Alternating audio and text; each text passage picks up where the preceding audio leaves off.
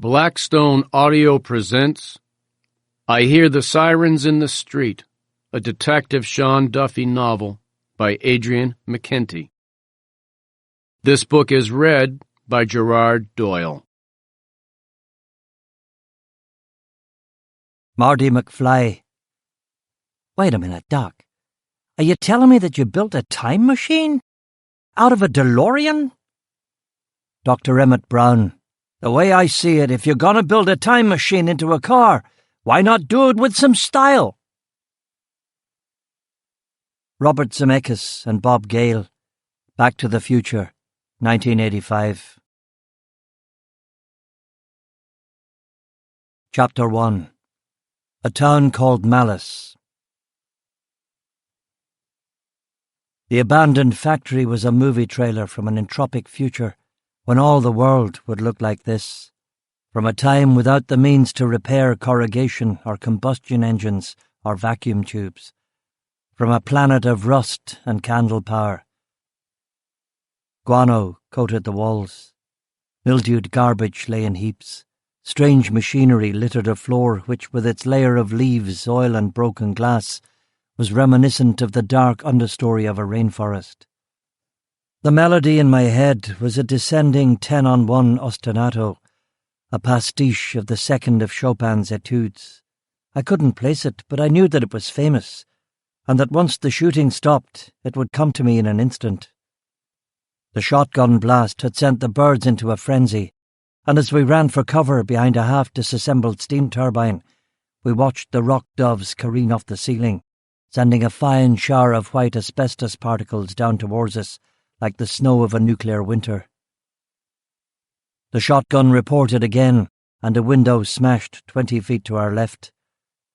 The security guard's aim was no better than his common sense. We made it to safety behind the turbine's thick stainless steel fans and watched the pigeons loop in decreasing circles above our heads. A superstitious man would have divined ill-omened auguries in their melancholy flight, but fortunately my partner, Detective Constable McCrabbin, was made of sterner stuff. "Would you stop shooting, you bloody idiot? We are the police!" he yelled, before I even had a chance to catch my breath. There was an impressive dissonance as the last of the shotgun's echo died away, and then an even more impressive silence. Asbestos was coating my leather jacket, and I pulled my black polo-neck sweater over my mouth. The pigeons began to settle. Wind made the girders creak. A distant bell was ringing. It was like being in a symphony by Arvo Pärt, but he wasn't the composer of the melody still playing between my ears. Who was that now? Somebody French. Another shotgun blast. The security guard had taken the time to reload and was determined to have more fun. "Stop shooting!" McCrabbin demanded again. "Get out of here!" a voice replied. "I've had enough of you hoodlums." It was a venerable voice from another Ireland, from the 30s or even earlier, but age gave it no weight or assurance, only a frail, impatient, dangerous doubt. This, every copper knew, was how it would end. Not fighting the good fight, but in a random bombing or a police chase gone wrong, or shot by a half-senile security guard in a derelict factory in North Belfast. It was April the 1st. Not a good day to die. "We're the police," McCrabbin insisted. "The what?" "The police. I'll call the police. We are the police." "You are?" I lit a cigarette, sat down, and leaned against the outer shell of the big turbine. This room, in fact, was one enormous turbine hall, a huge space built for the generation of electricity because the engineers who had constructed the textile factory had decided that autarky was the best policy when dealing with Northern Ireland's inadequate and dodgy power supplies. I would like to have seen this place in its heyday, when light was pouring in through the clear windows and the cathedral of turbines was humming at maximum rev. This whole factory must have been some scene, with its cooling towers and its chemical presses and its white-coated alchemist employees who knew the secret of turning petroleum into clothes. But not anymore. No textiles, no workers, no product. And it would never come back. Heavy manufacturing in Ireland had always been tentative at best, and had fled the island just as rapidly as it had arrived. "If you're the police, how come you're not in uniform?" the security guard demanded. "We're detectives, plain-clothes detectives. And listen, mate, you're in a lot of trouble. You'd better put down that bloody gun," I yelled. "Who's going to make me?" the security guard asked. "We are," McCrabbin shouted. "Oh, aye," he yelled back. "You and whose army?" "The bloody British Army," McCrabbin and I yelled together.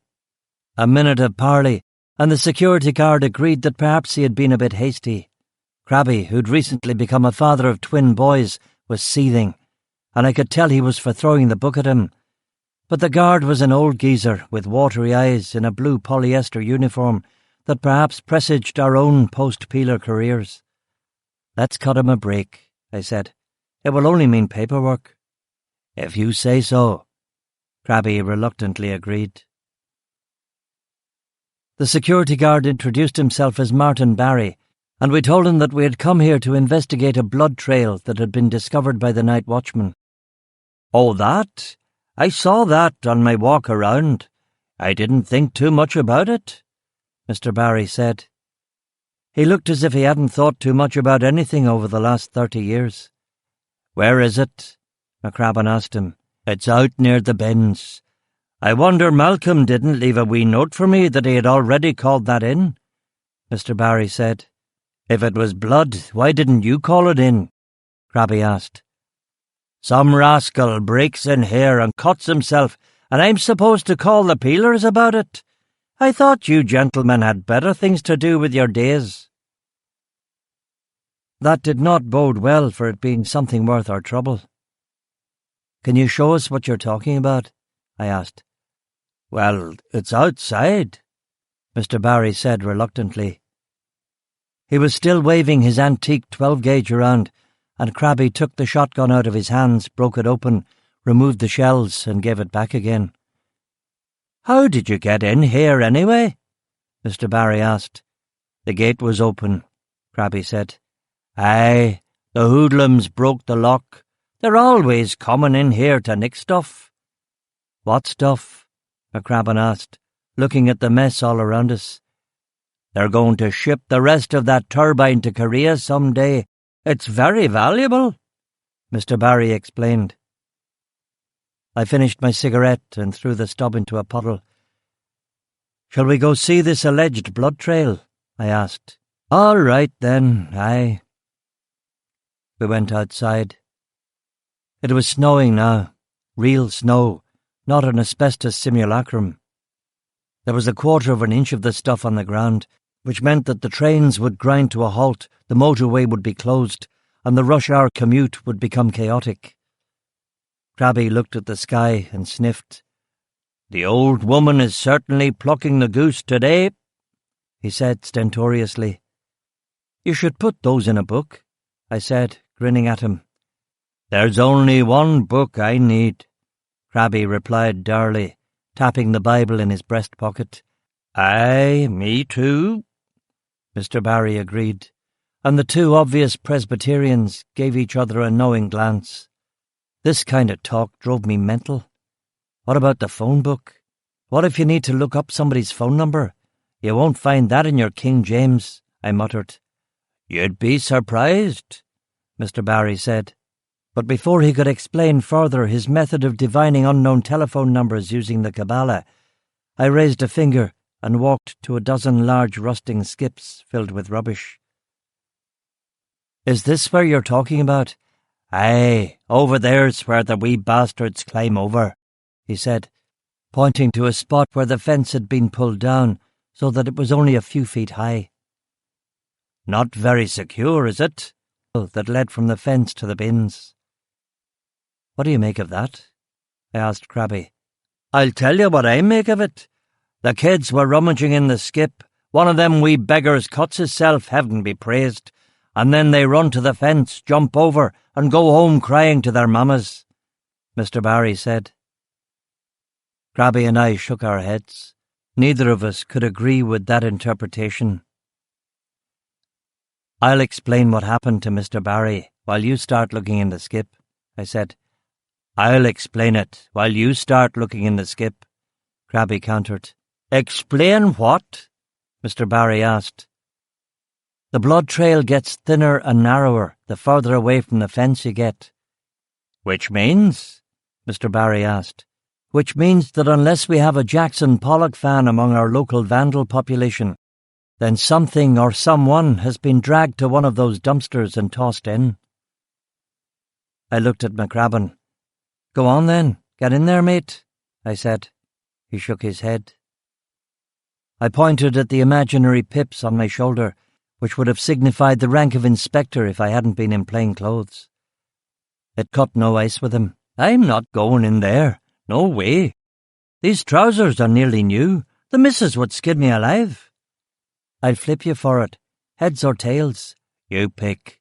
It's a little too much like gambling for my taste." "Heads, then." I flipped. Of course, we all knew what the outcome would be. I climbed into the skip nearest to where the blood trail appeared to end, but naturally that would have been far too easy for our criminal masterminds, and I found nothing. I waded through assorted factory debris, wet cardboard, wet cork, slate, broken glass and lead pipes, while Mr. Barry and Crabby whacked philosophic. "Jobs for the boys, isn't it? It's all thieves and coppers these days, isn't it? Somebody has to give out the unemployment checks too, mate," Crabby replied, which was very true. Thief, copper, prison officer, dole officer. Such were the jobs on offer in Northern Ireland. The worst kakistocracy in Europe. I climbed back out of the skip. "Well?" Crabby asked.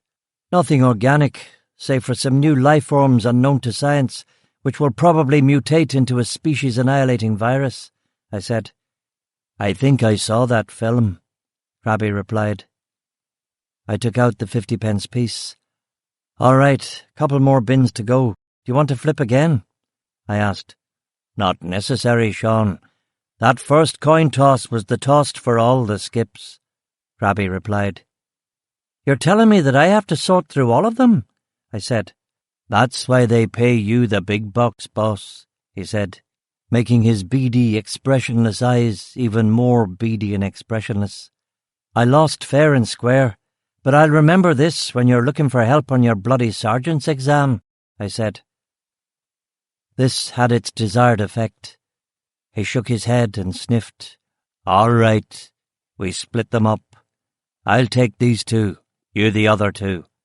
And we should probably get a move on before we all freeze to death," he muttered. McCrabbin found the suitcase in the third bin along from the fence. Blood was oozing through the red plastic. "Over here!" he yelled. We put on latex gloves, and I helped him carry it out. It was heavy. "You best stand back," I said to Mr. Barry. It had a simple brass zip. We unzipped it and flipped it open. Inside was a man's headless, naked torso, cut off at the knees and shoulders. Crabby and I had some initial observations, while behind us Mr. Barry began with the dry heaves. "His genitals are still there," Crabby said. "And no sign of bruising," I added, "which probably rules out a paramilitary hit."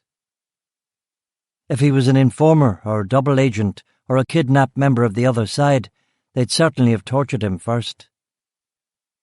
"No obvious tattoos, so he hasn't done prison time."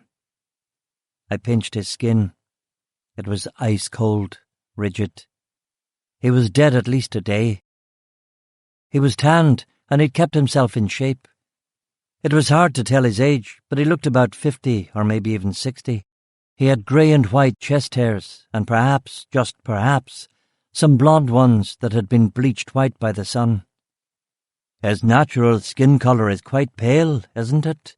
Crabby said, looking at the area where his shorts had been. "It is," I agreed. "That is certainly some tan on him. Where would he get a tan like that around these parts, do you think?" "I don't know." "I'll bet he's a swimmer, and that's the tan line for a pair of Speedos.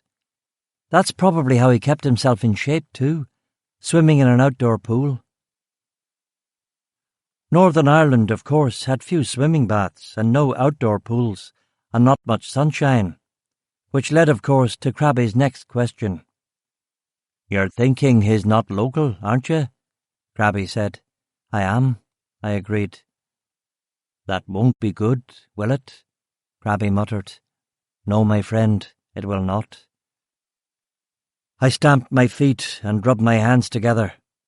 The snow was coming down harder now, and the grim North Belfast suburbs were turning the colour of old lace. A cold wind was blowing up from the loch, and that music in my head was still playing on an endless loop. I closed my eyes and tripped on it for a few bars. A violin, a viola, a cello, 2 pianos, a flute, and a glass harmonica. The flute played the melody on top of glissando-like runs from the pianos, the first piano playing that Chopin-esque descending 10-on-1 ostinato, while the second played a more sedate 6-on-1. "Maybe we'll get lucky. Let's see if we can find any papers in the case," Crabby said, interrupting my reverie. We looked, but found nothing, and then went back to the Land Rover to call it in. Matty, our forensics officer, and a couple of reservists showed up in boiler suits and began photographing the crime scene and taking fingerprints and blood samples. Army helicopters flew low over the loch. Sirens wailed in County Down. A distant thump-thump was the sound of mortars or explosions. The city was under a shroud of chimney smoke, and the cinematographer, as always, was shooting it in 8mm black and white. This was Belfast in the 14th year of the low-level civil war, euphemistically known as the Troubles. The day wore on. The grey snow clouds turned purse and black. The yellow clay-like sea waited torpidly, dreaming of wreck and carnage. "Can I go?" Crabby asked. "If I miss the start of Dallas, I'll never get caught up. The missus gets the Ewings and Barneses confused." "Go then." I watched the forensic boys work and stood around smoking until an ambulance came to take the John Doe to the morgue at Carrickfergus Hospital. I drove back to Carrick Police Station and reported my findings to my boss, Chief Inspector Brennan, a large, shambolic man with a Willy Loman-esque tendency to shout his lines.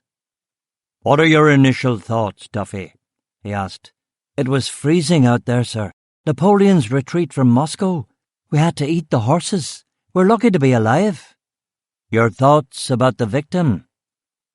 "I have a feeling it's a foreigner, possibly a tourist." "That's bad news." "Yeah. I don't think he'll be giving the old place an A rating in those customer satisfaction surveys they pass out at the airport." "Cause of death?" "We can probably rule out suicide," I said. "How did he die?" "I don't know yet.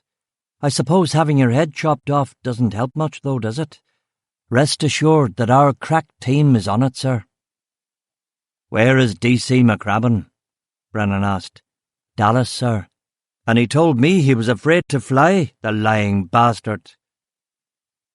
Chief Inspector Brennan sighed and tapped the desk with his forefinger, unconsciously, or perhaps consciously, spelling out ass in Morse.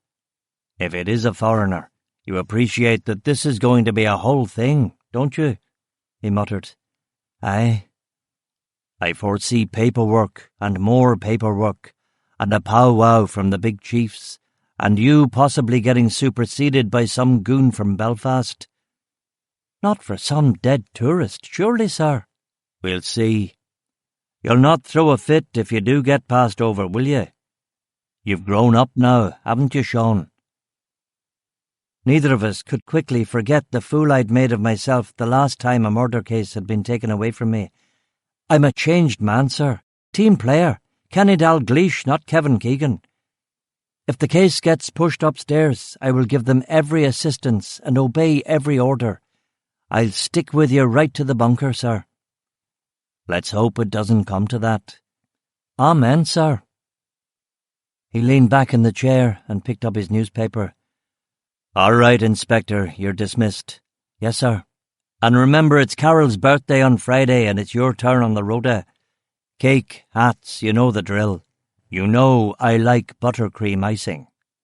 "I put the order in at McCaffrey's yesterday. I'll check with Henrietta on the way home." "Very well. Get thee to a bunnery." "You've been saving that one up, haven't you, sir?" "I have," he said with a smile. I turned on my heel. "Wait," Brennan demanded. "Sir?" "Naples, in Naples. 3 down, 6 letters." "Napoli, sir." "Huh?" "In Naples. Naples is Napoli." "Oh, I get it. All right, bugger off." On the way back to Coronation Road, I stopped in at McCaffrey's, examined the cake, which was a typical Irish birthday cake layered with sponge, cream, rum, jam and sugar. I explained the Chief Inspector's preferences, and Annie said that wouldn't be a problem. She'd make the icing 1/2 an inch thick if we wanted. I told her that would be great, and made a mental note to have the defib kit on hand. I drove on through Carrickfergus's blighted shopping precincts, past boarded-up shops and cafes, vandalised parks and playgrounds. Bored, ragamuffin children, of the type you often saw in Pulitzer Prize-winning books of photography, were sitting glumly on the wall over the railway lines, waiting to drop objects down onto the Belfast train. I stopped at the heavily armoured Mace supermarket, which was covered with sectarian and paramilitary graffiti and a fading and unlikely claim that Jesus loves the Bay City Rollers. I waded through the car park's usual foliage of chip papers, plastic bags and crisp packets. Halfway through my shop, the piece of music that had been playing in my head began over the speakers. I must have heard it last week when I'd been in here. I got cornflakes, a bottle of tequila and Heinz tomato soup, and went to the checkout. "What is this music? It's been in my head all day," I asked the 15-year-old girl operating the till. "I've no idea, love. It's bloody horrible, isn't it?" I paid and went to the booth, startling Trevor, the assistant manager, who was reading Outlaw of Gore with a wistful look on his basset-hound face. He didn't know what the music was either. "I don't pick the tapes, I just do what I'm told," he said defensively. I asked him if I could check out his playbox. He didn't mind. I rummaged through the tapes and found the cassette currently on the go. Light Classical Hits 4. I looked down through the list of tracks and found the one it had to be, The Aquarium from the Carnival of the Animals by Saint-Saëns. It was an odd piece, popular among audiences but not among musicians. The melody was carried by a glass harmonica, a really weird instrument that reputedly made its practitioners go mad. I nodded and put the cassette box down. "I won't play it again if you don't like it, Inspector. You're not the first to complain," Trevor said. "No, actually, I'm a fan of Saint-Saëns," I was going to say, but Trev was already changing the tape to contemporary hits now. When I came out of the Mace, smoke from a large incendiary bomb was drifting across the loch from Bangor, and you could hear fire engines and ambulances on the grey, oddly pitching air. From the external supermarket speakers, Paul Weller's reedy baritone began singing the first few bars of A Town Called Malice, and I had to admit that the choice of song was depressingly appropriate.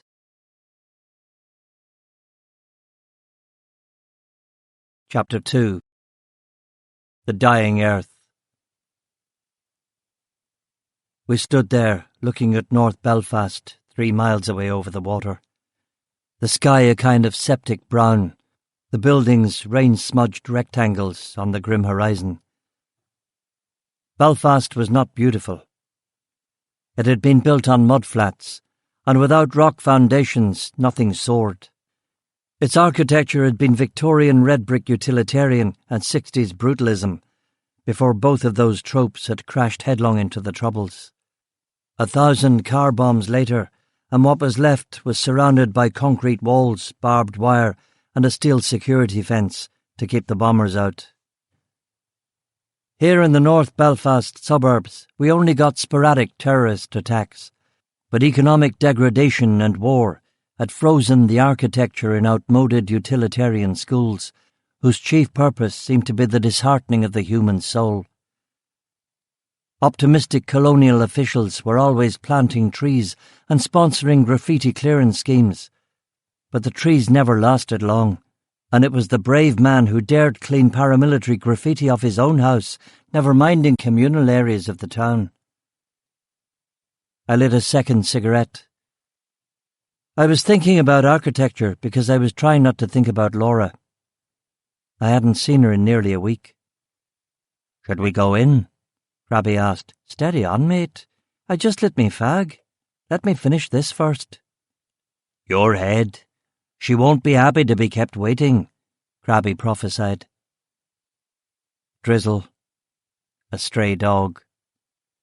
A man called Macaulay wearing his dead wife's clothes, pushing her empty wheelchair along the pavement.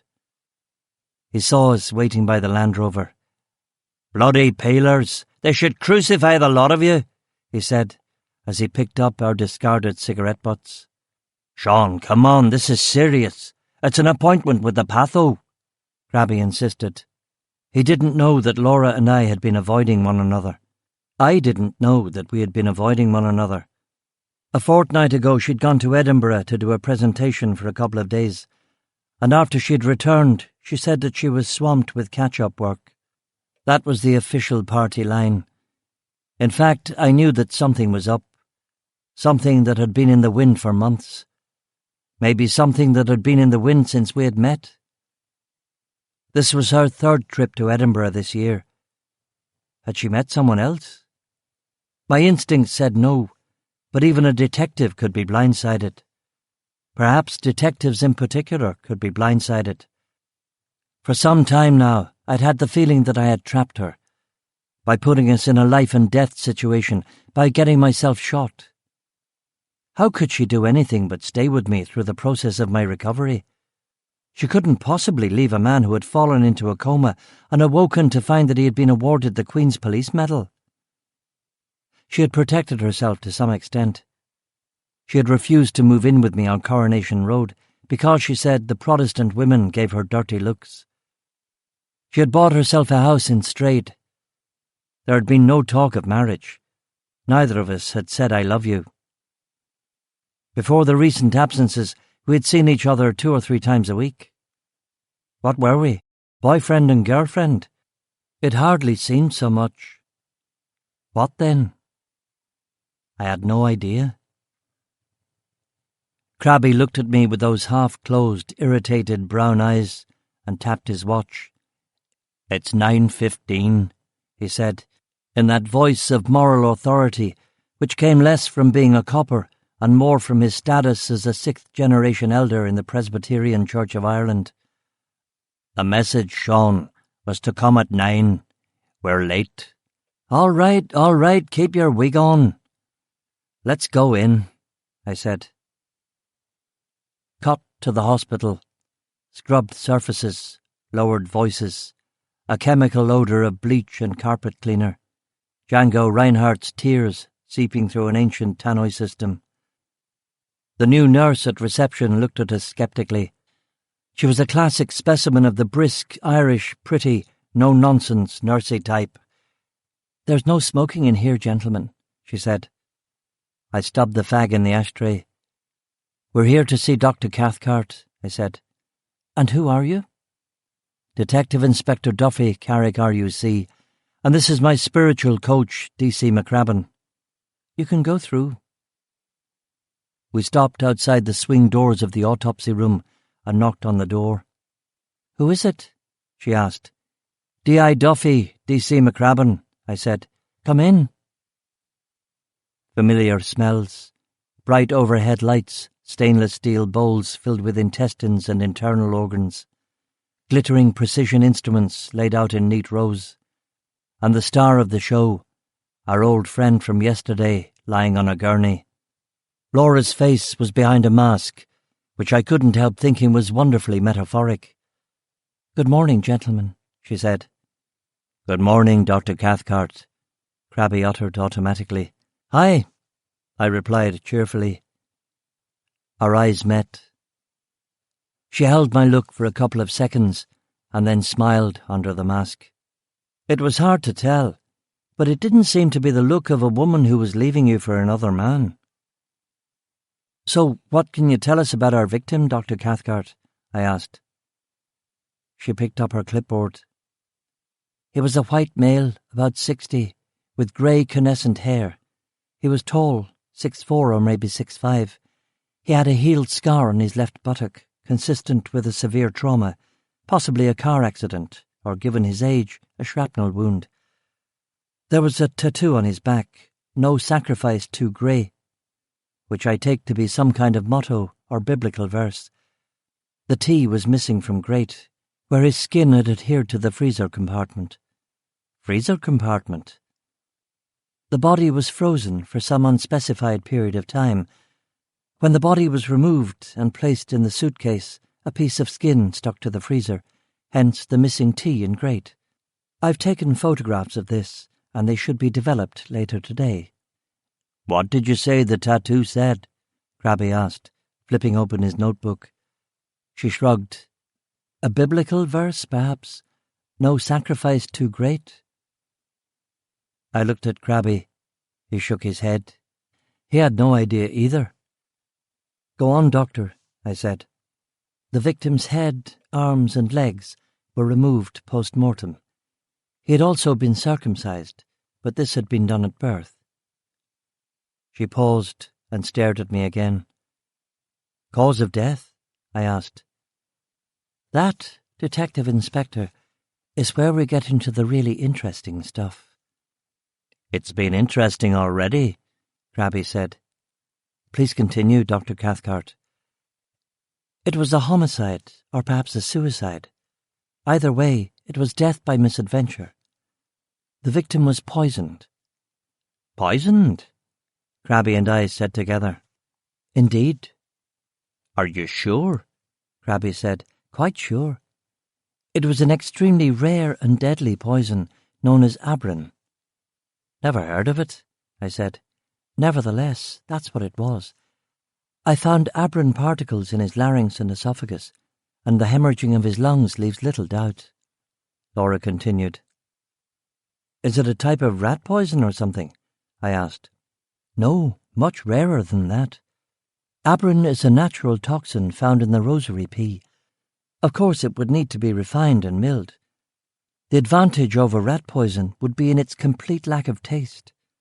Like I say, it is very unusual, but I'm quite certain of my findings. I did the toxicology myself." "Sorry to be dense, but what's a rosary pea?" I asked. "The common name for the jaquirity plant, endemic to Trinidad and Tobago. But I think it's originally from Southeast Asia. Extremely rare in these parts. I had to look it up." "Poisoned? Jesus," I said. "Shall I continue?" she asked. "Please." "The abrin was taken orally, possibly with water, possibly mixed into food. There would have been no taste. Within minutes it would have dissolved in the victim's stomach and passed into his blood. It would then have penetrated his cells, and very quickly protein synthesis would have been inhibited. Without these proteins, cells cannot survive." "What would have happened next?" "Hemorrhaging of the lungs, kidney failure, heart failure, death." "Grisly." "Yes, but at least it would have been fairly rapid." "How rapid? Seconds? Minutes?" "Minutes. This particular strain of abrin was home-cooked. It was crude. It was not manufactured by a government germ warfare lab." "Crude, but effective." "Indeed." I nodded. "When was all this?" "That's another part of the puzzle." "Yes?" "It's impossible to say how long the body was frozen." I nodded. "Are you sure about that freezing thing? There are plenty of ways a bit of skin can come off somebody's back," McCrabbin said. "I'm certain, Detective. The cell damage caused by freezing is consistent throughout what's left of his body." "And so you have no idea when all this happened?" I asked. She shook her head. It is beyond my capabilities to state how long he was frozen for. So you're not able to determine a time of death? I'm afraid that I am not able to determine a time or date of death, although I will continue to work on the problem. Poisoned, frozen, chopped up, dumped, McCrabbin said sadly, writing it down in his notebook. Yes, Laura said, yawning. I gave her a smile. Was she already bored by death? Is that what happened to all pathos in the end? Or was she just bored by us, by me? A rosary pea. That is interesting, McCrabbin said, still writing in his book. Our killer is not stupid, Laura said. He's got a little bit of education. Which more or less rules out the local paramilitaries, McCrabbin muttered. They're not that bright? Laura asked. Poison is far too elaborate for them. Too elaborate for everybody, really, around here. I mean, what's the point? You can get guns anywhere in Northern Ireland, I said. McCrabbin nodded. The last poisoning I remember was in 1977, he said. What happened then? Laura asked. Wife poisoned her husband with weed killer in his tea. Open and shut case, McCrabbin said. So what do you think we're looking at here then? A loner? Someone unaffiliated with the paramilitaries? I asked him. Could be, McCrabbin agreed. Do us a favour, mate. Call up a few garden centres and ask about Rosary P, and get cracking on No Sacrifice Too Great, will you? Crabby wasn't dense. He could read between the lines. He could see that I wanted to talk to Laura in private. You'll walk back to the station, will you, Sean? He asked. Aye, I'll walk. I could do with the exercise. Fair enough, he said, and turned to Laura. Nice to see you again, Dr. Cathcart. You too, Detective McCrabbin, Laura said. When he'd gone, I walked to her and took off her mask. What? Laura asked. Tell me, I said. Tell you what? Tell me what's going on, I said. She shook her head. Oh, Sean, I don't have time for this today. Time for what, exactly? The games, the drama, she said. There's no drama. I just want to know what's going on. What are you talking about? What's going on with us? Nothing's going on, she said, but her voice quavered. Outside I could hear Crabby start up the Land Rover. I waited for a beat or two. All right, let's go to my office, she said. Okay. We walked the corridor and went into her office. It was the same dull beige with the same Irish watercolours on the wall. She sat in her leather chair and let down her reddish hair. She looked pale, fragile, beautiful. The seconds crawled. It's not a big deal, she began. I closed my eyes and leaned back in the patient chair. Oh shit, I thought. That means it's going to be a really big deal. I've been offered a temporary teaching position at the University of Edinburgh, she said, her voice sounding like it was coming from the bottom of a coal mine. Congratulations, I replied automatically. Don't be unpleasant, Sean. I wasn't. It's in the medical school. First-year class on basic anatomy with a cadaver. To be honest, I need a break from... Me? From all this. It didn't have to be about me. Anybody with any brains was getting out. The destination wasn't important. England, Scotland, Canada, America, Australia. The great thing was to go. Of course. She explained why it was an exciting challenge and why it didn't necessarily mean the end of us. I nodded, smiled, and was happy for her. I completely understood. She would leave Northern Ireland and she would never come back. I mean, who tries to get back on board the Titanic? Furthermore, her sisters were out of high school, and her parents were in the process of moving abroad. The only thing keeping Laura here were her ties to this shitty job and to me, and both of those were severable. "When are you thinking of heading?" I asked. "Monday." "So soon?" "I signed a lease on an apartment. I need to get furniture." "What about your house in Strayed?" "My mum will look after it." "What about the hospital? Who's covering for you here?" "The other doctors can pick up the slack in the clinic, and I've asked one of my old teachers to do my autopsy work in the interim, Dr. Hagan. He's coming out of retirement to do me this favour. Very experienced. He worked for Scotland Yard for years, and he taught at the Royal Free. He says he'll be happy to cover me for a few months. He'll be much better at this kind of work than me." "I doubt that." She smiled. And then there was silence. I could hear a kid crying all the way back at reception. "Will you have dinner with me this weekend?" "I'll be very busy, packing and all that." So that's the way it was. Well, I wasn't going to beg. "If you change your mind, give me a call." "I will." I got up. I blinked and looked at her. Her gaze was steady, resolved, even relaxed. "Bye, Laura." "Bye, Sean. It's only for a term. 10 weeks, she said. She wanted to add something else, but her mouth trembled for a moment and then closed. I nodded, and to avoid a scene, left it there. I gave her a little nod as I left the office and half-slammed her door. Heart of Glass by Blondie was my exit music from the hospital reception. I went out into the car park and said, "Shite, shite, shite," before lighting a fag. I tried to think of a curse, but Irish articulacy had clearly declined since the days of Wilde and Yeats, Synge and Shaw. 3 shites and a ciggy. That was what we could come up with in these diminished times. I walked over the railway bridge. A stiff sea breeze was sending foam over the cars on the Belfast road, and there were whitecaps from here to Scotland.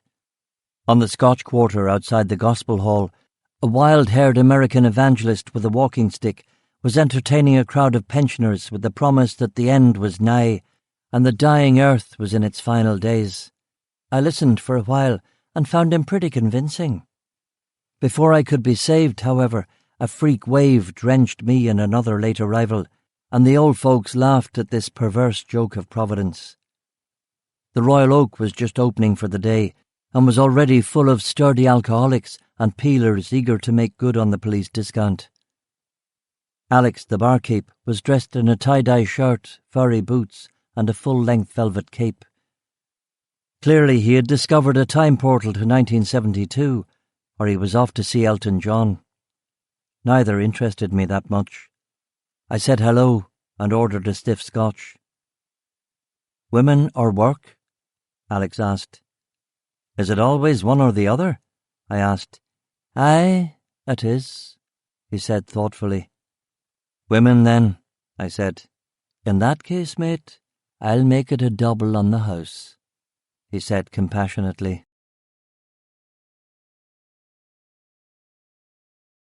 Chapter 3.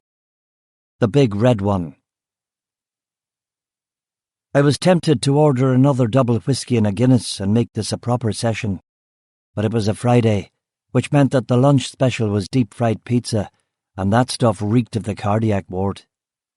I said hello to Sergeant Burke on the desk, complimented him on his throwback Zapata moustache, and went straight upstairs to the incident room. "Jesus, where did you come from?" Maddie said, caught throwing darts at the dartboard. "At the 19th level of Zen Buddhism you learn how to teleport. Now put them darts away, we've work to do," I said irritably. Maddie threw the final dart and sat at his desk. He was getting on my nerves, Maddie. He had let his hair grow, and because of his natural Mick Frizz, it had gotten wide. He had a pinky ring, and he'd taken to wearing white jackets over white t-shirts. I'm not sure what this look was supposed to be exactly, but I didn't like it, even ironically. He and McCrabbin was staring at me with gormless expressions on their faces. "Missing persons reports," I asked. None so far, Sean. Any luck on that motto? Not yet, Crabby replied mournfully. Keep at it. Remember what Winston Churchill said. There'll be plenty of time for wanking when the boats are back from Dunkirk, right? I don't think Churchill ever said any such.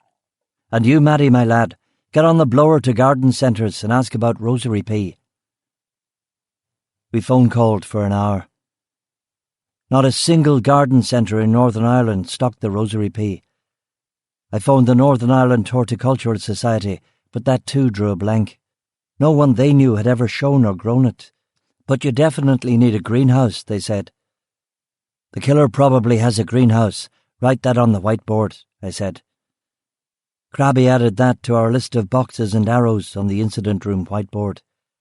Keep the calls going. I'm off to the library, I said. I walked back along the Scotch Quarter. A tinker was selling a dangerous-looking goat from the back of his Ford Transit. Goat for sale, temper, all offers considered, his sign said. No thanks, mate, I said. And as it began to hail, I hustled into Carrickfergus Library and said good afternoon to Mrs. Clements. They say it'll be a lovely day later, I added conversationally. Who said this? She demanded suspiciously. I liked Mrs. Clements very much. She was going on 75. She had lost an eye to cancer and wore an eye patch instead of a glass bead. I dug that. It gave her a piratical air. She was dyspeptic and knew the library backwards and hated anybody borrowing anything. Plants, horticulture, botany? I asked. 581, she said. There are some good encyclopedias at the beginning of the section. Thank you. I went to 581 and looked up the Rosary P. Abrus precatorius, known commonly as Jaquirity, Crab's Eye, Rosary P, John Crow Bead, Precatory Bean, Indian Licorice, Acre Saga, Giddy or Jumbie Bead in Trinidad and Tobago, is a slender perennial climber that twines around trees, shrubs and hedges. It is a legume with long, pinnate leafleted leaves. The plant is native to Indonesia and grows in tropical and subtropical areas of the world where it has been introduced. It has a tendency to become weedy and invasive. In India, the seeds of the Rosary P are often used in percussion instruments. Interesting, I said to myself. I photocopied the page and, with Mrs. Clements' help, found a book on poisons. The listing I needed was under Jaquirity seed. The Jaquirity seed contains a highly toxic poison, abrin, a close relative to the well-known poison ricin. It is a dimer consisting of two protein subunits termed A and B.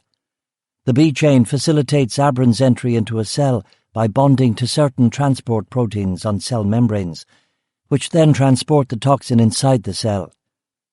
Once inside the cell membrane, the A chain prevents protein synthesis by inactivating the 26S subunit of the ribosome. One molecule of abrin will inactivate up to 1,500 ribosomes per second. Symptoms are identical to those of ricin, save that abrin is more toxic by several orders of magnitude.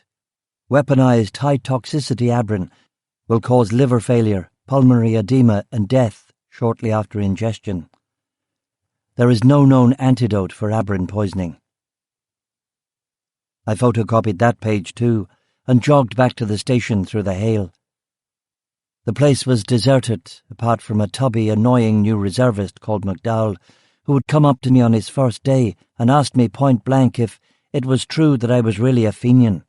And it was a lucky break for me that it had been raining just then, because I was able to dramatically take off my wool cap and ask him to look for horns. The place had erupted in laughter, and Inspector McAllister was gagging so hard he nearly threw a hernia. McDowell had avoided me ever since. I found everyone in a haze of cigarette smoke up in the second-floor conference room, where Chief Inspector Brennan was giving a briefing on the current terrorist situation, a briefing he had just been given at a station chiefs and divisional commanders meeting in Belfast. "Glad you could join us, Inspector Duffy. Do have a seat. This concerns you too." "Yes, sir," I said, and took a chair at the back of the room next to Sergeants Burke and Quinn.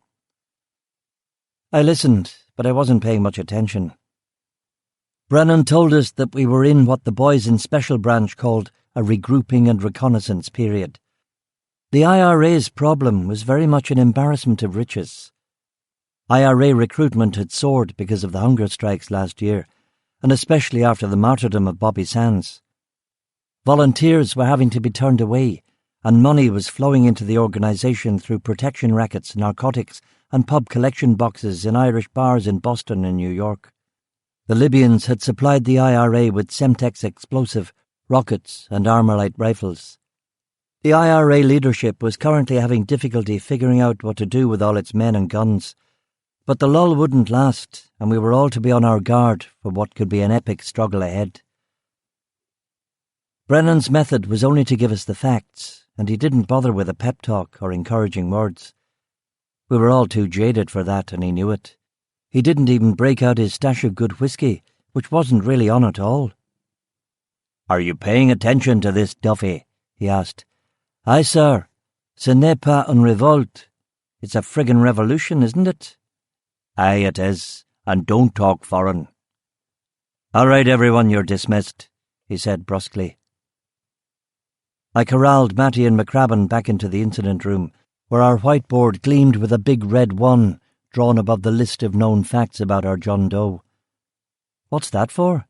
I asked Crabby. He grinned and got me a sheet of paper from his desk, which turned out to be his notes on the 1st Infantry Division of the United States Army. "Our boy is a Yank. No mission too difficult, no sacrifice too great, is the motto of the United States Army's 1st Infantry Division. I did some digging. If our John Doe was World War II age, his unit was in the worst of it. Sicily, Normandy, the Hurtgen Forest. That's maybe where he got the shrapnel wounds too." "Excellent work, Crabby," I said, really pleased. "This is great. It gives us a lot to go on. An American? Boy, oh boy." "I helped," Matty protested a little plaintively. "I'm sure you did, mate," I reassured him. "An American ex-GI comes to Northern Ireland for his holidays, or to visit his old haunts, and the poor bugger somehow ends up poisoned," Crabby said reflectively. "Aye," I said, and rubbed my chin. "Have you been on the phone to Customs and Immigration?" "We have. They're on it now.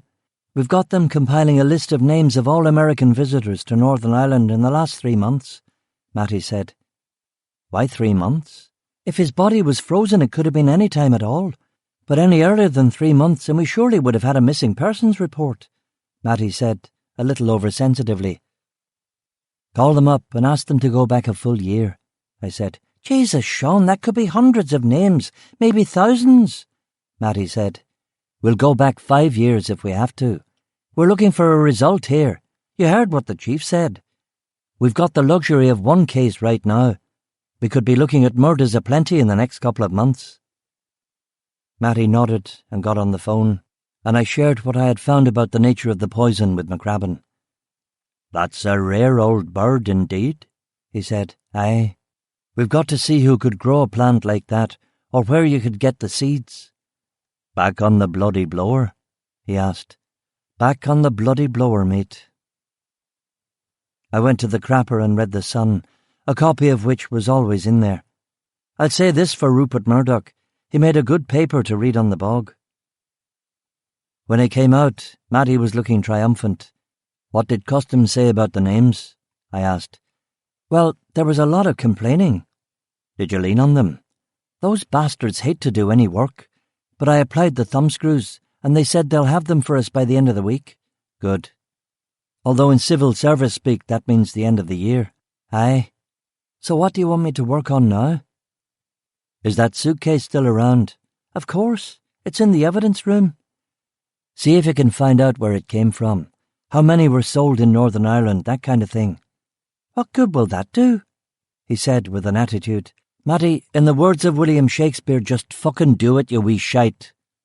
"Will do, boss," he replied, and went to the evidence room to unwrap the suitcase from its plastic covering. We called garden centres all over Ireland for the rest of the afternoon. We got nothing.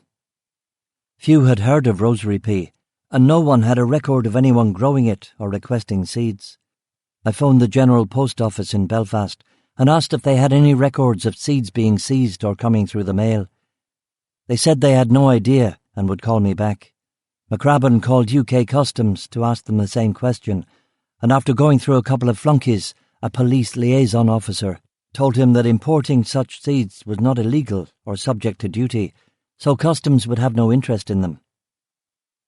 The post office phoned back with the same story. I called Dick Savage in Special Branch. Dick had taken chemistry at Queen's University about the same time as me.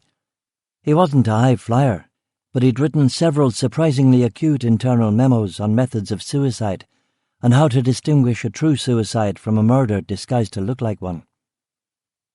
Dick had heard of Abrin, but had never heard of it being used in a poisoning anywhere in the British Isles. He told me he'd look into it. I went in to see Chief Inspector Brennan and broke the bad news that our John Doe was definitely American, but that we had a good chance of finding out who he was through the immigration records. When we've got his name, we should inform the US consulate, and we'll probably need the consulate's help cross-referencing our list of names against veterans of the 1st Infantry Division. Brennan nodded. I suppose you want me to call them? Better coming from you, sir. You're the head of station, more official, all that jazz. You just don't want to do it. Could be a difficult phone call. And? I'm feeling a bit fragile today, sir.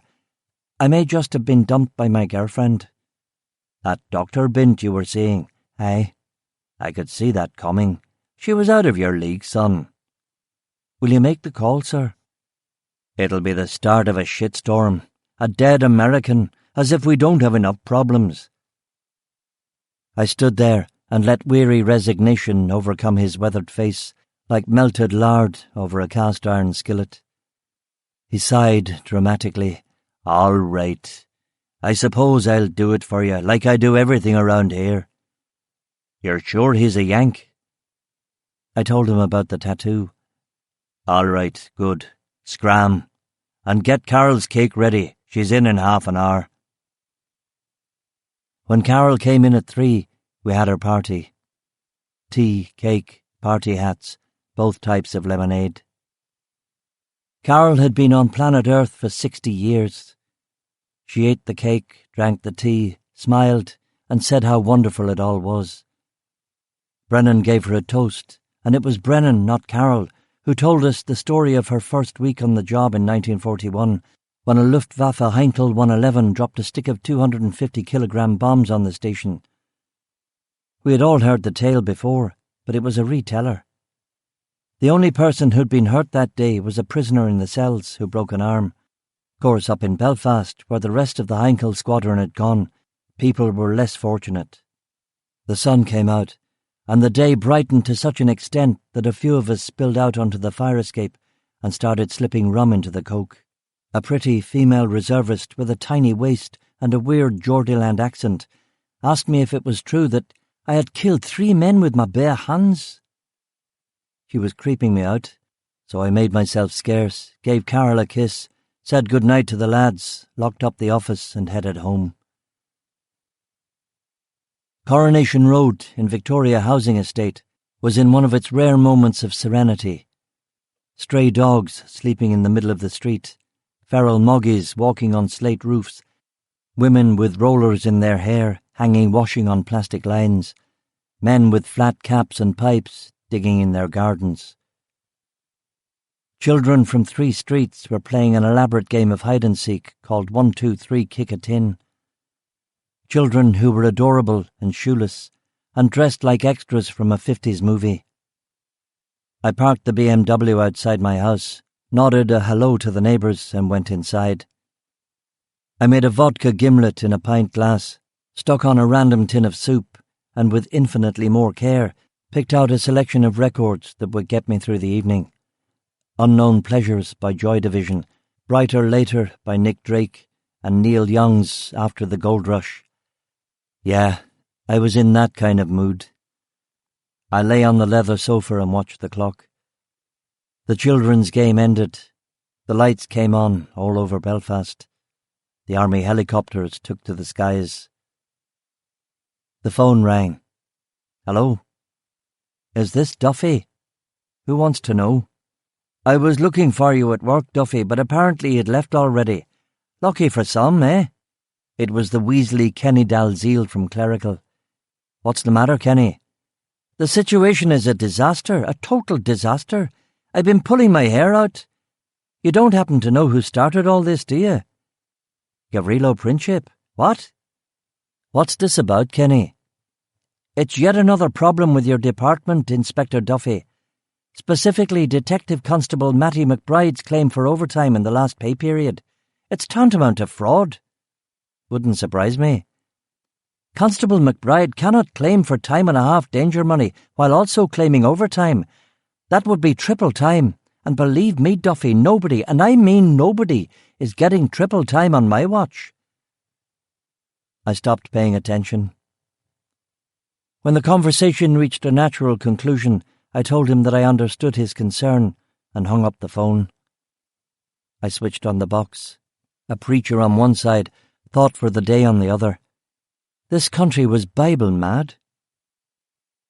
Half an hour later, Dick Savage called me with info about Abron.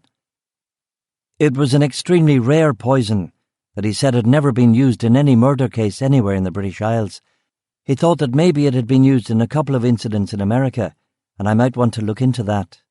I thanked him and called Laura, but she didn't pick up the phone. I made myself another vodka gimlet, drank it, turned off the soup, and put Brighter Later on album repeat, and then changed my mind. Nick Drake, like heroin or Marmite, was best in small doses. As was typical of Ulster's spring weather systems, he said, "Are John Doe in the suitcase? What else?" "Go on then, you're killing me." Well, I was on the late shift anyway to cover the station, so I thought instead of breaking out the old stash of penthouses and having a wank, I'd do something useful and get back on that suitcase. Yes. No forensics at all, no liftable prints. Blood belongs to our boy. But you know the wee plastic window where people write their addresses? McCrabbin already checked that window. There was no address card in there. No one would be that much of an idiot. That's what I thought too. But I cut it open, and I noticed a wee sliver of card scrunched up in the bottom of the window. You couldn't possibly have seen it unless you cut open the plastic and shone a torch down into the gap. Shite. Shite is right, mate. It was an old address card. I got a pair of tweezers, pulled it out, unscrunched it, and lo and behold, I've only gone and got the name and address of the person who owned the suitcase. Who was it? Somebody local. A bloke called Martin McAlpine, Red Hall Cottage, the Mill Bay Road, Ballyharry, Isle of Magee. What do you think about that? So it wasn't the dead American suitcase then. Doesn't look like it, does it? It's like you always say, Sean, the concept of the master criminal is a myth. Most crooks are bloody idiots. You're a star, Matty, my lad. An underappreciated star. What's our next move, boss? I think, Matty, that you and me will be paying Mr. McAlpine a wee visit first thing in the morning. Tomorrow? It's a Saturday. So? He groaned. Nothing. Sounds like a plan. See you at the barracks, 7 sharp. Can't we go later? Can't go later, mate. I'm having my portrait done by Lucian Freud, and then I'm off to Anfield playing centre-back for Liverpool on account of Alan Hansen's injury. Come on, Sean. I like to sleep in on a Saturday. Nah, mate, we'll go early, get the drop on him. It'll be fun. All right. And well done again, pal. You did good. I hung up the phone.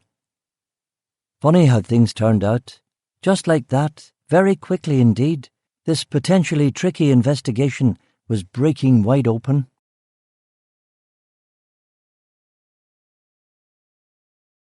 Chapter 4. Machine Gun Silhouette. The alarm was set to sports talk on downtown radio, which was a nice, non-threatening way to start the day. The conversation this morning was about Northern Ireland's chances in the 1982 World Cup. The topic, as usual, had gotten round to George Best, and whether the 35-year-old had any game left in him. The last I had heard of Best was his notorious stint playing with Hibernian, when he was more famous for out-drinking the entire French rugby team and seducing the reigning Mrs. World and Universe in the same weekend.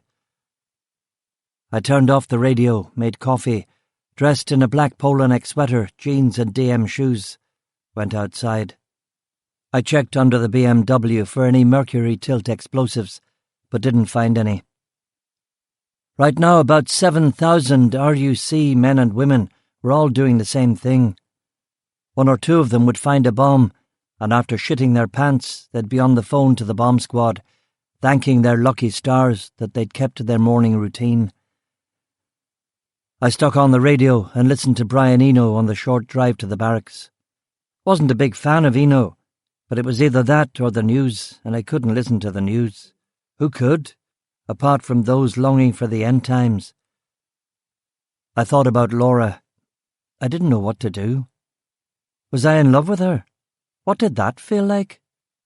If she went away, it would hurt, it would ache. Was that love? How come I was 32 and I didn't know? Was that bloody normal? Jesus, I said to myself, 32 years old, and I had the emotional depth of a teenager. Maybe it was the situation. Maybe Northern Ireland kept you paralysed, infantilised, backward. Aye, blame that. I nodded to Ray at the guardhouse and pulled into the police station.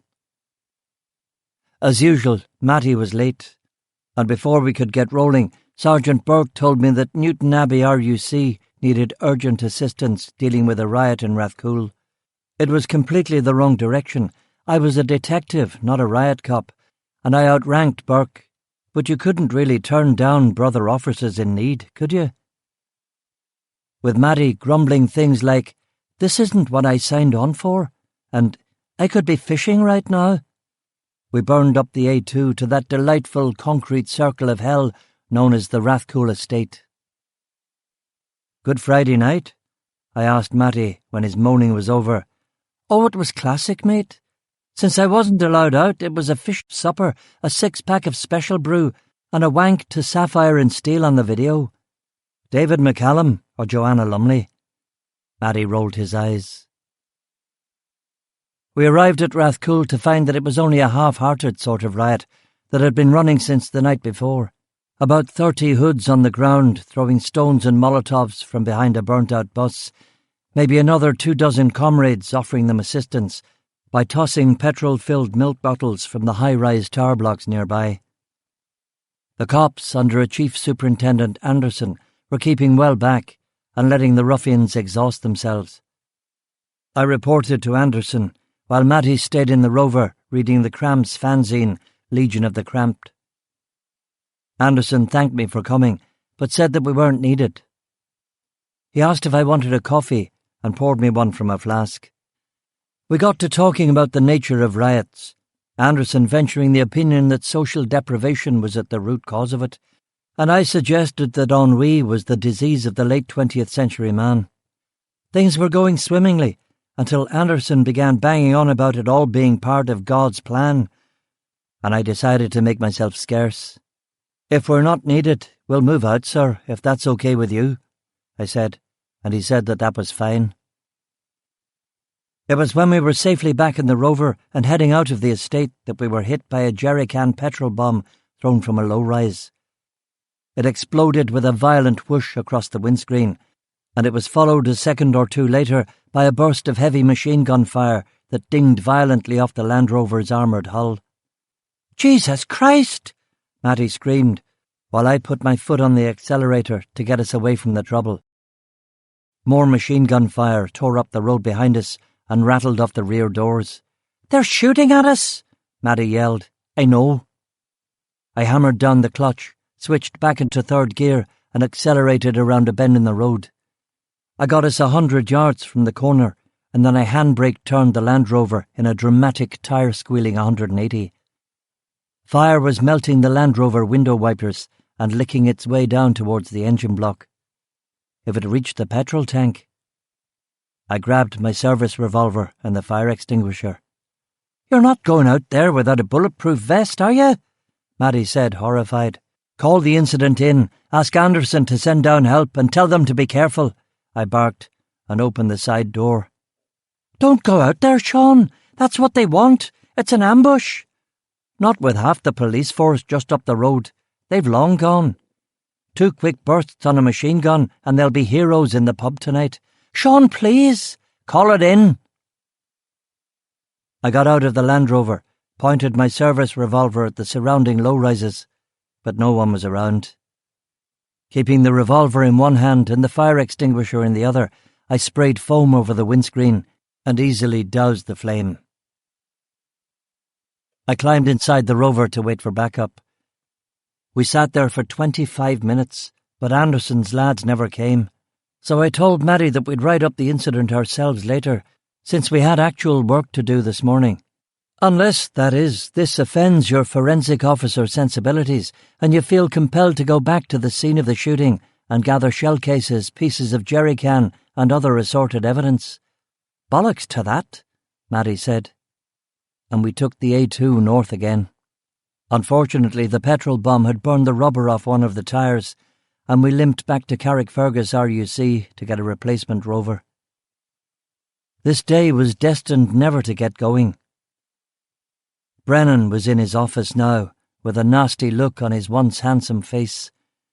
I tried to avoid him by sneaking to the incident room while Matty was signing out a new Rover, but the bugger saw and summoned me. "Hello, sir. What are you doing in on a Saturday morning?" I said. "My duty, Duffy, my duty." "What progress have you made on your murder victim?" he muttered, putting his feet up on his desk. He was wearing slippers and some kind of dressing gown, and he hadn't shaved. Had he been secretly here all night? Was there trouble on the home front? Should I offer him my big empty house on Coronation Road? Before even the possibility of an Oscar and Felix scenario formed in my brain, I reconsidered. He was a Presbyterian, and no doubt he'd take my offer as some kind of insult to his pride. "A couple of promising leads, sir.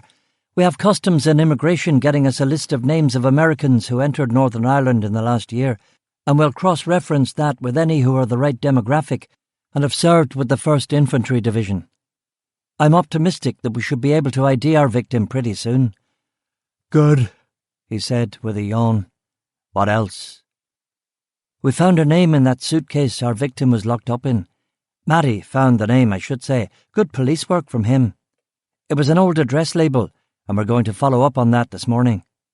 "Excellent." "If you don't mind me saying, sir, if you're looking for a place to stay, I've got a big empty house on Coronation Road," I blurted out, despite myself. Brennan looked at his slippers, took his feet off the memo pad and hid them under his desk. He was pissed off that I'd accurately deduced his home situation. He had presence, did Brennan, like a fallen actor once famous for his old Vic Claudius, now doing Harp Lager commercials on UTV. "You know what you could do for me, Duffy?" "What, sir?" "You could build a fucking time machine, go back 45 seconds and shut the fuck up after I say the word excellent. Okay?" "Yes, sir." "And you look bloody terrible. What's the matter with you? The flu?" "No, sir. Matty and I were out in a Rover and someone threw a petrol bomb. I had to go out and extinguish it." "Someone threw a petrol bomb at you? Did you write it up?" "No, sir, not yet."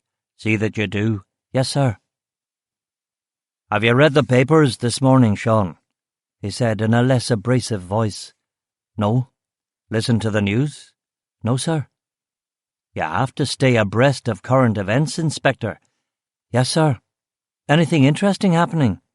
"General Galtieri has decided that his personal manifesto, like all the very best manifestos, needs to be unleashed on the world in a rainy, windswept bog filled with sheep shit." "General who? What?" "Argentina has invaded the Falkland Islands." "The Falkland Islands?" "The Falkland Islands." "I'm not really any the wiser, sir." "They're in the South Atlantic. According to the Mail, they've got 10,000 troops on there by now." "Shite." "You know what that means for us, don't you? Thatcher's going to have to take them back. It's either that or resign." She'll be sending out an invasion fleet. They'll be getting troops from everywhere. I imagine we'll lose 6 regiments from here. That's going to stretch us thin. About half of the anti-terrorist and border patrols in Northern Ireland were conducted by the British Army. We, the police, could not easily pick up the slack. Brennan rubbed his face. It's bad timing. The IRA's gearing up for a campaign, and we're going to be losing soldiers just when they're surging. We could be in for an even trickier few months than we thought. I nodded. And spare a thought for what will happen if it's a debacle. If Thatcher doesn't get the islands back. She resigns. She resigns. The government collapses, and there's a general election. If Labour wins, and they will, that's it, mate. The ball game is fucking over. The Labour Party under Michael Foot had a policy of unilateral withdrawal from Ireland, which meant that they would withdraw all British soldiers and civil servants. Ireland would be united at last under Dublin rule, which was all fine and dandy, except that the Irish Army had only a few battalions, and it was a laughable idea that they would be able to keep the peace. What it would mean would be full-scale civil war, with 1 million well-armed, geographically tightly knit Protestants against the rest of the island's 4 million Catholics. There would be a nice little bloodbath until the US Marines arrived. I hadn't thought of that, I said. Best not to. He picked up his copy of the Daily Mail. The headline was one word and screamed, Invasion. I noticed that the date on the paper was April 3rd. Are you sure this isn't all some kind of belated April Fool's joke? It's no joke, Duffy. The BBC are carrying it. All the papers, everybody. OK. We won't get our knickers in a twist. We'll take all this one day at a time. Yes, sir. Back to work. Get out there and wrap up this murder investigation of yours. Yes, sir. I pushed back the chair and stood. One more thing, Duffy. A chaperone for a conquistador, perhaps, he said, tapping his crossword puzzle with his pencil and then thoughtfully chewing the end of it. It was easy enough. I think it's an anagram, sir, I said. An anagram of what, Duffy? Cortez, I said, trying to lead him to the solution, but he still didn't get it, and he knew that I knew the answer. Just tell me, Duffy, he said. Escort, sir. What? Oh, yes, of course. Now piss off. As I was leaving the office, I saw Matty struggling to get a long-knitted scarf out of his locker. No scarves. Accept it. The Tom Baker era is over, mate, I told him. Hard rain along the A2. Maddie driving the Land Rover. Me riding shotgun, literally. A Winchester M12 pump action across my lap, in case we got ambushed on one of the back roads. I put a New Order cassette in the player. They'd gone all disco, but it wasn't as bad as you would have thought. Did you hear the news, Maddie? What news? You have to stay up with current events, Constable. The Falklands have been invaded. The what? Argentina has invaded the Falkland Islands. Jesus, when was this? Yesterday. First the Germans, and now the bloody Argentinians. You're thinking of the Channel Islands, mate. Where's the Falklands, then? Somewhere sort of south, I think. I suppose that's Spurs fucked now, isn't it? How so? Half their team's from bloody Argentina. They'll be well off their game. The Chief Inspector wants us to think about the geopolitical consequences. Aye, geopolitics is one thing, but football's football, isn't it? Matty said, putting things into a proper perspective.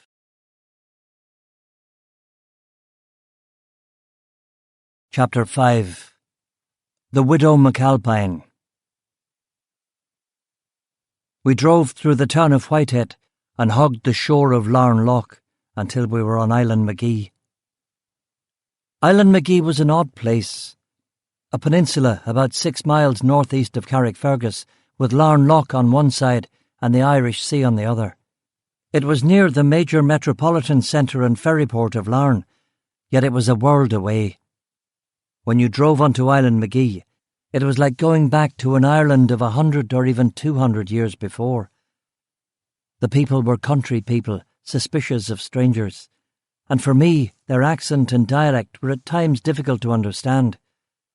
I got it when they used the occasional word in Irish, but often I found them speaking a form of lowland Scots straight out of Robert Burns. They almost sounded like Americans from the high country of Kentucky or Tennessee. I'd been there several times, always in my civvies, as I'd heard that they didn't like peelers snooping around. As Maddie drove, I unfolded the Ordnance Survey map and found Ballyharry. It was halfway up the loch shore, opposite the old cement works at Macaramourn. On the map it was a small settlement, a dozen houses at the most. We turned off the shore road onto the Ballyharry road. A bump chewed the New Order tape, so I flipped through the radio stations.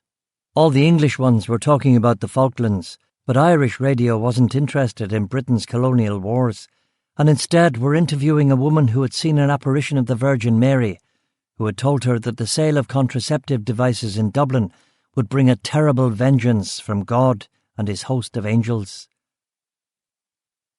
The Ballyharry road led to the Mill Bay road. Small farms, whitewashed cottages, stone walls, sheep, rain. I looked for Red Hall, but didn't see it.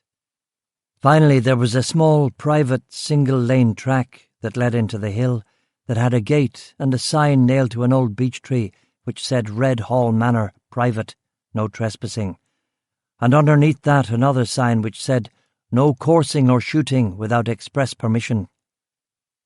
"So you think this is the place?" I asked, looking up the road. Maddie examined the map and shrugged. "We might as well give it a go." We drove past a small wood and into a broad valley. There were farms dotted about the landscape, some little more than ruins. A sign by one of them said Red Hall Cottage, and Matty slammed on the brakes. It was a small farm, surrounded by flooded, boggy fields and a couple of dozen miserable sheep. The building itself was a whitewashed single-storey house with a few cement and cinder-block buildings in the rear. It looked a right mess. Most of the outbuildings had holes in the exterior walls, and the farmhouse could have done with a coat of paint. The roof was thatched and covered with rusting wire. The car out front was a Land Rover Defender, circa 1957. "Well, I don't think we're dealing with an international hitman, that's for sure," I said. "Unless he's got all his money overseas in a Swiss bank." "Aye." "Maybe you should go in first, boss, and I'll stay here by the radio in case there's any shooting." "Get out." "All right," he said with resignation. We parked the Rover and walked through the muddy farmyard to the house. "My shoes are getting ruined," Maddie said, treading gingerly around the muck and potholes. He was wearing expensive Nike gutties and unflared white jeans. "Is that what the kids were sporting these days?" An Alsatian snarled at us, struggling desperately at the edge of a long piece of rope. "Yon bugger wants to rip our throats out," Matty said. The chickens, pecking all around us, seemed unconcerned by the dog, but he did look like a nasty brute. We reached the whitewashed cottage, the postcardy effect somewhat spoiled by a huge rusting oil tank for the central heating plonked right outside. There was no bell or knocker, so we rapped on the wooden front door. After a second knock, we heard the radio being turned off, and a female voice asked, "Who is it?" "It's the police," I said. "Carrickfergus RUC." "What do you want?" the voice asked. "We want to talk to Martin McAlpine." "Hold on a sec." We waited a couple of minutes, and a young woman answered the door. She had a towel wrapped round her head, and she was wearing an ugly green dressing gown. She'd clearly only just stepped out of the bath or the shower. She was about 22, with grey-blue eyes, red eyebrows, freckles. She was pretty, in an unnerving, dreamy, she-moved-through-the-fair kind of way. "Good morning, ma'am. Detective Inspector Duffy, Detective Constable McBride from Carrickfergus RUC. "We're looking for a Martin McAlpine. We believe that this is his address," I said. She smiled at me, and her eyebrows arched in a well-calibrated display of annoyance and contempt. "This is why the country is going down the drain," she muttered. "Excuse me," I replied. "I said this is why this country is going down the drain. Nobody cares. Nobody is remotely competent at their jobs." Her voice had a distinct Island McGee country accent tinge to it, but there was something else there too. She spoke well, with a middle-class diction and without hesitation. She'd had a decent education, it seemed, or a year or two at uni. The dog kept barking, and 2 fields over a door opened in another thatched farmhouse, and a man smoking a pipe came out to gawk at us. The woman waved to him, and he waved back. I looked at Matty to see if he knew what she was talking about, but he was in the dark too. I took out my warrant card and showed it to her. "Carrickfergus RUC, I said again. "Heard you the first time," she said. "Is this Martin McAlpine's address?" Matty asked. "What's this about?" she demanded. "It's a murder investigation," I told her. "Well, Martin didn't do it, that's for sure," she said, reaching into her dressing-gown pocket and pulling out a packet of cigarettes. She put one in her mouth, but she didn't have a lighter. I got my Zippo, flipped it, and lit it for her. "Ta," she muttered. "So can we speak to Mr. McAlpine?" "If you're a medium." "Sorry?" "My husband's dead. He was shot not 50 feet from here last December." "Oh, shit," Maddie said, sotto voce. She took a puff on the cigarette and shook her head. "Why don't the pair of yous come in out of the rain? I'll make you a cup of tea before you have to drive back to Carrick." "Thank you," I said. The farmhouse was small, with thick stone walls and cobby windows. It smelled of peat from the fire. We sat down on a brown beanbag sofa. There were spaces on the mantel and empty frames where photographs had once been. Even Matty could have figured out what the frames had once contained. She came back with 3 mugs of strong sweet tea and sat opposite us in an uncomfortable-looking rocking chair. "So what's this all about?" "I'm very sorry about your husband," I said. "We had no idea. He was shot by terrorists. The IRA killed him because he was in the UDR. He was only a part-timer. He was going up the hills to check on the sheep. They must have been waiting behind the gate out there. They shot him in the chest. He never knew a thing about it, or so they say." Matty winced. "Yes, we had really ballsed this one up and no mistake." "I'm very sorry. We should have checked the name before we came out here," I said pathetically. The Ulster Defence Regiment was a locally recruited regiment of the British Army. They conducted foot patrols and joint patrols with the police, and as such they were a vital part of the British government's anti-terrorist strategy. There were about 5,000 UDR men and women in Northern Ireland. The IRA assassinated between 50 and 100 of them every year, most in attacks like the one that had killed Mrs. McAlpine's husband, mercury tilt-switch bombs under cars, rural ambushes and the like. As coppers, though, we looked down on the UDR men. We saw ourselves as elite professionals and them as, well, fucking wasters for the most part. Sure, they were brave and put their lives on the line, but who didn't in this day and age? There was also the fact that many of the hated, disbanded B Specials had joined the UDR, and that occasionally guns from their depots would find their way into the hands of the paramilitaries. I mean, I'm sure 95% of the UDR soldiers were decent, hard-working people, but there were definitely more bad apples in the regiment than in the RUC. Not that any of that mattered now. We should have known about the death of a security forces comrade, and we didn't. "Hold on there. That tea's too wet. I'll get some biscuits," Mrs. McAlpine said. When she had gone, Matty put up his hands defensively. "Don't blame me. This was your responsibility, boss," he said. "You just asked for the address. You didn't tell me to check the births and deaths." I know. It can't be helped. We'd made right arses of ourselves in front of a good-looking woman, too, Matty said. I'm surprised the name didn't ring a bell. December of last year was a bad time. The IRA were killing someone every day. We can't remember all of them, Matty protested. It was true. Last November, December, there'd been a lot of IRA murders, including the notorious assassination of a fairly moderate Unionist MP, the Reverend Robert Bradford, which had absorbed most of the headlines. For one reason and another, the IRA tended not to target local politicians, but when they did, it got the inkpots flowing. The widow McAlpine came back in with a tray of biscuits. She was still wearing the dressing gown, but she'd taken the towel off her head. Her hair was chestnut red, curly, long. Somehow it made her look much older, late 20s, maybe 30. And she would age fast out here in the boglands, on a scrabble sheep farm with no husband and no help. This is lovely, thanks, Matty said, helping himself to a chocolate digestive. So what's all this about? She asked. I told her about the body in the suitcase and the name tag that we'd found inside the case.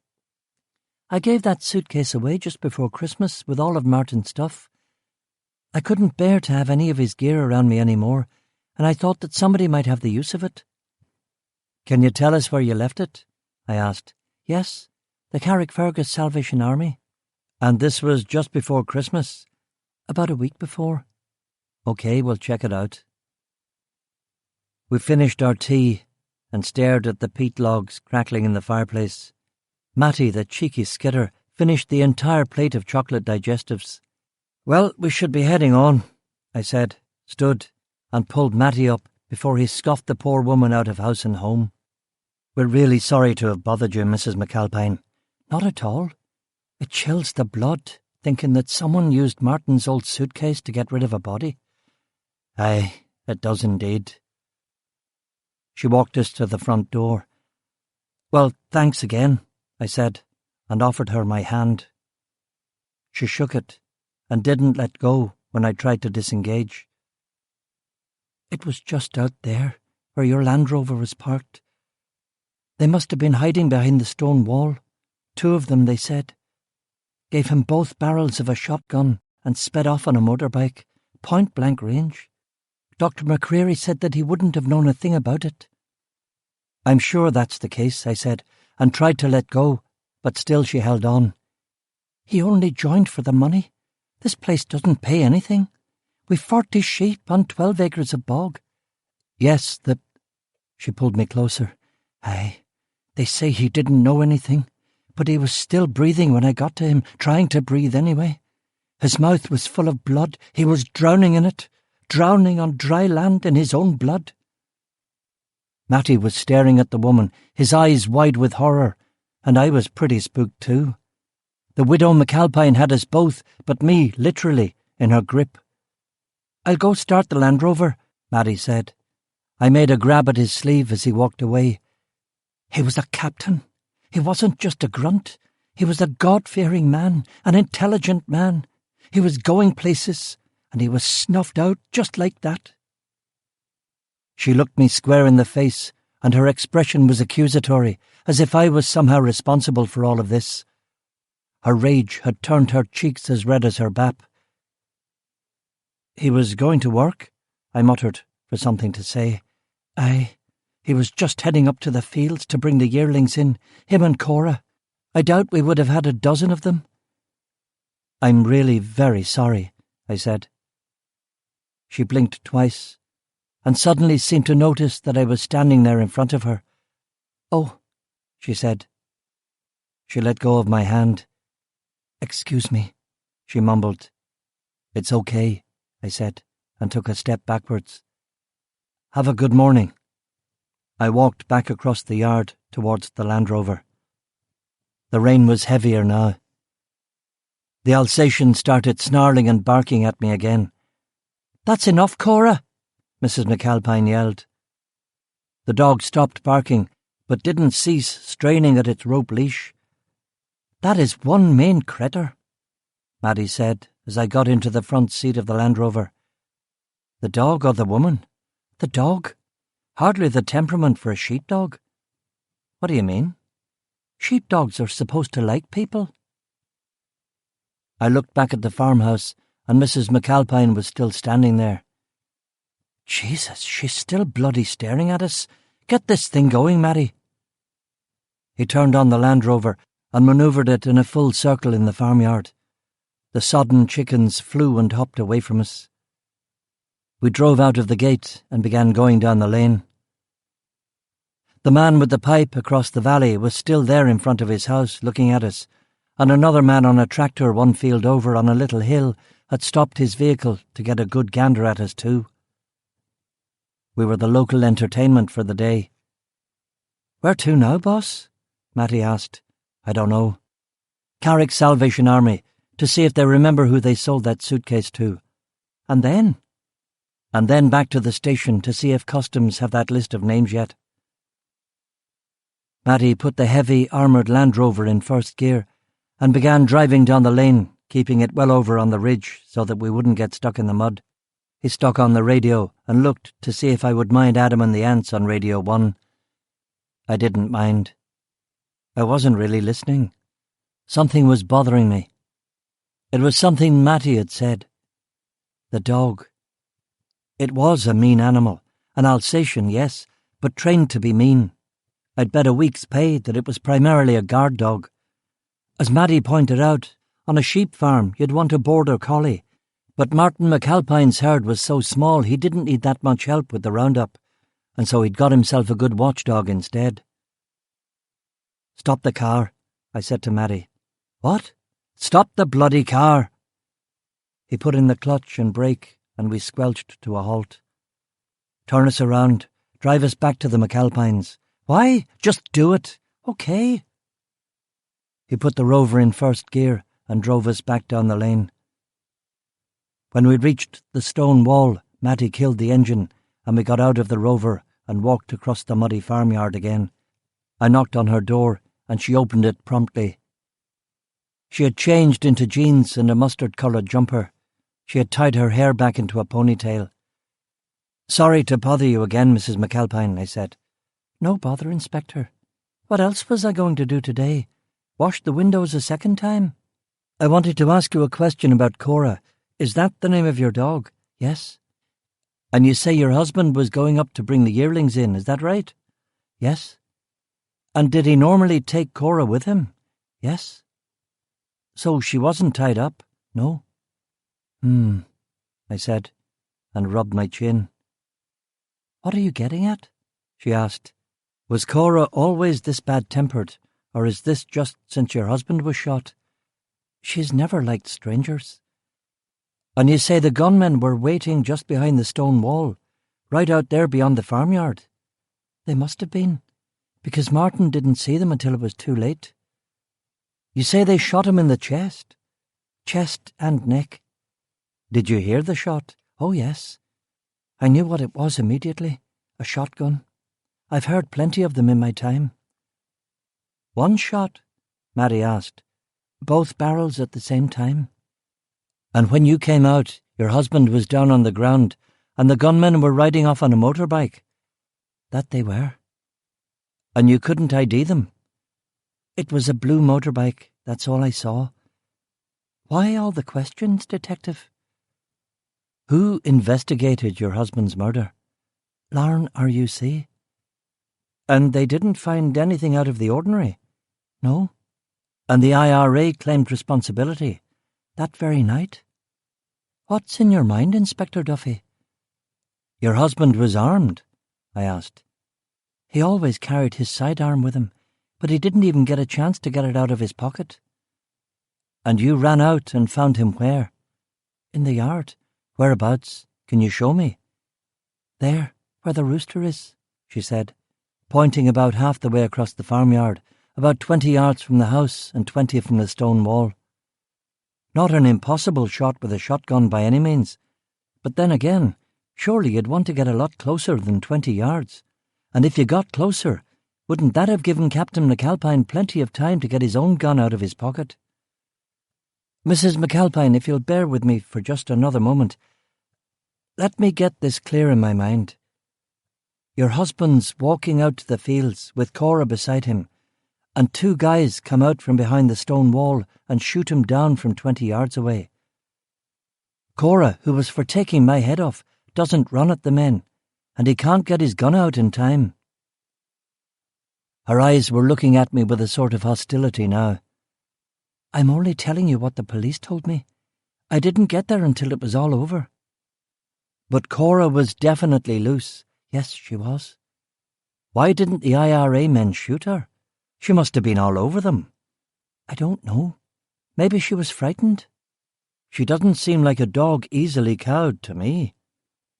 Mrs. McAlpine shrugged and said nothing. And why didn't your husband pull his gun? They come out from behind the stone wall with shotguns. He must have seen them. I don't know, Inspector.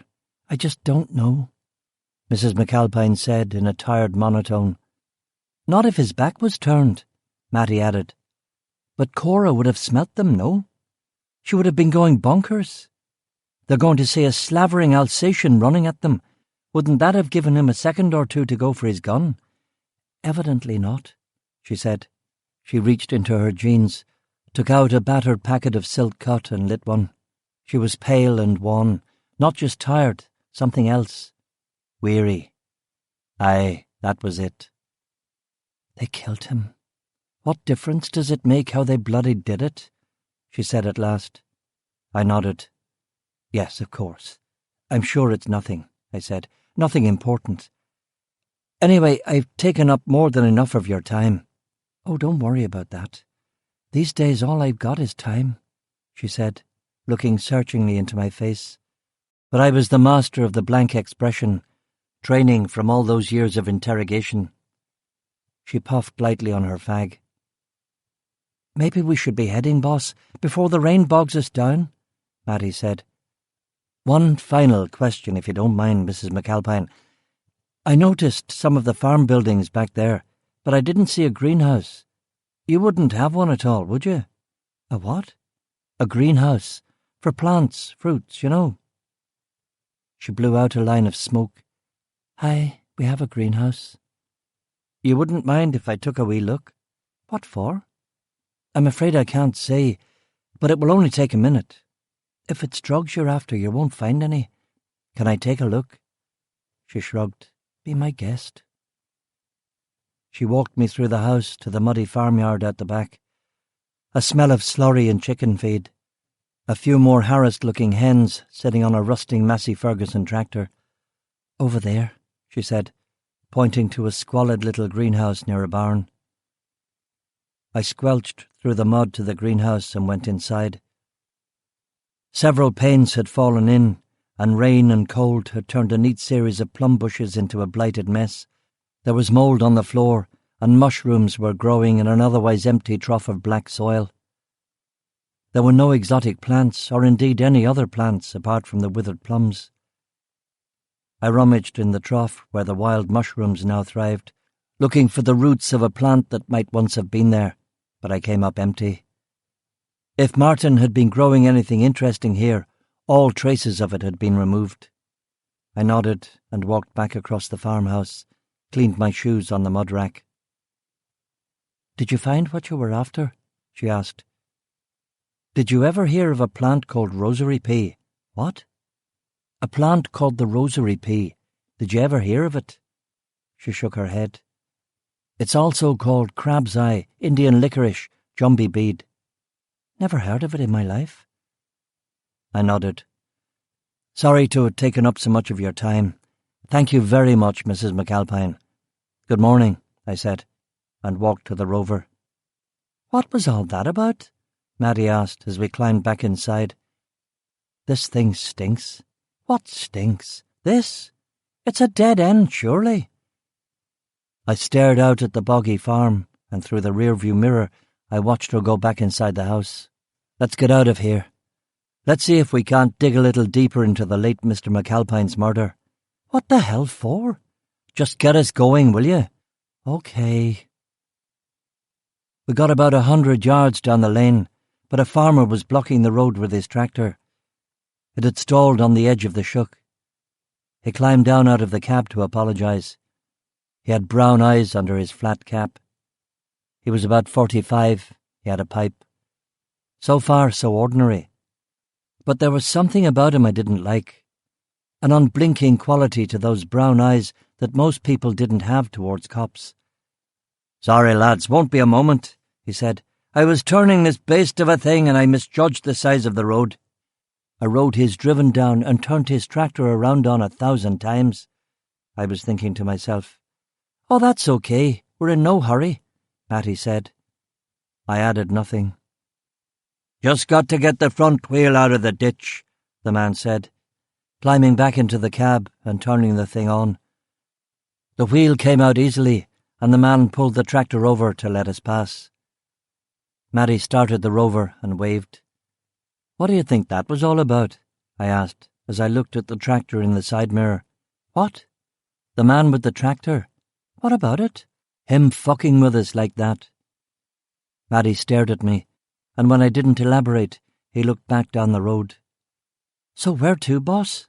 he asked. "Larne RUC," I insisted.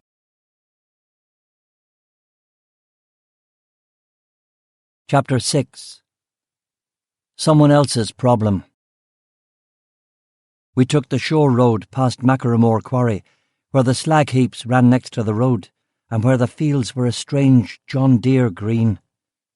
Radio 1 decided to torture us by heavily rotating Making Your Mind Up to commemorate Bucks Fizz's triumph in the previous year's Eurovision Song Contest.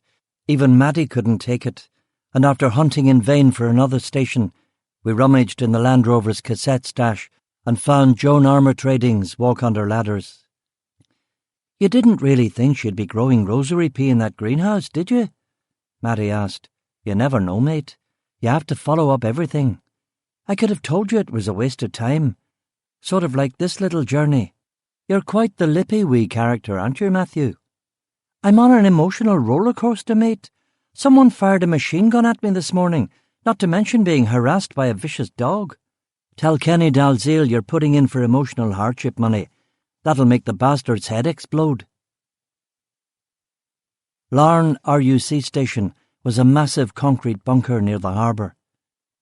It was known to be one of the safest cop postings in all of Northern Ireland because the town was small, with a population that was over 90% Protestant.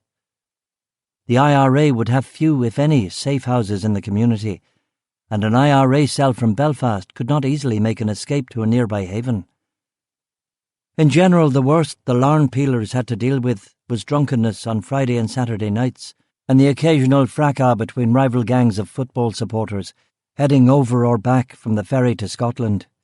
As a result of all this, Larne was known as a place where they dumped lazy, old and problem officers who could cause real difficulties elsewhere. The McAlpine murder had been investigated by an Inspector Docherty, a red-nosed, white-haired old stager with a tremble in his left hand that to the uneducated eye could be Parkinson's disease or MS or some other malady, but which was actually the 11 o'clock shakes. At lunchtime he'd slip out to the nearest pub, and after a couple of triple vodkas he'd be as right as rain again. We met him in a large book-lined office overlooking the harbour and ferry terminal. The books were mostly thrillers and detective fiction, which I found encouraging, but they were all from the 60s and early 70s, which wasn't such a good sign. At some juncture in the last decade, he'd lost interest in reading, had lost interest in everything probably. There was no wedding ring on his left hand, but many Presbyterians didn't wear a ring because they considered it a papist affectation. Even so, the room stank of divorce, failure and alcoholism, the standard troika for many a career RUC officer. We were both the same rank, detective inspector, but he'd been on the force 20 years longer than me, which made me wonder what the hell he'd been doing all that time, and whether I was destined to go the same route. The rain was still pelting the windows, and Scotland was a blue smudge to the east. "Gentlemen, have a seat," he said. "Cup of tea or coffee?" "Thanks, but no. We're all teed out this morning," I replied, with as decent an apologetic smile as I could muster. Docherty folded his hands across his ample belly. He was wearing a white shirt and a brown suit that he'd obviously had for quite a few years, which as he sat down, bunched at the sleeves, and gave him an unfortunate comic air. A peeler could be a lot of things, a drunk, a thug, an idiot, a sociopath, but as long as you looked the part it was usually fine. Even in Larne, Docherty would have a hard time carrying respect. "So what brings you gentlemen down from Carrick?" he asked. "I'd like to ask you a couple of questions about the McAlpine murder," I said, all business. "The what?" "Martin McAlpine. He was a part-time UDR captain who was shot at his farm in Islamagee last December." "Ah, yes, I remember. What's this pertaining to?" I explained about the suitcase and the John Doe, and how we had traced the suitcase back to Martin McAlpine. "And what did his wife say happened to his suitcase?" Docherty asked. "She says he left it at the Carrickfergus Salvation Army before Christmas," Mattie said. Docherty looked puzzled. "She left it at the Salvation Army before Christmas?" he asked. "Yep," Mattie said. "So what's his murder got to do with anything? The murderer of your John Doe obviously just bought the suitcase for £1 from the Sally Army and used it to dump a body, right?" "Almost certainly," I agreed. "So why bother dredging up the McAlpine case? Your killer could have grabbed any random suitcase, couldn't he?" "Yes." "And the timeline? She leaves the suitcase in just before Christmas. McAlpine is murdered back in early December. Your body is discovered this week, in April." I shook my head. The body had been frozen for an indeterminate amount of time. "But I'm with you, Docherty. I agree it's weak beer. But you see, it's not us, it's our chief.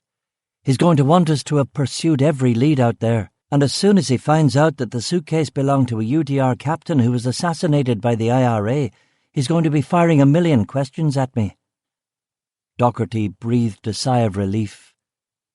I was not an internal affairs spook come to investigate his work. I was just another working stiff dealing with an arsehole boss. "I'll get the file," he said. He opened a metal cabinet and flipped out a thin, very thin, cardboard file. He spread it on the desk between us, and very slowly he sat down again with one hand on the desk and one hand to balance him. Jesus, how far gone was this Egypt? "OK, let me see. Ah, yes. Martin McAlpine, shot in the chest with a shotgun at approximately 9:20 in the morning of December 1st. He died instantly. Assailants fled on a blue motorcycle which has not been recovered. IRA claimed responsibility with a recognised code word that evening with a call to the Belfast Telegraph. We didn't find the murder weapon or the bike, and we've had no tips." He put the file down. "That's it?" I was thinking. "A man gets blown away, and that's bloody it. Can I take a look?" He passed the file across. His report was one paragraph, and they had tossed all the crime scene photographs, except for one, which showed Martin McAlpine face up on the ground. The shotgun pellets had ripped apart his chest and throat, and a couple had buried themselves in his temple. His dead face seemed to register surprise more than fear or panic, but that didn't mean anything. The interesting thing about the picture was the tightness of the grouping on his torso. There was no way this had been done at 20 yards. 20 feet perhaps, but not 20 yards. The assailants had definitely gotten a lot closer to McAlpine than the wall. How had they done this, carrying shotguns, without alerting Cora or giving McAlpine a chance to draw his sidearm? I passed the photograph to Mattie. "Did you take photographs of the boot prints near the body?" I asked. Docherty shook his head. "What do you mean?" "It was December. It must have been muddy. You could have gotten casts of the killer's shoes." Docherty raised an eyebrow at me. "No, you're not getting it, Inspector Duffy. They shot him from behind the wall. They didn't come into the farmyard. They were in the field. There were no boot prints. It seems to me that they must have been a good bit closer than that. They shot him at the wall." "Is that where you recovered the shotgun shells?" The wall. We didn't recover any shells. They shot him, and then they stopped to take the shotgun shells before running off to their motorbike. Apparently they did, Docherty said, bristling a little. He was now sitting on his left hand to stop the DTs from becoming obvious. Matty looked at me and raised his eyebrows a fraction. But I didn't mind Docherty. He was close to retirement, and when he joined up, the RUC must have seemed like an easy life. He couldn't have predicted that come the 70s and 80s, it would be the most stressful police job in Europe. No, I didn't mind him, but boy, he was an indolent fuck, like all them old characters. What was the murder weapon? Did your forensic boys get a bead? A shotgun. What type? Docherty shrugged.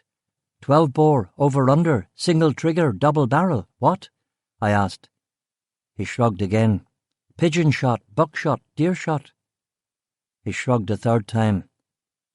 And this time it made me angry. They hadn't even spent time doing a basic ballistic inquest. He could see it in my eyes. He went defensive. The IRA killed him with a stolen or an unregistered shotgun. What difference does it make what type it was? I said nothing.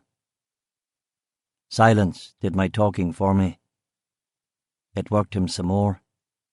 Look, if you're really interested, I'm sure we kept some of the fucking pellets in the evidence room, just in case we ever recovered the gun. If you go down there, Sergeant Dalway will let you see. I nodded and wrote Dalway in my notebook. Were there any other witnesses apart from the wife? I asked. No. And she wasn't really a witness. She heard the shooting, but when she ran out, McAlpine was dead, and the gunmen were already making a break for it on the motorbike. And you say you never recovered the gun? No. Did you not find that strange at all? Why? 2 guys on a motorbike carry a murder weapon with them all the way back to Belfast? Don't be fucking silly. They probably threw it in a shuck or the lock. We did look for it, but we didn't find it, Docherty said. Why do you think he didn't pull his sidearm on them? He was walking out to the fields, and if they were at the wall, they were a good 20 yards from him, I asked. They had the element of surprise. They jumped up and shot him. Poor devil didn't have a chance. And why do you think Cora didn't go for them? I asked. Who's Cora? The dog. A really nasty Alsatian, Matty said. The dog that didn't bark in the daytime. It's a classic. Oh, why the dog? I don't know. The gunshots probably scared the shite out of it, he muttered. Did you find any motorcycle tracks? Were you able to identify the tyre or make of the bike? I asked. No. No, you didn't ID the bike, or no, you didn't find any tracks. I don't like your tone, Inspector Duffy, he said.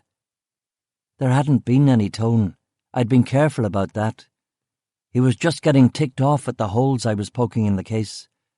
Please, I didn't mean to imply, I said. We didn't find any motorcycle tracks, Inspector, because they drove off on the road. It's tarmac. It's not going to leave any fucking tracks, is it? If they're behind the wall, surely they're going to start the bike there, not push it to the road and kick-start it there, Matty said. There should be tracks. Well, we didn't find any. I frowned. Look, Inspector, I'm going to ask a question, and please don't take it the wrong way. Go on, he said, steam practically coming out of his ears. Did you look for the tracks, or were they just not there? His fist clenched and unclenched, but then he closed his eyes for a moment, and when he opened them, he smiled at us. I'm not going to bullshit you, Duffy. I honestly don't remember. Hold on a minute, and I'll get my notes. Thank you. I appreciate that, I said. He opened a drawer and flicked through a green jotter. He slid it across to me, but I couldn't decipher the handwriting.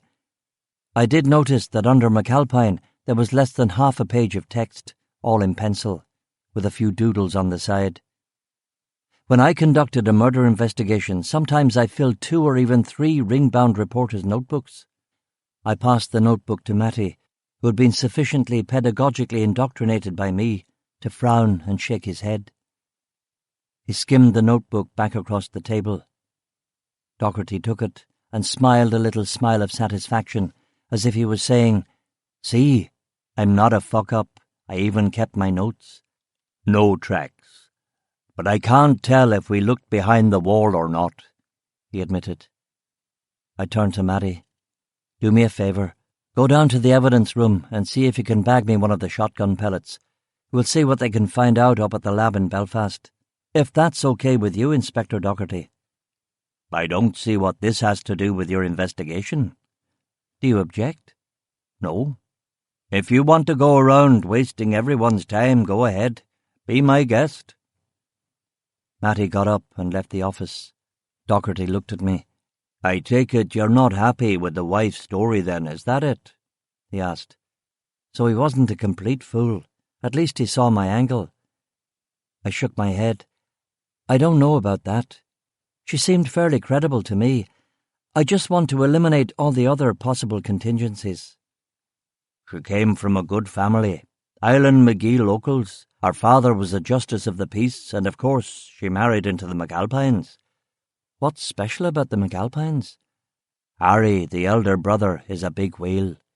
His grandfather did something for the Empire. They gave him a gong for it." The clock on the wall reached 12, and with that he breathed an audible sigh of relief and reached into his desk drawer for a bottle of Johnny Walker. "A wee one before lunch?" he asked. "Don't mind if I do," I replied. He produced 2 mugs and poured us each a healthy measure. When he had drunk and topped up his own mug, he grinned. "You like the wife for it?" he asked. "How do you explain the IRA code word? And I still don't see what this has got to do with your suitcase." "I'm not saying it was her, but the grouping on that wound is so tight it looks point blank to me, and if a couple of terrorists were marching up to him so close as to do that kind of point blank damage, surely the dog would have been on them, and he would have had his sidearm out," I said. "Aye," Docherty said thoughtfully. "And besides, the IRA don't use shotguns anymore, not since the early 70s. Not since our Boston friends and Colonel Gaddafi started sending boatloads of proper ordnance. They've got M16 rifles and Uzis and Glock pistols now," I said. "I suppose," he said, refilling his mug. "And then there's the lack of witnesses, and no trace of a gun, no shells, no motorbike," I continued. "But what about the code word?" Docherty asked. "Jesus, those things leak like a sieve. Her own husband might have told her the IRA responsibility code word for late last year." "Why would she do it? There was no insurance policy. We checked that. And the army pension is pathetic." "A domestic, maybe. I don't know," I said. "And your fucking suitcase?" "Probably unrelated." I got to my feet and offered him my hand, and he reluctantly shook it. I saw myself out. I waited for Matty by the desk sergeant's desk. He came back from the evidence room empty-handed. "What happened? They wouldn't let you in?" "They let me in all right, but the locker's empty, boss.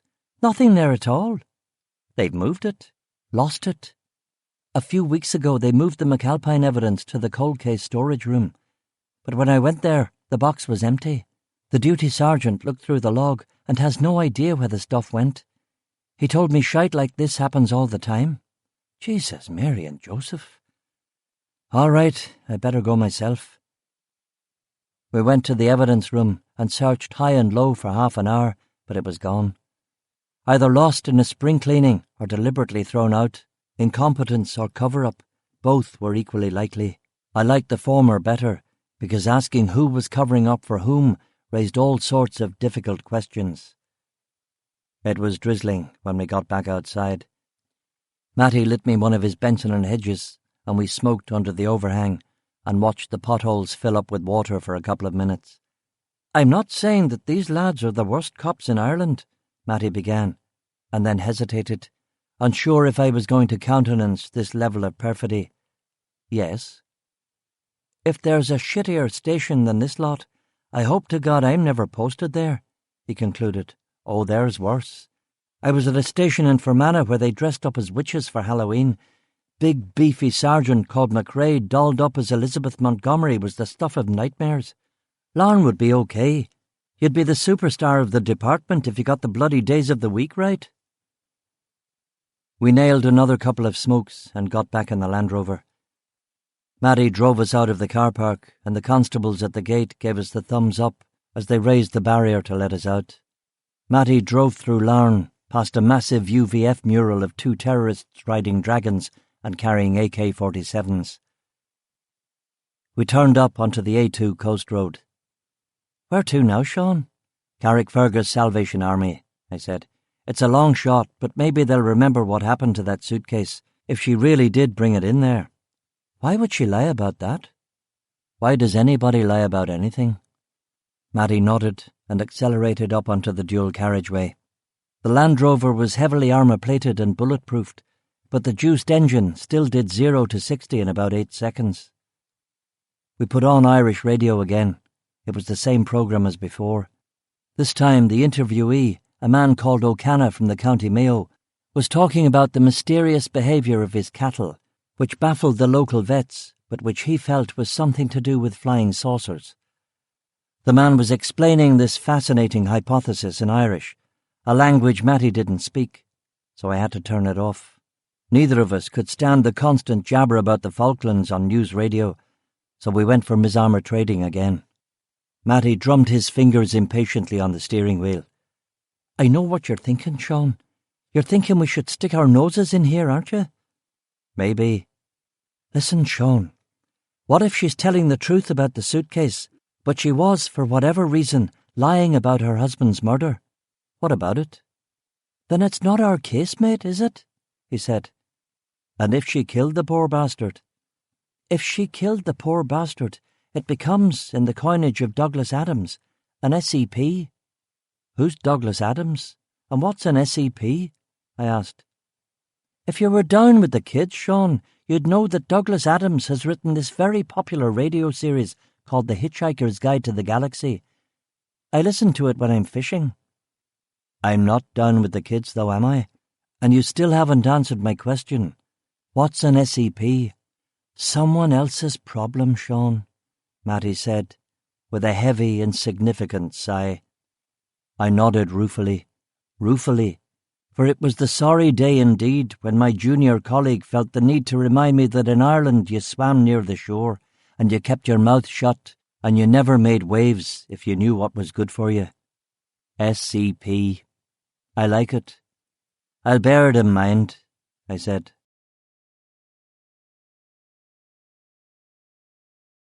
Chapter 7.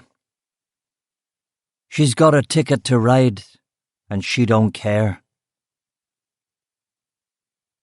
The Salvation Army was a bust. The lady there, Mrs. Wilson, said that they sold dozens of suitcases every month, especially now that everyone was trying to emigrate. They didn't keep records of who bought what, and she did not recall a red plastic suitcase or a Mrs. McAlpine. Have a wee think. You might remember her. She was a recent widow. She brought in her husband's entire wardrobe. You'd be surprised how many of those we get a month. Always widows, never widowers. Cancer, heart attack and terrorism. Those are the three biggies. Well, thank you for your time, I said. When we got back to the station, Crabby's dour face told me that Customs and Immigration had not yet given us the list of names of all the Americans entering Northern Ireland in the last year. What's their excuse? I asked him. They're transferring everything from the card file to the new computer. Jesus, I hope to God they haven't lost them. We've had enough of that today.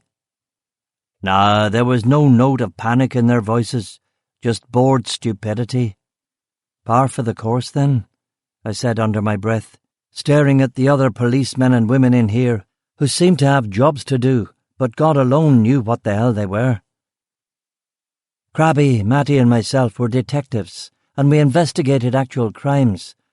What these jokers did, especially the reservists and the part-time reservists, was a fucking mystery. No luck on the Abra neither. I called the Northern Ireland Horticultural Society, the Irish Horticultural Society, the British Horticultural Society. and no one had any records of anyone growing rosary pea or one of its varieties. It is certainly not a competition or show plant. I phoned UK Customs HQ in London and asked if they had ever impounded any seeds, and of course they had no idea what I was talking about. And you'll like this. I called up Interpol to see. Interpol? Yeah. I do like it. Go on. I called up Interpol to ask them to fax me any cases of abrin poisoning that they had on file in any of their databases. And 3 homicide cases, all from America, 1974, 1968, 1945. Half a dozen suicides and another 24 accidentals. That's very good work, mate, I said, and told him about our interesting day. I treated the lads to a pub lunch, steak and kidney pie and a pint of the black stuff, and after lunch I retreated to my office, stuck on the late Benny Britton's Curlew River, and read the Interpol files on the Abrin murders. 1974, husband in Bangor, Maine, who was a chemist, poisoned his wife. 1968, husband who was a banker in San Francisco who grew tropical plants, poisoned his wife. 1945, young woman originally from Jamaica, poisoned her parents in New York. I read the suicides and the accidentals, but there was nothing significant or interesting about them.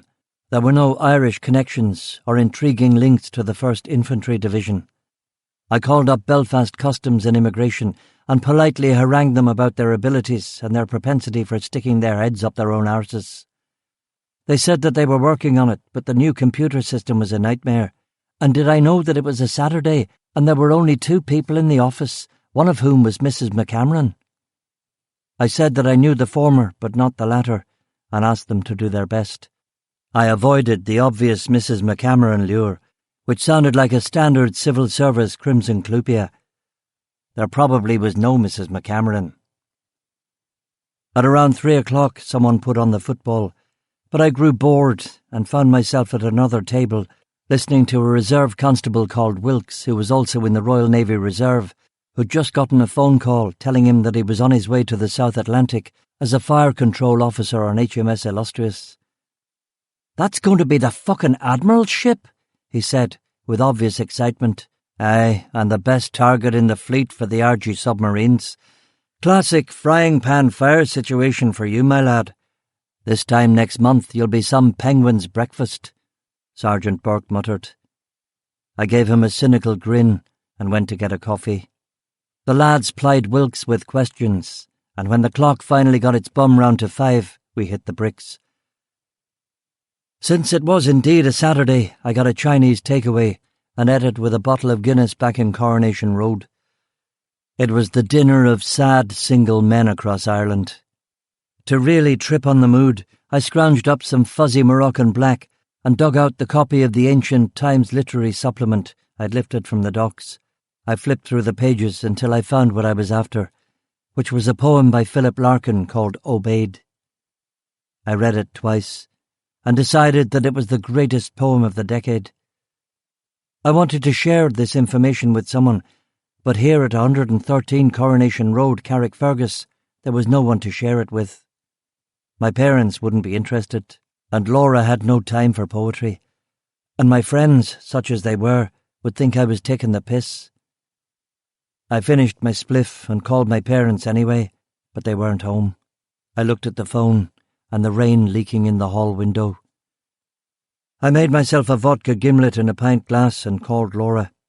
Her mother answered. "Oh, hello, Sean," she said cheerfully. "Hi, Irene. Is Laura there at all?" I asked. No, I'm afraid not.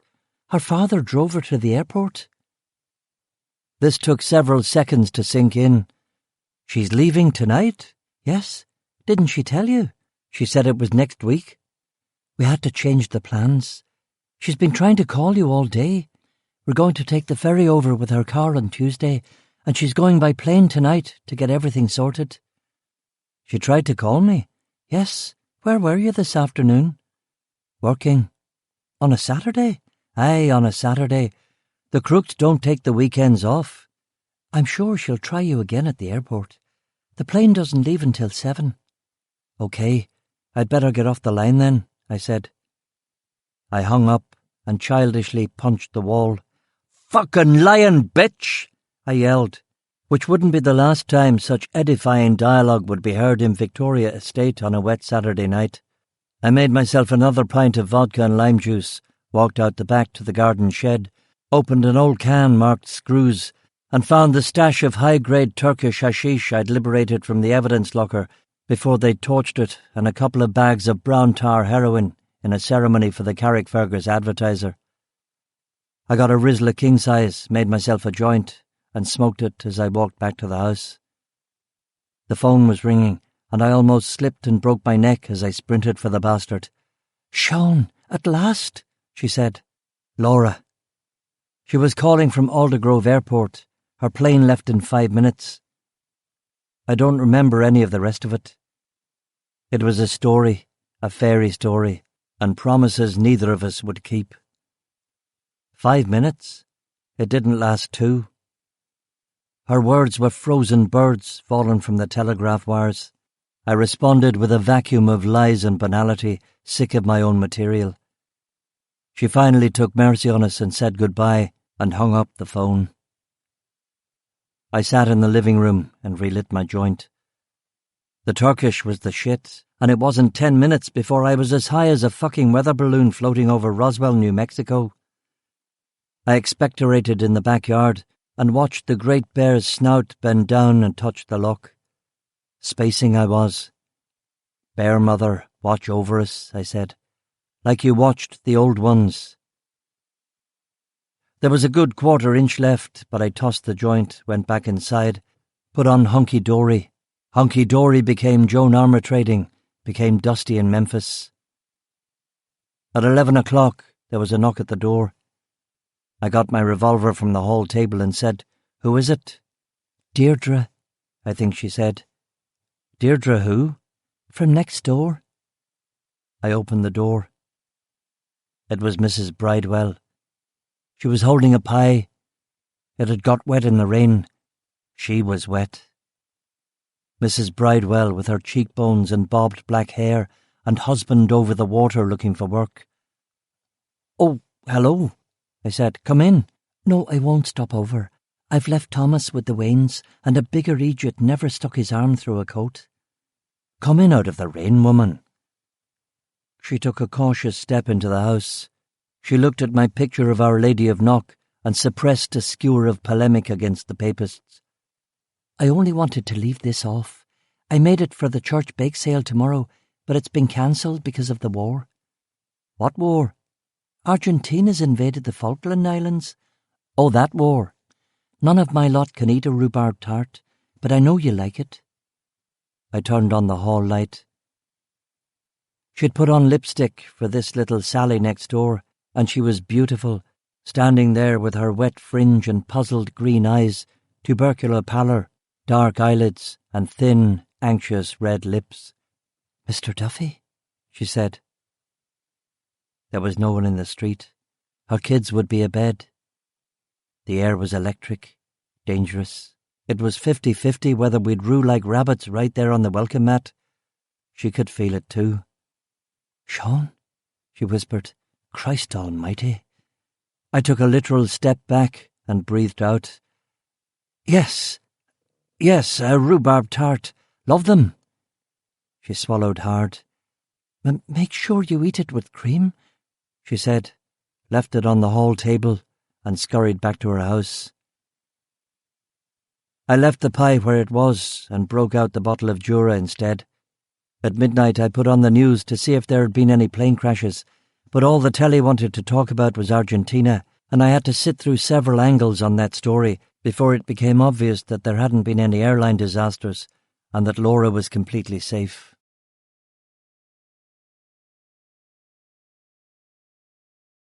Chapter 8.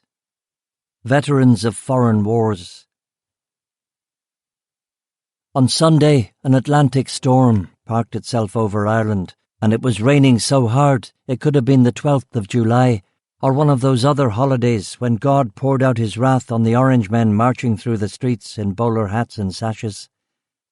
I didn't leave the house the whole day. I was so bored I almost went to the Gospel Hall on Victoria Road, where allegedly they spoke in tongues, danced with snakes, and afterwards you got a free slice of Dundee cake. Instead I listened to music and read 100 Years of Solitude, which had come from the book club. It was a good novel, but as the man said, maybe 75 years of solitude would have been enough. Dozens of different birds had stopped in my back garden to take shelter from the weather. I was no expert, but I was my father's son, and with half a brain noted starlings, sparrows, blackbirds, thrushes, swifts, magpies, rock doves, robins, gulls of every kind. On Monday the birds were still there, and Mrs. Campbell from the other side of the terrace was in her back garden in a plastic mac, throwing bread to them. You could see her jabbers through the mac, which me and Mr. Connor in the house opposite were both appreciating through our kitchen windows.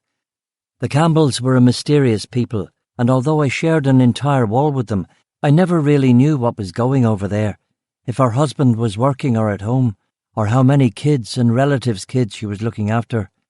She was an attractive woman, no doubt, but the stress and the smokes would get to her like they got to everyone else.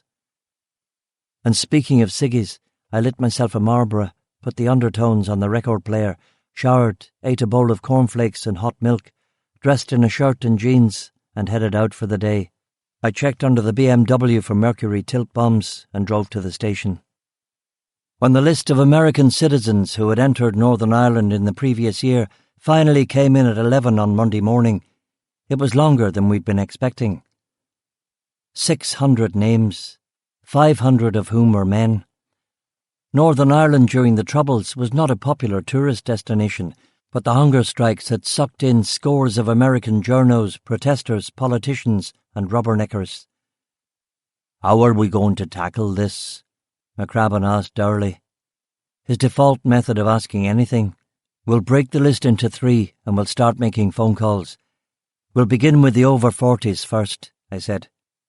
Fortunately, each visitor to Northern Ireland had to fill out a full information card, giving his or her home address, phone number, emergency contact, etc. There were 320 American men over 40 who had entered the province in the previous 12 months. "All these calls to America are going to cost us a fortune," Maddie said. "The chief won't like it." "He's going to have to lump it," I told him. "And let's hope that our boy hasn't been frozen for years."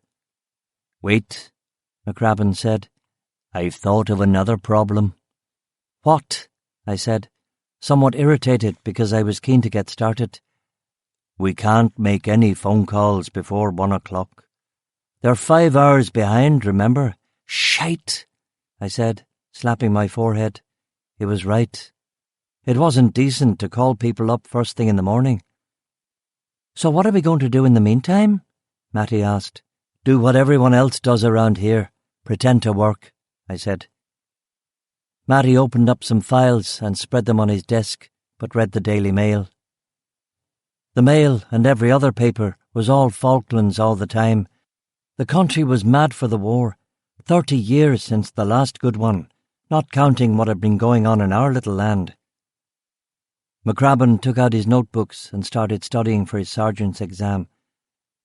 I looked through a couple of theft cases to see if anything would leap out at me. Nothing did. Theft cases rarely got solved. On a hunch, I called up every life insurance company in the book to see if there'd been any payouts on anyone called McAlpine in the last 4 months. Nope. At 11, the phone rang. "Hello," I said. "Hello, is this Inspector Duffy?" a voice asked. "Yes." The voice was Scottish, older. I immediately thought that something had happened to Laura in Edinburgh and she'd put me down as her emergency contact. "Is this about Laura?" I asked breathlessly. "Well, yes and no," the voice said. "Go on." "I'm Dr. Hagan, Dr. Cathcart's replacement at Carrickfergus Clinic.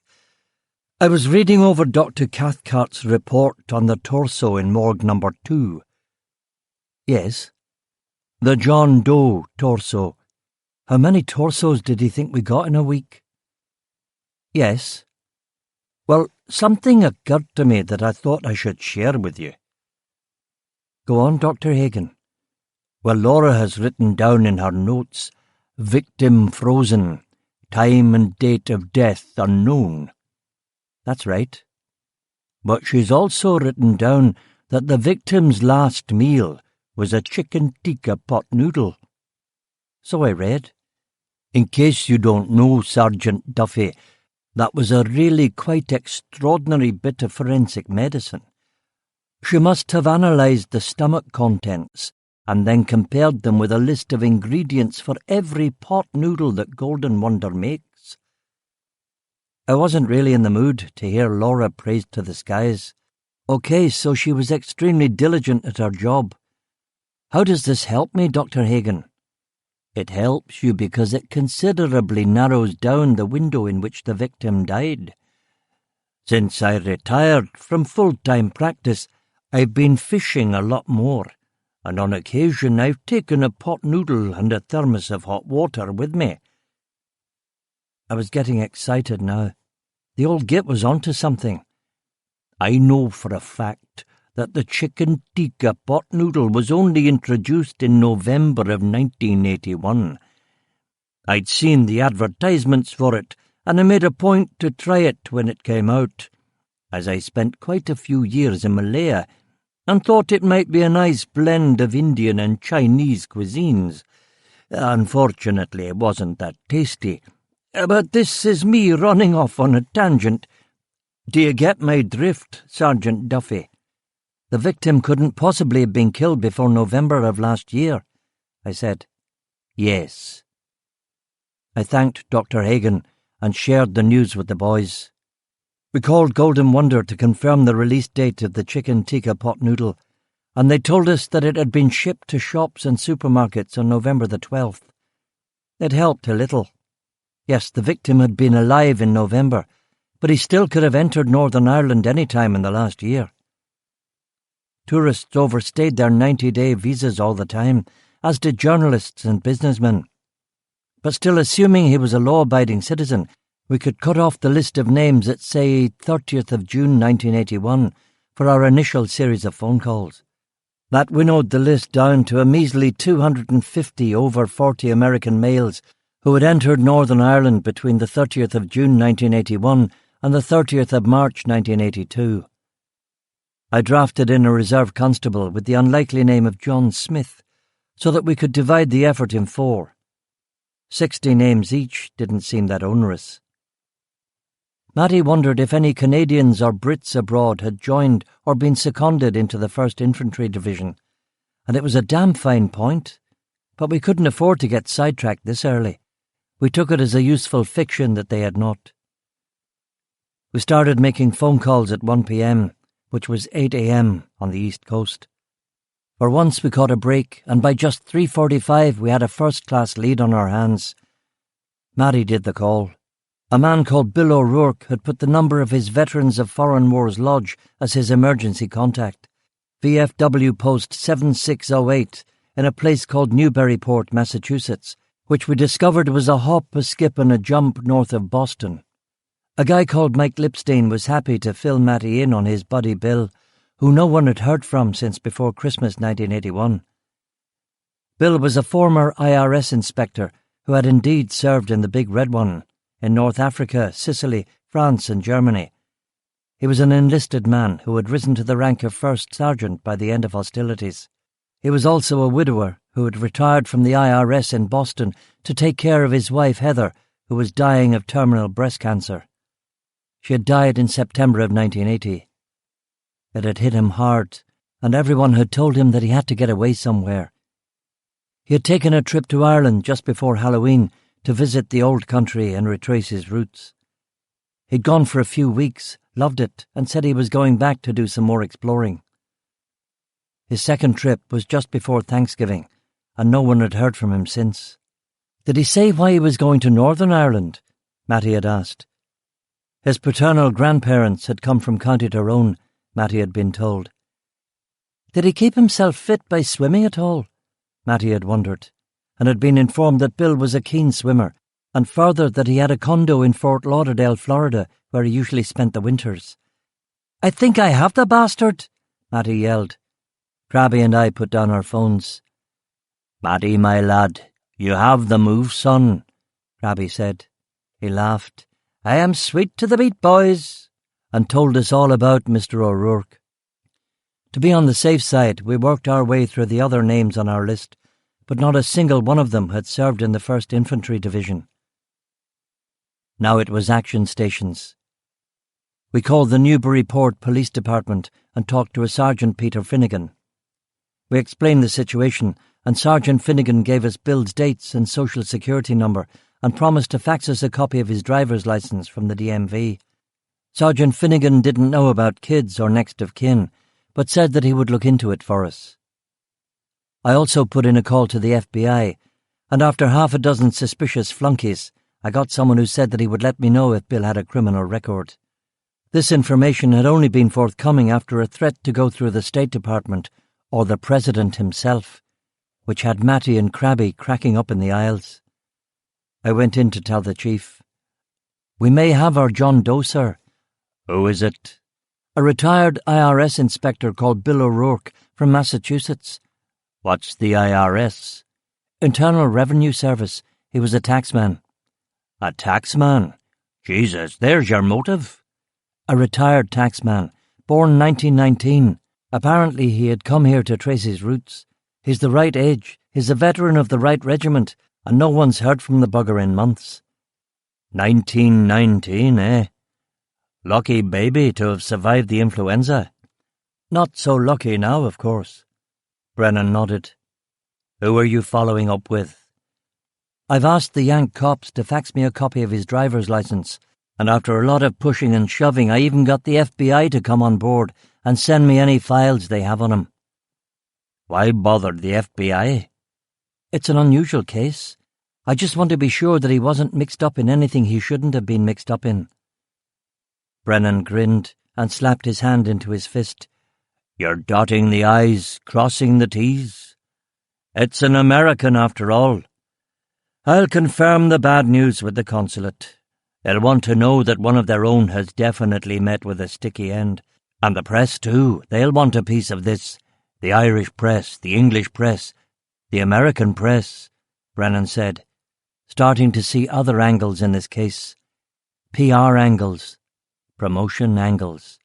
Hold your horses, Chief.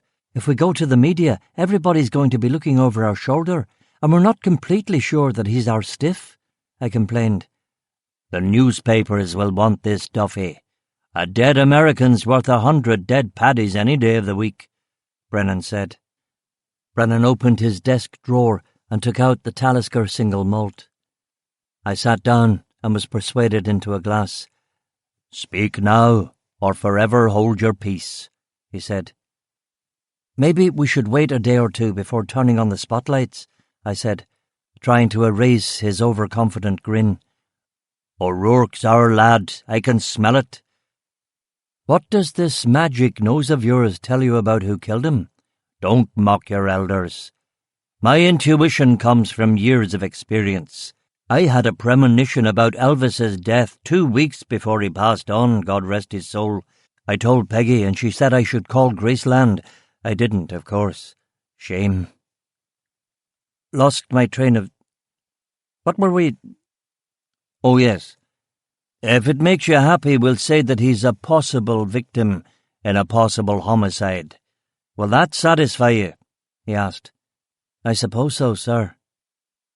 I drank another round of Talisker, and Brennan opened a packet of Rothmans, fired one across to me, and lit one for himself. I noticed a sleeping bag bundled up in the corner of the office. I decided not to comment on it. Any leads on the poison angle? Brennan asked. None at all, sir, I am sorry to say.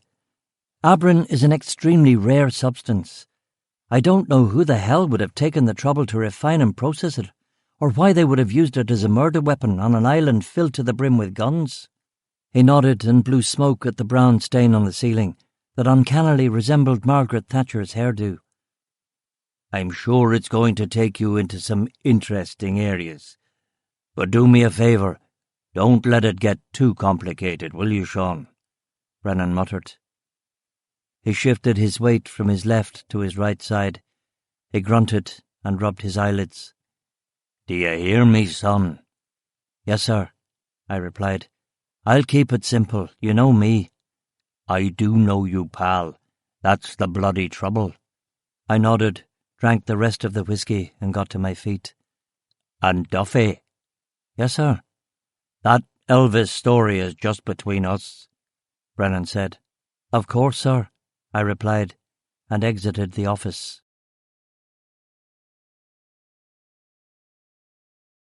Chapter 9. Blood on the Tracks. Someone passed me a brandy to help batten down the hatches on our breakfasts. I had only had a coffee, but I took a swig of the flask anyway and passed it back. I walked to the top of the hill and waved away the oncoming traffic. I wasn't properly in uniform. No shirt, no tie, just black trousers and a black sweatshirt under my flak jacket, which said police on it in yellow letters. I was wearing my green uniform hat and fidgeting with a Sterling submachine gun loaded with a 25-round clip. The same gun I'd used to repel the attack on Coronation Road and win me my police medal and my invitation to Buckingham Palace. I was fiddling with the gun rather than looking downhill at the carnage. Everyone was compensating in their own way. One guy was whistling. 2 other cops were talking about the football. That was their way of not being in the present.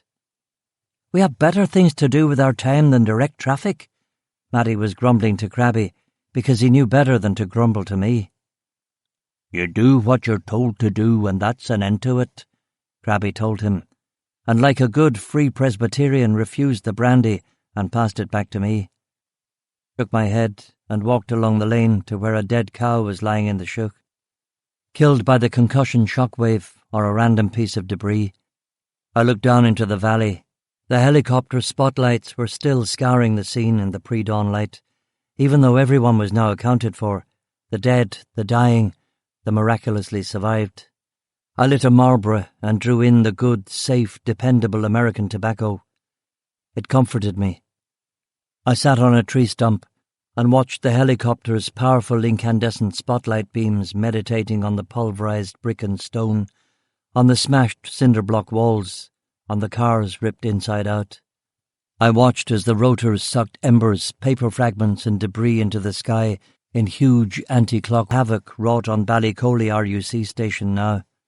It was a country police barracks, and with only a thin brick wall around the perimeter, which was why it had been chosen for the terrorist attack. The main building itself had been flattened, and a porta-cabin structure in the rear had been tossed halfway up the nearest hill. Many of the surrounding houses had been wrecked, part of a railway line had been ripped up, and an electricity substation destroyed. It was lucky that the number of civilian casualties wasn't higher. With the Wessex gone, the valley was relatively quiet. Cops talked to one another, radios crackled, generators hummed, and a massive yellow digger pawed at the rubble like a brachiosaurus over its dead young. I went back to the other officers and we shared smokes, and turned away a milk delivery lorry and explained what had happened to the bemused driver. There's been an incident. The road's closed for the time being, mate. You'll have to find an alternative route.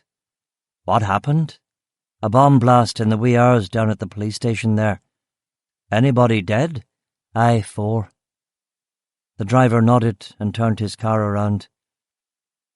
Ballycoley RUC was only 6 miles from Carrickfergus, but I didn't know any of the deceased. 2 of them were peelers. One was the driver of the bomb vehicle, and one was a civilian woman, a widow who lived across the road, and who apparently had been eviscerated by her own disintegrating bedroom windows. Matty yawned. How much longer are we going to have to stand here like Egypt, Sean? He asked me. I shook my head. I'll go down there and find out. I walked down the slurry slope into the former police station compound. The air smelled sweetly of cordite, sawdust, blood and diesel leaking from the portable generator. Now that the rescue portion of the job was over, the scene was filled with white boiler-suited forensic officers gathering material and taking photographs. I found the chief investigating officer and introduced myself. Detective Inspector Duffy, Carrick RUC, I said. Detective Chief Superintendent McClure, Special Branch, he said. and offered his hand. I shook it. His handshake was even limper than mine. We were both exhausted. He was a grizzled man with a grey moustache and black eyebrows, about 50. He favoured his left-hand side and was smoking a little cigar. "You were up there on traffic duty?" he asked in a faint Scottish accent. "Aye." "They've got a detective inspector on bloody traffic duty. What's the bloody world coming to?" "I suppose they're a bit short-handed. Apparently the army units they were going to deploy in East Antrim are off to the Falklands," I said. He spat. "Fucking Falklands. Fucking sheep. That's all that's there. I know, I've been. Military police." "You're not the Duffy that Tony McElroy's always going on about, are you?" McClure asked. "Tony talks about me. He said we should recruit you for Special Branch. He says that you're good." "That's nice of him." "Can't stand the man myself. Very showy." "When we arrived last night, somebody told us that this is some new IRA technique," I asked, to change the subject. "Oh yes. Come and see." He lifted the RUC Do Not Cross tape, and I followed him across the side of the former police station. He showed me where the lorry had driven through the police station's barrier and then exploded. "It's a very impressive new technique," he said. "We'll have to re-evaluate security at every barracks in Ulster. Apparently the man who drove the lorry was forced to do it. His family had been taken hostage by the IRA, and he was told that if he didn't drive the vehicle right into the station, they'd all be shot. As soon as he breached the barrier, another IRA team blew up the lorry by remote control. As you can see, it was a big bomb, 1,000 pounds maybe." "You've seen this sort of thing before?" "Once before. 2 makes it a pattern. It's a pretty devastating new ploy. Between us, Inspector, the higher-ups are keeking their whips." "I'll bet they are. Every police station in Ulster will be vulnerable." "Aye." "What about the guy who drove the lorry? Was he a copper too?" "No. Catholic bread van driver. He delivered to the peelers, so they're calling him a collaborator. He delivers bread for a living and he's a collaborator. That's the world we're living in, Inspector." We walked among the smoking debris, and the chief superintendent picked up the twisted remains of a steering wheel. "Look at this," he said, showing me the plastic wheel, which had been warped and melted into an amazing spaghetti sculpture. I noticed a bent ring of metal around the wheel.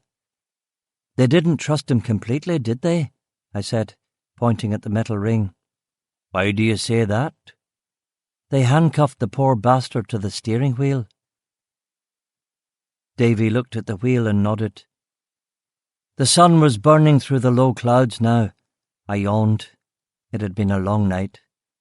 "Listen, sir, I was wondering if my team could be released from traffic duty.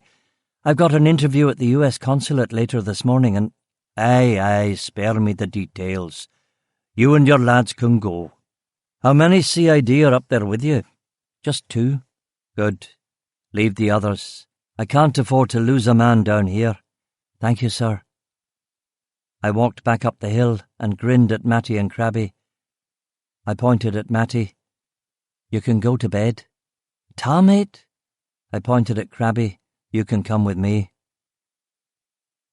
Some of the other peelers from Carrickfergus looked at me expectantly. I shook my head. "Sorry, lads. They need the rest of you here for the foreseeable. I'm really sorry." Before there was a police mutiny, I got Matty and McCrabbin into the nearest Land Rover and we drove off. Up on the hills, debris from the explosion had set the gorse on fire.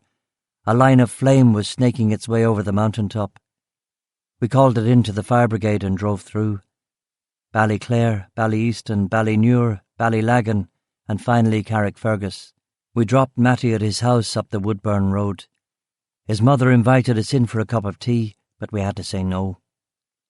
McCrabbin and I hit the station, shaved, splashed water on our faces, grabbed an instant coffee, put on shirts and ties. The chief saw us on the way out. "Oi, lads, what are you doing here? Get your arse in gear. You've got a meeting at the US consulate in Belfast at 9. Chop, fucking chop, Duffy. Don't embarrass us." "We were just on our way out, sir. They had us on emergency traffic duty at Ballycoley. That's the service. All hands on deck. Tragedy up there. 2 brother officers killed. You're not complaining, are you, Duffy? No, sir. Good. Now don't stand there with your beak open. Off you go. We hit top gear on the M5, even sticking the siren on so we'd make our appointment on time and not embarrass the station. As it was, we were 10 minutes late. A lackey showed us into a formal meeting room with a chandelier, William Morris wallpaper, and large photographs of President Reagan, Vice President Bush, and the Secretary of State, Alexander Haig. There was a polished oak oval table and a dozen straight-backed, uncomfortable-looking oak chairs on a plush red carpet. A secretary came in to take minutes, a nice wee lass with pale skin and green eyes, followed by a skinny character who was obviously a diplomat. He was about 30, cadaverous, reedy, brown-eyed, a slightly misshapen head. He was wearing a tweed jacket, a pink shirt and a black tie. He was carrying a briefcase, which he placed on the desk in front of him. I gave Crabby a look which told him that I wanted him to run the meeting. "They're saying on the news that there were 3 deaths?" Fallows continued. 4. 4 confirmed dead at the scene. 2 policemen dead, 2 seriously injured. The driver of the lorry died in the explosion, and a civilian was killed in a nearby home, I said. "Ah, yes, but the driver of the lorry was surely a terrorist," Fallows said, with a thin smile that I didn't really like. "We don't know that at this stage," McCrabbin said. The secretary came back with the hot drinks and a plate of American cookies.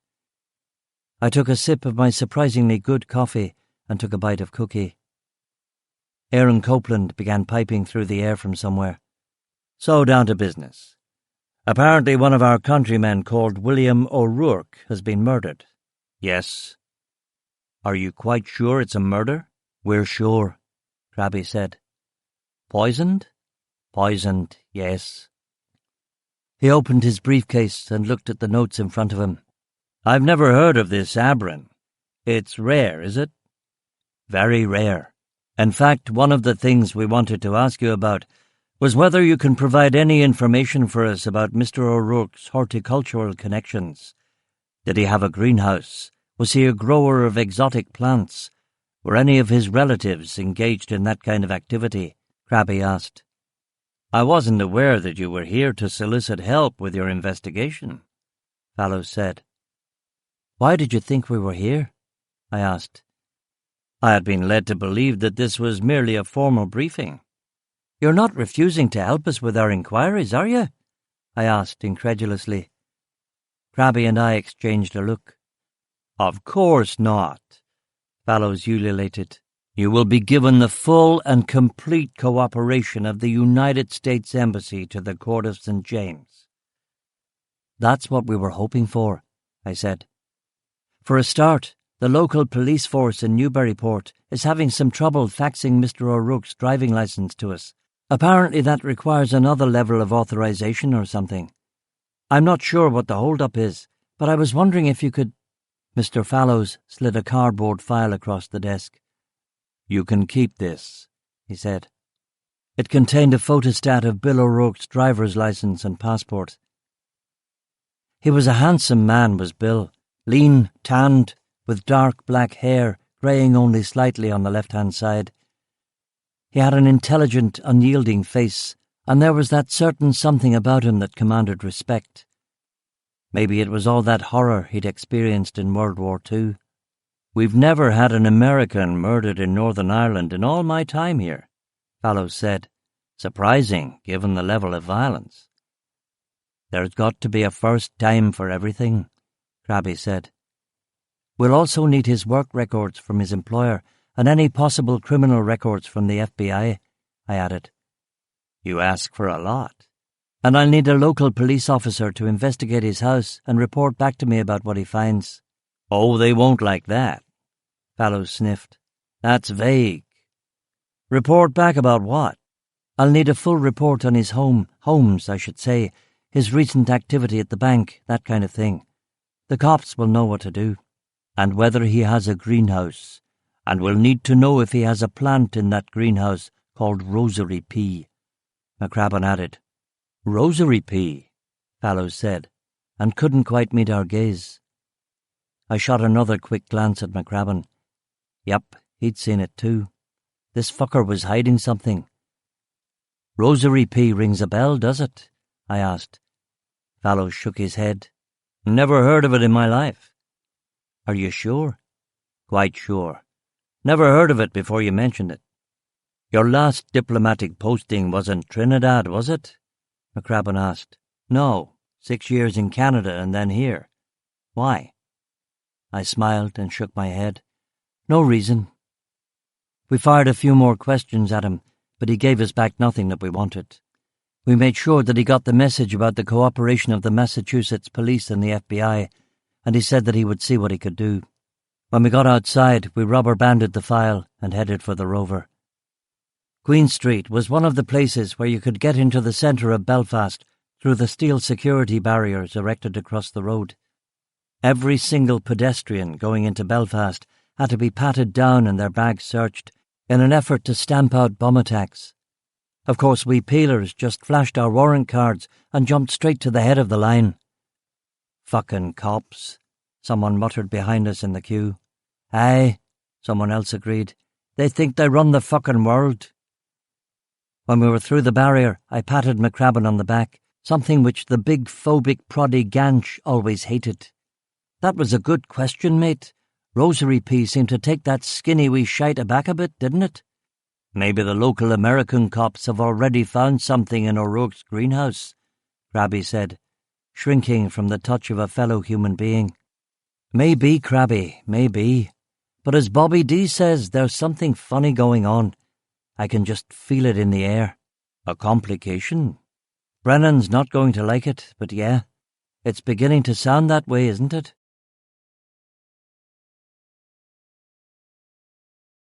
Chapter 10. Good Progress. The case was flying now. We had made a shitload of progress, and as I looked at myself in the mirror and shaved with an electric, I saw a man who was at least professionally content, if not exactly happy in any other aspect of his life. I certainly wasn't worried about meeting the chief this morning. He'd kept off my back for a few days, and I was determined to show him that his faith in the long leash was justified. I finished shaving, put the kettle on, and went outside. The starlings had been at the milk. Clever wee shites. They had figured out that the gold-top bottles contained the full cream stuff and silver-top the ordinary milk. Their intelligence was a rare commodity round these parts. I grabbed a gold top, made coffee and toast, and I was about to head out to the car when the phone rang. It was Carol, who told me that the chief inspector wanted to meet me at the police club in Kilroot, not at the station. "Fine by me," I lied. I checked under the BMW for bombs, didn't find any, and drove down Coronation Road. I was stopped at an army checkpoint outside of Eden Village. 2 Land Rovers and half a dozen jittery squaddies from the Parachute Regiment.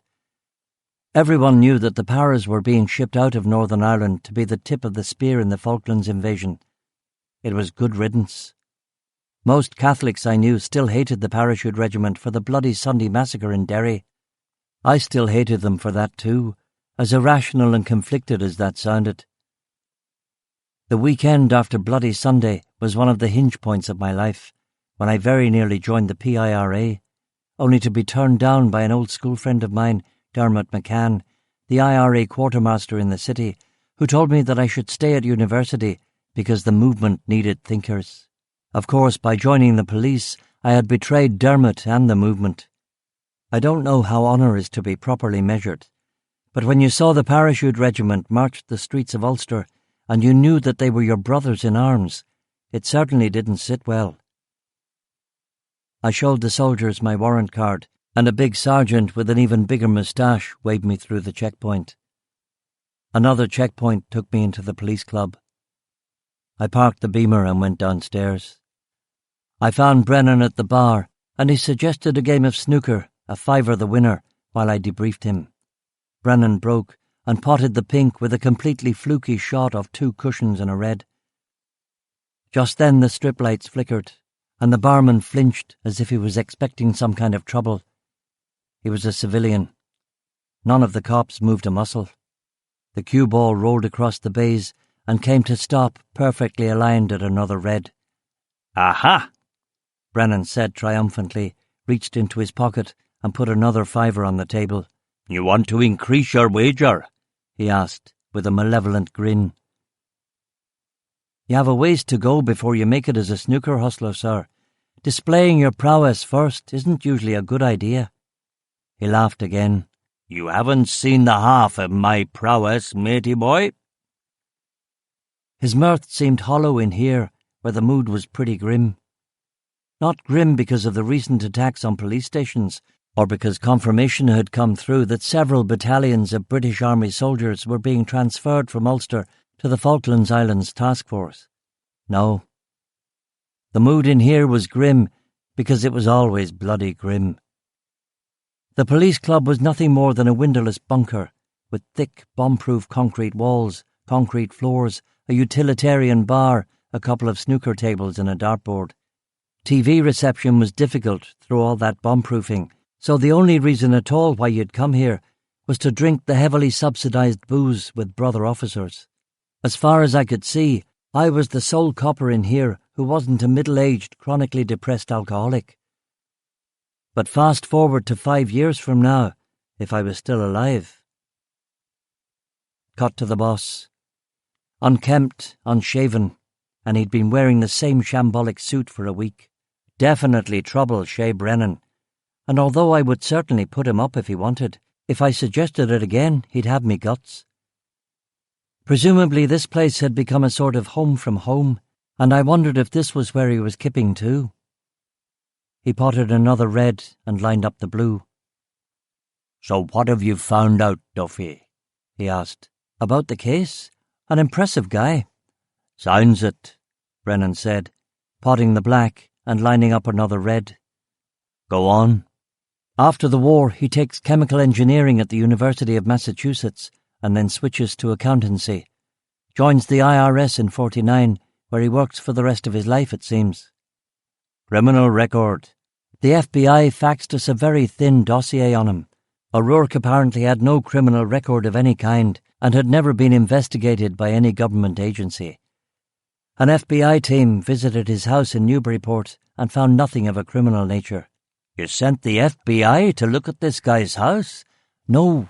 I asked the consul if the local police could do that, but somehow the FBI got involved. It actually got DC McCrabbin and myself a little excited, but it was all moot because the feds didn't find anything."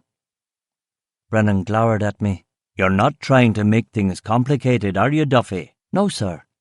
And in any case, like I say, it was a bust. The FBI found nothing suspicious among Mr. O'Rourke's personal effects, and nothing in the background check. One speeding ticket from the 60s.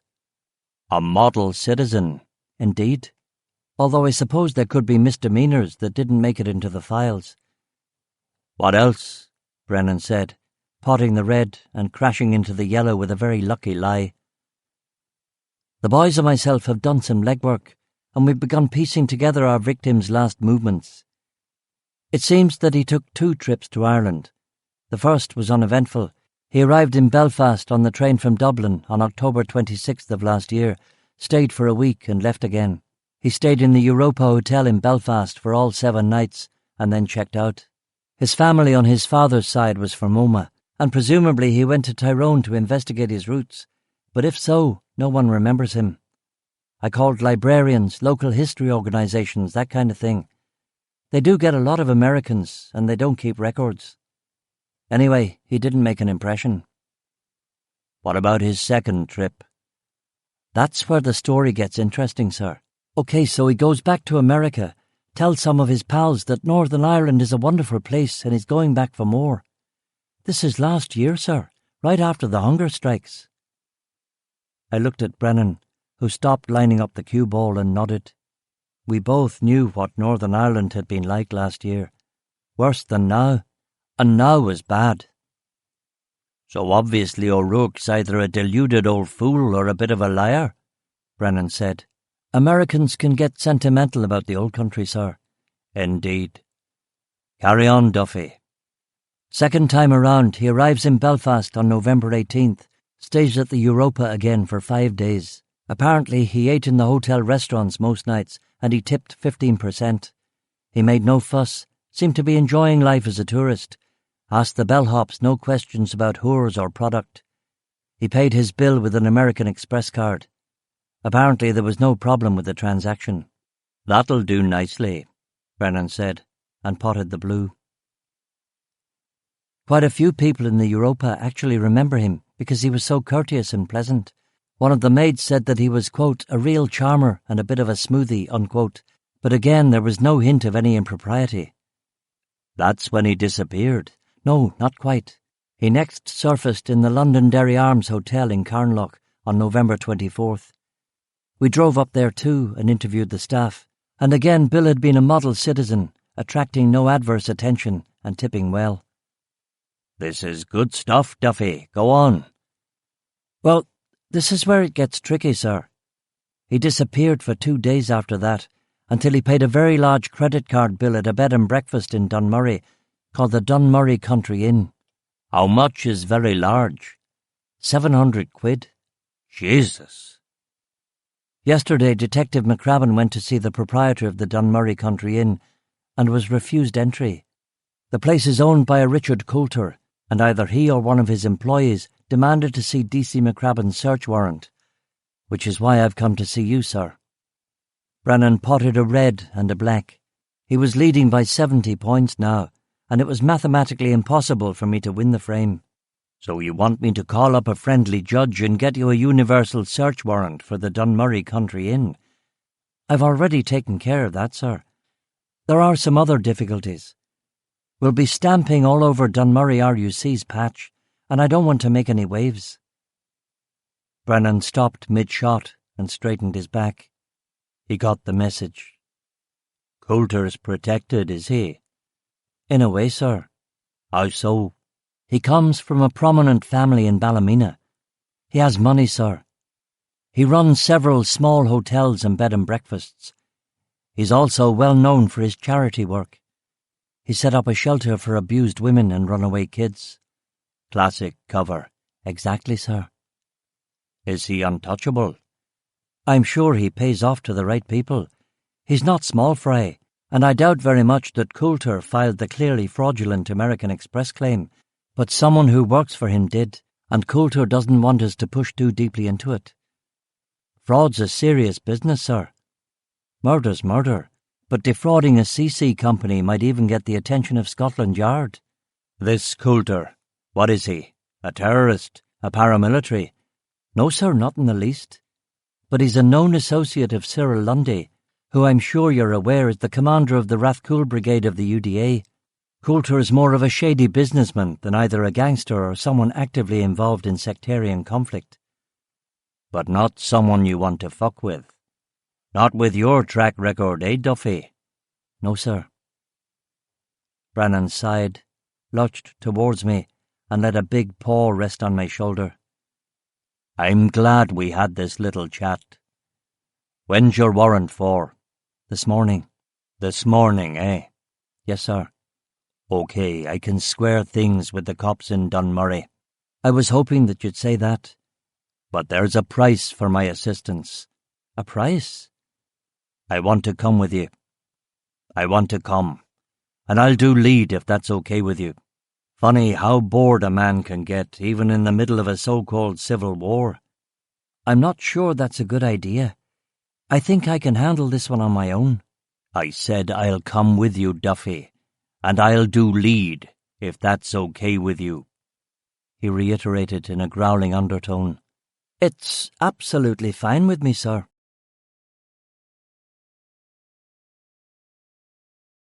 Chapter 11. No Progress. A wet April morning in a small provincial city on the fringe of Europe. A bunch of cops carrying out one of the most basic of all cop activities, executing a search warrant. And although everywhere the serving of search warrants is a protocol-driven, largely crepuscular activity, nowhere in the civilised world does the task come with so much palaver as in Northern Ireland. 3 grey armoured Land Rovers driving up a dreary motorway towards Dunmurry, a drab, soulless sink estate in North Belfast, recently saved from perfect entropy by the DeLorean Motor Company, which had been established there precisely for the purpose of resurrection. Elsewhere on Eurasia, in this spring of 1982, men are working in factories, making consumer goods and cars, harvesting winter wheat and barley, toiling in terraced rice paddies. From Shanghai to Swansea, there is order, work and discipline. And only here, at the edge of the continent, is there war. Funny that.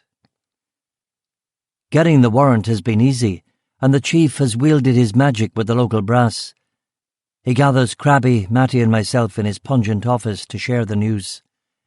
"We have our warrant and we have an OK from the RUC and Army chiefs. This is how the system works, lads. You just got to be nice and humble to the higher-ups," he says, presenting the wisdom of the ages as some kind of hard-won insider scoop. Chief Inspector Brennan, Sergeant Burke and Inspector McAllister are in one Land Rover. In a second, there are half a dozen police reservists dressed up in riot gear. In a third, Matty, Crabby and myself. As we drive through the seething estates, the locals make us welcome by throwing milk bottles filled with urine from tower blocks and the flat roofs of houses. Of course, if it was night time, or an occasion of particular tension, burning vodka bottles filled with petrol would be arcing in our direction. The convoy pulls up outside a bed and breakfast, which lies at the end of a terrace. Reserve constables fan out of the second Land Rover to guard the perimeter. We get out of ours. I'm not wearing full riot gear, but a simple blue suit and a black raincoat. Matty is unimpressed by the Dunmurray Country Inn, which looks like a bit of a shithole. "What was O'Rourke staying here for?" he asks. An excellent question that will no doubt be asked many times before this investigation is over. "This way, lads," Chief Inspector Brennan announces, and we follow him down the path. Sergeant Burke is with him for protection. Sergeant McAllister is waiting back in the Rover with his machine gun at the ready. We knock on the door. We are expected. The door opens. A man called Willie McFarlane opens it and stands there large as life and twice as ugly.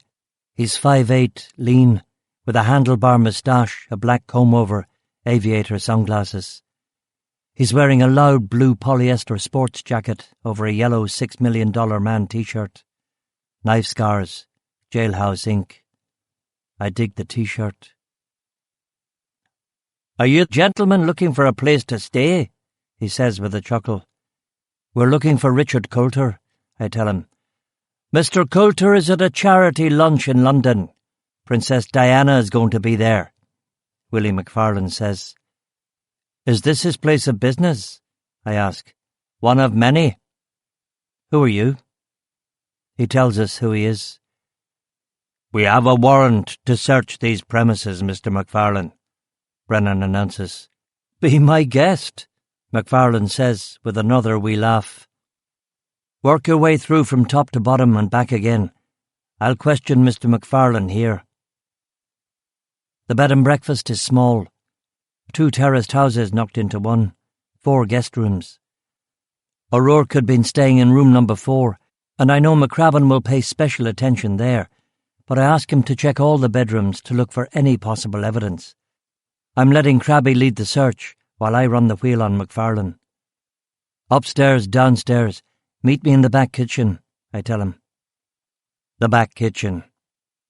The smell of lard and Ajax, flypaper hanging against the wall, clothes drying on an internal clothesline, a checkered linoleum floor, the kind that blood cleans up easily from.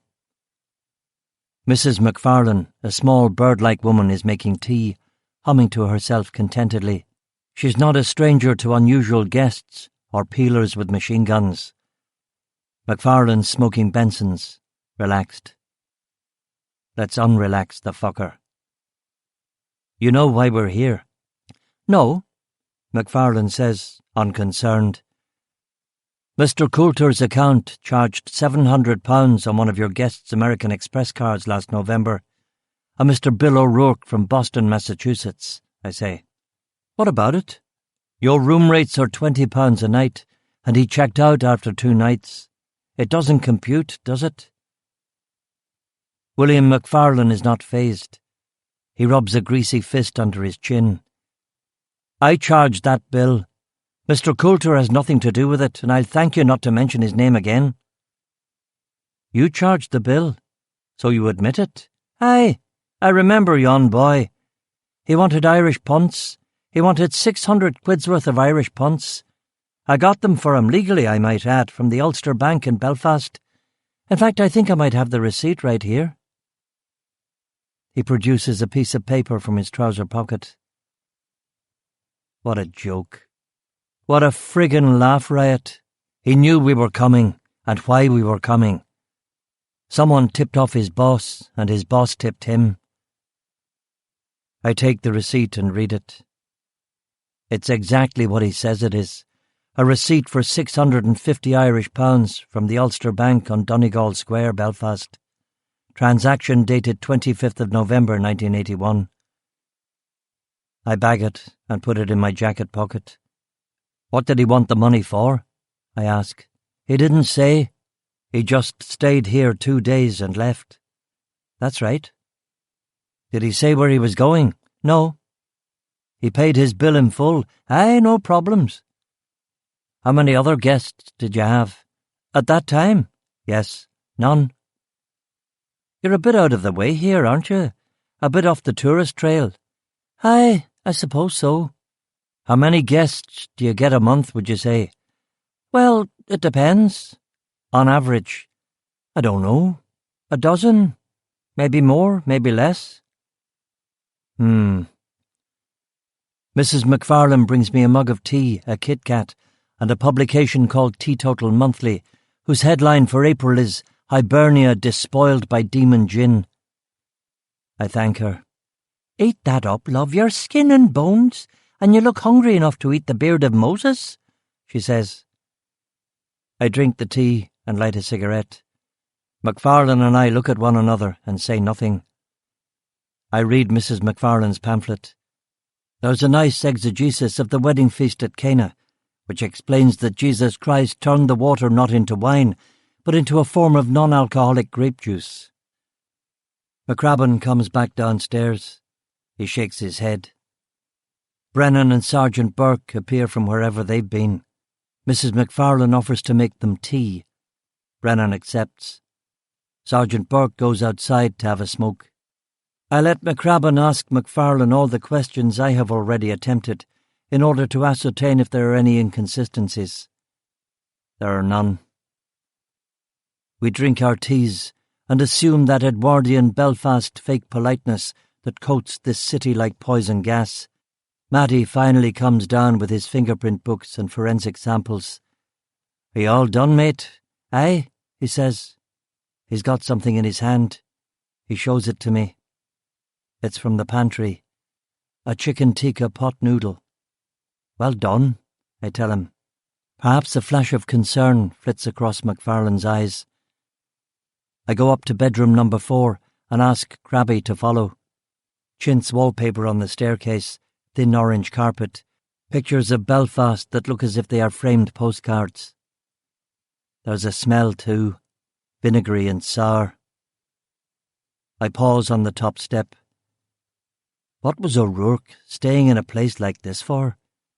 Crabby shrugs. He was only here for 2 nights. Why here? Why Dunmurry? No one visits Dunmurry. Some people must do so, otherwise there wouldn't be a bed and breakfast, Crabby says. Wise up, mate. This place is clearly a money laundering scheme. We go along the landing to room number 4. Typical Belfast terraced bedroom, small, damp, depressing, with an old-fashioned bed covered in many layers of itchy woolen blankets. Also a grainy window that does not open, a huge Duchess chest of drawers with a large fixed mirror, an elm desk and a plastic chair next to the window, fleur-de-lis wallpaper from a bygone age, sepia prints on the wall of 1920s Ireland. And that smell. Mildew, vinegar, cheap cleaning products. I look under the bed and examined the Duchess' chest of drawers, which is a monstrosity of a thing. The wood dyed to look like mahogany, but really pine. The drawers are empty, and the mirror could do with a good wipe down. I examine the desk, but there's nothing there, and again we look at the chest of drawers. There are strange wear marks on the carpet, an ugly case of rising damp on 2 of the walls. We found nothing either, Crabby says. McFarlane says he wanted Irish currency. That's why there was such a big bill, I tell Crabby. So he went down to the Republic? Could be. Maybe he was murdered down there. How did the body end up here? A million ways. They dumped the suitcase in a truck or a bin lorry going north.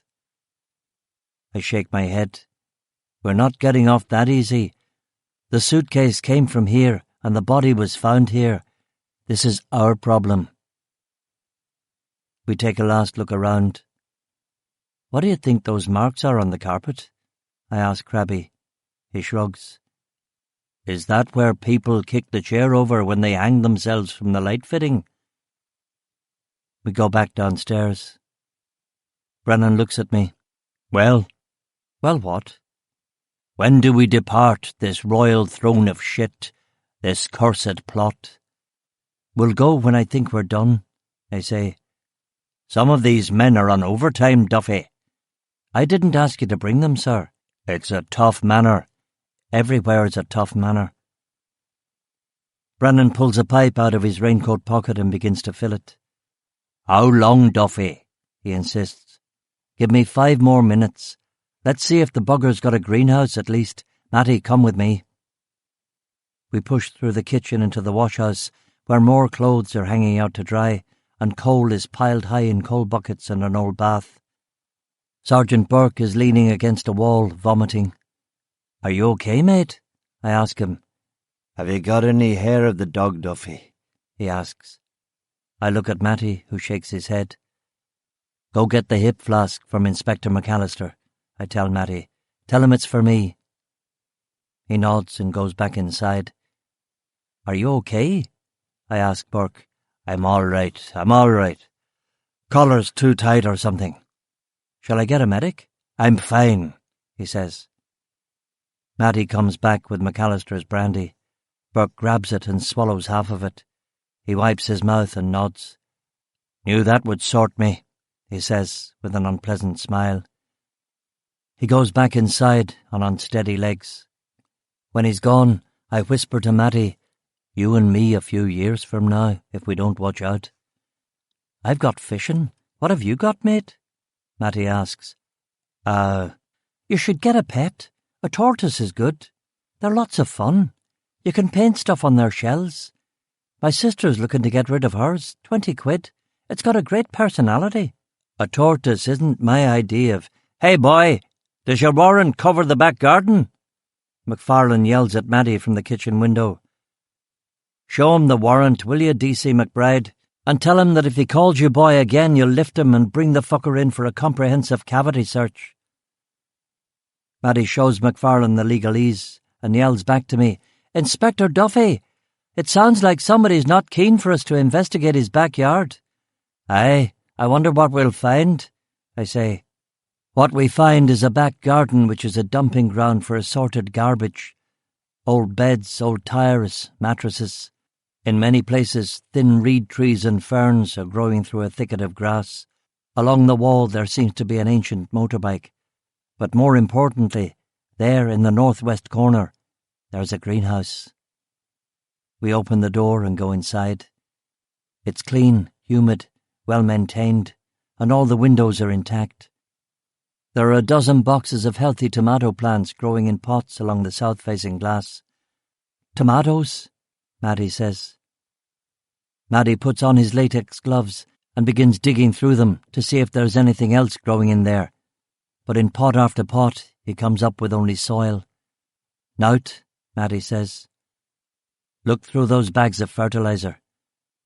Nothing in there either. We stand there looking at the rain running down the 30-degree angled roof in complicated rivulets. He looks at me. You're feeling it too? I ask him. What? A feeling that we're missing something. No. What were you looking at me like that for? I just noticed all those grey hairs above your ears. You're an Egypt. I examine the plants, but Matty's right. These really are genuine tomato plants, and there is nothing secreted in the pots. McFarlane gurns at us through the glass before going back towards the house. He's lying about something, Matty. But what? I don't know. Maybe he's Lord Lucan. Maybe he shot someone once from a grassy knoll. Do we head now? The chief's getting shirty, Matty asks. I walk outside the greenhouse and do a thorough 360 perimeter scan, and lo and behold, between the greenhouse and the wall, I spot a plant pot sitting on a compost heap, red plastic hastily thrown away. There's no plant in it now, but clearly there once was, and perhaps residue remains. What do we have here? What is it? Give me a bag, quick, I tell him. We put the plant pot in a large ziplock to protect it from the rain. We march back into the house. What have you got? The chief asks. Evidence, boss, Matty says with an unconcealed note of triumph. I look at McFarlane. His face is blank. The complaining, however, is dried up, which can only be a good sign. I thank Mrs. McFarlane for the tea and her hospitality. We file outside. A crowd. A rent-a-mob. 36 youths in denim jackets. The reserve constables looking nervous. SSRUC, a kid yells, and the chant is half-heartedly taken up by the others. Someone from the back throws a stone. Time to head, gentlemen. These Fenian scum will make it hairy in a minute or two, Brennan says. These Fenian scum. The word throws me, gives me a strange out-of-body dissonance for the second time today. How did it happen that I'm on the side of the castle, on the side of the Brits? One of the oppressors, not the oppressed. Come on, lads, let's go, Chief Inspector Brennan says. We get back into the vehicles as a hail of bricks, bottles and stones come raining down on the Land Rover's steel roof. We make straight for the M2 motorway, the Shore Road, Carrickfergus police station. What now, boss? Matty asks. Take a Land Rover and a driver and get this plant pot up to the lab. I want it examined by the best forensic boys on the force, and I want you to stay with those fuckers until the job is done.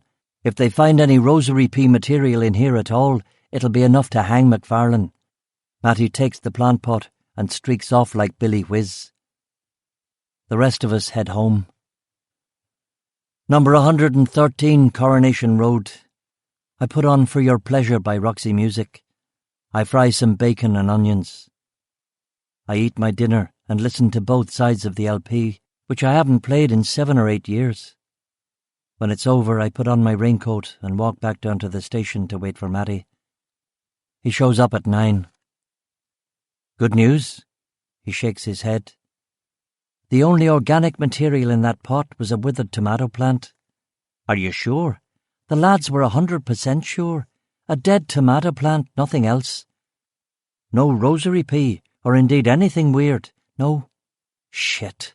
Sorry, boss. Thanks, Matty. No rosary pea, no abron. Do you want to go next door to the pub? I ask him. Is that an order? No. Well, in that case, I'd rather not, if you don't mind. All right, I'll catch you another time. I'll go myself.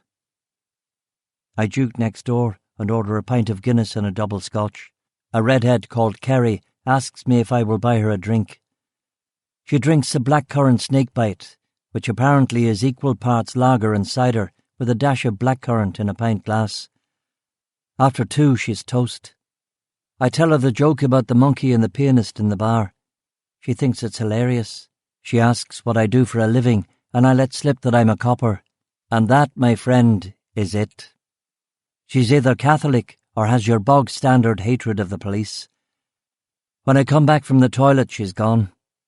She's been through my wallet, but she's only taken a £20 note to get a taxi, which when you think about it isn't so bad.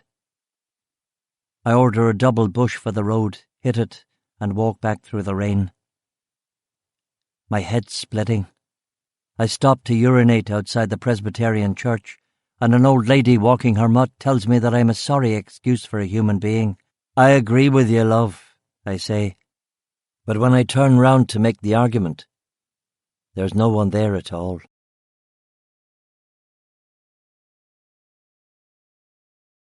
Chapter 12. A Message. A week went by without any developments. Like the majority of murder cases in Northern Ireland, this one was starting to die. No new information from America, no eyewitness testimony, no calls on the confidential telephone. Mr. O'Rourke had last been seen in Dunmurry. He'd got some Irish money, checked out of his crummy B&B, and then he turned up dead. In another week or so, the chief would tell me to put the O'Rourke case on the back burner. A week after that, we'd move it to the yellow folders. Open, but not actively pursuing. It was a Wednesday. The rain was hard and cold, and coming in at a 45-degree angle from the mountains. The sound of shotguns somewhere up country woke me at 7. I listened for a moment or two, but there was no return fire, and it was probably just a farmer going after foxes. I put on the radio. The local news was bad. An army base in Lurgan had been attacked with mortars, a firebomb had destroyed a bus depot in Armagh, and an off-duty police reservist had been shot dead at the wheel of his tractor in Fermanagh. The national news was about the Falklands War. Ships were still sailing south. The Pope wanted a peaceful solution. The Americans were doing something. The EEC was calling for sanctions against Argentina. I lay under the sheets for a while, and finally wrapped myself in the duvet and dragged my ass downstairs. I called my mother. She said she was just going off to play bridge. Dad was also on his way out, going birding up the Giant's Causeway. "What do you see up there?" I asked, faking interest. "Buzzards, kestrels, peregrines, sparrowhawks, gannets, occasional black and common guillemots, razorbills, eiderducks, purple sandpipers, colonies of fulmar, kittiwakes, Manx shearwaters, puffins, twites." "You're making half those up."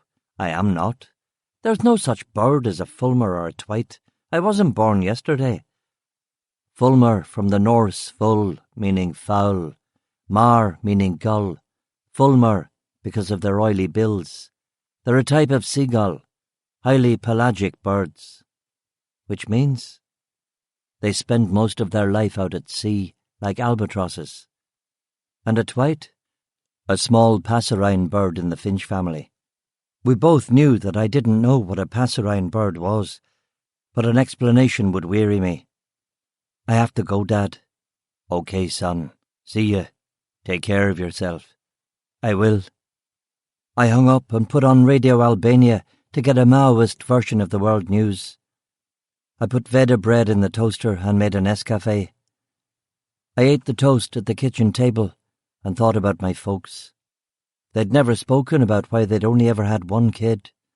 I hadn't been deprived of love, but I'd just never really connected with either of them. Dad was into fishing, bird-watching, hair-coursing, fell-walking, hiking, that kind of thing. And as a wean, I thought that I was interested in it too. But I was only fooling myself. When I told them I was going to be a cop, they neither approved or disapproved. If I told them I was going to be a terrorist, I probably would have gotten the same reaction. I carried the coffee into the living room. I put on all 3 bars of the electric heater and stared out stupidly at the front garden. Radio Albania's spin on the Falklands War was that it was a struggle between 2 fascist regimes in an attempt to repress revolt among their own working classes. I trudged back into the kitchen, changed the channel to Radio 4 to get confirmation that this really was a Wednesday. I had accumulated a lot of leave, and in a deal with Dalziel in Clerical, I was taking 2 Wednesdays a month off until my leave was back down to manageable levels. I made another cup of coffee, and when I discovered that it was indeed a Wednesday, I retired to the living room with a toffee crisp and my novel. I was reading a book called Shoeless Joe, which had gotten a good review in the Irish Times and was about a man obsessed by baseball and J.D. Salinger, but not in a creepy Mark David Chapman way. The phone rang. I trudged into the hall and picked it up. "Hello?" "Is this Duffy?" "It is." "Can you be at the shelter in Victoria Cemetery in 10 minutes?" a woman asked. A young woman with an odd voice, English, old-fashioned. So old-fashioned it sounded like she was doing an accent or something. "Sorry. Can you be at the Victoria Cemetery shelter in 10 minutes?" she repeated. "I can, but I'm not going to be. I've got information about one of your cases." "Come down to my office, love, any time," I said. "I'd like to meet with you in person." "I don't do graveyards. It'll have to be at the office." "This will be worth your while, Duffy. It's information about a case." "Listen, honey, they pay me the same wages whether I solve the cases or not." The lass, whoever she was, thought about that for a second or two and then hung up. She didn't call back. I looked out the window at the starlings for 10 seconds. One of the little bastards shat on my morning paper. "Fuck it," I muttered, ran upstairs, pulled on a pair of jeans and gutties. I threw a raincoat over my Thin Lizzy t-shirt and shoved my Smith & Wesson .38 service piece in the right-hand coat pocket. "I don't like it," I said to myself, and sprinted out the front door. The graveyard was on the other side of Coronation Road, over a little burn and across a slash of waste ground known as the cricket field, the de facto play area for every unsupervised wean in the estate. The sky was black. The wind and rain had picked up a little. I jumped the stream and scrambled up the bank into the cricket field. Burnt-out cars and a gang of feral boys throwing cans and bottles into a bonfire. "Hey, mister, have you got any fags?" one of the wee muckers asked. "No," I replied, and topped the graveyard wall. I circled to where I could see the concrete shelter that had been built to give protection to the council gravediggers while they waited for funeral services to be concluded. This part of Carrick was on a high flat escarpment, exposed to polar winds, Atlantic storms, and Irish sea gales. I'd been to half a dozen funerals here, and it had been pissing down at every one of them. I had envied the men in the shelter, although I had never actually been in it myself. It was large and could easily accommodate a dozen people. If I remembered correctly, there were several wooden benches that ran along the wall. There were no doors to get into it, as it was open to the elements on the south side like a bus shelter. If I could circle due south through the petrified forest of graves, I could easily see if someone was waiting in there or not. I ran at a crouch through the Celtic crosses and granite headstones and the various family plots and monuments. I made it to the perimeter wall on Victoria Road, due south of the building. I looked across the cemetery and squinted to see into the shelter, and moved a little closer and looked again. No one was there. I walked a few paces forward until I was behind a large monument to a family called Beggs, who had all been killed in a house fire in the 30s. I watched the cemetery gates and the shelter. No one came in. Nobody left. There appeared to be no one else here but me. Rain was pouring down the back of my neck. It was cold. And yet I knew that the place was not deserted. She was here, whoever she was. She had called me from the phone box on Victoria Road, and now she was here, waiting for me. Why? I put my hand in my pocket and clicked back the hammer on the revolver and stepped out from behind the Beggs family headstone. I walked slowly to the graveyard shelter, scanning to the left and right and whirling 180 behind me. I raised my weapon and carried it two-handed in front of me. She was here. She was watching. I could feel it. I entered the shelter and turned round to look back at the graveyard. Nothing moved, but there were many hiding places behind the trees, the tombstones, and the stone walls. There was no glint from a pair of binoculars or a rifle scope. "I came. Isn't that what you wanted?" I said aloud. A crow cawed. A car drove past on Victoria Road. I sat on a long bench that had been vandalised down to a couple of wooden slats. I stared out at the dreary rows of headstones, Celtic crosses and monuments. Nope. There was nothing and nobody. She was more patient than me, and that was not a good thing. Impatient coppers got themselves killed in this country. Thunder rumbled over the loch. The rain grew heavier. Rivers of water were gushing down the Antrim plateau and forming little pools in the cemetery. I pulled out me Marlboros and lit a cigarette. I walked to the edge of the shelter and looked out. Worms by the hundred were disgorging themselves from their human feast and writhing on the emerald grass. Grass so green here that it hurt to look at it. Why? Why had she called me? What was this about? Had I disrupted her plans by coming over the wall and not through the gates? Had she got cold feet? Was it just a regular crank call? I sat there, waited, watched. She waited too. The sky darkened. Magpies descended to feast on the snails and earthworms. "Hello!" I yelled out into the weather. "Hello!" Silence. I turned and walked back, and it was only then that I noticed the envelope duct-taped to the back of the bench. I immediately looked away and lit another cigarette. When the cigarette was done, I turned round with my back to the exposed south entrance. If she was watching, she wouldn't know what I was doing. Perhaps she would think that I was pissing against the wall. I took out a pair of latex gloves from inside my raincoat pocket and put them on. I checked for wires or booby traps, and finding none, ripped the envelope off. I examined it. It was a green greeting card envelope. Keeping my back facing south, I opened it. Inside there was a hallmark greeting card with a shamrock on the cover. I opened it. Happy St. Patrick's Day was the message printed inside. At first I thought there was no message at all, but then I saw it opposite the greeting. 1 CR 1312, she had written in capital letters in black pen on the top of the page. You could perhaps have mistaken it for a serial number. I noticed that actually there was a space between the 3 and the 1, so that really it read 1 CR 1312. Even a non-Bible reading papist like me knew what it was. It was a verse from the New Testament. Paul's first epistle to the Corinthians, chapter 13, verse 12. And not only that, it was something familiar, something I should know. The answers would be in my King James Bible back home. My house was only 2 minutes away, but there was something I had to do here first. I put the card back in the envelope and retaped it to the seat back. I pretended to zip up my fly, then I turned round and lit another cigarette.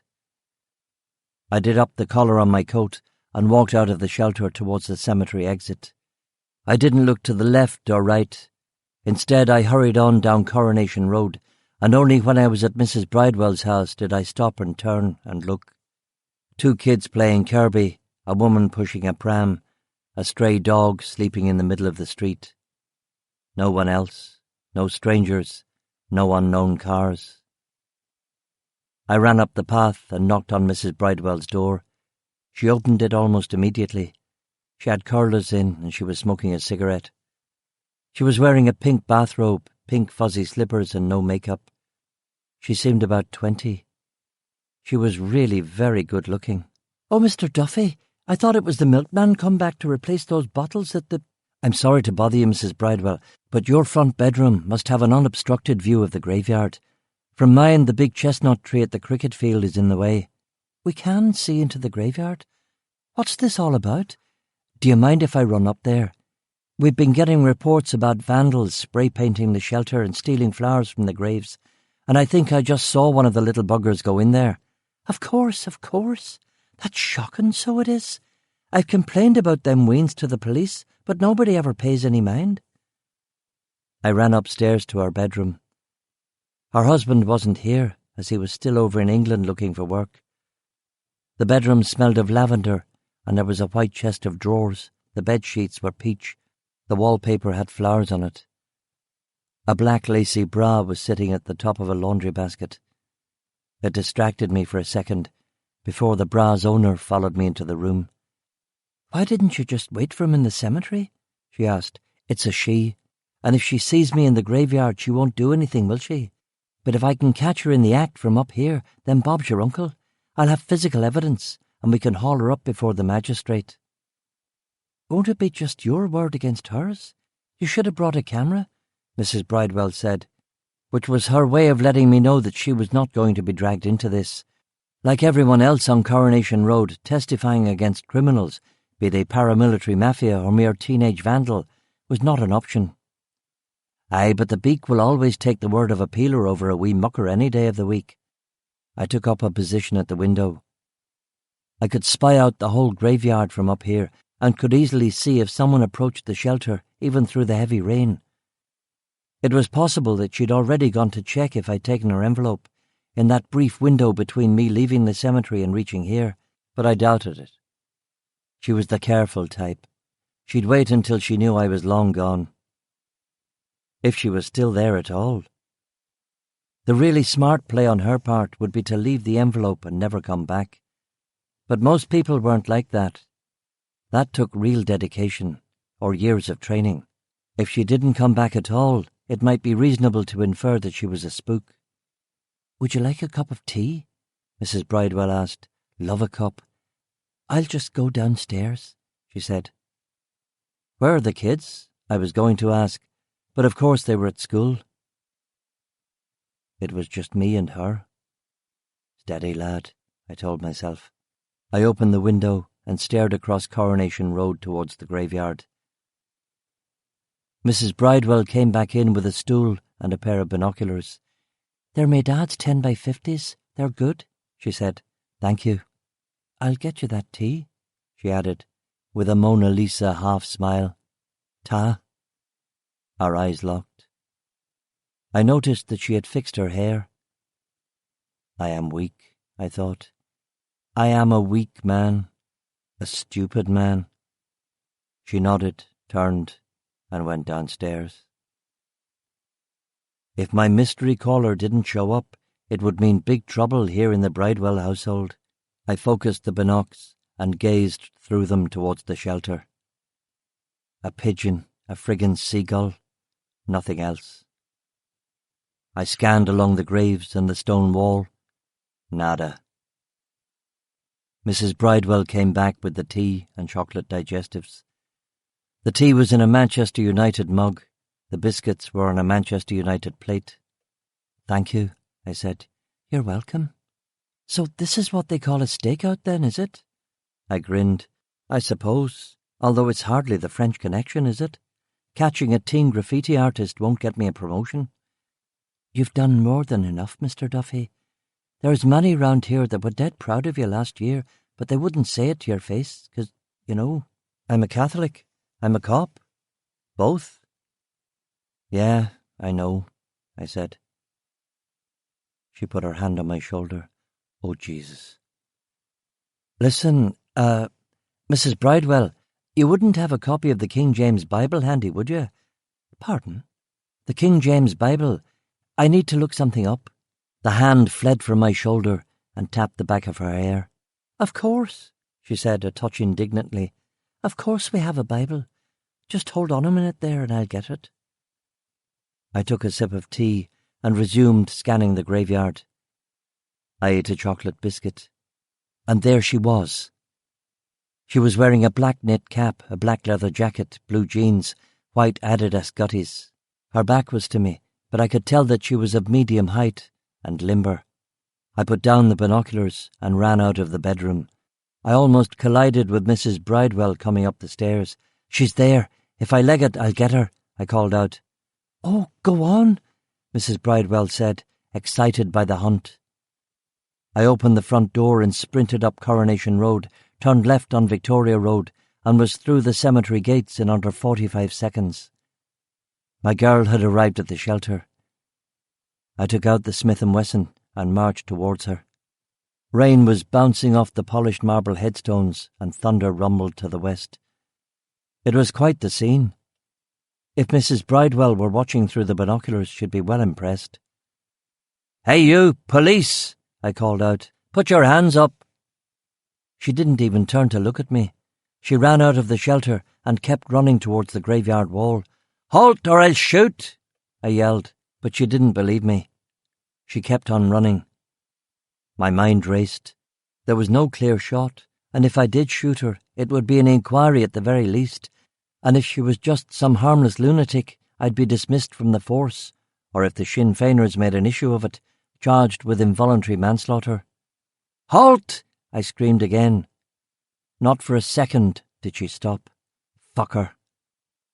I let the hammer drop on the Smith & Wesson and ran after her. Christ, she was fast. She ran between the headstones and down the row of sycamore trees that led to the back gate. She stumbled on a tree root that curved above the surface. She lost her balance, regained it, lost it again, spilled. "OK, love, that's enough fun and games," I shouted at her. I pulled out the trusty .38 again. I thought I heard a crack. It may have been a gunshot. It may have been a car backfiring. I dived to the ground and scrambled behind a headstone. "The bitch is shooting!" I exclaimed, caught my breath, and carefully stood up behind the grave. In the 10 seconds I had taken to do all that, she had gotten to her feet and sprinted towards the cemetery wall. Jesus! I ran after her, but before I'd covered half the distance, she hopped the wall and vanished into the barley field. I heard a motorcycle kick, and then saw a green Kawasaki 125 trail bike zoom across the field. It jumped a stream and cut down the lane to Victoria Road. It drove straight across the road heading into Downshire Estate. By the time I made it to the wall, I couldn't even hear it anymore. I jogged home and called it in.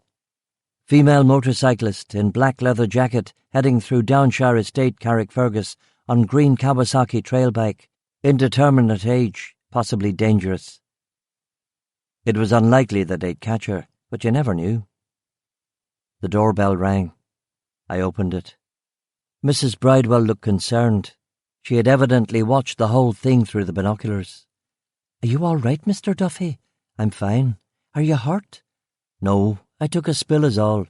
"Them vandals are getting more brazen every day. They have no respect for the law. I have half a mind to tell Bobby Cameron." Bobby Cameron was the local UDA commander. His method would be to kneecap the next kid who was found with a spray can. No, there's no need for that.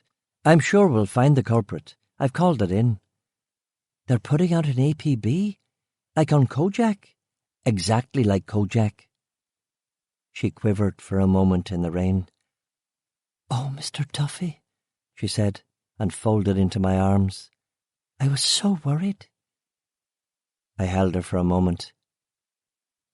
She cleared her throat. "Well," she said, "I suppose I'd better go get the weans?" "Yes, of course." She walked back down the path. As I watched her arse jiggle away in that yellow dress, I saw a black woman walking down the street from the other direction. She was tall and elegant, wearing jeans and a green sweater. I had never seen a black person before in Carrickfergus, and contextually it was pretty surprising. Because of the Troubles, Northern Ireland had virtually no immigration. I mean, why would anyone emigrate to a war zone that had bad weather, bad people, bad food, and sky-high unemployment? Carrickfergus was as ethnically complex and diverse as a joint Ku Klux Klan Nazi Party rally. I stared at the woman for a second. It wasn't nice, but I couldn't help myself. She must have felt my gaze, because she turned to look at me and smiled. "Hello," I said. "Hello," she replied in an African accent. I went back inside number 113 and closed the front door. I checked with the emergency dispatcher at Carrick Station. No motorcycle. I asked them to patch it up to Central Command. They said they would. Every RUC and British Army patrol that came across a green motorcycle for the next 24 hours would stop the bike and question the rider. In theory it sounded good, but presumably the bike would be burnt out at the first opportunity and never ridden again. The whole thing was baffling. Was it just a crank? Some kid fucking with me? I went back to the graveyard to see if the envelope was still there, but she'd lifted it. Didn't matter. I remembered the verse. I ran the bath, poured myself a vodka and lime, and dug out the King James Bible. I looked up Paul's first letter to the Corinthians, chapter 13, verse 12. Of course I recognized the passage. For now we see through a glass darkly, but then face to face. Now I know in part, but then shall I know, even as also I am known. What's that all about? I asked myself repeatedly for the next 2 hours, and got no answers at all.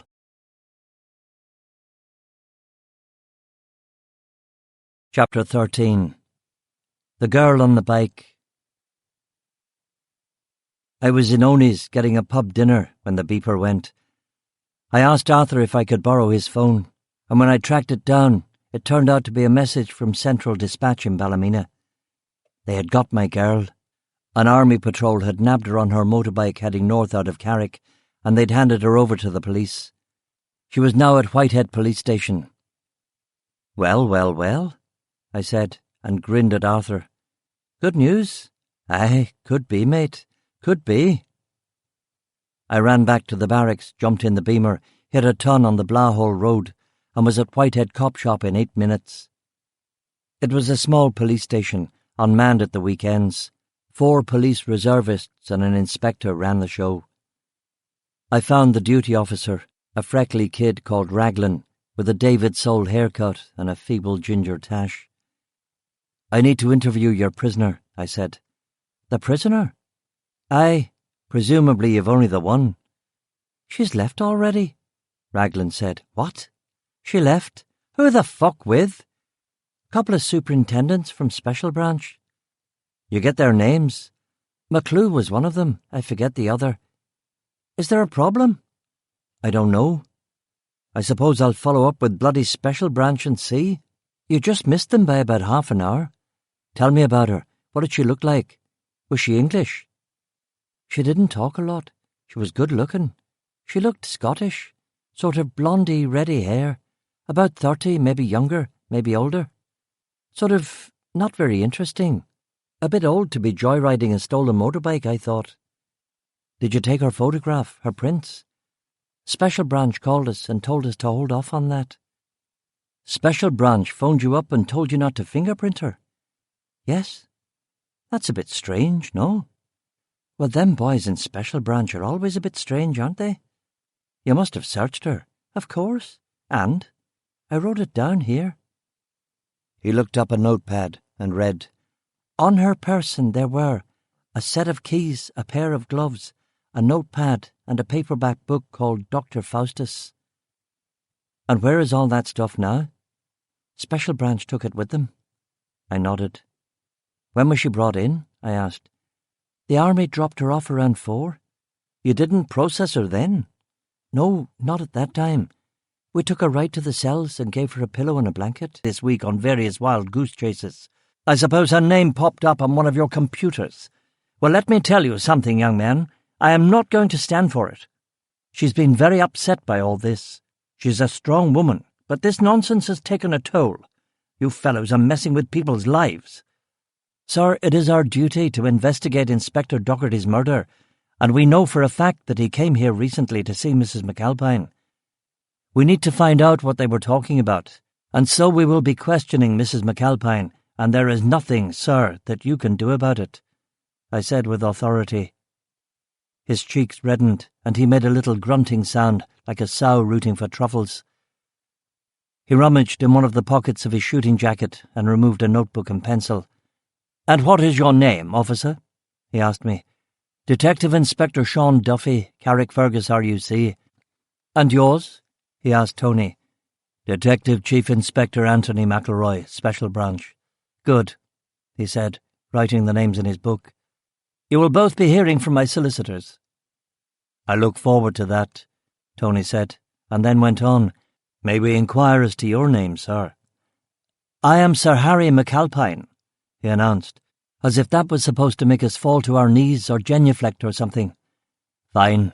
Now if you'll kindly move to one side, we'll be about our business," Tony said. He moved. We got back in the BMW. "Watch your dogs," I said, and turned the key in the ignition. "Funny old git," Tony said. "I'll tell you something funny," I began. "What?" "He lets 2 armed men go to his sister-in-law's house only a couple of months after her husband, his brother, has been shot by a couple of armed men on a motorbike." "We told him we were police," Tony protested. "Aye, we told him. But he didn't actually ask to see our warrant cards, and he wasn't surprised to see us, was he? Which means he knew we were the police, and he knew we were coming. Because of Docherty. Because of Docherty. Why fuck with us then? He wanted to introduce himself. He wanted us to know that Emma McAlpine was the sister-in-law of Sir Harry McAlpine. What good does that do? He wanted to put the fear of God up us. It didn't work, because neither of us have bloody heard of him. I have an ominous feeling that we're going to, though, huh?" Tony nodded, and we drove into the familiar McAlpine farmyard. Cora was chained up under an overhang, but soon began barking and snapping at us. "Friendly dog," Tony said. "She does that when she's not tearing your throat out, or watching calmly while 2 terrorists shoot her master." We got out of the car and walked across the muddy farmyard. The hens were out, pecking at crumbs, and a proprietary rooster gave us the evil eye from a fence post. There was a note on the front door. "Gone to get salt. Back soon." I took it off and showed it to Tony, who was a little nearsighted. "You think she means that literally?" Tony asked. "What else could she mean?" "I don't know.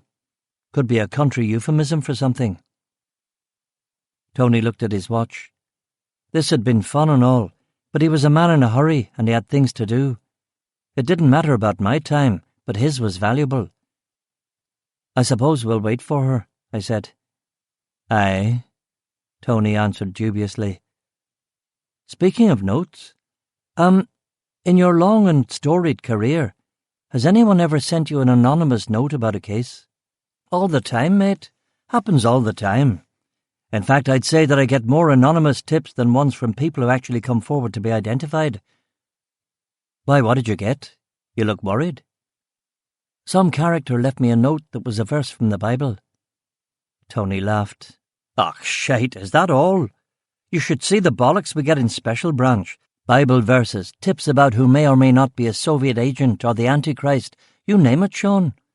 Last week we had a boy who got passed up to us from Cliftonville RUC, who had convinced them that he was the real Yorkshire Ripper. The cops in Cliftonville actually thought we might want to interview him.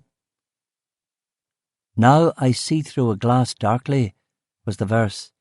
I remember that one. That's popular with the nuts. Is that from the book of Revelations? Corinthians. It was a woman who left me the note. English accent, maybe.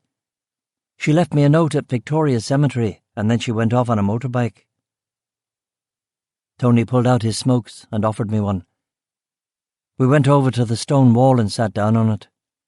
2 fields over, a horse was tied up against a tumble-down shed. 3 fields the other way there was chimney smoke coming from the big house at the top of a hill, almost certainly the home of the lord of the manor. The rain, thank God, had taken a momentary breather in its relentless guerrilla war against Ireland. "Go on," Tony said. "I called it in, and they found the girl and arrested her and took her to Whitehead RUC. She spent a few hours in the cells, and then she was supposedly taken away by a couple of goons from Special Branch. One of them was a guy called McClue, a fake name if ever I heard it. And of course, when I called up Special Branch, there was no McClue, and no one had been sent to get her in Whitehead." Tony frowned. Several things occurred to me. First, if you had found her, what would you have charged her with? Leaving you a strange message and riding away on her motorbike? What crime is that? You'd be looking at a bloody lawsuit, mate. Secondly, who is she? Certainly not a lone nut, if she had a couple of friends who were willing to pose as Special Branch agents to come get her. So, not a nutter. Or maybe she could be a very persuasive nutter. It's the sort of thing a student would do, or aboard paramilitary, or what? You know what. A ghost, a fucking spook. Northern Ireland is thick with them.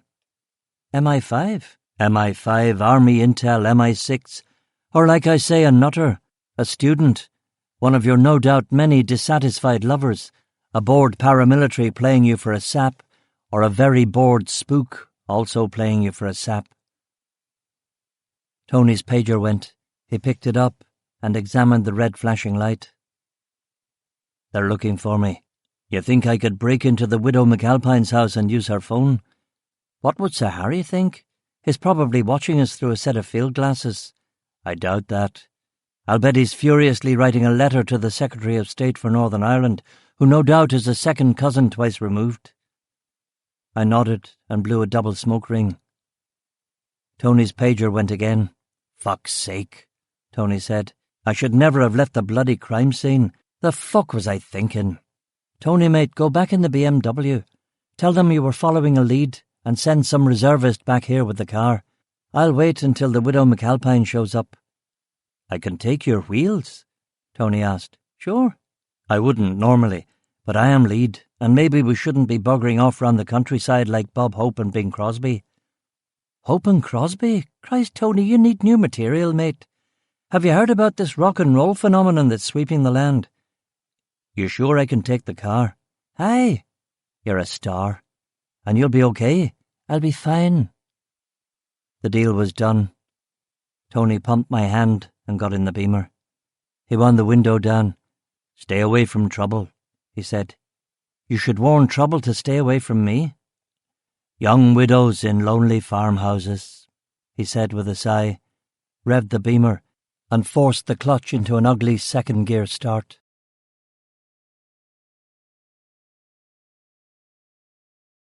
Chapter 16. Salt. I was glad that he was gone. I wanted to talk to Mrs. McAlpine alone, and to follow up with Sir Harry alone. Tony was too much of an equal. It required weight to deal with him, and I needed the emotional space to think. I walked to the farmhouse again and tried the door. She'd locked it. What country person locks their door? Maybe one who's just had her husband gunned down by strangers, I said to myself. Cora barked at me. The rooster gave me the eye. I looked at the horse tied up across the fields, and I looked at the track up to the manor.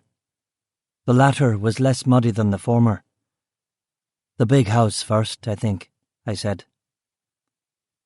The slope was on a 1 in 7 gradient that was a little taxing, and I had to catch my breath at the top of it when I reached the stone wall around the house and the estate. There was an old lodge that had been boarded up, but no actual gate itself. There were assorted farm buildings along the wall, and a short drive to the house lined with palm trees. Coconut palms, by the look of them, always an odd sight in Ireland, but not uncommon. Sailors had been bringing them back in pots for centuries. A brisk walk underneath them brought me to the house. There were 2 cars parked outside, an Irish racing green Bentley S2 Continental and a black Rolls-Royce Silver Cloud. Both vehicles were about 20 years old, and had certainly not been designed for country living.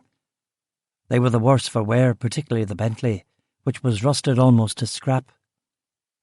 I wondered if the engine still turned over, but if it did, the best you could have done with it was drive it to the junkyard. The roller was in better nick, but not much. The rear suspension was gone, the fenders were dinged, and the original paint job had been touched up with what looked like house paint. Both vehicles were caked with mud and bird shit. I loved cars, and this was a crying shame. I gave the house a butcher's. Mid-century Georgian, red sandstone, 3 floors, a steep slate roof, and a large wooden door that once had been painted a garish bright blue, but which now had faded into a pleasing mottled indigo. The original elegantly high curved windows had been replaced by squat square jobs in brown frames. A black, sinister ivy was growing over 2/3 of the house, and all the third-floor windows were a suffocated, tenebrous jungle. At least the ivy helped conceal the house's shambolic condition, but if you looked closely, you could see the unrepaired cracks in the walls, the missing tiles in the roof, and the strange lean of the entire structure a good 10 degrees off the vertical. I was vibing a classic case of the aristo fallen on hard times. Big empty rooms, mad woman in the attic, eldest daughter marrying some garish Yank with money. I crunched on the gravel and walked up moss-covered granite steps to the porch. I rang an ancient-looking push bell and contemplated a sour-looking cat who was sleeping on a heap of old newspapers. At least I assumed he was sleeping, as he didn't seem to breathe once. A middle-aged woman came to the door. She was wearing an apron and looked annoyed. "He's not in, so he's not," she said in a pissed-off West Belfast accent. "Where is he?" "Out with the dog, so he is." I showed her my warrant card. "Polis, is it? Is there anything wrong? Will I get Betty?" "Who's Betty?" "The housekeeper, Mrs. Patton." "And who are you?" "Cook, Aileen." "Who else is in the house?" "No one else. Ned will be with the horses." "Is that everyone?" "Yes." I wrote the names in my notebook. "Is there a wife, girlfriend?" "No." "Can I come in?" I asked. "I suppose so," Aileen said. I followed her into a rather gloomy-looking hall with dark wood panelling and a staircase curving to the upper floors. There were hunting trophies on the wall, something I had not seen before anywhere in Ireland. Huge stags, but also lions, leopards, a cheetah, all from another age. The place was dusty and it smelled of mildew. The smell was so bad, in fact, that I gagged, and to cover my embarrassment, I pointed at the beheaded animals. "Do they not give you the willies, love? All them eyes looking down at you," I said in the demotic. She laughed. "Aye, they're desperate, so they are." "Is it from himself?" I asked. I could tell now that Aileen was a Catholic. It was hard to say how I could tell, but I could. Accent, body language, who knew? Sir Harry wasn't a raging bigot then. No, from his da or his granda more than likely," she said. "What does he do for fun?"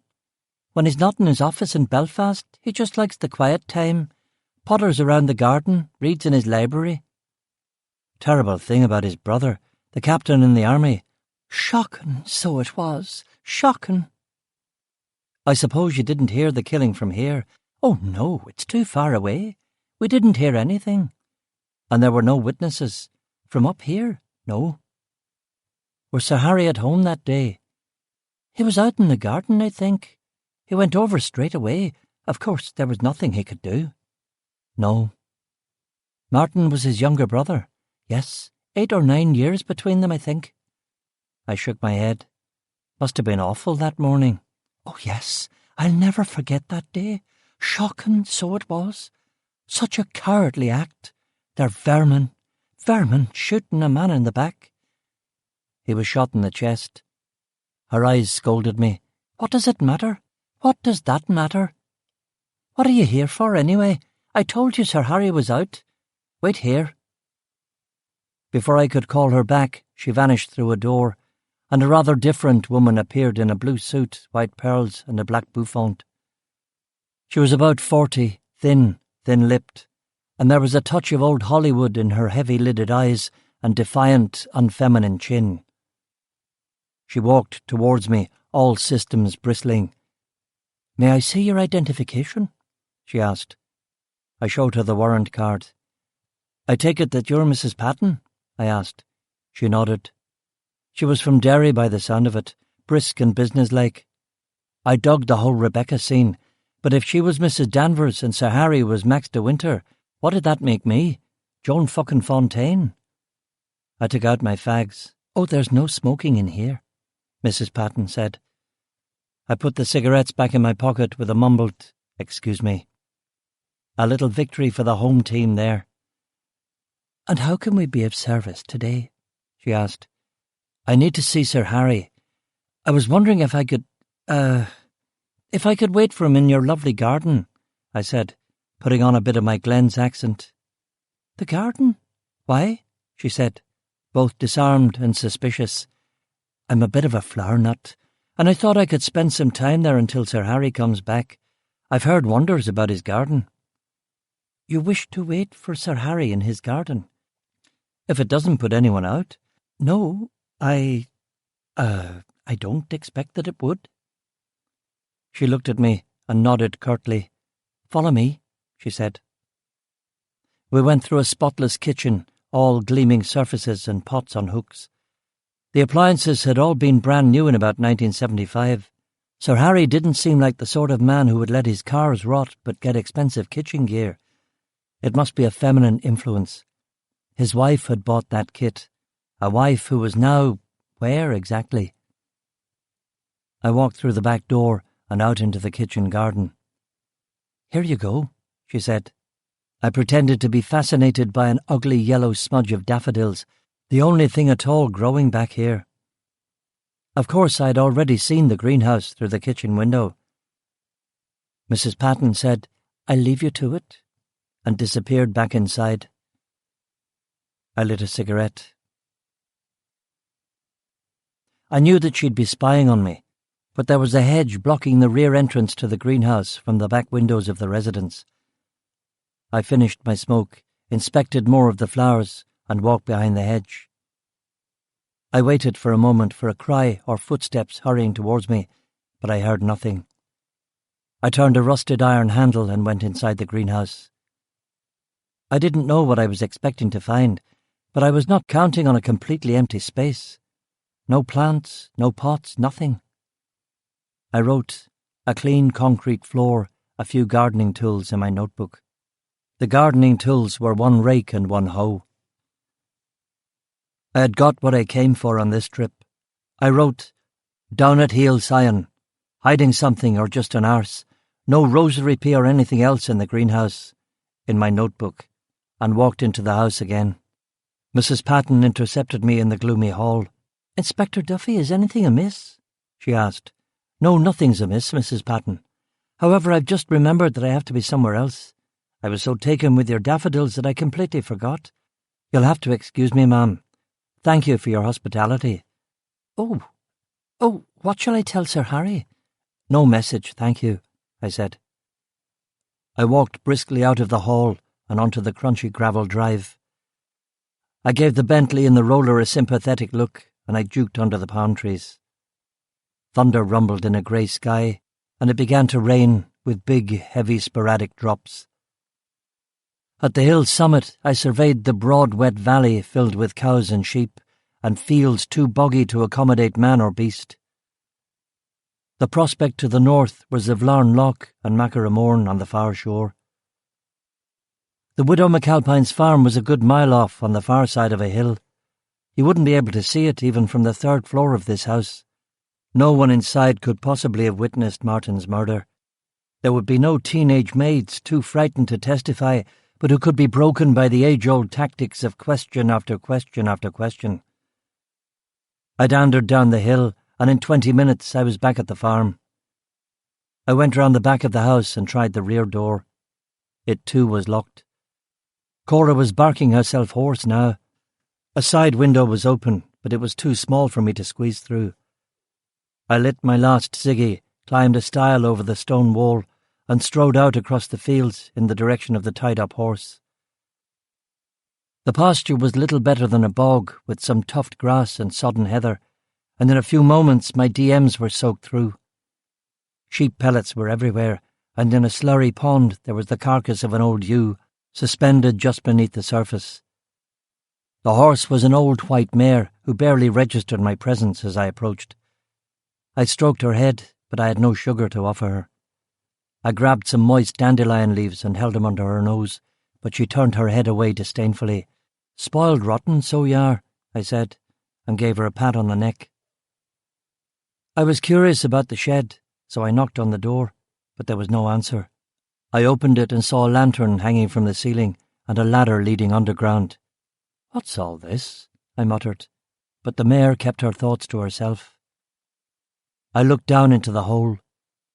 It was a vertical tunnel lit by a series of incandescent bulbs.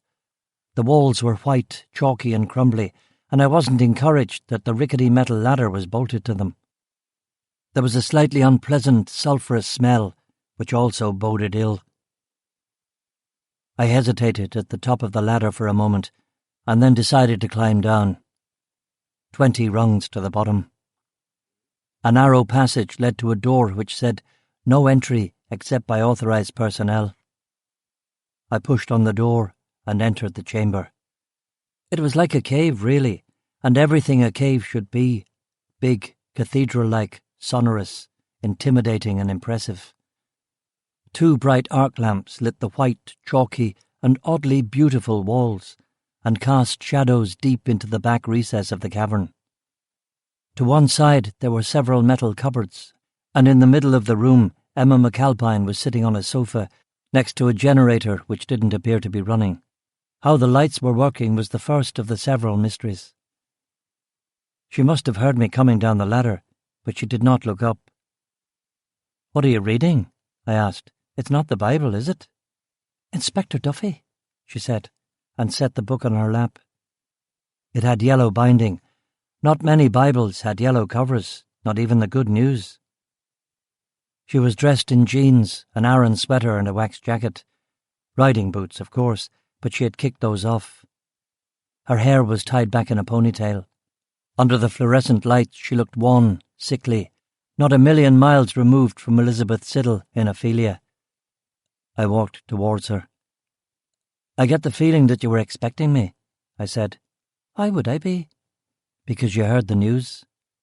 She nodded. "Inspector Docherty? I'm sorry," she said. "Sorry for what?" "Docherty was a brother officer, wasn't he?" "Yes." "Would you like some tea? I brought a flask. It's already made up with milk and sugar." "Scandalous, I know." "Sure." "Have a seat." I sat next to her on the leather sofa. She smelled of horse and sweat and leather. The sofa was covered in a layer of powdery white shit from the crumbling ceiling. I brushed myself a space with the back of my hand and sat down.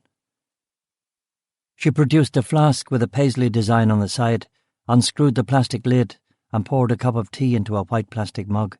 "I also brought a flask of gin if you want to slip that in there," she said, as if that would be the most natural thing in the world.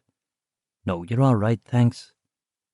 I took the tea, which was weak and very sweet, the way I liked it. The type of tea you were supposed to give to people to stop them going into shock. "Docherty came to see you, didn't he?" I asked. "Yes." "What about?" "I think he may have been drunk. He had certainly been drinking." "What did he talk to you about?" "In an extremely vulgar manner. He demanded to know exactly where I had been when Martin got shot." "And what did you tell him?" "I told him that I was in the kitchen." "And what did he say to that?" "He said that he didn't believe me. He said that I wasn't telling him everything." "And what did you say to that?" "I told him that no one could call me a liar in my own home, and I asked him to leave." "And did he leave?" "No, he did not. He abused me in the most disgraceful language. At one point I felt that he was going to strike me." "And then?"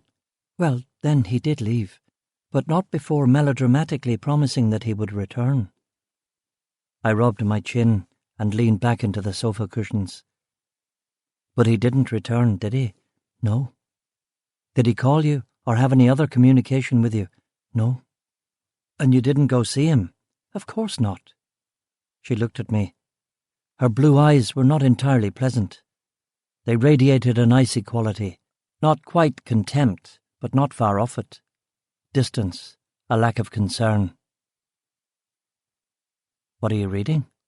I asked in a lower register. "It isn't the Bible, since you ask." "The Bible was on my mind. Someone called me up and asked me to meet them, and when I went there they had left a note," I explained, leaving out the chase scene. "That sounds like fun," she said. "What did the note say?" "It was a Bible verse." "And?" "Now I see through a glass darkly." "What does that mean?" "I have no idea." She grinned and slapped her thigh. "Oh, I get it. You thought I was reading the Bible and that maybe I was the person who left you the note. Is that it?" It was a woman on the phone, but it was an English woman. "Maybe I was disguising my voice." "Maybe you were." "I didn't call you, and I didn't leave you a note. How would I get your number, anyway?" "I'm in the book." "Oh." "And I went to see your brother-in-law." "Why?" "Just to be nosy." "And what did you find out?" "His cars are in a bad way." "His cars?" "The Bentley and the Roller. Beautiful machines, sadly gone to pot. He should at least keep them in a garage. Are you aware of the Japanese concept of mono no aware? The bitter sweetness of things? I'm afraid not. The Japanese sages say the best way to appreciate beauty is to focus on its transient, fragile and fleeting nature. I nodded. Is that what your brother-in-law's doing?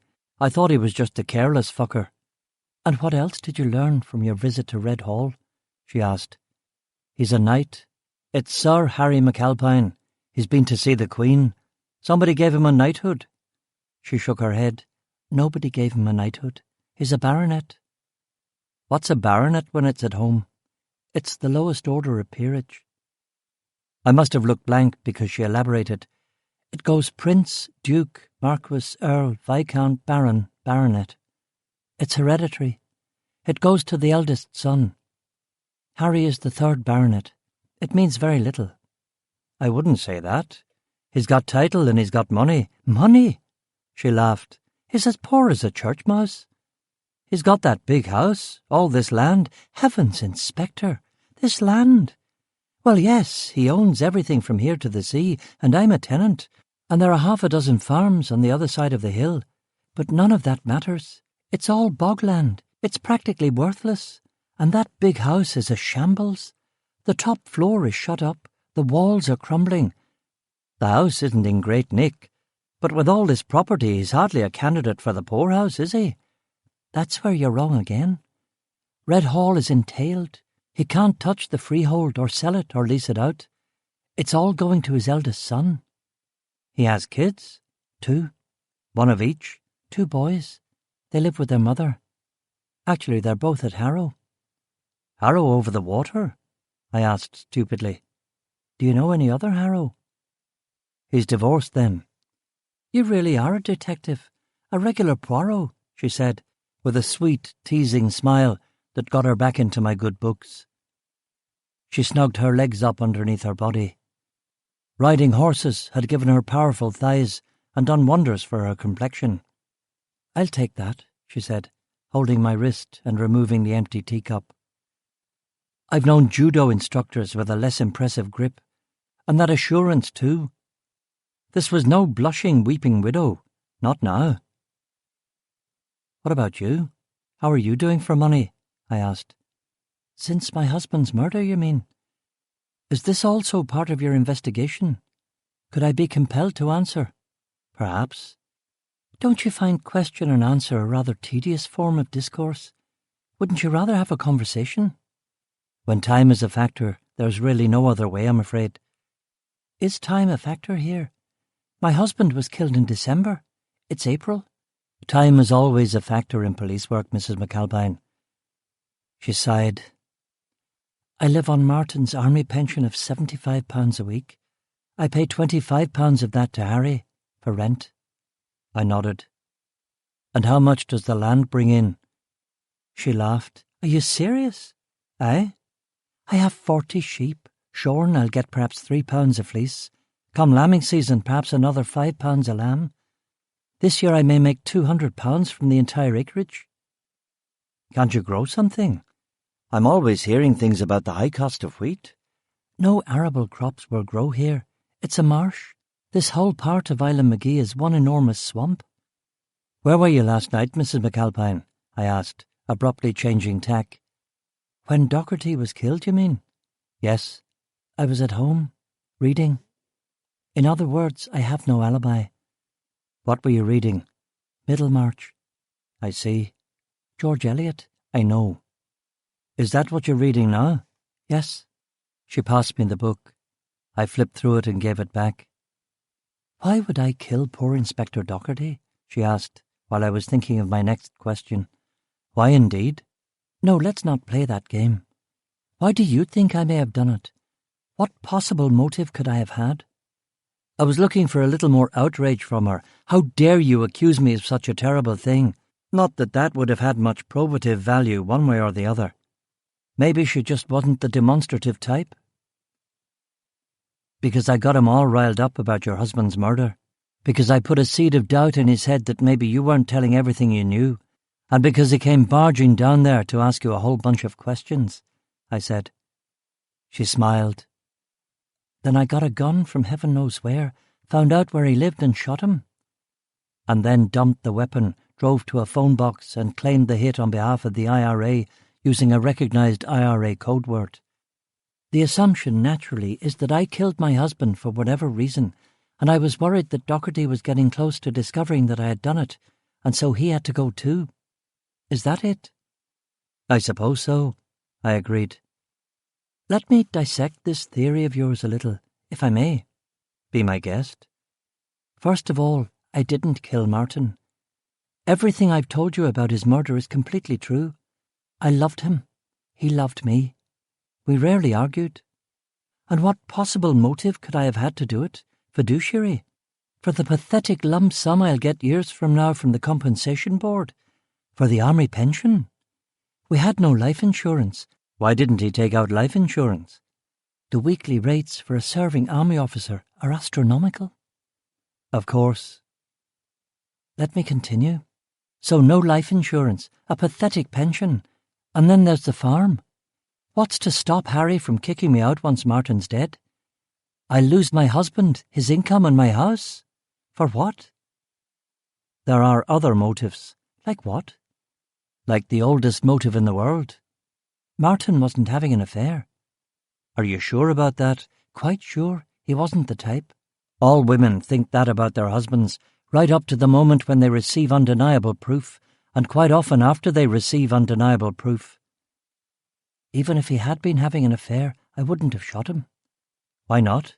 I'm not the type, Inspector.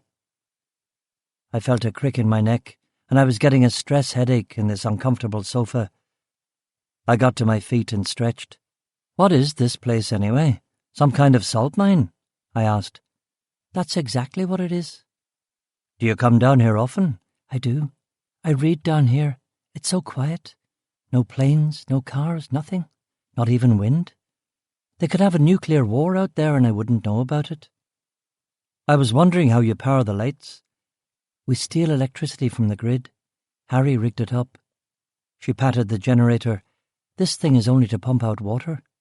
I suppose if I'm to buy into this theory of family poverty, then I can only assume that the seams are worked out. They are. For all commercial purposes, anyway. The mines, incidentally, are what got Sir Harry his Sir. His grandfather supplied salt for the Empire. It's also why Harry couldn't sell this land even if he wanted to. You can't build on it. I smiled, and she looked at me strangely. What are you thinking right now, Inspector? Right now? Right now? I'm thinking, Mrs. McAlpine, that most people would be kicking their whips if they were being questioned about a murder for which they had no alibi and a possible motive. But not you. You're as cool as a cucumber. Because I didn't do it. I've nothing to be worried about. Why do you think I did it? Is it one of those policeman's hunches I'm always hearing about? Hunches are overrated. How does one solve crimes, Inspector? Most criminals aren't that bright. They screw up and we find the screw-up pretty quickly, and we can usually go to trial, except if the screw-up involves eyewitness testimony. What happens if it's eyewitness testimony? The eyewitnesses are intimidated into not testifying. Those cases usually collapse. And what about the hard cases? Like your body in the suitcase? That's still your case, isn't it? Or have you turned your attention to me and Inspector Docherty now? No, that's still my case. My only case. A colleague of mine is looking into the death of Inspector Docherty, and your husband's murder, I am sorry to say, is probably never going to be solved. I see, she said, and pursed her lips. Have you ever fired a pistol before, Mrs. McAlpine? A pistol, no. A shotgun many times. I looked at my watch. I had been at this for 20 minutes, and I wasn't really getting anywhere. If this was my case, maybe Crabby and me would make more progress down the station in a windowless interview room. But it wasn't my concern, was it? I looked at her for a beat or two. Well, I suppose I must be going. Thank you for the tea, I said. That's it? You're not going to cuff me and drag me off? No. Why not? Do you believe me? I don't know. But you're tangential to my investigation. Chief Inspector McElroy may want to interview you about Docherty, but I'm done here." "I'll walk you out if you like," she said. I'd been hoping for some sign of relief from her, a blush or a sigh or anything, but grief had washed everything out of Mrs. McAlpine already. I climbed the ladder and she followed me up, out into sunlight, or more exactly into the ambient light and rain. The horse whinnied excitedly when he saw Emma, and she gave him a sugar lump. There were several dirty-looking gulls in the fields, taking shelter from the wind. "Do you think those are fulmars?" I said absently. "Fulmars?" "Full, from the Norse meaning fowl, mar meaning gull." She grinned at me. "A man of many interests." "Not really." We walked the horse back across the bog to the farm. We didn't speak because half a dozen Army Gazelle helicopters were flying southeast at a low ceiling in a tight, menacing formation. When the choppers had gone, she asked me if I'd always wanted to be a policeman. I told her no. I'd been studying psychology at Queen's. She told me that she had done a degree in history. We talked a little about the university. We had no mutual friends, and our paths hadn't crossed in the Students' Union. It wasn't surprising. She was 7 or 8 years younger than me. "Is Queen's where you met Martin?" "Well, I'm a local Island McGee girl, so I already knew Martin. But that's where we started going out. He was doing law, but he dropped out when he joined the UDR. I stayed on for a bit, and then, well, we got married." She was blushing. There was a story there, too. A pregnancy, a miscarriage. We reached the farmhouse. My car was there, and next to it a shining female constable in a dark green uniform and a dark green kepi. "Your chauffeur?" Emma asked. "Indeed." She offered me her hand. "I assume this is where we take our leave?" she said. "I expect so," I said, shaking her hand. She looked into my eyes. "You're disappointed, aren't you? You think I've gotten away with something?" I said nothing. "I promise you, Inspector Duffy, I did not kill my husband, and I had nothing to do with the killing of Inspector Docherty." "Okay," I said. "How about we just leave it there?"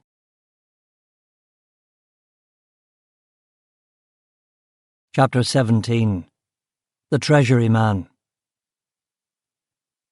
I dropped Reserve Constable Sandra Pollock back at Larnar UC and drove on to Carrickfergus in the Beamer. Somewhere in County Antrim, an Army Puma helicopter had been shot at with either an RPG or a surface-to-air missile, and as a result the highways and byways were flooded with angry soldiers in green fatigues, idiotically stopping every third car. Of course, I was one of the lucky stoppies. I showed the squaddies my warrant card, but they ignored it. 2 of them pointed FN-FAL rifles at me while their mates went through my boot. "What's this?" an acerbic Welshman asked me, holding up a flare gun. "A flare gun? What's it for?" "For firing flares." This could have gone on for a while, or until one of Taffy's mates shot me, but they decided to let me go instead. Back in Carrick, the peelers were yucking it up over a fake version of the Belfast Telegraph that a Republican group must have printed up Samizdat fashion. One of the headlines was, "Polar Bears Capture Falklands Task Force," which wasn't even geographically astute. "Take a look at this, Duffy," Sergeant Quinn said. No thanks. Some of us have work to do," I said pointedly. In the CID incident room, McCrabbin had news. After a bit of prodding, the Consul General in Belfast had sent us a second, slightly lengthier FBI file on Bill O'Rourke. We knew most of it already. O'Rourke had worked for the IRS his entire life. He was not involved in any fraudulent or other criminal activities, and as far as the FBI could see, his only offence was that speeding ticket the local cops had told us about. The report was really rather curt. 3 paragraphs, a couple of spelling mistakes. It was signed by Special Agent Anthony Grimm. Something about it still didn't feel quite right.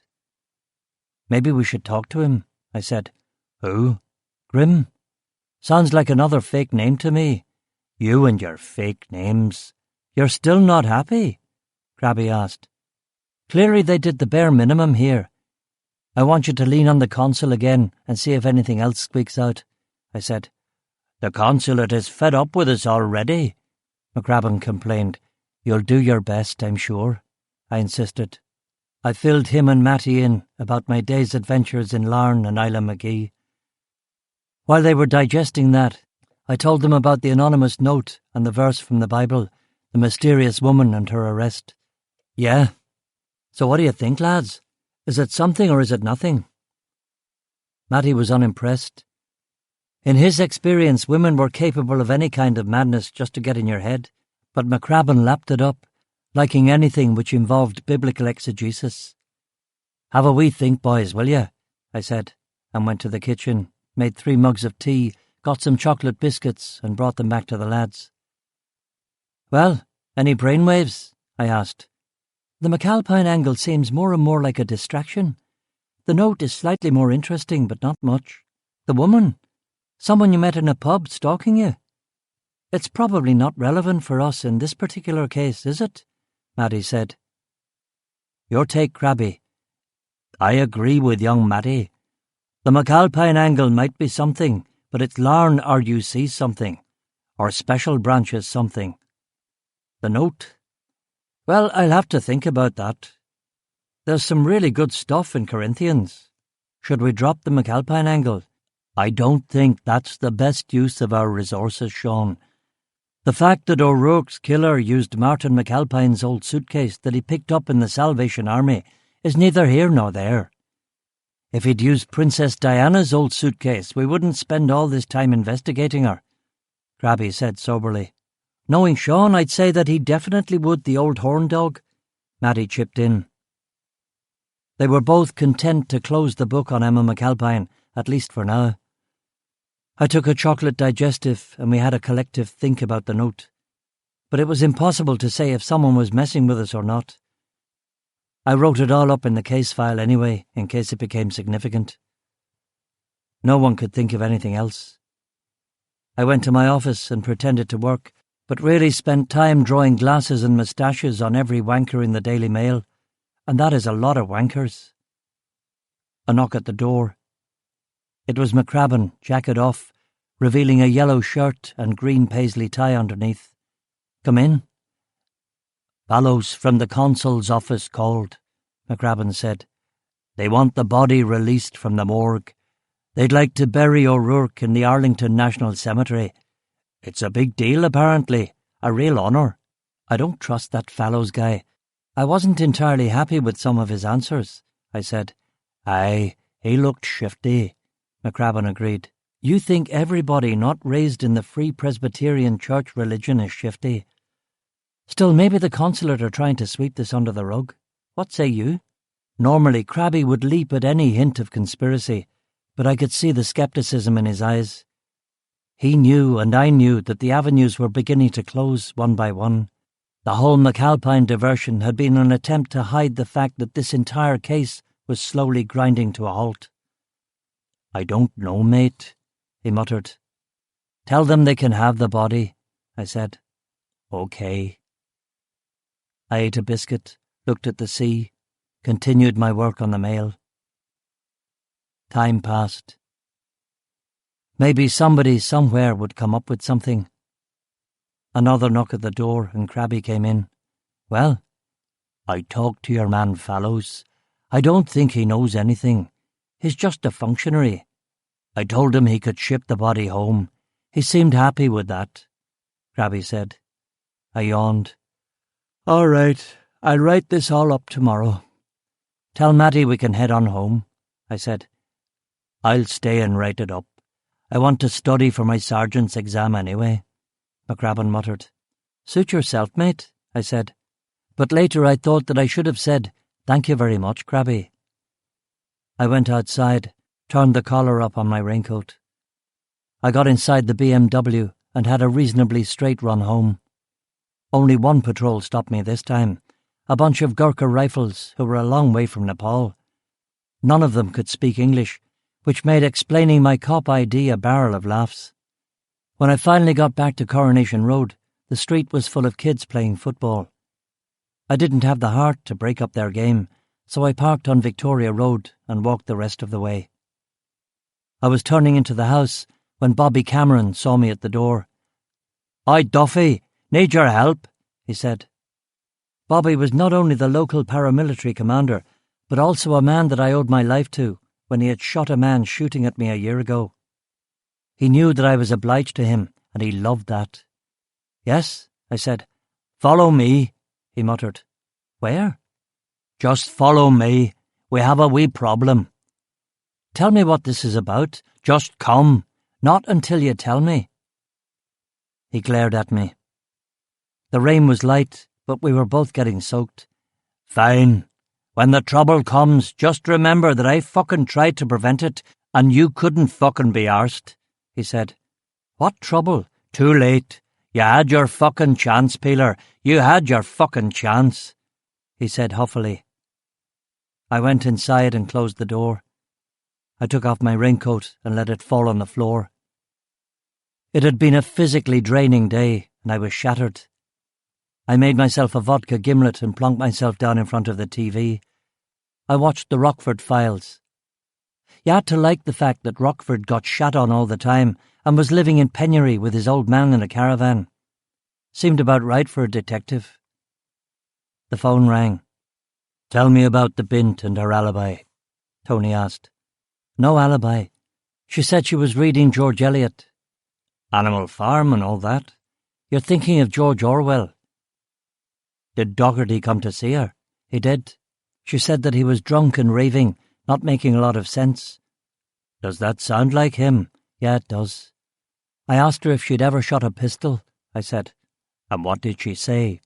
"She said she hadn't, but she'd fired a shotgun many times." "Who hasn't?" "So what do you think? Did she kill him?" "Which him?" "Docherty." "I don't know." "You gave her the 3rd degree?" "Yes. Well, maybe the 2nd degree." "And?" "I have no idea." "Jesus, you're no help, are you?" "No." "I suppose I'll have to see her too, then." "I suppose you will." Tony decided to let it go at that. He detected some note in my voice that he didn't quite like. "Are you all right, mate? I mean, are you doing all right?" he asked in a big brother tone. "Yeah, I'm fine." A long pause. "When I'm over the water, I can look for a place for you too, you know," he said. "Thanks, but you know how I feel." "Have a wee think. I mean, really, this place is finished. There's no future here, especially not for bright boys like you and me." "Sure, Tony, I'll think about it." "I know you won't, but you should. That doctor friend of yours, she's doing the right thing. I know." "Any more mysterious women leaving you valentines?" "Not today. If it was anything serious, she would have just told you. She wouldn't have left you a cryptic note. That stuff's strictly for the flicks." "I was thinking the same thing myself." Dead air for a second or two. "Don't let the job get to you, okay?" "Okay." "Take care now." "I will." He hung up. I made another vodka gimlet, dimmed the lights, and put on Pink Floyd's Wish You Were Here. I moved the stylus to Shine On You, Crazy Diamond, the song about Syd Barrett's mental breakdown, and I put the record player on repeat. I called up Carrick RUC and asked for DC McCrabbin. "McCrabbin," he said. "Christ, are you still there?" "You shouldn't take the Lord's name. And yeah, I am still here." "What are you doing, Crabby? Studying?" "Aye. Got the old law books out. It's quiet here, although intelligence has been coming through about prep for trouble in Belfast." "You'd better get out of there before you get dragooned into riot duty." "I wouldn't mind riot duty. Double time and danger money. We could do with the cash."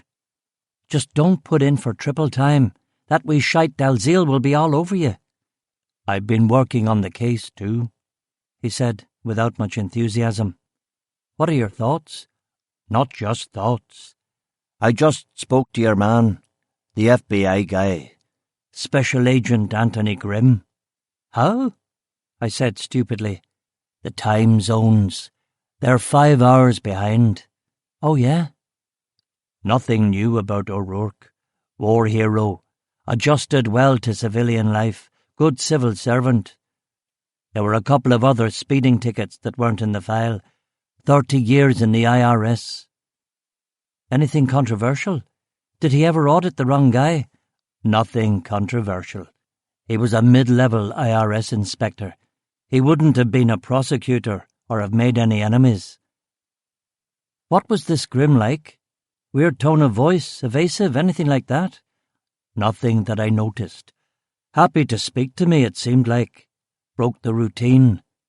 Sounded a bit bored by his lot. Not what I was hoping for. There was one thing, McCracken said. Yes? Well, when I called up the FBI's number in Virginia and asked to speak to Special Agent Anthony Grimm, I was put on hold, and then look, his missus dies and he takes a bloody holiday to Ireland to get over his grief, and while he's here some bastard tops him. It all seems very random to me. Random, except for the fact that A, he was poisoned, and B, the murderer chopped up the body, froze it for an unknown amount of time, and then dumped it in a suitcase. That's not your standard mugging gone wrong, is it, Crabby? No. And then there's all the distractions, as you call them. The women and the note, the deal with the widow McAlpine, I said, and took a big drink of the vodka gimlet. Ach, mate, the note's a prank, and I never thought the McAlpine angle would get us anywhere. You should have told me that before I went down to Isla McGee twice, I said. You're the inspector, and I'm the detective constable. All right, Crabby, thanks. Go home now, okay? Aye, okay. Bye, Sean. Stay frosty and drive safe. I will. I hung up and rummaged in the bookshelf for my King James Bible. I made myself another pint of lime and vodka and put on Radio Albania. A 5-minute rant about Ronald Reagan and the evils of American capitalism. A rant about the Soviet Union and the decadence of the Brezhnev regime. Praise only for Pol Pot, a true friend of the workers in Cambodia.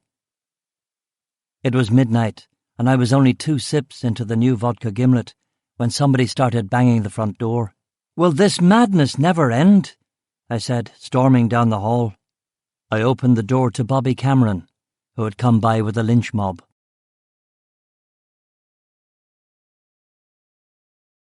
Chapter 18. Not exactly Scout Finch. There were a dozen of them, wearing balaclavas, ski masks or scarves.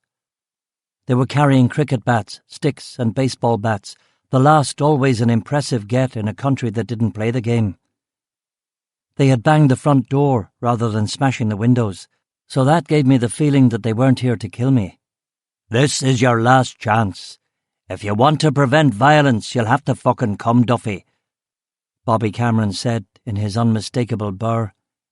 Why don't you take that thing off your face and we'll talk like civilized men, I said, pointing at the bandana over his mouth. Come with us, Duffy, or it'll be on your conscience, Bobby replied. I like that. Whatever they were about to do was somehow going to be my fault. All right, hold on a minute, I said. I closed the door in their faces, ran upstairs, got the .38 from under my pillow, shoved it down the front of my jeans, and pulled my Ramones t-shirt over the grip. I grabbed a leather jacket and went outside onto the porch. I love the kit, but I think you're all a little late for ski season, gentlemen, I said. No one laughed. We have to draw a line in the fucking sand, someone said. It sounded like Mr. Cullen, who had once been a shop steward at Harlan and Wolff Shipyard, and now, like nearly everybody else, was unemployed. It's bad enough with the fucking Fenians outbreeding us, and now this? It's a fucking disaster, someone else said. It's a question of jobs, Bobby said. What's going on, lads? I asked. We want you, Duffy, because you can explain it to them nice-like. This doesn't have to end in tears, Bobby said. What doesn't have to end in tears? I asked. This way, Bobby said. Cameron led the way, and we followed him out onto Coronation Road. The street was deserted, cleared. No drunks, no passers-by, no witnesses. What the hell were they doing? And I was sober now too, and a little scared. 2 of the men were carrying vodka bottles with rags sticking out the end. Down here, Bobby said. He stopped at the last house on Coronation Road, just before Victoria Road began. He turned to me. Now you go in and tell them that we're reasonable men. We don't want any nonsense. Nobody has to get hurt. We'll give them half an hour to get their stuff and go. But if they don't go, I won't be responsible for what happens to them, Bobby said. I was still clueless. I had no idea who lived in this house. In fact, I had thought it was vacant. Was it a child molester? What? It was a red brick terraced council house, identical to mine, except that I had purchased mine from the housing executive under Mrs. Thatcher's home ownership scheme and done it up a bit. I opened the gate and walked down the path. The previous renters had cemented over the garden, but the new occupant or occupants had placed half a dozen rose bushes in little pots over the raw concrete. I knocked on the front door. "Who is it?" a voice asked from inside. "It's one of your neighbours," I said. "Sean Duffy from down the street." "Just a minute."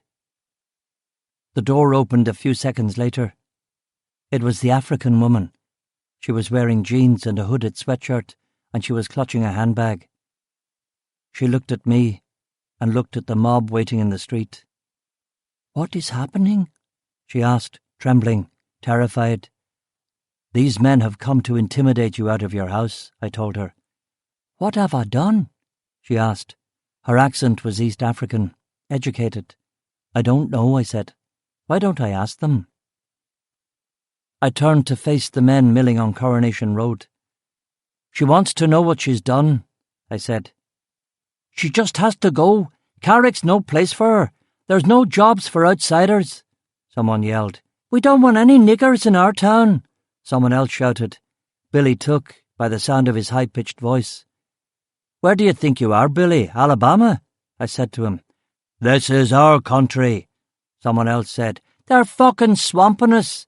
It's the thin end of a wedge. They're stealing our jobs." The rain began. I tilted my head back and let it spatter on my face for a moment or two. I turned to face the woman. "What's your name, love?" I asked her. "I'm Brina," she said. "What do you do?" "I am a student at the university." "Which university?" "The University of Ulster. I am studying business administration." "Very good. Who else is in the house? Do you have any kids? A husband?" "A boy. My husband is in Uganda." "Do you have any relatives nearby?" "They are all in Uganda."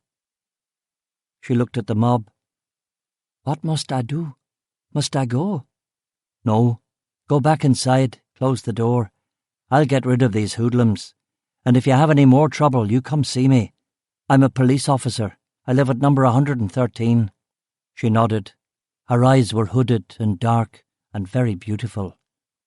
Old eyes that had seen much, but she herself was very young, perhaps 21. She reached into the bag, fumbled for her purse, took out 3 £20 notes and offered them to me. "That won't be necessary. Now go inside, close the door, and if you've any trouble, come see me, or call me, 62670, okay?" "Yes." "Do you have a phone?" "Yes." "Go on then, get inside." She closed the door. There was that smell in the wet street, that oh-so-familiar perfume of gasoline and tobacco and booze and fear. Curtains twitched, lights went on. But whatever happened, nobody, absolutely nobody, would hear or see anything, even if someone accidentally killed a copper. Check that. Especially if someone accidentally killed a copper. Silence, save for a distant army helicopter somewhere over the Black Loch. I looked at Bobby Cameron. Our eyes met above the bandana. "Stand aside, Peeler," someone said. Raindrops pattered in the oily potholes. Fragile lines of phosphorus flitted between clouds as the moon appeared over the terrace on Victoria Road. Bobby smiled under the mask. "They have to leave Duffy," he said. "We've discussed it." "It's only one woman and her kid. 1 or 1,000, it doesn't matter. It's the start of it. They're taking our jobs, someone yelled. It was Davy Dummigan from up the road, his Ard's accent unmistakable. She's not taking your jobs, Davy. ICI moved its factory to Southeast Asia because there are no unions and the labour's cheap. It's got nothing to do with her. You didn't hear us, Duffy. We brought you in as a courtesy. One way or another, they're leaving tonight, someone else said. I stared at the men. They stared at me. In the distance, I could hear sirens upon sirens. This was absurd. I reached into the front of my jeans and pulled out the .38. Is this what you want, Bobby? Do you really want us all to leap together into the great glittering Omega? For her? For the thin end of a wedge? You're not the law, my lads. I'm the fucking law, I growled. I didn't point the gun at them, but I let everyone see that I had it in my hand. 6 of the men backed away, afeard of the wild-haired maverick cop who had already topped 5 people on this very street. Bobby was completely unfazed. I can come back with a bigger gun than that, he said, and some of the men laughed. Of that I had no doubt. There were probably AKs in his garden shed. I'm the law, my brave boys, and you'll have to go through me. But why would you want to? She's the only adult in the house. She's a student. She's studying business administration. She's studying business. She's come here to create jobs, not fucking steal them, I said. A ripple went through the men. What did you say she was studying? Bobby asked. Business administration at the University of Ulster, I said. Is she a Fenian? Someone shouted. There's no Fenians out there. They're all fucking heathens. They fucking put priests in the pot, someone else said, and there was more laughter. Bobby, no dummy, seized the moment. Well, as long as she doesn't try and cook anybody on this street, the stink's bad enough when Rhonda Moore makes lasagna, he said. More laughter. I've got a missionary joke if you want to hear it, Eddie Shaw said. Go ahead, Eddie, I said, and put the gun back in my trouser band. Very religious, Free Presbyterian missionary goes to Africa, catches a disease, and is flown to a hospital staffed with nuns. They put a mask over his mouth and move him to the isolation ward. Nurse, he mumbles from behind the mask, are my testicles black? Embarrassed, the young nurse replies, I don't know. I'm only here to wash your face and hands. The head sister is passing and sees the man getting distraught, so she marches over to inquire what the problem is. Nurse, please, he mumbles, are my testicles black? The head sister whips back the bedclothes, pulls down his pyjama trousers, moves his dick, has a right good look, shows the other 2 nurses, pulls up the pyjamas, replaces the bedclothes, and announces, Nothing wrong with your testicles, sir. At this, the missionary pulls off his mask and says, I said, are my test results back? Roars of laughter, even Bobby Cameron. And just like that, it was over. Most of the men took off their balaclavas as they walked home. Bobby grinned at me, and I got the feeling that this was what he'd been hoping for the whole time. Shattered, I went back to the house, grabbed a can of Bass from the fridge, and plonked myself down in front of the telly. Bass after Bass, while Alex the Hurricane Higgins tore up the snooker table. A lynch mob. What next? The phone rang. I looked at the living room clock, 12:29. I had a strict rule, never get the phone after midnight. It was never good news. Never. It rang 13 times and then stopped, and then began ringing again. Shit. I stomped down the hall. What now, for heaven's sake? Duffy, meet me at Carrick Marina, 10 minutes, Chief Inspector Brennan said. Come on, sir, it's after 12, I said. Stop your whining and get your arse down here pronto. I went outside to the Beamer, checked underneath for bombs, and drove down Coronation Road to the harbour. I parked in the harbour car park. Everything was dark, except for the lights on a Polish coal boat, which was leaking diesel into the water. I walked along the south pier until I came to the marina, which consisted of a couple of dozen yachts and small fishing smacks tied against a wooden pontoon. "Over here, Duffy," Inspector Brennan said. I walked along the pontoon to a messy 32-foot ketch, all wood, probably pre-war. Jesus, was he living here now? "Come here," Brennan said. I climbed aboard. "Should I salute the quarterdeck or something?" I said. "Can I get you a drink?" "Yeah." He handed me a glass of whiskey. "Come down below." We sat at the chart table. The place smelled bad, clothes everywhere, a sleeping bag on one of the bunks. "Standing offer, sir. If you're looking for somewhere to stay for a while, I have 2 spare bedrooms and—" His face went red, his fist clenched. "What the fuck are you talking about?" "If you and Mrs. Brennan are having any sort of—" "I'll thank you not to mention my wife's name if you don't mind, Inspector Duffy." I nodded. "And for your information, I am fine. Everything's normal. Sometimes I choose to sleep out here. I go fishing early. I don't know what gossip you've been listening to down at the station, but it's all fucking lies." "Yes, sir." "A man's allowed to go fishing, isn't he?" "Yes, sir." "I mean, I have your bloody permission, don't I?" "Yes, sir." He swallowed his glass of whiskey, poured himself another. "So, Duffy, this morning you paid a call on a man called Harry McAlpine, is that right?" "I encountered him, yes." "Sir Harry McAlpine?" "Yes." "And you went to his house without a warrant and conducted a search, is that right?" "No, I went to see him. I was invited in by one of his servants. I waited for him. He didn't show up and I left." "That's not the story I was told," Brennan said. "Has there been some sort of complaint?" "Aye, there has. To Ian Paisley, MP, MEP. Ian fucking Paisley." "Sir, look, all I did—" "Spare me the details, Duffy. I'd never heard of this cunt McAlpine before, but he's obviously fucking connected. Stay away from him, all right?" "Yes, sir." His eyes drooped, and he seemed to fall into a micro-sleep for a moment. "Sir?" "If a man pours you a fucking whiskey, you fucking drink it," he said angrily. I drank the rot-gut whiskey. "All right, Duffy, you can go." "Yes, sir." He sighed and rubbed his face. "It's one thing after another, isn't it, Duffy?" "That it is, sir. That it is."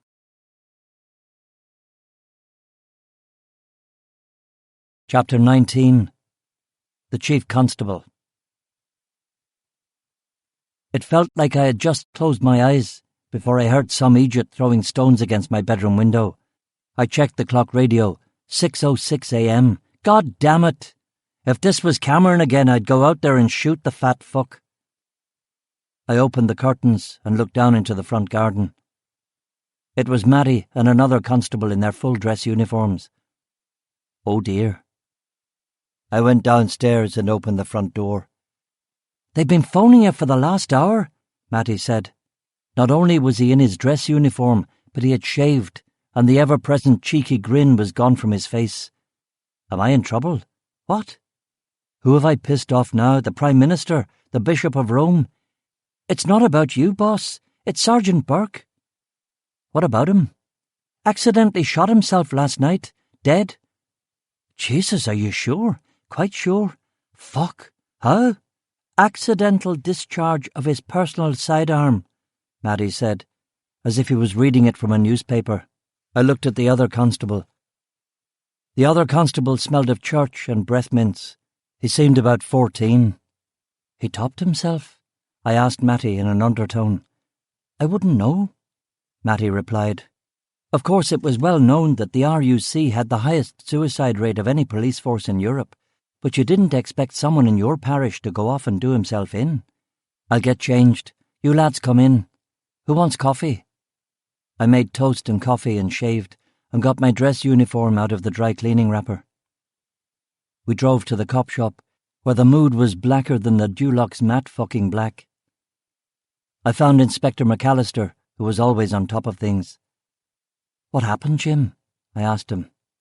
He was pale, and his breath reeked of coffee and whiskey. "Neighbour heard the shot and called it in. I was duty officer, So I went out myself, me and Constable Tory. He was in the living room. Gunshot wound to the side of the head. Did he have any family? He was divorced. 2 grown-up kids. Definitely suicide. Keep your fucking voice down, Duffy. We won't use that word in here. When the fucking internals come round asking questions, we'll all say that Burke was a first-class officer with no fucking problems. All right? I understood. Suicide invalidated any potential life insurance policy, but an accidental discharge of a firearm was exactly that. Just between ourselves, then? I asked in a lower tone. His kids are both over the water. His parents are dead. His brother's in South Africa. There was nothing for him here, McAllister said. I suppose he'd been drinking. He'd been drinking. I'm sure his blood alcohol level will be off the fucking chart. But that wasn't the clincher. He beckoned me to follow him into his office. He closed the door, sat me down, and poured me some evil hooch in a plastic cup. What was the clincher? I asked. There were 3 bullets lying on the living room coffee table. He'd taken them out?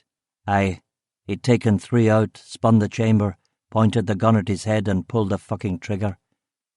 He'd done that before more than once. That's why his wife had moved out. Christ almighty. Fucking stupid, isn't it? Doing the IRA's job for them. Aye. Poor bastard. Why didn't he go to Michael Pollock? I said. Who's that? The divisional shrink?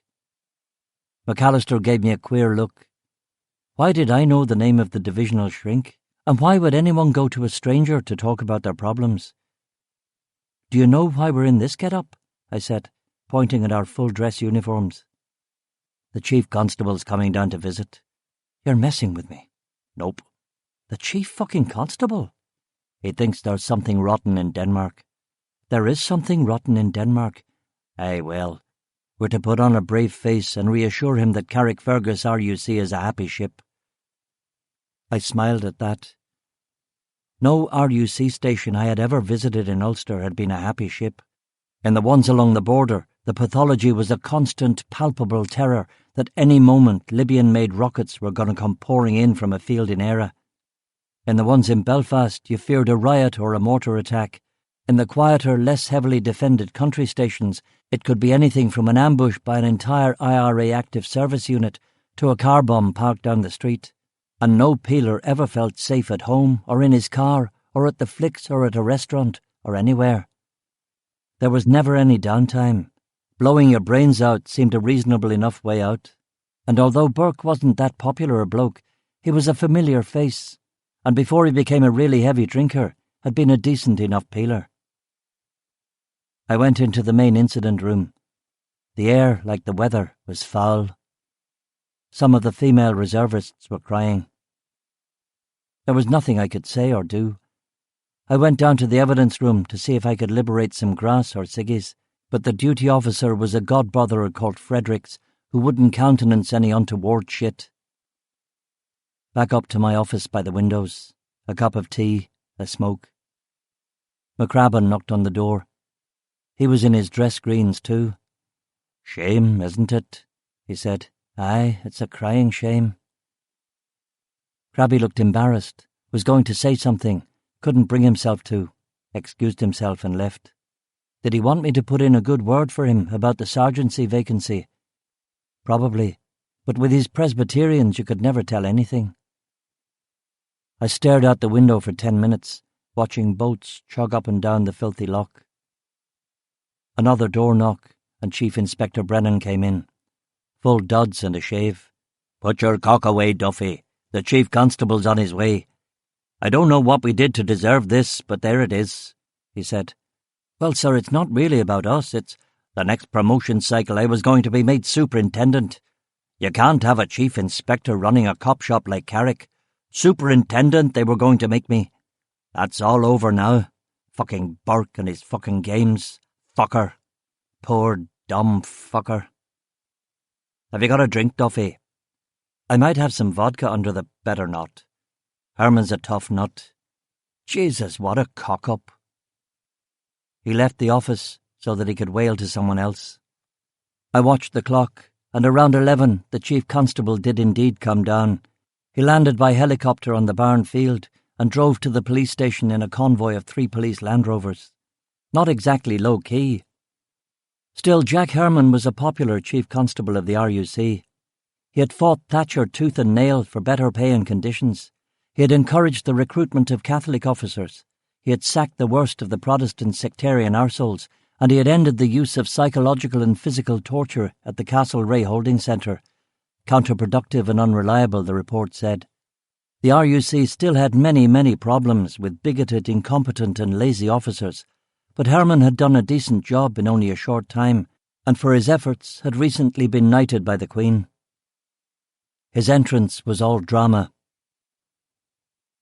The bodyguard cops came into the station first, looking tough, big guys with tashes and submachine guns. Then Sir Jack, with his familiar peasant features, red potato face and squat frame.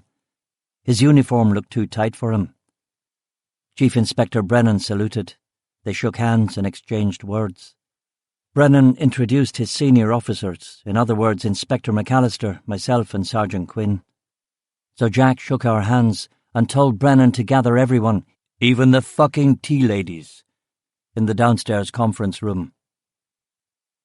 His speech was boilerplate stuff that didn't even attempt to deal with the accidental discharge of a firearm cover story. Instead, it was morale, the importance of talking to people about your problems, optimism. Things look bad now, but in fact we were winning the fight against terrorism. Maybe some of the reservists were impressed, but no one else was. Afterwards we had tea and biscuits and a carrot cake that Carol baked herself. We were supposed to mingle with the chief constable and feel free to ask him anything. I hung back near the photocopier with Matty and McCrabbin, trying not to catch his eye. It didn't do any good. After a minute or two, he made an obvious beeline for me. Crabby and Matty scattered like wildebeest before a lioness. "Get back here," I whispered. "You're on your own, mate," Matty hissed, before making a break for the bogs. Herman offered his hand again. He was wearing leather gloves now, getting ready to leave. "You're Duffy, isn't that right?" Sir Jack asked. "Yes, sir." "Wanted to talk to you before I go." "Me personally, sir?" "Aye." We can go into my office if you want." "Lead on." I walked up to my office and closed the door. He didn't sit or comment on the sea view. "I've had 2 calls about you in 2 weeks. 2 calls about a lowly detective inspector. You must be something pretty special, eh?" "No, sir, Do you have any idea how busy I am, Duffy? I imagine that you're Damn right I am. And let me tell you something, Sonny Jim.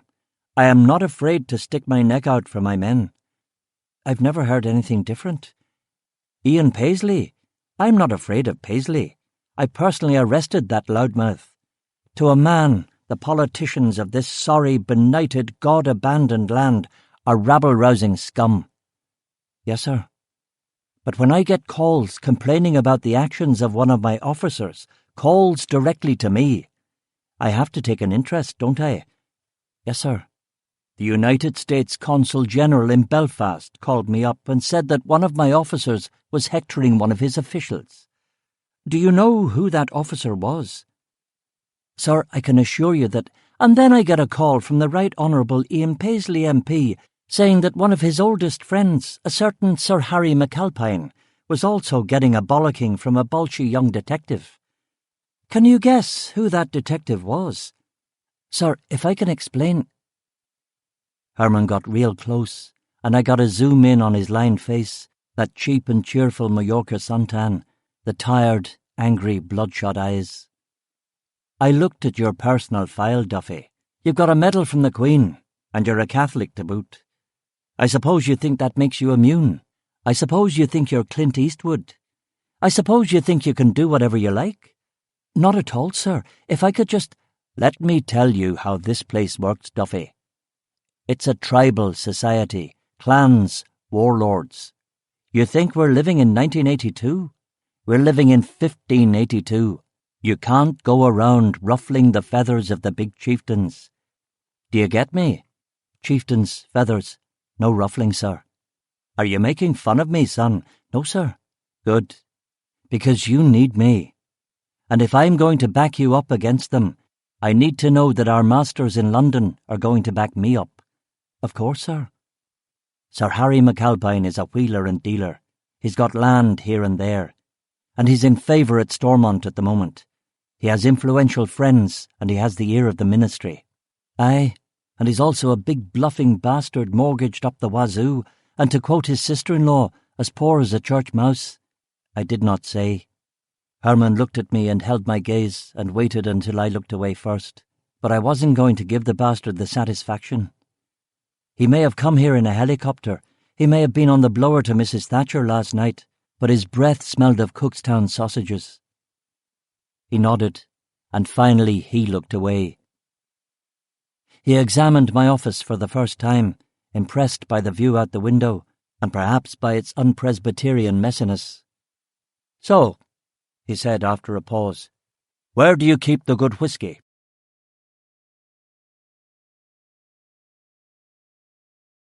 Chapter 20. The UDR Base. The media bought the tale about the accidental shooting. Whether the life insurance company Dix would was another story, but that, thank Christ, was not my concern. The funeral was on a Sunday at a small Scottish Calvinist church up the Antrim coast. The ceremony was alien to me, singing of psalms, prayers, nothing about the dead man. Rain and sea spray lashed the unadorned church windows, and there was no heating of any kind. A tall, Raymond Massey-like church elder said, "Whoever dwells in the shelter of the Most High will rest in the shadow of the Almighty. I will say of the Lord that He is my refuge and my fortress, my God in whom I trust. Surely He will save you from the fowler's snare and from the deadly pestilence. You will not fear the terror of the night, nor the arrow that flies by day, nor the pestilence that stalks in the darkness, nor the plague that destroys at midday. 1,000 may fall at your side, 10,000 at your right hand, but it will not come near you. You will only observe with your eyes and see the punishment of the wicked." This was definitely my kind of God, but unfortunately it hadn't quite worked out that way for Sergeant Burke. At the graveside, a divisional chief super gave a eulogy mentioning Burke's years of devoted service. Of course, there were no shots over the coffin or anything like that. You save that kind of thing for the provosts. The fallout from Burke's death was immediate. Chief Inspector Brennan was not promoted, but to keep the shifts working effectively, we now needed a new sergeant. Someone with a head for detail who could help keep the place level. I knew that this was my opportunity to push for Crabby. If they promoted him to acting sergeant now, it wouldn't matter how he did on his exam, as long as he wasn't a total disaster.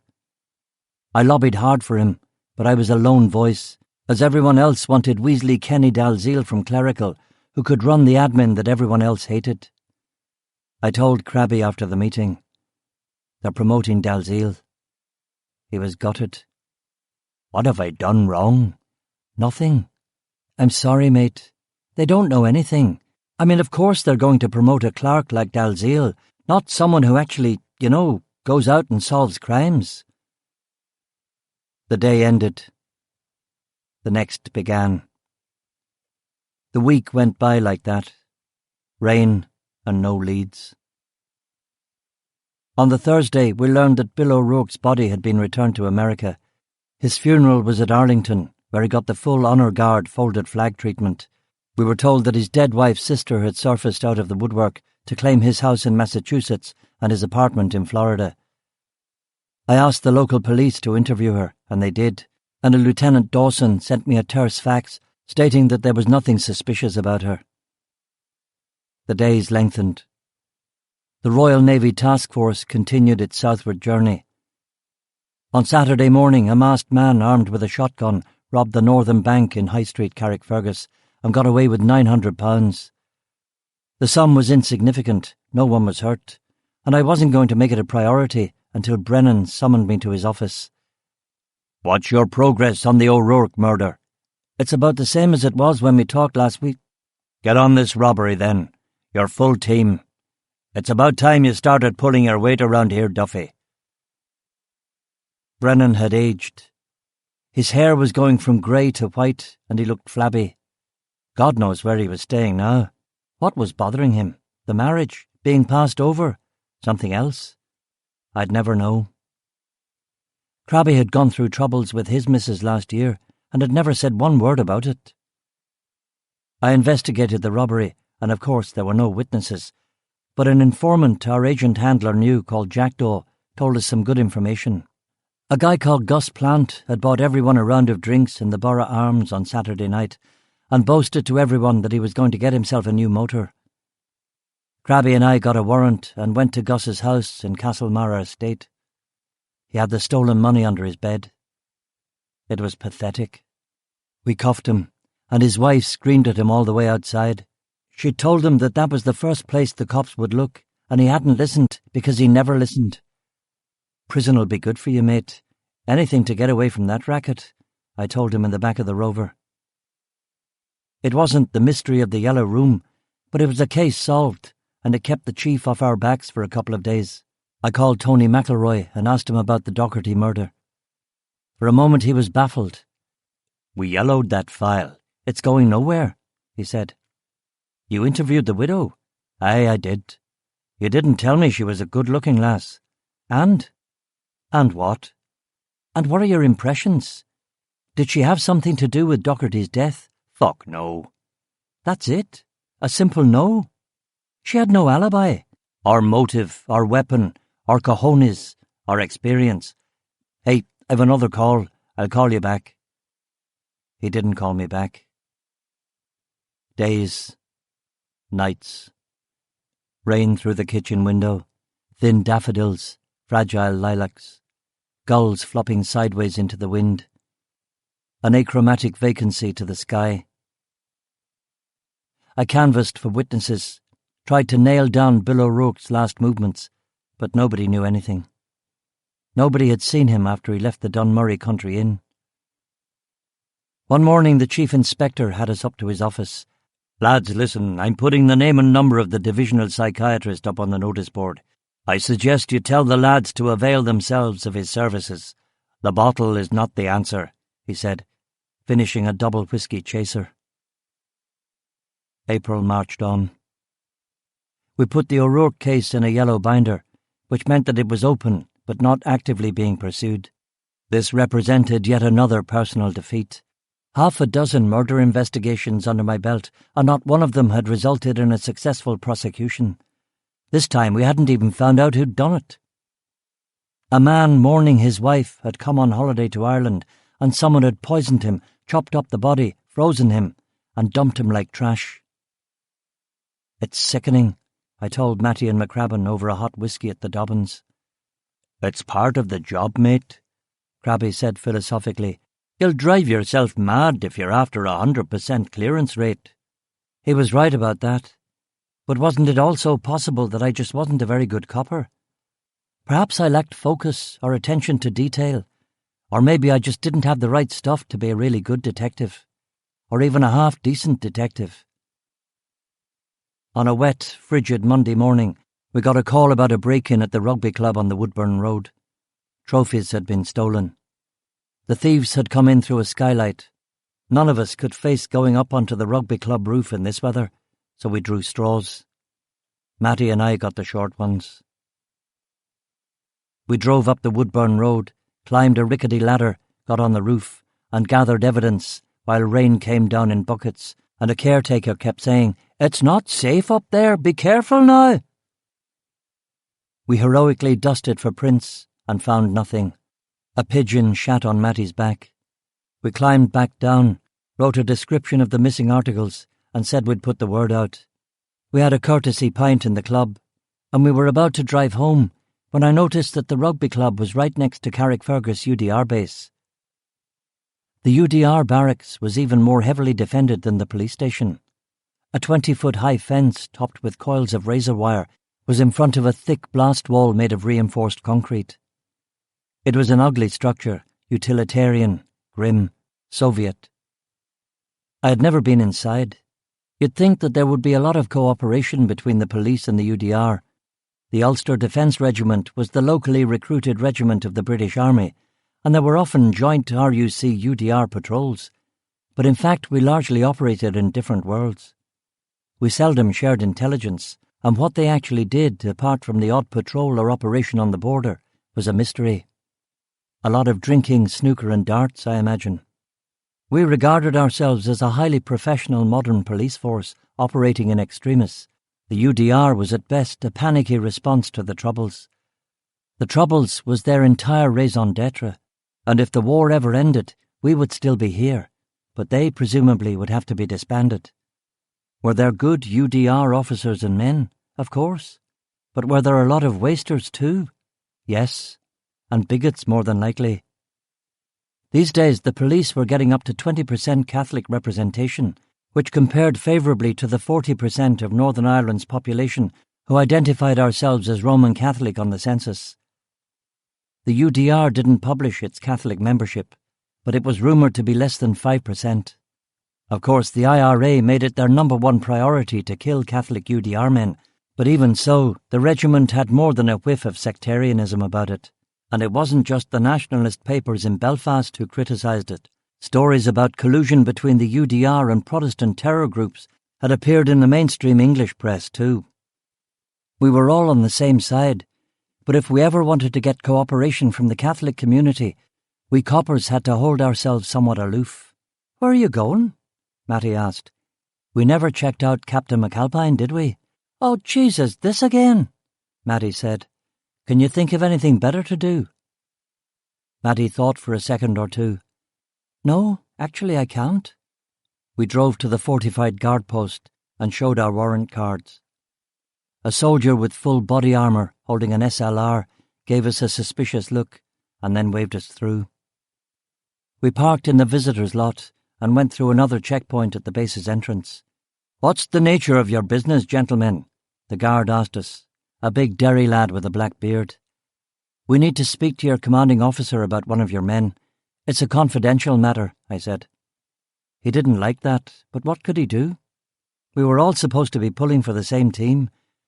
"You're lucky, lads. The colonel's here. I think he's down on the range. You'll have to leave your weapons, gentlemen. Only authorised personnel are allowed to carry firearms inside the base." We left our guns and got directions to the range. We walked down dreary concrete corridors illuminated only by buzzing strip lights. There were no windows, and the sole decorations were posters on the wall warning about the dangers of booby traps, honey traps, and other IRA tricks. The honey trap posters showed an attractive blonde woman leading an unsuspecting squatty into a terraced house, with the caption, "Who knows what's waiting for you on the other side of the door?" The range was on a lower level, deep beneath the ground. We knocked on the no entry sign, and a range master opened the door a crack. He was a sergeant carrying a machine gun. We explained our business with the colonel. "I'm afraid you'll have to wait until Lieutenant Colonel Clavert is finished. You need a range pass to get in here, and only Colonel Clavert or Captain Dunleavy can issue those. Captain Dunleavy's not on the base at the moment." We waited outside on uncomfortable plastic chairs. The sound of gunfire was muffled and distant, like it is in dreams. Finally the colonel appeared. He was dressed in fatigues, a tall man with jet-black hair, a trim moustache, and large round glasses. He turned out to be English, which was something of a surprise. I introduced Matty and myself, and explained why we had come by. "We're looking into the murder of Captain McAlpine, and we wanted to ask a few questions about him." "I wondered when you chaps would finally appear." "We're the first police officers to come here asking about McAlpine's death." "Yes, and it's been a while, hasn't it? It was December when poor Martin copped it. Come with me to my office." The office was another windowless bunker. Lime green gloss paint covering cinder blocks. A series of framed pictures of castles, a large wooden desk, pictures of wife and kids, a Newton's cradle. The whole thing looked artificial, like a movie set. Colonel Clavert offered us tea and cigarettes. We accepted both, and a young soldier went off to make the former. "Did you enjoy the range?" I asked conversationally. "Oh yes, It's wonderfully relaxing. A friend of mine in the Irish Guards up at Bestbrook sent me down a batch of AK-47s they found in a weapons cache. We had them cleaned and oiled, found some ammo. Have you ever shot one of those? Ghastly things, but fun. Sergeant O'Hanlon proved himself something of a master. Trick is short bursts. Full auto is a disaster. I could see Matty rolling his eyes to my left.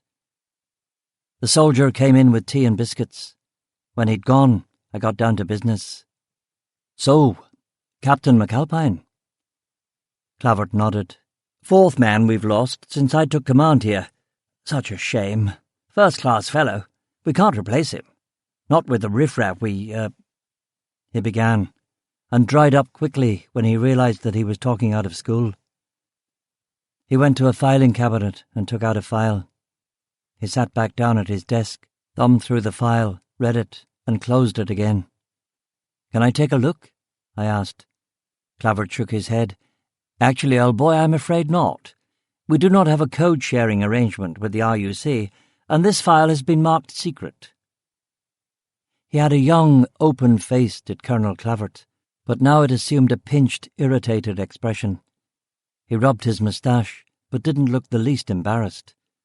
I'm investigating the man's murder, I said. Be that as it may, you can't see his file without authorization from the Secretary of State for Northern Ireland. Why? What's so bloody secret?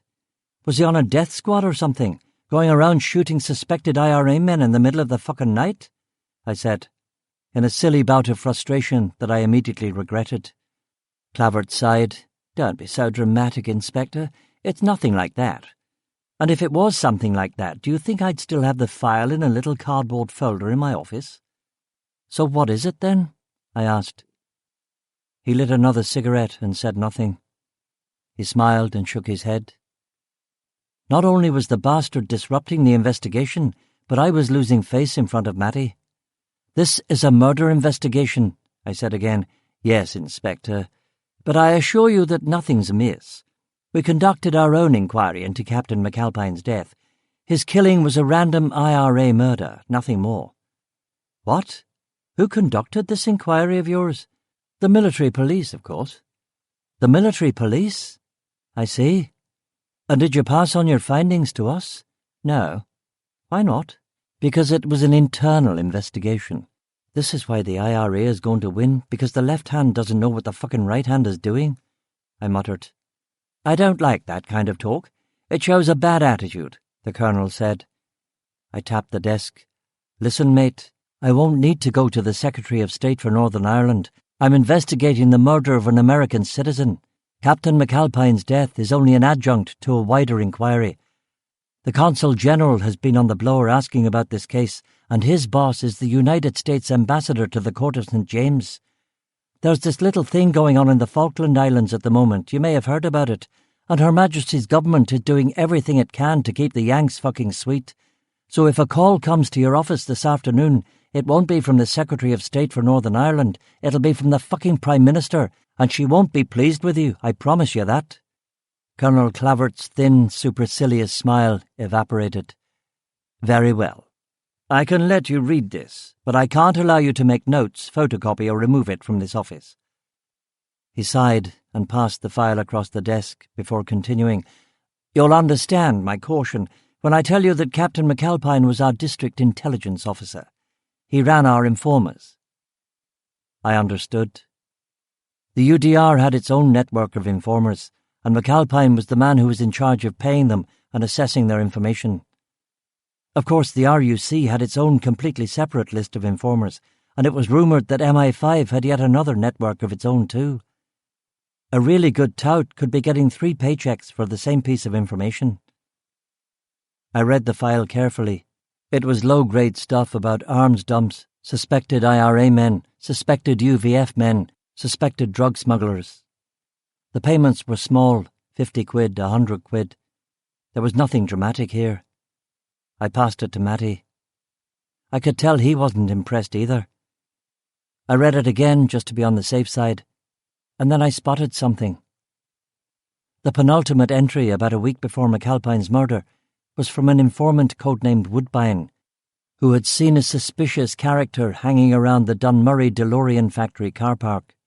For this information, McAlpine had paid Woodbine the princely sum of £20. I pointed out the word Dunmurry to Matty, and he nodded. "Who's Woodbine?" I asked, passing the file back. "One moment," Colonel Clavert said. He went to the filing cabinet and opened another file. Woodbine, let me see. Waverley, Winston, Woodbine. Ah, yes, a chap called Dougie Preston. Address? I asked. 11 Drumhill Road, Carrickfergus. We thanked the Colonel, stubbed out our cigarettes, and were about to leave when he asked us if we were going to interview the widow McAlpine in the course of our inquiries. We might, I said. Why? Because she still hasn't picked up Martin's stuff, and it's been here 4 months now. What stuff? From his locker. His dress uniform, a pair of training shoes. There's some money. A cricket bat, of all things. I've called her several times about it.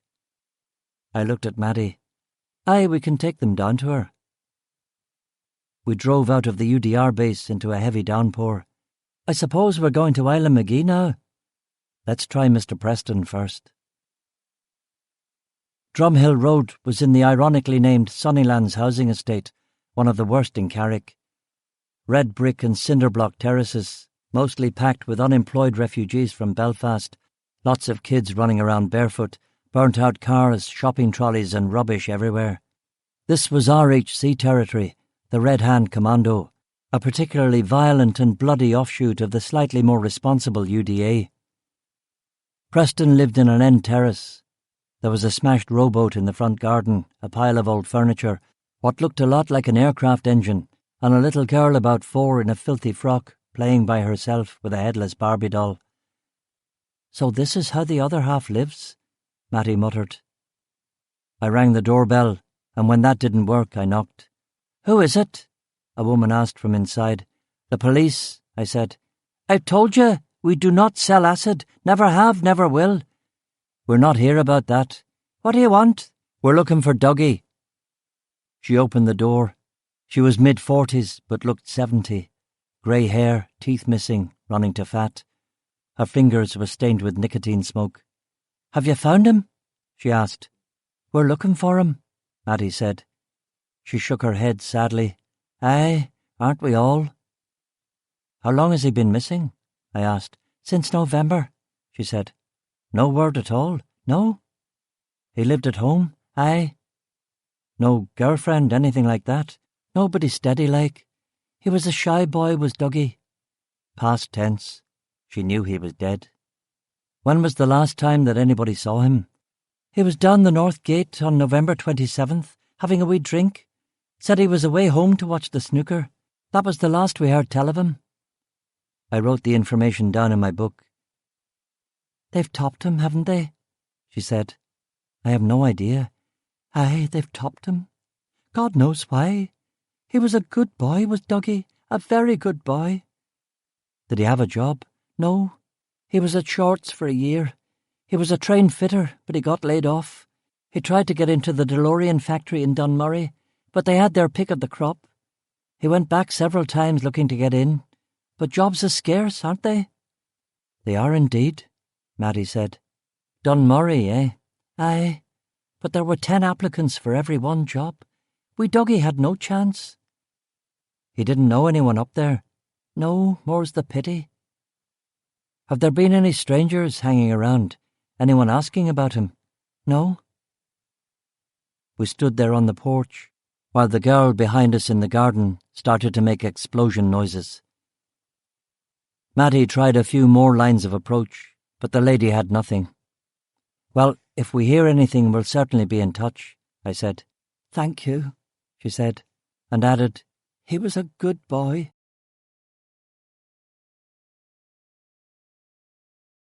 Chapter 21. 15s.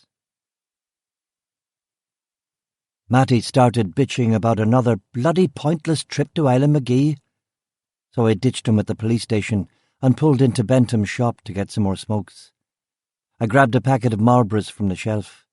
Jeff wasn't there, so running the joint was his daughter, Sonia, a sixth former, still in her school uniform. She was chewing bubble gum and reading something called Interzone magazine. "Where's your da?" I asked her. "I don't know," she said without looking up. "Are you minding the shop? Looks like it, don't it? What's news?" She put the magazine down and looked at me. "Philip K. Dick is dead." "Who's that?" I asked. She sighed dramatically. "That'll be £2 for the fags." "Your da gives me a policeman's discount," I said with a smile. "Me da's a buck Egypt then, isn't he? About the only person guaranteed not to kneecap you as a peeler. That'll be £2 for the fags, and if you don't like it you can fuck off." I paid the £2 and was about to drive down to Isla McGee when an incident report came in on the blower about 2 drunks fighting outside the hospital on Taylor's Avenue. It wasn't a detective's job, but it was my manor, so I told the controller that I'd take care of it. I was there in 2 minutes. I knew both men. Jimmy McConkie was a fitter at Harlan and Wolff until he'd been laid off. Charlie Blair was a hydraulic engineer at ICI until it closed. "For shame! What are you lads doing, blitzed out of your minds at this time of the day?" I asked them. Charlie attempted to shove me, and while he was off balance, Jimmy pushed him to the ground. With difficulty, I got them both in the back of the Land Rover and took them home to their long-suffering wives in Victoria Estate, where the women were using a cameo appearance by the sun to hang clothes from lines and chat over the fences. The men behaved themselves when they got out. We had gone from the adolescent male world of pushing and shoving to the feminine universe of washing and talk and order. There would be no more high jinks from them today. There was no point writing the incident up. It was nothing. It was just another sad little playlet in the great opera of misery all around us. I got back in the Land Rover and drove to Island McGee in a foul mood. There was a gate across the private road. It was chained up, and I couldn't break it without causing trouble for myself, so I parked the Land Rover and walked to Mrs. McAlpine's cottage, carrying Martin's stuff in an Adidas bag. Cora barked at me, giving Mrs. McAlpine plenty of warning. She opened the door gingerly. There was blood on her hands. "Hi," I said. "Hello." "Is that blood?" "Aye." "What are you doing?" I asked. "This whole question thing is very tiresome. Bad cop habit. I'm butchering a ewe, if you must know," she said. "Can I come in?" "All right." Her hair was redder today, curlier. I wondered if she'd dyed it, or was that a reaction to sunlight and being outdoors. She looked healthier too, ruddier. You would never call her Rubenesque, but she'd put on weight and it suited her. Perhaps she was finally getting over Martin's death, looking after herself a little better. I went inside, carrying the Green Army shoulder bag. "Do you mind if I finish up?" "Not at all." We walked to the wash-house at the back of the farm, where a sheep carcass lay spread-eagled on a wooden table. She began sawing and butchering it into various cuts of meat. "This'll last you a while. Do you have a freezer?" "Harry does." "I'll help you carry it over, but I'm supposed to stay away from your brother-in-law. I got a shot across my bows from the chief constable, no less." She laughed at that. "My God, I suppose his Masonic contacts are the only thing left in his arsenal."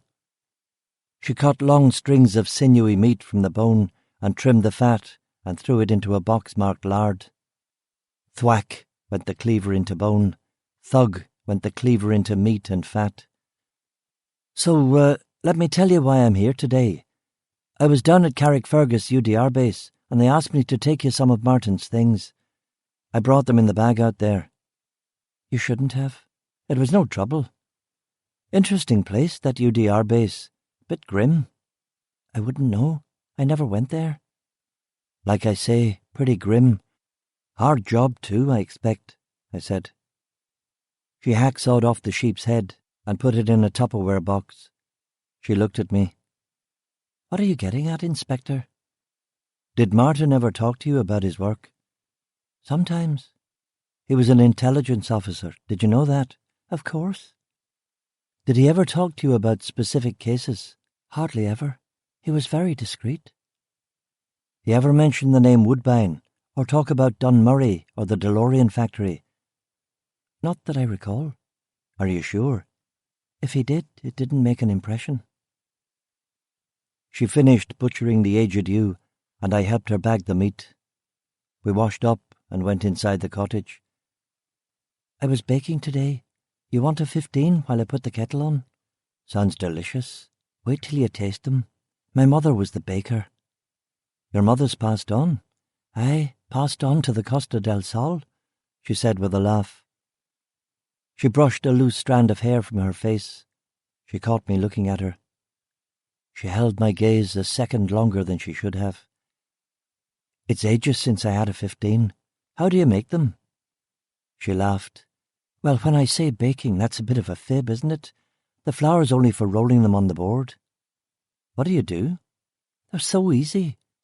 15 digestive biscuits, crushed, 15 walnuts, finely chopped, 15 maraschino cherries, 15 coloured marshmallows, a can of condensed milk, flour and flaked coconut.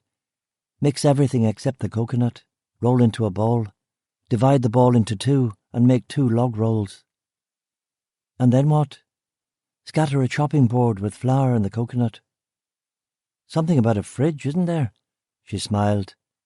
Roll the sausages in floury coconut and then wrap each log tightly with plastic wrap and refrigerate for 2 hours. Couldn't be simpler. My secret ingredient is Smarties, or for Harry's friend, M&M's, which is the American equivalent. The 15s are for Harry too. You have to keep the landlord happy, don't you? I suppose so. They're for a friend of his, an American lady. A rich American lady? A potential bride? I didn't ask. She handed me a plate of the treats. I must warn you, she said, they're sweet. I tried one, and they were way too sweet for my blood. It's the living death down there. No thanks. What would I do with my time? What do you do with your time here? That is the question. Silence. I watched a drip burrow its way through the thatching onto the living room floor. All right, well, I suppose this is the, Yes, Inspector Duffy, I suppose it is, she said. I went outside.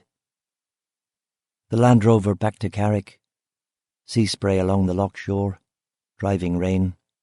Our manner hadn't been that encouraging. In fact, there was a distinct coldness near the end, and yet I couldn't help but feel that there was something bubbling beneath the surface there. Chinese takeaway for dinner. Pot from the shed out back. I smoked the joint in the shed with the door open and the rain coming in. I went inside, put on Age of Plastic by the Buggles, which I snapped up for 2p at a jumble sale. I made myself a pint of vodka and lime juice. I drank and listened. It was a very bad album. I watched the TV news. Incidents all over Ulster, bomb scares and disruption to rail and bus services, an incendiary fire at the Door store, a policeman shot in Enniskillen, a prison officer severely injured in a Mercury tilt bomb in Strabane. I watched The Final Thought on UTV. A cheerful, long-haired evangelist insisted that God was merciful and just and cared about his flock. Midnight. It was so cold I lit the paraffin heater. The phone rang. I got out of bed, wrapped myself in the duvet, tripped on the blanket and nearly went down the stairs head first. My face banged into the side wall. Blood was pouring out of my nose. The phone kept ringing. Never get the phone after midnight, Duffy, you dumbass. I picked it up. Yeah, what is it now? You are not the detective I thought you were, a voice said. The voice from the note. The English chick. Why's that? I said. There was silence. I was the one who left you the note. Yeah, I know. You stand out. We don't get many English birds round here, do we? I suppose not. Who sprung you from Whitehead Police Station? A couple of your mates? She didn't reply. Listen, sweetie, you're not cute and you're not funny.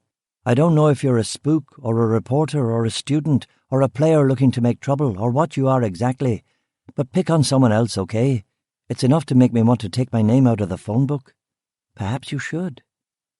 Aye, but it'd be a shame to do that. I'm the only Duffy in Carrick in there, I said. More silence. I was weary of this. What the fuck are you calling me up for? Why don't you just tell me what you've bloody got, if you've really got anything? I need someone who's good. I thought you were good. I looked you up. I read those articles about you. But you're not good. Not good? I almost nailed you, you dozy cunt. Almost doesn't count for much. You were shitting it, darling, admit it. You were lifted by a stop-and-search unit, and them boys couldn't find a fat man at a Santa Claus convention. You must have been well surprised. And you must have been surprised to find me gone. Big deal. You pulled the wool over the eyes of some 20-year-old part-time country copper. Big deal.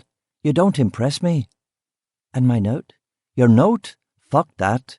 We're too busy with a civil war in our laps for shite like that. We don't have time for notes or fucking games. You want to try the San Francisco Police Department and spin them lines about the Zodiac Killer, or get the Ripper Unit at the South Yorkshire PD. Maybe you're right. I shouldn't have tried to lead you. I set you a test and you failed it. I assumed that if I could find the evidence, you'd be able to find it too. What evidence? It's not my job. I was trying to help you, Duffy. I wanted to prod you, not give it all to you on a plate. Give it to me on a plate? No. You were right. I should have said nothing. If you'd found it, it would have made things worse for you, more than likely. I'm sorry to have troubled you, Duffy. Who are you? You know who I am. I really don't. Then you certainly are not the detective I thought you were. I'm not the detective anyone thinks I am. I'm a plodding copper, no better, no worse than anyone else. I see that now. Look, love, it's late. I'm tired. Do us both a favour and don't bloody call again. I won't. Good. She hung up. The dial tone continued, and then it began going beep, beep, beep. I put the phone back on its crook, and I was too fed up with it all to even call Special Branch and get them to put a tap on my line.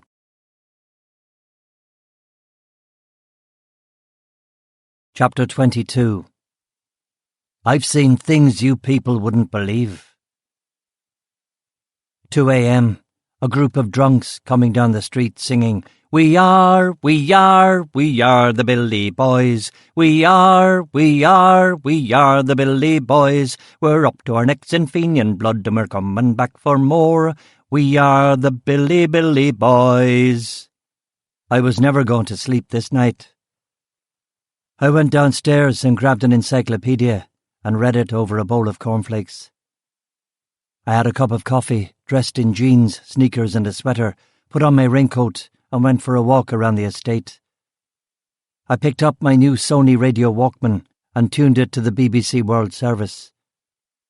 Black clouds, rain, sleet on the high plateau, bombings in West Belfast and Derry, rocket attacks on police stations along the border. War news. The other war. In the South Atlantic. I walked down to the loch and sat on the beach. I watched the planes going both ways on the Transat.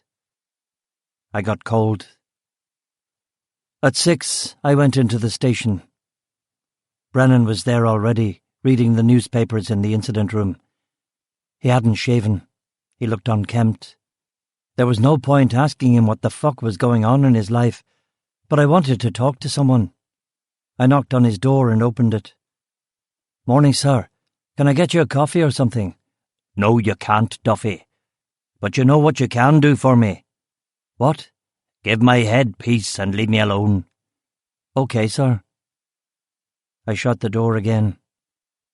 Maybe talk to McCrabbin when he came in. I went to the coffee machine, got a coffee choc, trudged to my office, put my feet up on the desk and looked out to sea. The sun limped up over County Down. It was a clear, crisp day, and Scotland was distinctly visible as a long blue line on the horizon. The guy trying to sell the goat went past without his goat. An entrepreneurial success story. The door opened. Brennan came in, shaving with an electric razor. "What are you doing in it this time, anyway?" he asked. "I couldn't sleep. I was out for a walk and ended up here."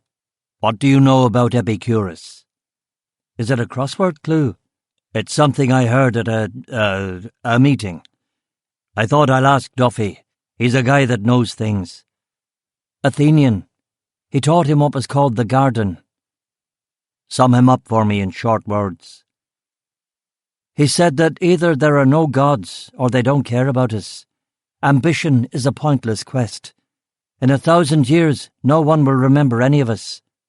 All we've got is love and friendship, so take pleasure where you can find it. Inspector Brennan closed his eyes and swayed a little. You believe that? I haven't thought too much about it. What have you thought about? That O'Rourke murder, for example. Have you been thinking about that? Not lately. It's in the yellow file, which means that we are at something of an impasse. What have you got? We've established the name of the victim and how the victim died. And? That's about it, sir, to be honest. A few red herrings along the way. He put up his hand. Progress, Duffy. What progress have you made since your last report? No actual progress. That's what I thought. Is that what you boys do in here? Sit around drinking tea and concealing the truth from me? All right, so you bin it and you move on, so the resources of CID can be used elsewhere. We solved that bank robbery. We need more of that stuff. Results. He was spoiling for a fight out of sheer ennui. I was in no mood to engage. What did I care about the O'Rourke case or any other? You're the boss. If you want, I'll move it from the yellow file to the cold case file. I am the boss, and don't you forget it. Now bugger off home and get some kip, and come back at a Christian hour. Yes, sir. Home, sofa, kip. Cup of tea and Mars bar sandwiches, and the classic Star Trek ep, Arena. You know the one. Kirk makes gunpowder to kill the guy in the rubber suit. The doorbell went. It was Bobby Cameron with a bottle of Glenlivet. He offered it to me. Fell off the back of a lorry, he said. No hard feelings, eh? About what? About your woman up the street. Sometimes the lads get a bit boisterous. Sitting around with nothing to do, the dartboard's broke, it's too wet to fly the pigeons, and before you know it, it's the fall of Saigon on Coronation Road. I don't know what you're talking about. He winked, nodded, and walked down the path. At the gate, he turned. You'll look after yourself now, Duffy, won't you? It was hard to know if this was a threat or a warning, or nothing at all. I'll try to, I said. I like you, Duffy. We'll kill you last. Cheers. I decided to skip work entirely and rang a lithe reserve constable called Claire Purdy to see if she wanted to go to the pictures. She said yes, and I took her to the ABC in Belfast to catch Blade Runner. We were the only people in the cinema. When we came out, it was raining, dark. There'd been a bombing somewhere, and the street was full of smoke and soldiers. It was as if the movie had come to life. It took us an hour to get through the checkpoints and the rain. I tried to get Claire to come back to Coronation Road with me, but she was a Jesus freak, and the flick had messed with her head, and all she wanted to do was go home and lie down. I dropped her at a cottage in Knocknagulla, and then it was a quiet night in with chicken lo mein, vodka and lime, and a quick whiz to Helen Mirren on a repeat parky, talking about the nude scenes in Caligula. The next day, I asked Crabby and Matty if there were any developments on any front. When they both said no, I told them that the chief wanted the O'Rourke case killed. You're willing to drop this? McCrabbin asked, sceptically. Orders is orders, I said. As my dear old gran used to say, when someone shits on your chips, you have to eat the onion rings. What? McCrabbin asked. What do we work on then? Matty wondered. Theft cases, stolen cars, anything, I said. If they'd both objected, I would have taken the fight back to the chief, but neither of them kicked up a fuss, so that was that. The O'Rourke murder investigation was suspended indefinitely. I wiped the whiteboard, gathered up the materials from the incident room, put them in a box binder, and placed it in the filing cabinet in my office. McCrabbin was watching me out of the corner of his eye. If the chief asks you, tell him it's a cold case now, I said. I will. We exchanged a look, and that look said that he knew that I was far too much of a stubborn arsehole to leave it there.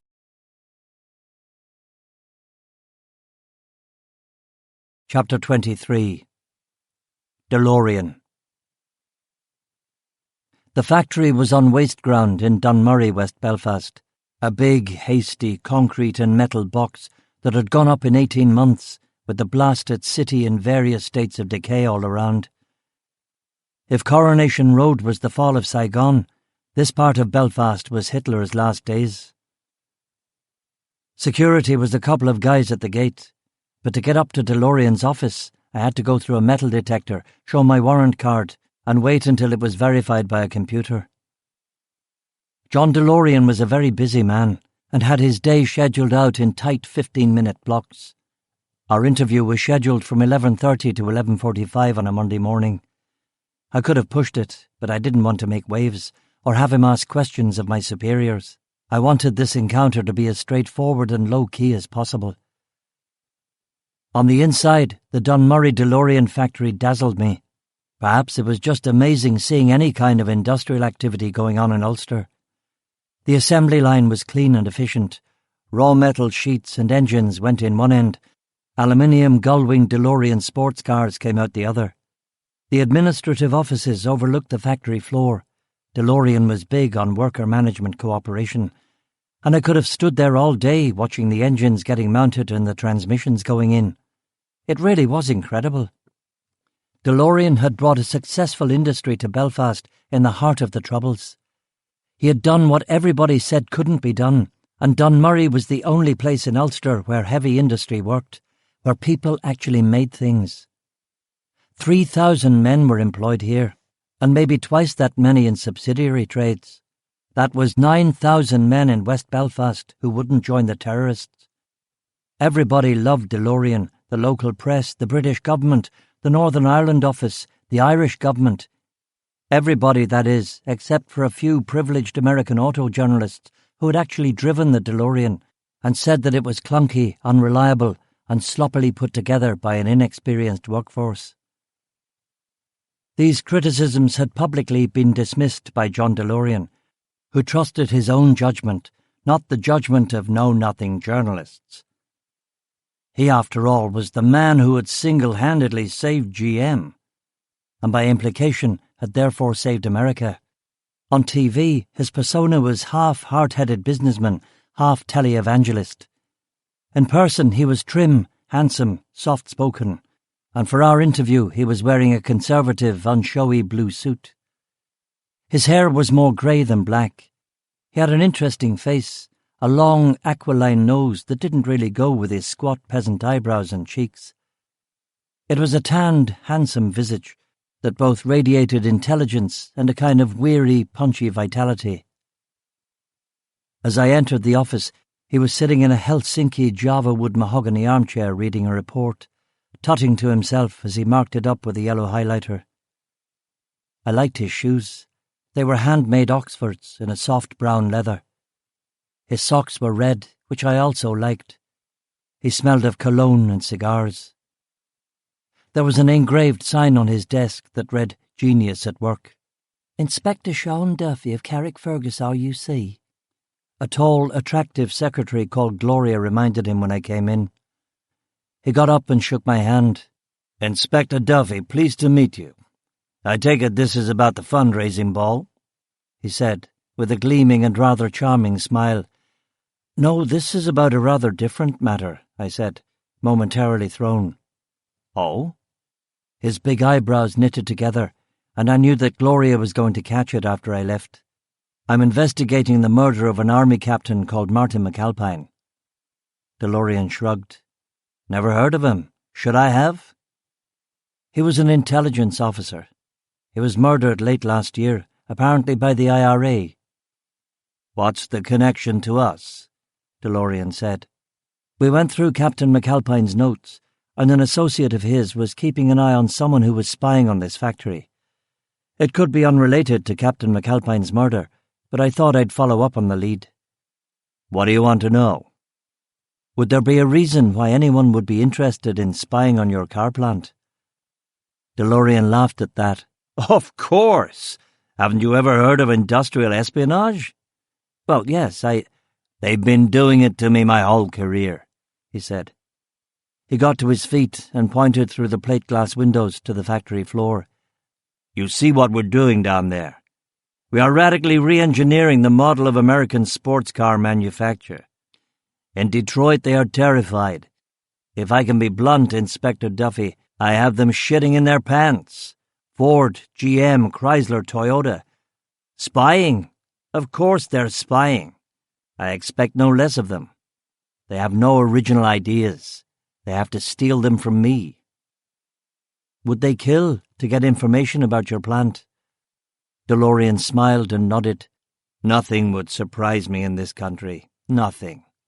You have no idea the kind of deals I've had to do with all sorts of people to get this factory up and running. Pretty unsavory characters, I can tell you. He raised his eyebrows. Do you get my drift, Inspector? Yes, I think so. No, nothing would surprise me. But as for actual secrets, well, the blueprints of the DeLorean are well known and have been in the public domain for years. Our production design is also well known. Even our factory layout is common knowledge. We don't have that many secrets as such. New models or anything like that? I inquired. Oh, sure. I'm always sketching, planning, scheming. But I don't keep that stuff here. Where do you keep it? In my house in Belfast, or my place in Michigan. Have you had any burglaries, anything like that? No. Certainly not in my place here. The house in Michigan's empty, but I have a security firm looking after it. They would have told me. What about poaching of company employees, that sort of thing? I've heard that— No, you're barking up the wrong tree, Inspector, DeLorean said, becoming animated. The reason people work for me is that they want to be part of something bigger than themselves.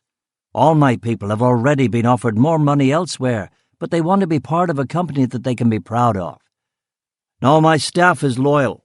I wouldn't put it past your local thugs to try and kidnap someone who works here, but they're not leaving to join fucking Ford. So you can't think of any reason why someone might be nosing around the plant? A million reasons. Desperation, panic. They know I'm going to wipe the floor with them, but they can't stop it. 10 years from now, we're going to be the biggest car company in the world. Not just sports cars, light trucks, mid-sized economy sedans, you name it. Electric cars. You should see my plans for electric vehicles. And it's all going to be headquartered right here in Belfast? You bet. He looked at his watch. Our time was almost up. I gave him my card. If anything out of the ordinary happens, I would certainly appreciate a call. It depends what you mean by out of the ordinary. In Belfast, the out of the ordinary happens every day. I nodded. Well, if you think of anything, please get in touch. Sure thing, he said, and got to his feet. I'll see you out. He walked me across the office, opened the door, and shook my hand again. The secretary got up from her desk to whisk me away from her boss in case I proved intractable. There was already another man waiting on the sofa. He was wearing a leather jacket, had a thin black tie, messy brown hair, and he was smoking a Camel.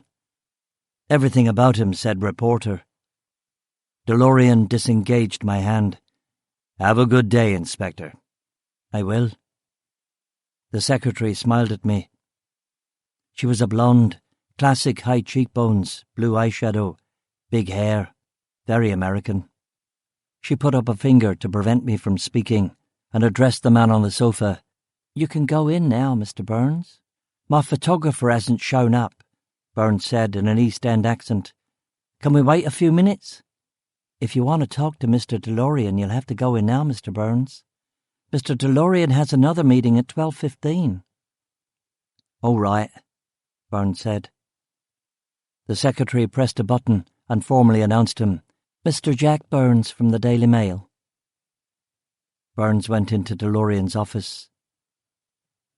It was unusual to hear an American woman's voice in Northern Ireland, and I tried to think if I'd ever heard one here before. I doubted it. The American news networks didn't send their female reporters to war zones. Is he a good boss? I asked. "He's a great man," she said. "Genius at work," it says on his desk. "Oh, that's sort of a joke. That was a gift from Ronald Reagan when he was campaigning through Michigan." She began to roll a sheet of paper into her electric typewriter when suddenly another secretary came running down the hall and burst into Mr. DeLorean's office. "What?" DeLorean yelled. And then a moment later, "God damn it!" DeLorean came out of the office fuming.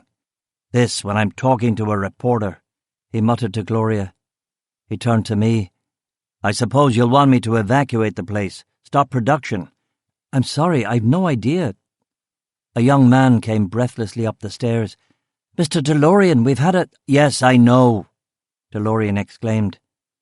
The Daily Mail hack had come out of the office now and was writing furiously in his notebook.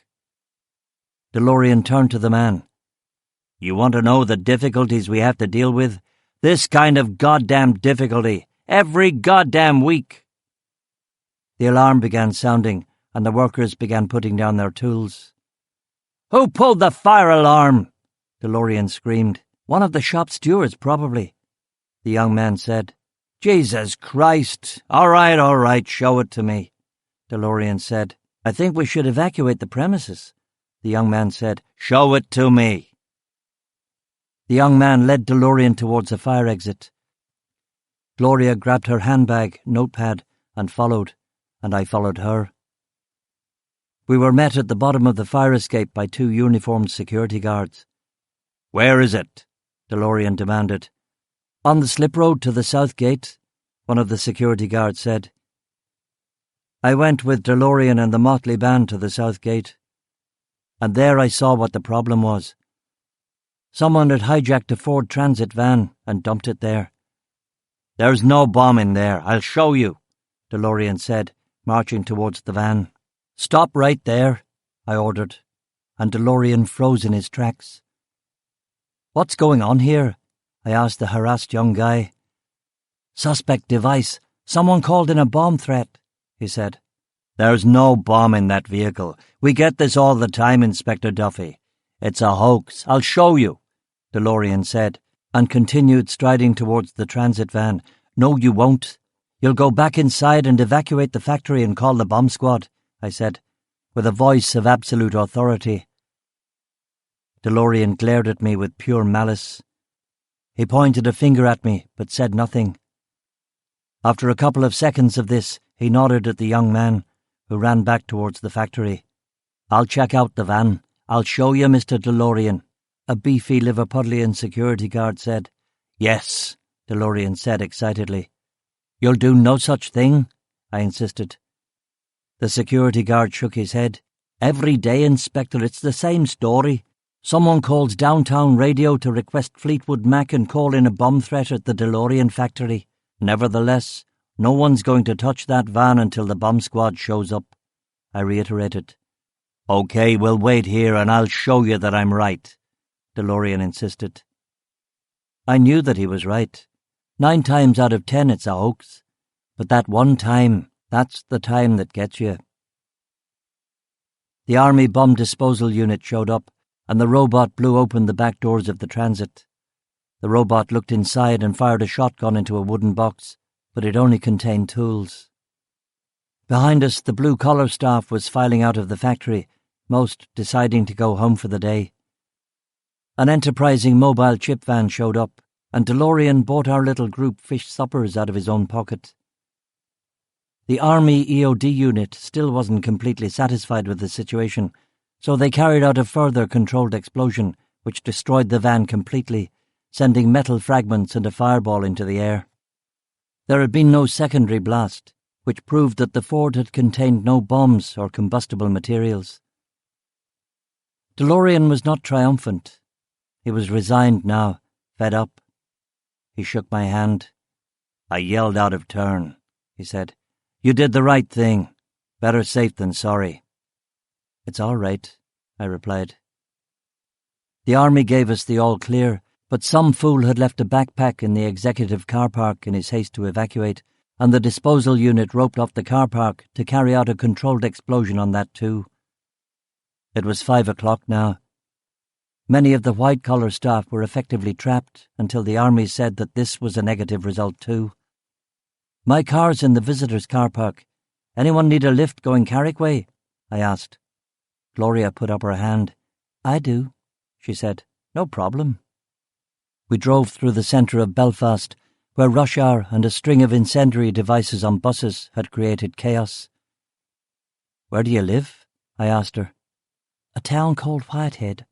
An apartment overlooking the water. Wonderful view, full of charm." "Sounds like a nice place." "Oh, yes. Mr. DeLorean picked our accommodations out personally." We were stuck in traffic for 25 minutes. I was getting annoyed. Worse, losing face. "This is ridiculous. Time for my Starsky and Hutch moves," I said. I took the portable siren out of the glove compartment and put it on the roof of the Beamer. I turned it on and drove the wrong way down the one-way system at the City Hall. "Are you allowed to do this?" Gloria asked, in what I discovered later was a South Carolina burr. "I'm allowed to do anything, love. I'm the Johnny Law." "You're the what?" "Put the windows down, sweetheart." She wound down the window, and I cracked Zepp in the stereo. Good Zepp, LZ3. We ran the one-way systems and frightened the civvies, and hit the 10 lanes where the M2 leaves the city. 6 camouflaged sacks of shite were stopping suspicious characters where the M2 merges with the M5, but the siren got me past them, and on the M5 I got the Beamer up to a ton. At Hazelbank I killed the woo-woo and took us down to 75. We drove past White Abbey RUC. "A rocket went through that police station," I said. "A rocket?" "Yeah, not an RPG. A rocket." "What's the difference?" "Oh, there's a difference, baby, believe me. I was in there half an hour later." I scoped her, and my God, she was a stunner. She looked like Miss World 1979, one of the ones Georgie Best couldn't get. "You want to get a bite to eat? I know this fabulous Italian that just opened up in Carrick. The food's so good the place won't survive past Christmas." "Italian food?" "Italian food." "I'll try anything once." "Ooh, I like the sound of that." She laughed, and I knew I was in like Flynn. The Tutto Bene was deserted, apart from a bald gourmand who was loving everything he was given and kept sighing dramatically at each new dish. We were given the window seat overlooking the harbour. I ordered the second most expensive red. She plumped for the spag carbonara, and I got the risotto. She didn't like the grub, but the desserts killed her. I asked her if she wanted to come back Chez Duffy and hear my records. She said that sounded interesting. Coronation Road, 9 in the PM, curtains drawn. I was spinning Nick Drake, while Gloria checked out the Nixter's sad eyes on the sleeve. Softened them up with Nicky D and Marvin Gaye, and then unleashed the inner perv with the Velvets. I made her a vodka martini and questioned her about her life and times. She was from a town called Spartanburg, South Carolina. She'd gone to Michigan State to major in business, and from there it was a short hop to GM and GDL's own company. We were getting on famously when there was a knock at the front door. I turned the TV off and looked through the living room window. It was Ambrina. "Shit," I said to Gloria, and went into the hall. "Anything wrong?" "Not a bit of it. Get that martini down your neck." I opened the front door. "Hello," I said. "I hope I'm not bothering you," she said. She was wearing jeans and a black T-shirt. Her hair was braided. The T-shirt was tight. She looked fabulous. She was holding something covered in tinfoil. "I made you this to thank you," she said. "Oh, thanks." "It is merely brandy snaps, the only thing I can make," she said. I took the tinfoil off and bit into one. It was like biting into stale bread soaked in rubbing alcohol. "Amazing," I said, fighting the gag reflex. "Look, I'd invite you in, but I'm busy." She smiled. It was the smile to light up the porch, to light up this whole fucking gloomy street. "Well, thanks. Maybe another time we could have a drink or something." "I cannot stay long. I have to pack." "Pack?" "I am moving to England." "When?" "Tomorrow." "Why?" I have been offered a place at Cambridge University. My father pulled a few strings, as fathers do. Cambridge? She leaned in and kissed me on the cheek. Thank you, she whispered. You're welcome. She turned and walked down the path. I closed the door and went back to the living room. Gloria was burrowing deep into my extensive prized record collection. Who was that? Just some chick whose life I saved. No, really, who was it? I grabbed her round the waist and carried her to the sofa. I kissed those big, pouty, red American lips. Damn, she tasted good. Just some chick whose life I saved, I insisted. I made more martinis and played her What's Going On and Pink Moon. Everything was proceeding according to me. She tasted wonderful. She seemed the kind of girl who liked to party. I got the quality hemp from the garden shed. The stars were out. It was dark, quiet. There was a cold wind from the North Channel. I got some logs I bought from the tinker peddlers, oak and hazel and copper birch. I went back inside, rolled a spliff and put the logs on the fire.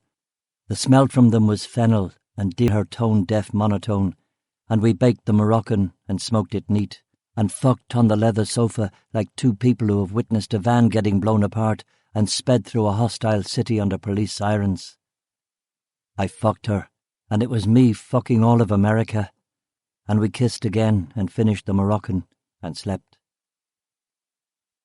We lay all night there on the living room sofa, until the sun came up over the Scottish coast, rising prismatically over the Pink Loch, over Leinster and Munster and all of red-handed Ulster, over the DeLorean factory and the McAlpine farm in Island over the rubble of Ballycorey RUC station, over Belfast, a pale orange sun rising out of a cobalt dawn that warmed the hearts of innocent men and guilty men, and men whose task it was to heal, and those whose burden it was to hurt.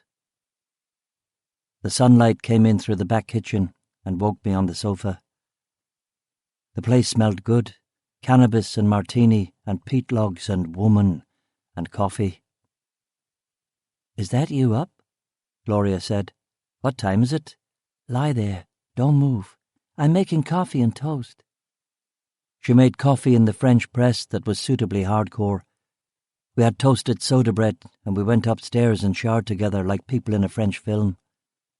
Post-shower, she was radiant. Belfast people sucked the light from their surroundings black hole fashion. This woman was giving off about 2,000 candle power from her smile alone. I drove her back to the DeLorean plant in Dunmurry and walked her to her desk. There was a box waiting on her seat with a ribbon around it.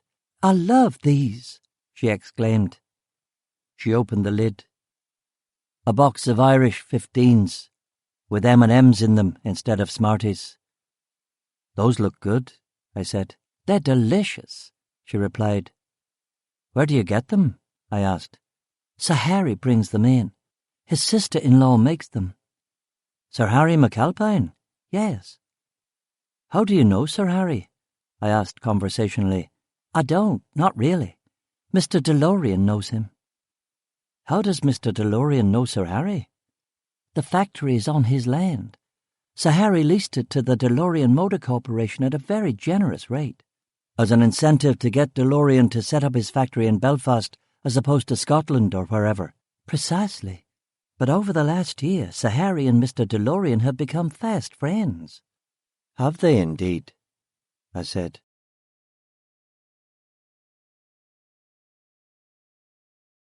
Chapter 24.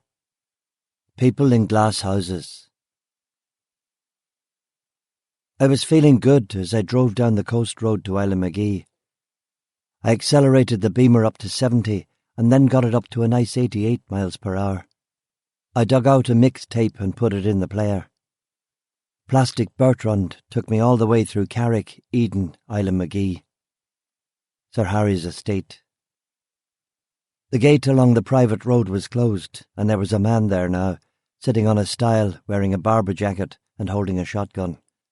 Old geezer, grizzled, gamekeeper type. "This is private land," he said in a country accent.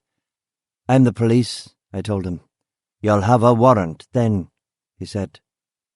"To drive down this road I'll need a warrant. This is not the King's Highway. All these farms, right down to the water, is all Sir Harry McAlpine's property," the man insisted. "Just let me through, mate. I'm the Peelers. I've been here before." "So you say. But we have to be careful. We had a murder here last year." I got out of the Beamer, opened the gate, and showed him my warrant card. "If you want to shoot me, but I'm going to see McAlpine." The old geezer nodded. It was more than his job was worth to get in the way of a determined copper. I drove past Emma's farm. No sign of her. I followed the dirt trail up the hill to the big house. The gate down that drive was also closed, but there was no chain across it, so I got out and opened it. I drove over the cattle grid and down the palm-lined driveway. The roller was parked out front. I rang the bell. Mrs. Patton answered the door. I showed her my warrant card. "Remember me, love?" "What do you want?" "I want to talk to Le Grand Fromage. He's in the greenhouse. I'll go get him." "The empty greenhouse?" "Don't trouble yourself, Mrs. Patton. I know the way." I walked through the house and the kitchen and out into the back garden. There had been a few changes. The garden looked tidier, neater. There were bags of soil and peat and empty terracotta pots. Sir Harry's finances must have stabilised some if he could afford a guard down there on the private road and a revamp to his back garden. And there he was, in a ratty brown shirt and brown corduroys. I knocked on the greenhouse door. He was pulling a jumper over his head. When the head popped through, he turned round, saw me, frowned. I opened the door and went inside. It was warm. There was a little humidifier in the corner pumping out steam. "What the devil are you doing here?" he asked, not even attempting to conceal his dislike, which was certainly un-Irish, but perhaps not un-Anglo-Irish. And it wasn't that clear why he disliked me. Sure, everybody hated the Peelers. We were lazy and crap at best, corrupt and sectarian at worst. But at least I was trying to solve the murder of his brother, wasn't I? I walked over. He was fussing with an orchid of some kind, and it made me think. Ah, a real horticulturalist, eh? "The last time I was in this greenhouse, the place was deserted," I said. "I'm restocking. And what business is it of yours, anyway?" His eyes were bulging in his face, his cheeks were red. That and the green Wellingtons and the accent. He was really an old-school character. I found myself warming to him. "Do you ever grow rosary pea in here?" "What pea?" "Rosary pea. Never heard of it. What are you doing here? You've come to ask me about my garden." "I've been up to see John DeLorean." "And?" "The car guy. The guy who is going to save Northern Ireland from the abyss. I know who he is." "Of course you do, Harry. His factory is on a piece of your land. Some old waste ground in Belfast that is now the hub of Ireland's regeneration project." He put down the pot he was working on and took off his thick gardening gloves. He cleared his throat. "And what exactly has this got to do with anything?" "Your brother was an intelligence officer for the UDR. He ran a series of informers for them. One of them told him something about a guy asking questions and taking photographs at the DeLorean factory. I went to see Mr. DeLorean. Sir, no offence meant, I assure you." That seemed to mollify him a little. He sniffed and sized me up. "So you're still looking into Martin's death?" "I am." He nodded and breathed out slowly. "I take it you think it wasn't a random IRA hit, then?" "Oh no, I haven't got that far yet. I just want to parse this link a little. You, DeLorean, Martin's informer. I wanted to see where all this went." "All right, maybe I can help. Come into the house and we'll discuss it over tea. Have you got some time?" "All the time in the world." "That other detective, the one who died. I hate to speak ill of the dead, but, well, I didn't have much confidence in him." "No." We went into a library on the ground floor. Floor-to-ceiling shelves. Have you got some time? All the time in the world? That other detective, the one who died. I hate to speak ill of the dead, but, well, I didn't have much confidence in him. No. We went into a library on the ground floor. Floor-to-ceiling shelves stuffed with old books, a formal leather sofa, worn comfortable by generations of use and repair.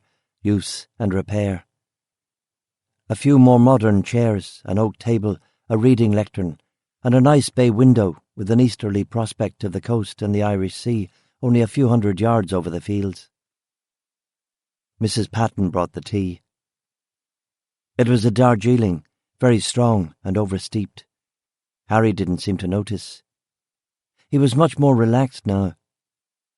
"So you really think this could be something to do with John DeLorean?" he asked eagerly. "Perhaps. What exactly is the nature of the relationship between you and Mr. DeLorean?" He shrugged. "Relationship? Ha! The man's a user. He doesn't have relationships with people. He uses people." "How did you get to know him in the first place?" 2 years ago, I started hearing rumours that DeLorean was looking to invest in Northern Ireland, build a big auto plant for this sports car he was designing, lots of jobs. The whole thing would be underwritten by the Northern Ireland office. They'd pump in 50 million.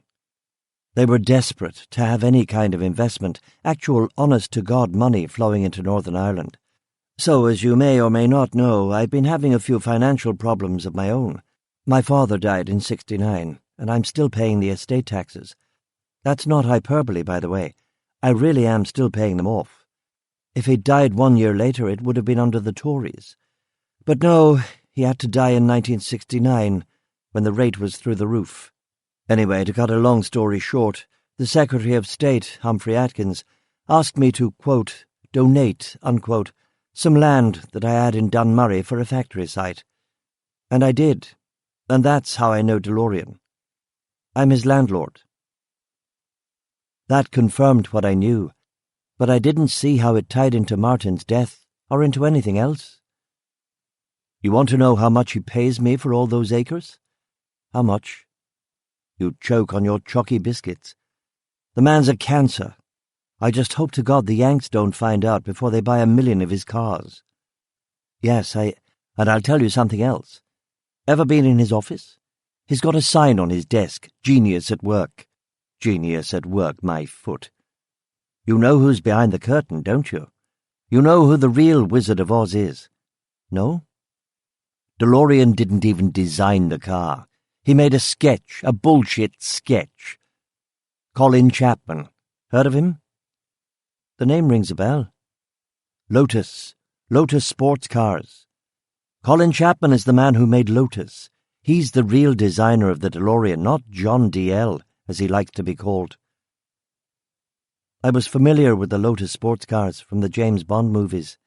Colin Chapman's the designer. The money's coming from the British government. The land came from me. The workers are ex-Harland and Wolff guys from Belfast.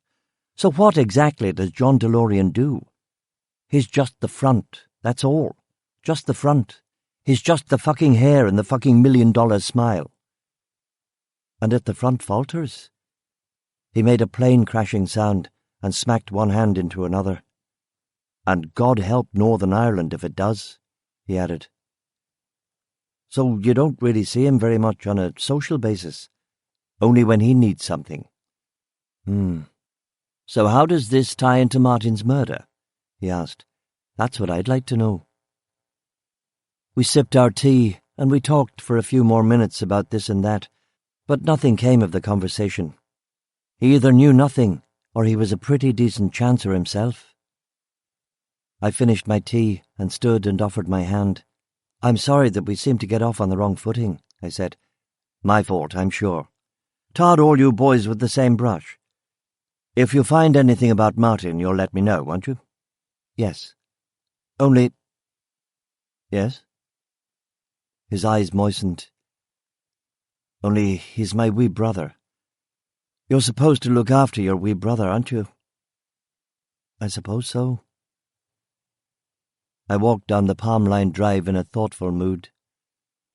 I got in the Beamer. He hadn't reacted to the rosary pea crack, and he seemed genuinely interested in finding out about his brother's death.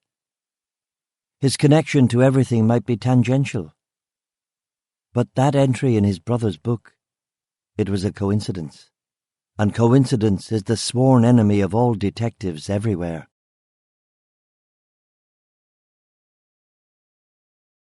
Chapter 25. Into the Woods. I'd driven about 100 yards from Sir Harry's house when I saw Emma wearing army boots, a blue dress and a raincoat, walking along the shook and carrying a basket. Her back was to me on the road, and she had an umbrella up, but she was unmistakable with that wild curly red hair. I pulled the car beside her and wound the window down. "Hello," I said. She seemed a little startled. "Oh, hi. What are you doing down here?" "I was seeing your brother-in-law." "About Martin?" "Yes." "Anything new?" "I'm afraid not. Just tidying up some loose ends." She nodded, frowned, and then smiled. "What on earth is that music?" she asked. "It's Plastic Bertrand." "Who's that?" "Belgian, new wave guy." "What's new wave?" "Jesus, I mean, they have the wheel down here, don't they? And fire." She laughed. "You're not still living in caves, hunting for woolly mammoths." She lifted her basket. "Mussels, more like." "You need a lift?" I asked. "A car can't go where I'm going." "Where's that?" "Down to the shore." She smiled again, and something down below decks remembered last night with Gloria. "Can I come with you?" I asked. She hesitated for a moment. "What have you on your feet?" "Gotties," I said, showing her my Adidas sneakers. "They'll get soaked." "That's okay." I pulled the BMW over and locked it. I got my leather jacket out of the boot and zipped it up over my sweater and jeans. "We go down the lane there, and then we're back through the wood," she said. Her hair was blowing every which way round her face. She looked elemental and slightly scary, and very beautiful. "This way," she said, and led me along a lane, past a ruined farm with broken windows and a roof with half the tiles missing.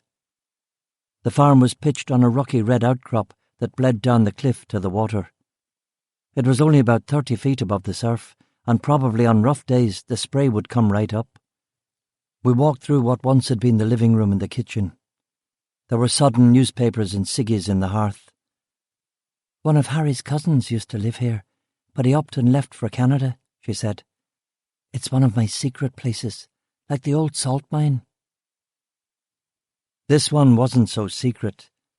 My cop's eyes took in discarded syringes, furniture broken up for firewood, and an old piano which someone had taken a hammer to. The back garden led to the cliff path right down to the shore. The stone slabs were slippery, and I almost went arse over tit in my gutties. "So you're from around here, aren't you?" I asked. "Yeah, I'm from Mill Bay, just a few miles up the road." "Any family still there?" "No. Folks are in Spain. Older sister's in San Francisco. She wants me to come over to America. I suppose I should. There's nothing for me now in Ireland. Nothing for any of us here, really. That's what everybody says." We reached the bottom of the track. There were more abandoned cottages down here, much older dwellings. "These are from the famine?" I asked, pointing towards them. She nodded. "Harry says that this valley used to be bunged with people. Now it's all sheep and a few of his loyal retainers." We stepped onto the stony beach and she gathered mussels and whelks. "Are you making soup?" I asked, helping her. No. You just boil them up in a little chicken stock with some garlic. Delicious." "Really? Don't sound so sceptical." In 10 minutes her basket was half full. "I think that's enough," she said. "We'll take a shortcut back through the forest." We walked along the beach, past a long rusting jetty sticking out into the water. "Harry's?" I asked, pointing at it. "Yeah, he keeps talking about renovating it, turning it into a marina, but he never will. All talk, big plans." We trudged back up the hill, along another trail. "Initially I got the impression that your brother-in-law wasn't too impressed with me," I said. Has he come around? A little bit, I think. It's not anything personal. This part of Isla McGee has never been fond of the law. Around here it's always been about poaching and cattle raiding and rustling stolen cattle over to Scotland. I think they're saying, "Oh, me aching back from standing here all day." She hit me on the shoulder. You're all the same, aren't you? Who? Cops? Men? There was a glint in her eye that I couldn't decipher. Hey, do you want to see something really interesting, Inspector Duffy? Sure. This way.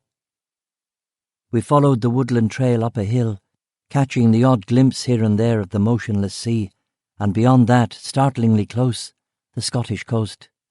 Down here, she said, and led me to a hazel grove covered with moss and mistletoe. Prayers and petitions had been placed in plastic bags and hung from the lower branches. Little offerings and notes were leaning against the trunk.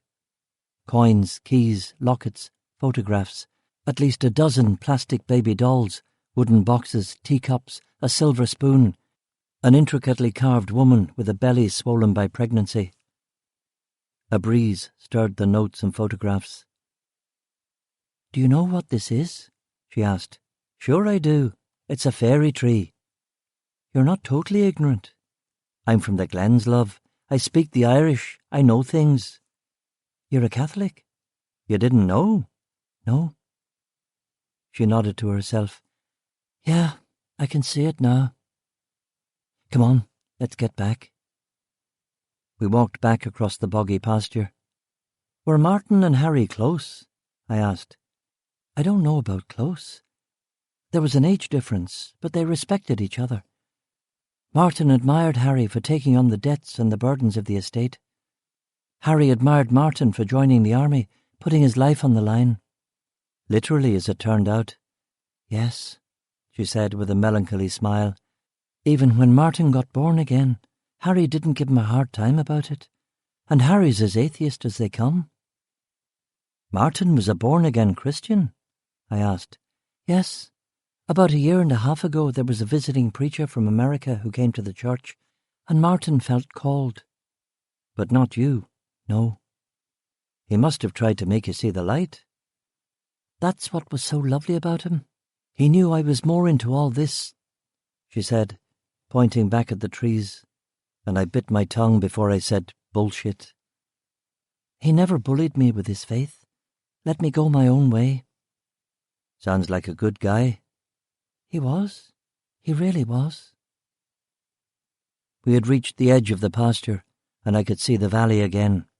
The big house, the cottages, the salt mine, my car parked along the road. Do you want to stay for dinner? She asked. I'm making the mussels. It's a shame to do all that for one. Sounds great. We walked over the boggy field to the farm. Cora started barking, and Emma untied her. Why didn't you take her on your walk? I used to, but she's incorrigible. She worries the sheep, and she goes after the game. She goes for everything. Except IRA gunmen, apparently. A man waved to us from the road as he drove past in a Toyota pickup. She waved back. Who's that? I asked. Connie Wilson, one of Harry's tenants from down Ballymumford way.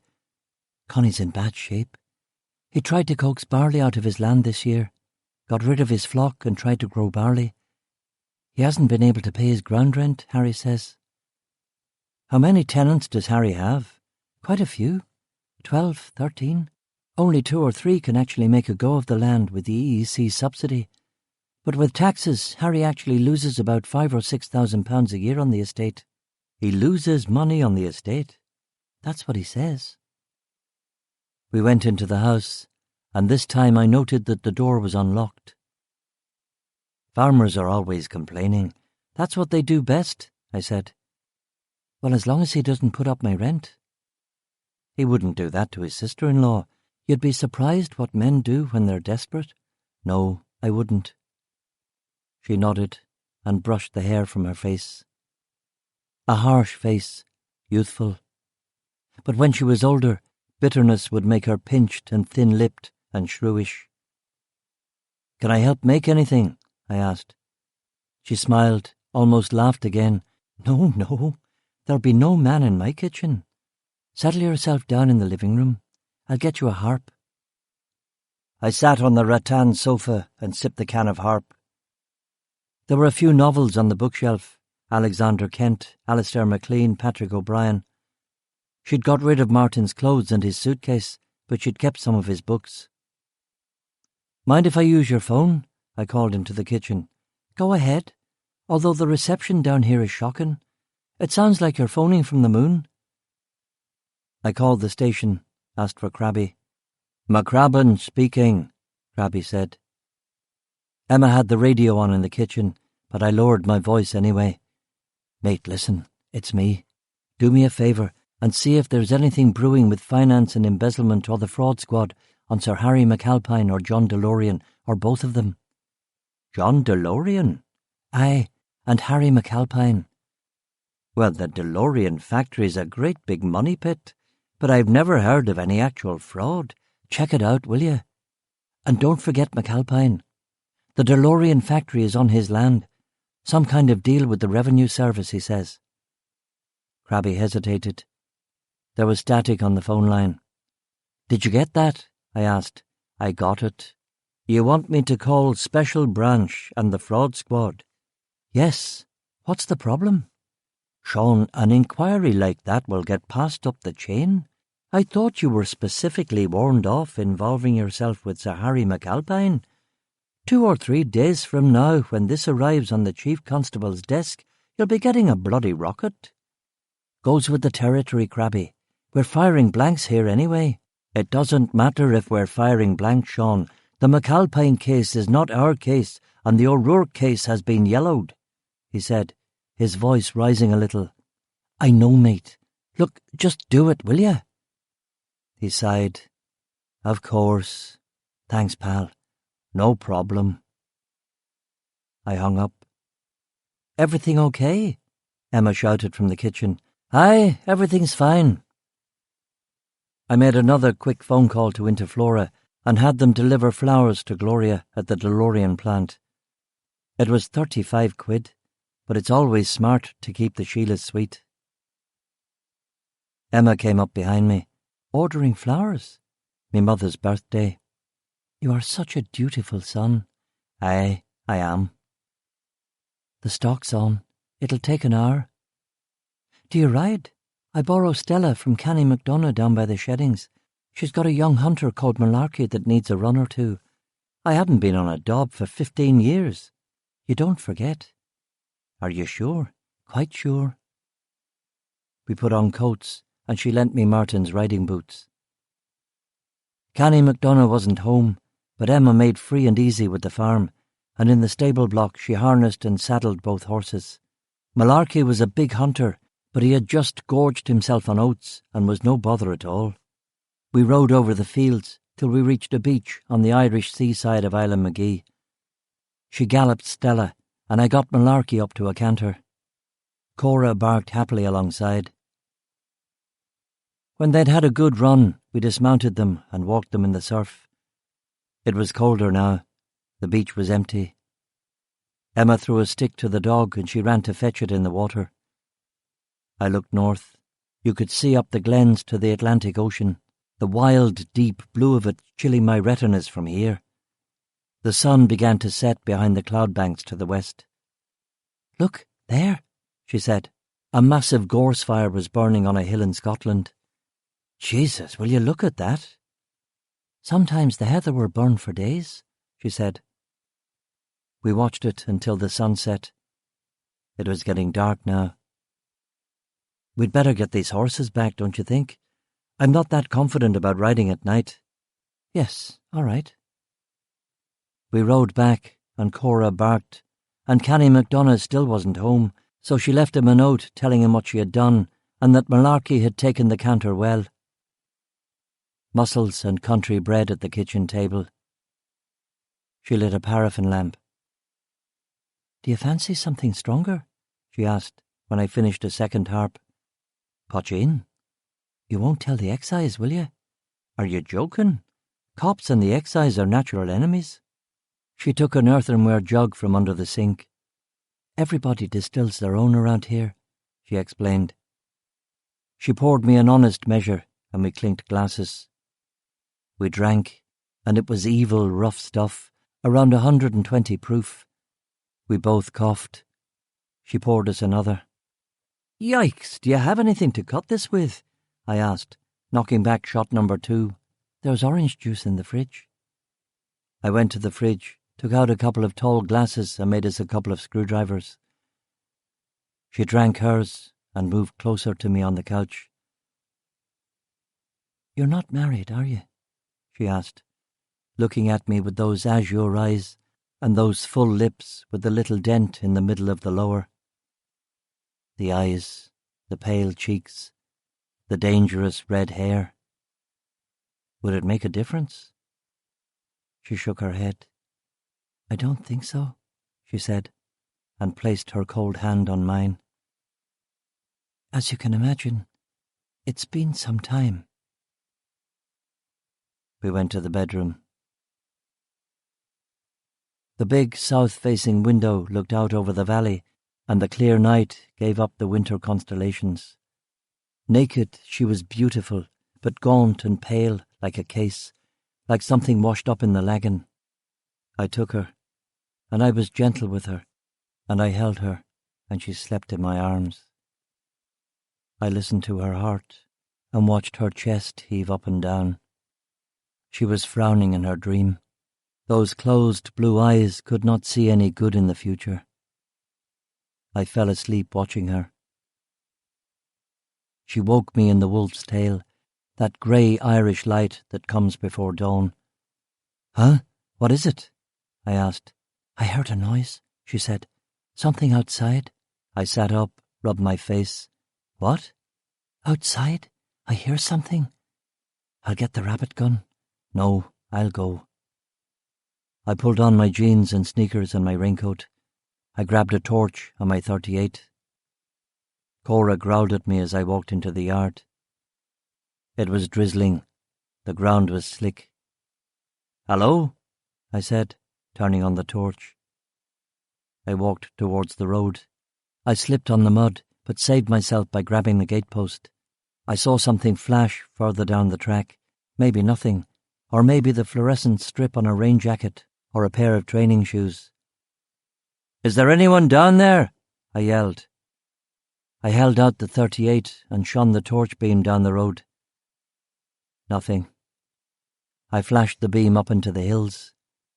No movement, no sounds. The distant loch, the even more distant sea. I stood there, waiting for something, anything. "There's nothing here," I said to myself. I walked a little bit further down the lane and then cut back to the farm along the hypotenuse of the nearest field. I nearly took a header into a bog hole filled with water, but saved myself before the final step.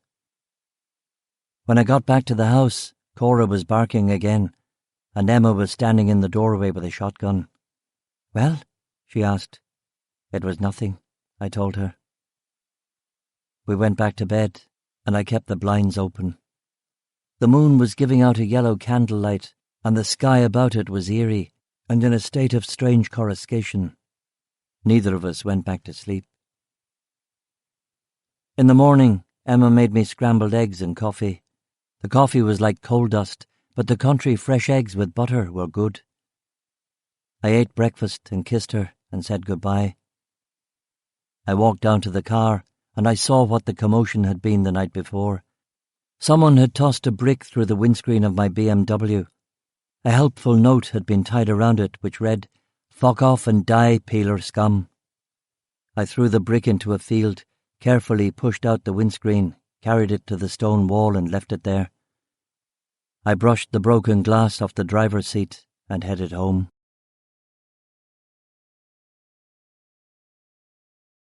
Chapter 26.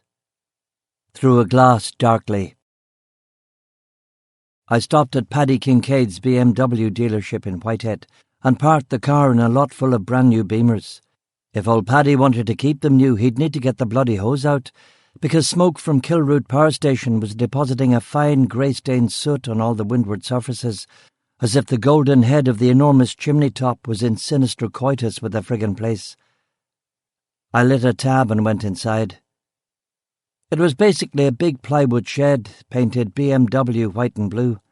An elderly woman was playing an electric organ in one corner of the showroom, and when I saw Father O'Hare, I thought perhaps the two were connected by some nexus, a wedding rehearsal or funeral preparations or the like, but in fact they were unrelated. She was Paddy's wife, playing a waiter herself, and Father O'Hare was in looking for a car. "I haven't seen you in a while, Sean," Father O'Hare said, cheerfully enough, although perhaps with a hint of admonishment, and if a hint was there, I didn't effin' like it. "Big mistake, Father," I said. "What?" "You can't be a priest and drive a BMW. It sends out a bad message. Sean, as I'm sure you're aware, the Pope-mobile, as they call it, is manufactured by BMW. The Holy Father survived an assassination attempt by the direct intervention of Our Lady of Fatima and can therefore pretty much do what he likes in the vehicular realm. With all due respect, Father, you're not up there yet." He nodded and countered with, "I wonder how it looks to have a policeman driving a BMW. Perhaps an inspector in the Vice or the Fraud Squad might have cause for concern, but not a simple homicide detective." The organ reached a complicated part of the toccata and fugue in D minor, and Father O'Hare could see from the look in my eyes that I'd already had a somewhat trying morning. "Perhaps you're right, Sean. I was only picking up a brochure anyway. Will I see you at Mass before Lady Day?" "Yes, Father," I assured him, and he went outside to his rickety 2CV coupe, which had Death Trap written all over it. Paddy was annoyed with me. He was a tubby, complacent man with a welcoming sun-tanned bald head, but when he heard the tail end of me chasing out Father O'Hare, he was furious. "That was a customer, Sean, a customer. You don't see me going around to your manor and solving murders, do you?" "You're welcome to, Paddy." Paddy went on a rant about Father O'Hare's pressing need for a new motor and pointed out that the Catholic Church used wealth to glorify God and show the common people a glimpse of the infinite. I was in no mood for the dialectic, so I told him he had a point and apologised and asked about the windscreen. Paddy told me he couldn't possibly get a replacement in less than a week and offered me a loaner of a black BMW 320i for only 50 quid. It was a canny move on his part, for he knew that I'd be hooked after a couple of days behind the wheel of that 4-cylinder, fuel-injected 125 brake horsepower beast. She purred right up, and I notched her at 115 miles per hour on the straight run from the old ICI factory to Eden Village. I turned right up Victoria Road, left on Coronation Road, and parked the car. I found Bobby Cameron's wean and gave him a £1 note and told him he'd get another one if he kept all the wee shites away from the Beamer. I was exhausted. I turned on the hall light to look at myself in the mirror, a pitiful, bedraggled wreck of a man. The hall mirror. The hall looking glass. Alice through the looking glass. Alice Smith, because Alice Liddell was too obvious. I see through a glass darkly. I saw the phone sitting on the table. I recalled the conversation with our special guest mystery caller. I walked outside to the Beamer and drove to William McFarlane's bed and breakfast in Dunmurry. Mrs. McFarlane didn't recognise me without the riot squad to back me up. I asked if I could have a look at room number 4. She said all the rooms were the same. I said 4 was my lucky number. She said, "Fine, go ahead." I went upstairs to room number 4. I looked at the huge mirror above the dresser. I looked at those strange wear marks on the carpet, exactly where they should be if someone had moved this heavy thing out from the wall. I moved the dresser out from the wall. Behind the mirror, someone had duct-taped an envelope. I put on latex gloves and opened the envelope. Inside, Bill O'Rourke's Massachusetts driver's license, $500 in $50 bills, and a key with the number 27 stamped into the metal. Taped to the key with Scotch tape, a piece of paper that said, 10-cent bank safety deposit, Jefferson Street, Newburyport, Massachusetts. I moved the dresser back and told Mrs. McFarlane I'd have to think about the room. I went back to the borrowed Beamer and sat there. The mystery caller had known about this all along. I see through a glass darkly. She had seen through it. She'd seen through it to the other side, but was leaving it to me to do something about it. There was only one thing to be done. I knew the drama that would erupt if I asked for official permission to go. The chief, the consulate, DeLorean, the Americans, especially the Americans. The case would be taken away from me. The case would vanish into the ether. We'd never find out who killed Bill O'Rourke.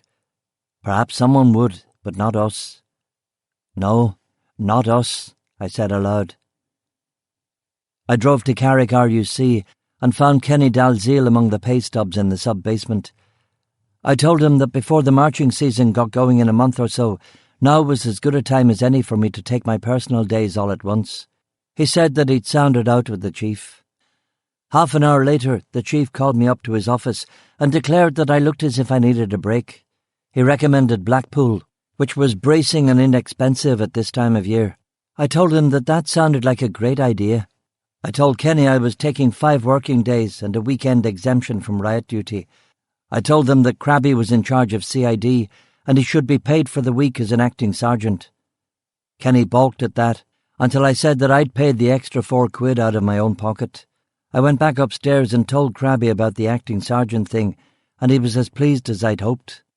I didn't tell him about the mirror, not yet. No point dragging him in until we saw where it all led.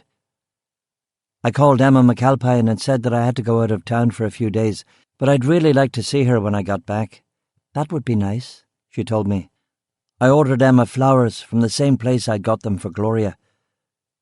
I drove to Grant's travel agency in Carrickfergus and had them book me a flight to Boston, tomorrow at noon from Shannon. I'm not a superstitious arsehole, but just to be on the safe side, I found out when the next Mass was going to be.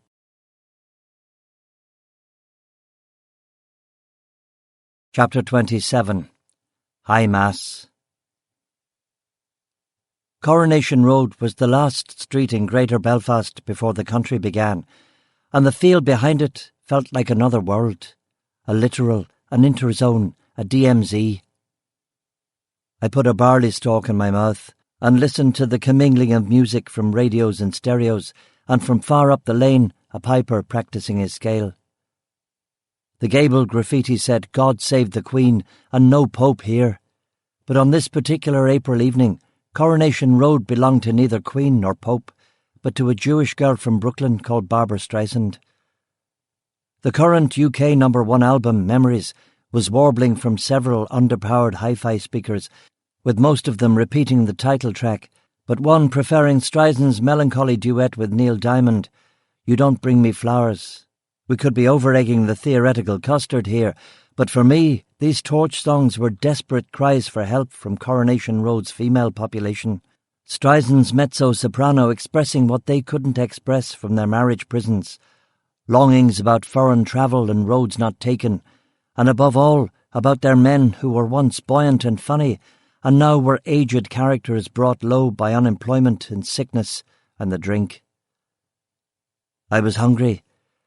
I hadn't eaten as an act of contrition. Tonight I would take the sacrament of penance, and in a state of grace I would go to America. It was dusk now, and the colours were from another latitude, the barley a bold yellow, the sky an epic Sicilian red. I walked past 2 children playing hide-and-seek behind a burnt-out car. The field had become a dumping ground for bombed vehicles, and these warped and twisted hulks of steel and aluminium possessed a strange minotaur beauty. I touched the side of a Reliant Robin that had been turned inside out by the apocalyptic power of Semtex. A kid put his finger to his lips. I nodded. "I won't turn you in, son." I reached the street and said hello to my 2 terrace neighbours, Mrs. Campbell and Mrs. Bridewell, while Barbara brought her rendition of Memory to a histrionic emotional climax, and the ladies dabbed at their cheeks. The sky, the song, the tear, the moment carved with such precision that I knew that it would scratch the iris of my mind's eye decades from now, if the Lord spared me. I checked under the beamer and drove to the chapel. Revenge is the foolish stepbrother of justice. I understood that. I had lived with that thought for 8 months, ever since that night on the shores of Lake Como. What I had done then was a crime, and it was also a sin. No one cared about the crime, but tonight I was going to confess to the sin, to the act itself, and to the feeling of satisfaction I got when I thought about what I'd done. I parked the car and got out. The chapel was ancient and barely used, covered in moss and yellow ivy. It lay now in the shadow of Kilroot Power Station. Only in Ulster could a charming piece of coast like this have been blighted with such a Soviet-style monstrosity. Kilroot is a derivation of the Irish Kilrua, meaning Church of the Redheads. The Redheads were the local Celts, and supposedly Kilroot had been founded as a parish in 422 AD, which predated St. Patrick's mission by a generation. At that time, Ulster, and indeed Ireland, was a land of pagan, poetry-loving, warring tribal kingdoms. Not much had changed. Father O'Hare was only 22. He was 9 years my junior, but he was an old soul. In defiance of Vatican II, and for the benefit of the 5 other ageing parishioners, he conducted the Mass in Latin. The ancient words comforted us. When the service was over, I entered the confessional. Father O'Hare saw old Mrs. Macaulay to her car and returned to the chapel. He entered his side of the booth. He slid across the partition. Only the carved wooden lattice protected me now. "Bless me, Father, for I have sinned," I told him. "It has been nearly a year since my last confession." I confessed to the mortal sin of murder and the venial sins of pride, lust, and adultery. I confessed that I did not regret what I had done, and I told him that I would do it all again. He listened and did not approve. Technically, he should not have offered me absolution until I had explained that I was sorry for these and all the sins of my past life. But Father O'Hare was no sea lawyer and couldn't afford to be too harsh with his tiny congregation. "Misereatur tui omnipotens Deus, et dimissus peccatis tuis perducat te ad vitam aeternam," he said. "Indulgentiam absolutionem et remissionem peccatorum tuorum. Tribuat tibi omnipotens et misericords Dominus. Amen. Dominus nostor Iesus Christus te absolvat, et ego auctoritate ipsius te absolvo ab omni vinculo, excommunicationis, suspensionis et interdicti, in quantum possum et tu indiges. De inde ego te absolvo a peccatis tuis, in nomine Patris et Filii et Spiritus Sancti." Outside the confessional, it was a different world, and we exchanged unembarrassed pleasantries. "It was a lovely day today, wasn't it?" "Aye, it was indeed, Father, although I heard it was going to be cold tomorrow." "Oh, and my Rosa's just coming through," he said, and shook his head. "I won't see it. I'll be in America." "America? A holiday?" "Something like that." I drove home, and absolved and at peace, I called McCrabbin. I told him about the mirror and the note and what I was planning to do. He was silent for a long time. "Don't do this, Sean. The whole thing smells. Pass it up the chain of command," he said finally. "Why did you become a detective, Crabby? Truth and justice, right? If we pass this up, the Yanks will take it, the Brits will take it. We'll never get the truth, never." "This is a game being played on another level, Sean. A game you play carefully. Pass it up, and our job is done. You know what will happen, Crabby. It'll vanish. The higher-ups and the Americans will make it vanish, and we'll never find out what happened to Mr. O'Rourke." "You don't know that for certain, Sean." "You said it yourself, mate. This whole thing stinks." "At least tell the chief." "The chief's a company man. I won't be out of his office before he'll be on the phone to the FBI." Crabby hung on the receiver for a long time, thinking. I knew he was conflicted. He wanted to talk me out of it, but he wanted to know too. "So what's your plan?" Find out what Mr. O'Rourke has hidden away in that safety deposit box and retrieve the evidence. Fait accompli, mate. No interference from Special Branch goons, FBI or anyone else. And then what? Depending on what I find, we'll take it from there. Let me go with you, he said suddenly. I considered it for a second or two. It would be great to have him with me, but it would be selfish to drag him into the black pit of banjacks if it all went wrong. No, Crabby. If this shit fucks up, it'll be my head on the block and mine alone. What could go wrong? I don't know. That's why I should go with you. You need me, Sean. I do need you, Crabby, but I don't need you catching any flack from this.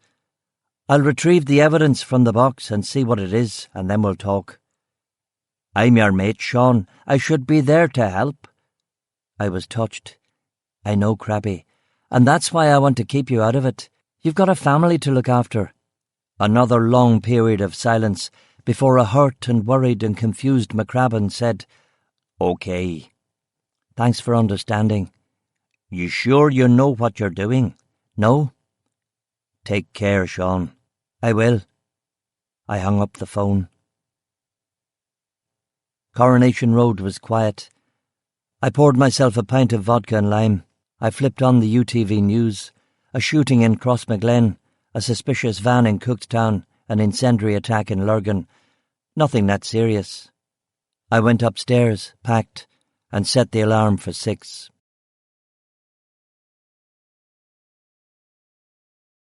Chapter 28.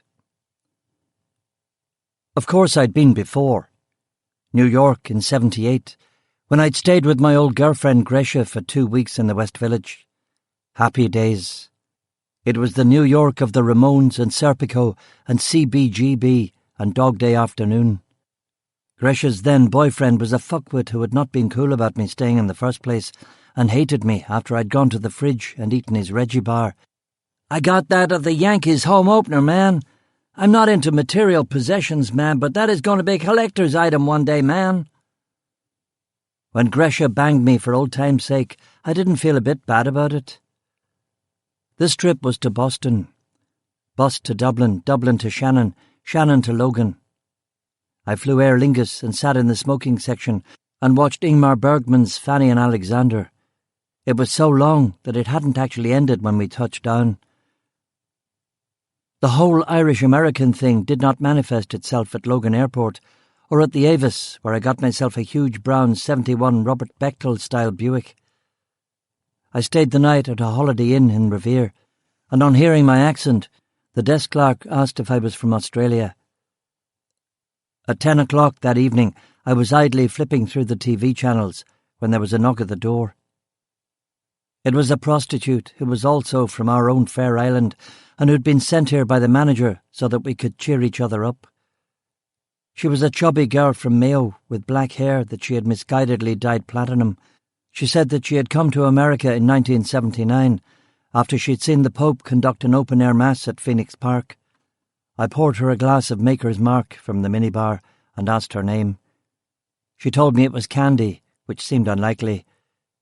She asked if I wanted to have sex with her, and I told her that I was very tired, having just arrived today. She told me that a quick hand job would ensure that I would get a good night's sleep and would only cost $10. She had big peasant hands that looked as if they could wring the neck of a chicken without any bother at all, and I said thanks but no thanks and gave her $5 for her trouble. She thanked me for the drink. I had read The Catcher in the Rye and was prepared for the desk clerk or manager to come barging in 5 minutes later, demanding full compensation for his girl's time. But no one came and no one bothered me, and I slept until 7 the next morning. I shaved and dressed in black jeans, a white shirt and a black sports jacket. I bought a map and drove the Buick north on Route 1A towards Newburyport. Before reaching town, I took a mini diversion to find the O'Rourke homestead.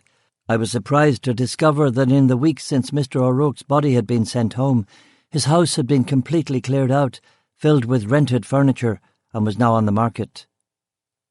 There was a lockbox on the front door and the number of a realtor who would let you see inside.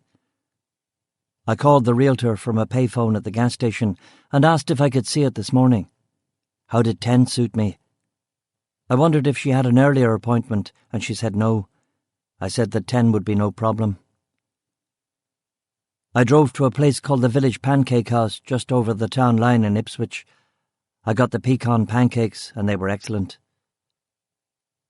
The realtor was a large, bubbly woman called Buffy. She had blonde curly hair and a permatan, and she was wearing a light blue leisure suit that made her look like a member of a cult. She showed me inside the O'Rourke residence. My hunch about the rented furniture proved correct. All the late Mr. O'Rourke's effects had been cleared out and the house fumigated, Buffy assured me. "What happened to Mr. O'Rourke?" I asked. "I heard that he wasn't well and that he went home to Ireland to die." I told Buffy that I was a keen gardener, and she showed me a completely empty greenhouse in the backyard, as empty as Sir Harry McAlpine's had been. I thanked Buffy and drove next to the VFW post. I wanted to talk to O'Rourke's mates, and I'd brought that roll of $500 I'd found behind the mirror, which I wanted to leave as a donation to his fellow veterans. I parked outside the small, white, clapboard building and tried the door, but it was locked. I got a coffee roll and a coffee from Dunkin' Donuts on Route 1 and waited for any of O'Rourke's VFW buddies to show up, but no one did. It was obviously way too early. I ate the coffee roll, it was great, and made up for the coffee itself, which tasted like it had been percolated through a tube previously used for stealing petrol from parked cars. I drove back to O'Rourke's house and rang the doorbell of the neighbours on either side. The Browns were not at home, but his other neighbour, Donna Ferris, a homemaker in her 40s, told me that Bill was an amazing guy, a very proud man, a great neighbour who could fix just about anything. You wouldn't believe what he went through when Jennifer died. She was in so much pain. He tried to take it all on himself. They should have given that guy a medal. I told her that they had given him several medals, and this was news to her. I asked her about his work for the government, and she said that he never discussed it. She said that she was devastated to hear about his death, that he was the most honourable man she knew. "Most people these days don't even know what the word honourable means," she said. At lunchtime I drove into Newburyport and found the 10-cent savings bank. The main branch on State Street was not the one that contained the safety deposit boxes. I had to go to the adjacent branch on Jefferson Street, but I knew that already. I had a toasted cheese sandwich at Fowl's Diner and found a review of Fanny and Alexander in an old Boston Globe someone had left lying around. The reviewer liked the film, but didn't say what happened at the end. I walked down to the little harbour and strolled along a pier that had rows of lobster boats and fishing smacks. An attractive lady with a screaming infant asked me the way to the McDonald's. I told her I was a stranger here myself, and she hazarded a guess that I was from down under. "Belfast," I said, and she smiled and wished me a pleasant trip. I found an Irish pub called Molly Malone's. It was an embarrassing explosion of kitsch and sentimental Irishness. Comedic leprechauns jostled for space with photographs of the dead hunger strikers and framed newspaper headlines celebrating infamous bombings. There was a collection tin for the IRA on the bar and posters that said things like "Death to the RUC" and "Death to the Brits." No Mick with any self-respect would ever drink in a place like this, which was why it was packed to the rafters. I went next door to a dive bar and got a bottle of Sam Adams for $1.50. I knew that I was only delaying the inevitable, so I gulped my brew and went back outside. Jefferson Street. The 10-cent saving bank's adjunct branch was a brown concrete single-story structure that had all the aesthetic charm of a nuclear fallout shelter. But perhaps that was the point. Your stuff will be safe here, even in the event of the apocalypse.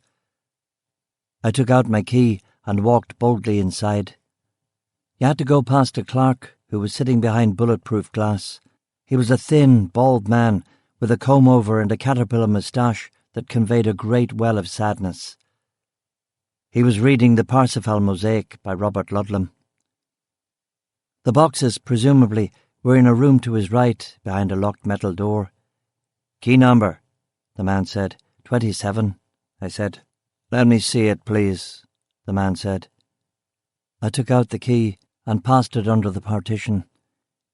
He examined the key and looked at something in a book and passed the key back. "Do you have any identification, Mr. O'Rourke?"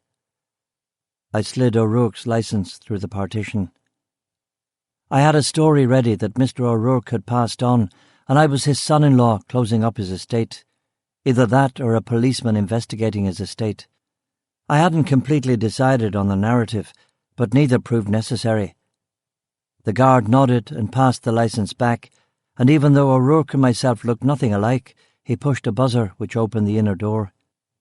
I went through into the next room, which was a kind of antechamber. An armed security guard was sitting on a stool and staring into space. He was a big white guy about 30 who looked like he could handle himself. There was a TV monitor above his head. "Good morning," he said, cheerfully enough. "Good morning," I replied. The boxes were behind an armoured door. "Through here?" I asked. "Yeah, take as long as you like," he said, "but we close at 4. "Thank you," I said. "I'll buzz you through and lock you in, but I'll keep an eye on you on the TV monitor. When you want out, knock the door one time. I'll hear." "Okay." He unlocked the armoured door, and I went inside the room and waited until he closed the door again. There were 100 safety deposit boxes in 2 rows. In the centre of the room there was an oak table. I went to box 27, put the key in, and turned it. I pulled out a long metal box and set it on the table. I opened the box. Inside was a brown envelope. I opened the envelope. Photographs. A dozen 8x10s, black and white, taken with a telephoto lens. They were all of the same subject. A group of 4 middle-aged men having some kind of meeting at a restaurant. There were photographs of the men going inside the restaurant, photographs of the men sitting by the window, and shots of them coming out again. One of the men, unmistakably, was John DeLorean. I stared at the photographs for 5 minutes to confirm that I was right, but there was no possibility of a mistake. Who the other men were, I had no clue at all, and I wasn't sure where the photographs had been taken. The only car I could see was a Volkswagen Beetle, and you can get those all over the Western world. I put the photographs back in the envelope and put it under my arm. I closed the empty safety deposit box and locked it.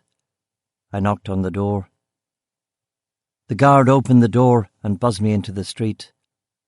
The sunlight startled me. What to do now? Only one thing to do now. Find out who these men were. Who was DeLorean meeting?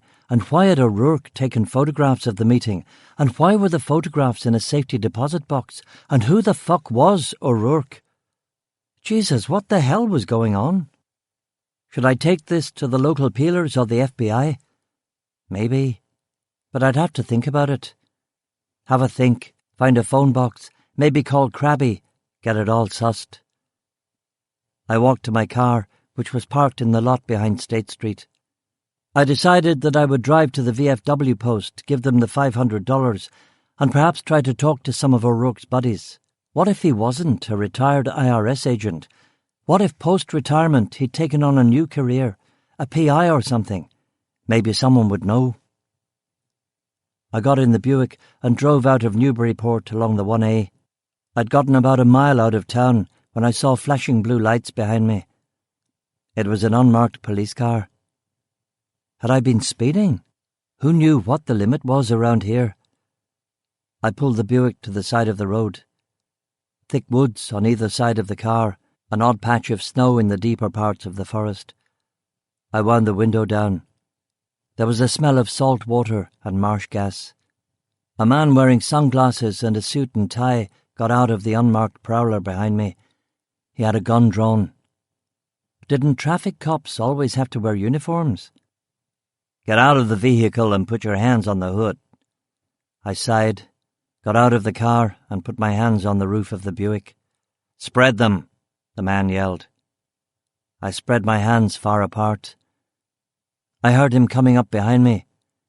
Was I speeding, officer? I asked. Give me your right wrist and do it real slow, he said. I put my right hand behind my back. He slapped the cuff on. He asked for my left hand and cuffed that too. "How can I get my driver's license out now?" I said. "We won't be needing that, Duffy," he said. I just had the time to experience a little rush of panic before he hit me in the neck and I crumpled to the ground. I wasn't unconscious, but I was dazed. 2 men were dragging me into the trees. There was a 3rd man keeping an eye on the road. When I was well off the road, one of the men kicked me in the head, another kicked me in the gut. The wind was knocked out of me, and I winced in agony. Somehow I scrambled to my feet, but I was hit twice in the ribs in quick succession by a really big guy with a long reach who was a fighter and fast and strong. My heart was pounding, and there were white spots in front of my eyes. I threw up in my mouth, and I felt myself being tossed down a small embankment. A momentary respite, and then more kicks. Blood in my eyes, scrapes all down my back, pain everywhere. Red out, black out, faces. "Shut the fuck up, he's coming too." Tape over my eyes, and then they were holding my mouth open, pouring in bourbon. I choked, spat, and they poured in more. It was a goddamn classic. I almost laughed. Someone held my head in his greasy paws, and they made sure I got the bottle down. I was scared now, drunk and scared. They could kill me and make it look like an accident. "Motherfuckers, what is all this about? I'm a cop." A punch in my kidneys. "You're not a fucking cop, you're a fucking Brit, you're a fucking black and tan bastard. Stop talking to him," another man said. They slapped my face, gut-punched me, sucker-punched me. Hands squeezing my throat. More booze. I was well gone now. Beyond the pain, across the border, into the dark. I watched as the world erased itself. I was being carried. I was in the car. "This is a good one, lads. This is an old-school fix-up," I said. The engine kicked into life. The car was moving, fast. Death stamped her iron hooves. She was coming, with Finn's spear and Ossian's bow, at the speed of understanding. The car hit. Exquisite silence. Fire. I was on the car's ceiling. I was upside down. I wanted to lie there. I couldn't breathe. The seat was burning. The seatbelt had strapped me in. "Help," I said weakly. "Help! Help!" Smoke. Vomit. No breath. Smoke. An ellipsis. Breaking glass. An arm around my neck. Air. Sweet, beautiful air. "Christ, son, are you all right?" I breathed. "My God, you're lucky I was passing," the voice said. "Lucky?" I said.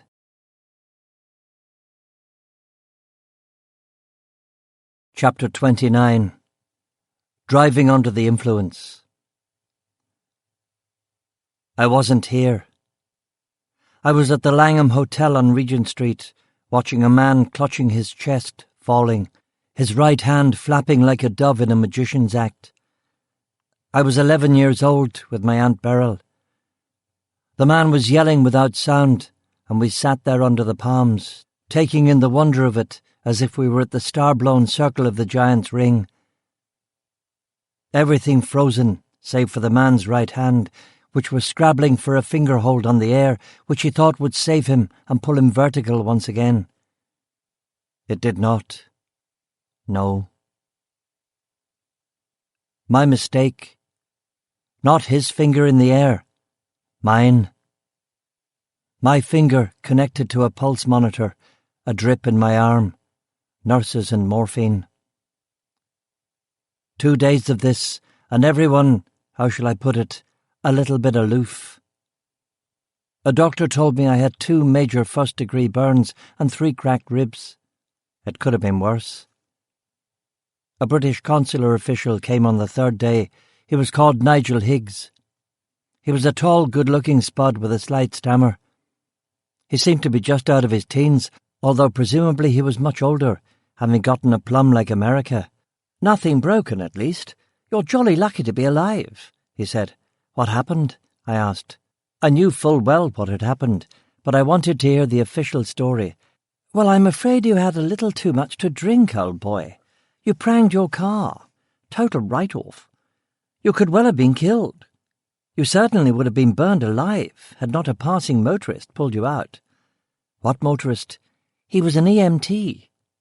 "What's that?" "A fireman." He talked for a while, and I listened. "The Yanks are being awfully nice about the whole thing. The local police say that they'll only charge you with a misdemeanor DUI. The upshot was that if I left the country immediately, everything could be swept under the rug. No one needed to spell it out for me. I got it, even if this fucking Nigel didn't. However, if I kicked up a stink, I'd be charged with dangerous driving, drunken driving, and so on. They'd make sure they threw the book at me. They'd probably plant narcotics in the car. I'd be looking at jail. Oh yeah, that's how it would play. If I forgot the photographs and everything I'd seen and quietly left the country with my tail between my legs, then all this would go away. I don't know what the average bloke would do, but let me stress the fact that I'm no fucking hero. Tell them I'll take their offer, but I want to talk to a goon first. I want to talk to an FBI man, off the record. That's my condition." "FBI? What are you talking about? You were drunk driving. You're being prosecuted by the Massachusetts State Police." "You heard me, Nigel. That's my condition. I want to talk to the FBI off the record. They'll speak to me. They'll know what this is about. They already know this whole thing is a crock of shite. Someone tried to get rid of me, and someone royally fucked it up." He left in a state of confusion. He didn't come back. Special Agent Ian Howell did. He was tall, tanned, pockmarked, handsome, north of 40, serious. He looked as if he could happily listen to you yakety-yak, or he could coolly inject an overdose of morphine into your drip, whatever the situation demanded. He was wearing a brown wool suit with very wide lapels. He had a tape recorder running in one of his jacket pockets, which I wasn't supposed to see. He introduced himself. I was sitting up now. I was a lot more comfortable. I was keeping down the solid food. I was ready for him. "So I hear you're preparing to make a serious allegation against a local police department," he said. "I'm not making any allegation," I said. "You're not filing a complaint, no? You're not alleging theft or the violation of your person, no?" He took off his absurd aviator sunglasses. His eyes were light green, squinty. "What is it that you want, Duffy?" "I only want one thing. But I'll tell you what I don't want first. I don't want to know who was in the photographs with DeLorean. I don't want to know what operation you or other agencies are planning, with or without the cooperation of John DeLorean. I don't want to know why you followed me to the 10-cent bank safety deposit, or why you did what you did with me in the car. I just want to know one thing. Tell me that, and I'll leave this green and not-so-fucking-pleasant land, and I won't come back." "And what is that one thing, Mr. Duffy?" "I want to know who killed Bill O'Rourke." "What if we don't know who killed Mr. O'Rourke?" "Then I want to know what you do know about him and his mission in Ireland." Howell grimaced. He thought about it and stood. "Wait here," he said. "Where am I going to go?" He went out to make his phone call. He came back 2 hours later with a document for me to sign on a roll of fax paper. It was a confession to the charge of DUI and dangerous driving. "This stays sealed as long as you keep your mouth shut," Howell said. I didn't like the look of it, but I signed. "Good," he said, with a smile that didn't suit his face. "Now you're part of the bargain," I said. Howell sat on a chair and pulled it close to the bed. O'Rourke was a Treasury agent recruited from the IRS. He kept his IRS cover, but he was Treasury his whole career. He looked into currency fraud and fraudulent currency transactions. Occasionally he went into the field. He was good, Howell said. "What was he doing in Ireland?" "Well, He was compulsorily retired from the IRS at 60. Officially retired, so to speak. But unofficially, he still worked for the Treasury Department. So, what was he doing in Ireland? Was he investigating DeLorean? Howell grimaced. Yes. As part of something bigger? Yes. What? That I am not permitted to tell you. A Treasury thing? It was only after Agent O'Rourke's death that we realized that two agencies of the United States government were working on the same problem. Jesus? The FBI and the fucking Treasury were both investigating DeLorean, and you didn't tell one another? I am not at liberty to discuss that at this time. Okay, tell me this. When did O'Rourke file his last report? Where was he? What was the situation on the ground? O'Rourke wasn't required to file daily reports. He didn't generally present his findings until he knew what he was talking about. Treasury didn't expect a report until he had concluded his fieldwork. But he came back to America after his initial visit to attend a colleague's retirement party. And leave off those photographs? Apparently. You didn't know about the photographs until you started tailing me? No. Why did you start tailing me? Immigration alerted us to your arrival in the country. We thought you might try and do some digging over here. I leaned back into the sturdy hospital pillow. Through the double-glazed window of Mass General I could see rowers and little sailing boats gliding past on the Charles River. Who killed O'Rourke? Howell shook his head. From the start? You must understand, Inspector Duffy, we have bigger fish to fry here. Special Agent O'Rourke would have understood that. What do you know about his death? No more than you do, Inspector Duffy. Your investigation has been the primary information vector for us. You knew that he was investigating John DeLorean, which I didn't discover until the last few days. Interagency suspicion and communication problems have been a feature of this investigation from the beginning. You, for example, were not supposed to have been injured, never mind nearly killed. Our apologies for that. So why was I nearly fucking killed? I can't think of a reason after the way you've been treated, Inspector Duffy, but nevertheless it's the truth. I nodded. Do you have any more questions? He asked. 1,000,000? He looked at his watch. Well, Inspector Duffy, I'm afraid that those are the only answers you're going to get today. He tapped the briefcase. I trust that I can count on your discretion? Of course. You'll keep your nose clean, I'm sure, he said. Once I get the bloody scabs out of it, I'll keep it clean. He walked to the door, opened it, but didn't leave. He looked at me, and then in a lower tone of voice he said, There is one thing, Duffy. Yes? Will O'Rourke had a condo in Florida. I know. He grew plants on the balcony. We had them analyzed. You know what those plants were? Rosary pea, I gasped. He nodded and closed the door behind him. Yes? Will O'Rourke had a condo in Florida. I know. He grew plants on the balcony. We had them analyzed. You know what those plants were? Rosary pea, I gasped. He nodded and closed the door behind him.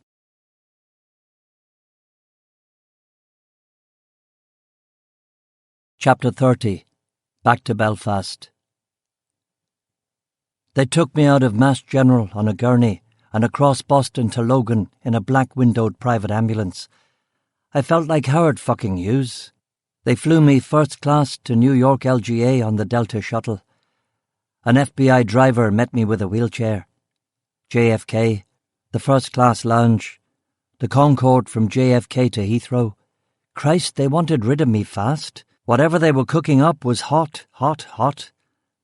And speaking of food, canapes and champagne, Russian caviar with traditional accompaniments, blini, chopped egg white and yolk, chopped spring, white and red onions, free-range chicken breast with black truffle, foie gras, Savoy cabbage, lobster and saffron crushed potato cakes with spinach and Bloody Mary relish, cheese service with Stilton, chèvre and pecorino with balsamic vinegar, biscuits, walnuts, dried apricots and berries, a handmade box of chocolates, port wine and tea, a suite of mango and almond gratin. We left New York at 5 p.m. The jet stream was strong, and we crossed the Atlantic in 3 hours dead.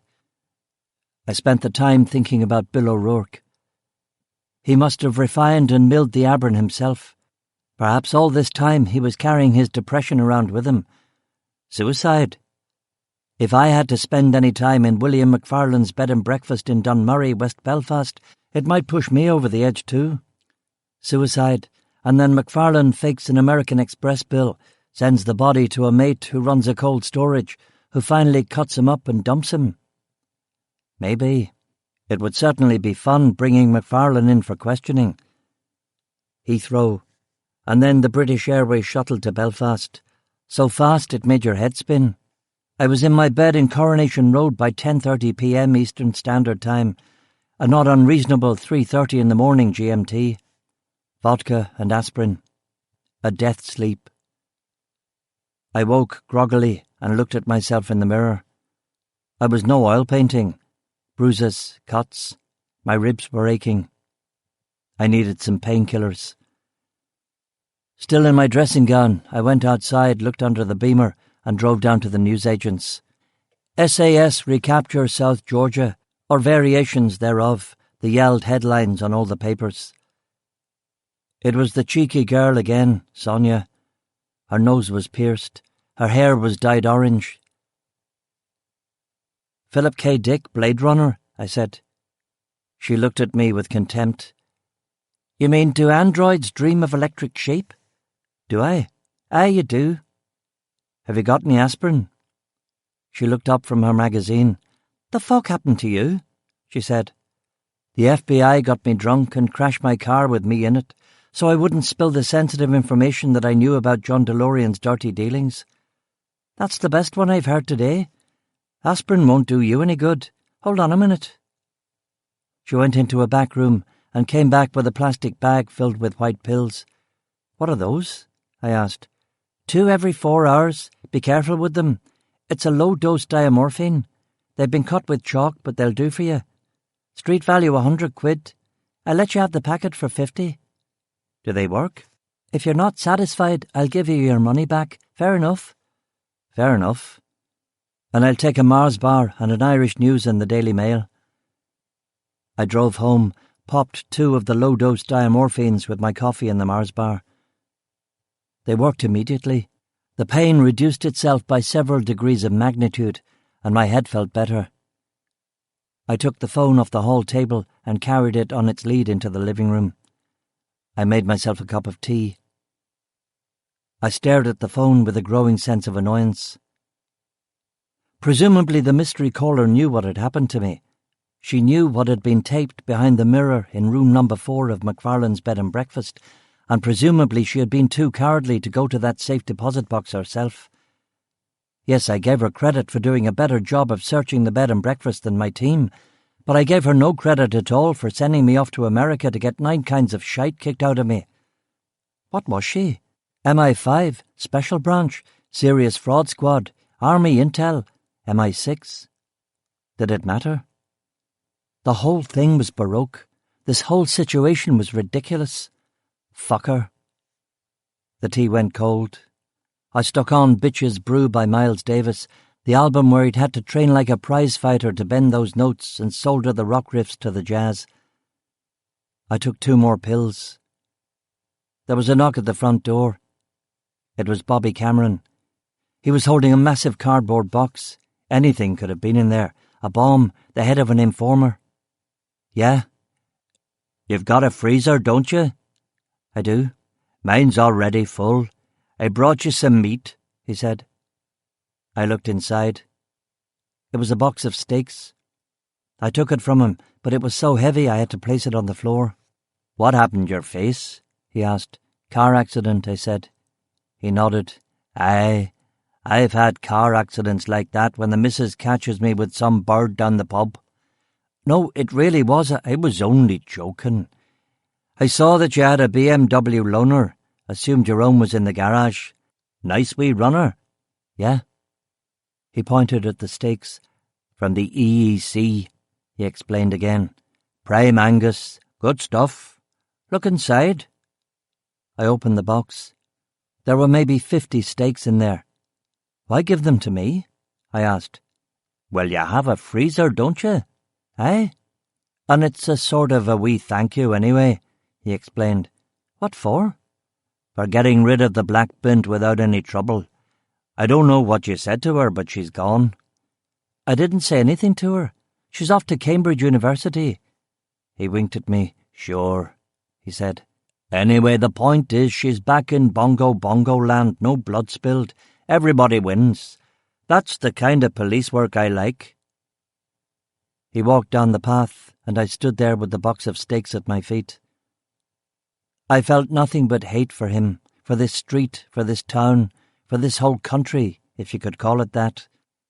I closed the front door and kicked the box. I called up the station and asked for McCrabbin. Acting Sergeant McCrabbin, he said. Crabby, it's me. Can you meet me at my house in 20 minutes? You're back in one piece? Not exactly. He arrived in his Land Rover Defender, smoking a pipe and looking worried. You want some steaks? I asked, showing him the box. Are they stolen? Aye, they're from the UDA, I said. He shook his head. No thanks. We went into the living room. I made tea and put on Alessandro Scarlatti to calm my nerves. I told him everything. I told him about the photos and the cops and the car accidents. I told him O'Rourke was Treasury. I told him that the FBI and Treasury were planning some kind of hit on DeLorean, and O'Rourke was part of the intel-gathering team. Crabby's dour, unsurprised, unflappable expression did not change. You want to hear my theory? I asked. Go on, he said. The DeLorean Motor Company is a fucking disaster. DeLorean has been keeping fraudulent books to hide this fact. US Treasury agents are all over it. One of them is an old experienced field hand called O'Rourke, who they sent to Ireland to scout for local info. He comes to Ireland. He takes photographs of DeLoreans meeting with provos or paramilitaries or whoever. He goes back to America and puts them in a safe place. He comes back here. He starts to feel lonely. It's raining all the time. He has no kids, no wife. He wonders what the fuck he's doing with his life. He's in Ireland, the old country, where there's riots every day and 18% unemployment, and things are fucked beyond all imagining. And his job now is to destroy the DeLorean Motor Company, the only firm that's providing manufacturing jobs in this pathetic country. He misses his wife. He spent 2 years helping her fight the fight. He watched her die. Perhaps he even helped her die in the end. What do you mean? Crabby asked. He was a chemical engineer. He knew about pharmacology. He grew rosary pea plants on the balcony of their condo in Florida. He made the Abron himself? It would take some skill, but O'Rourke had skills. So then what? He's sitting in that bed and breakfast in Dunmurry. His wife's dead. His friends are getting old and dying.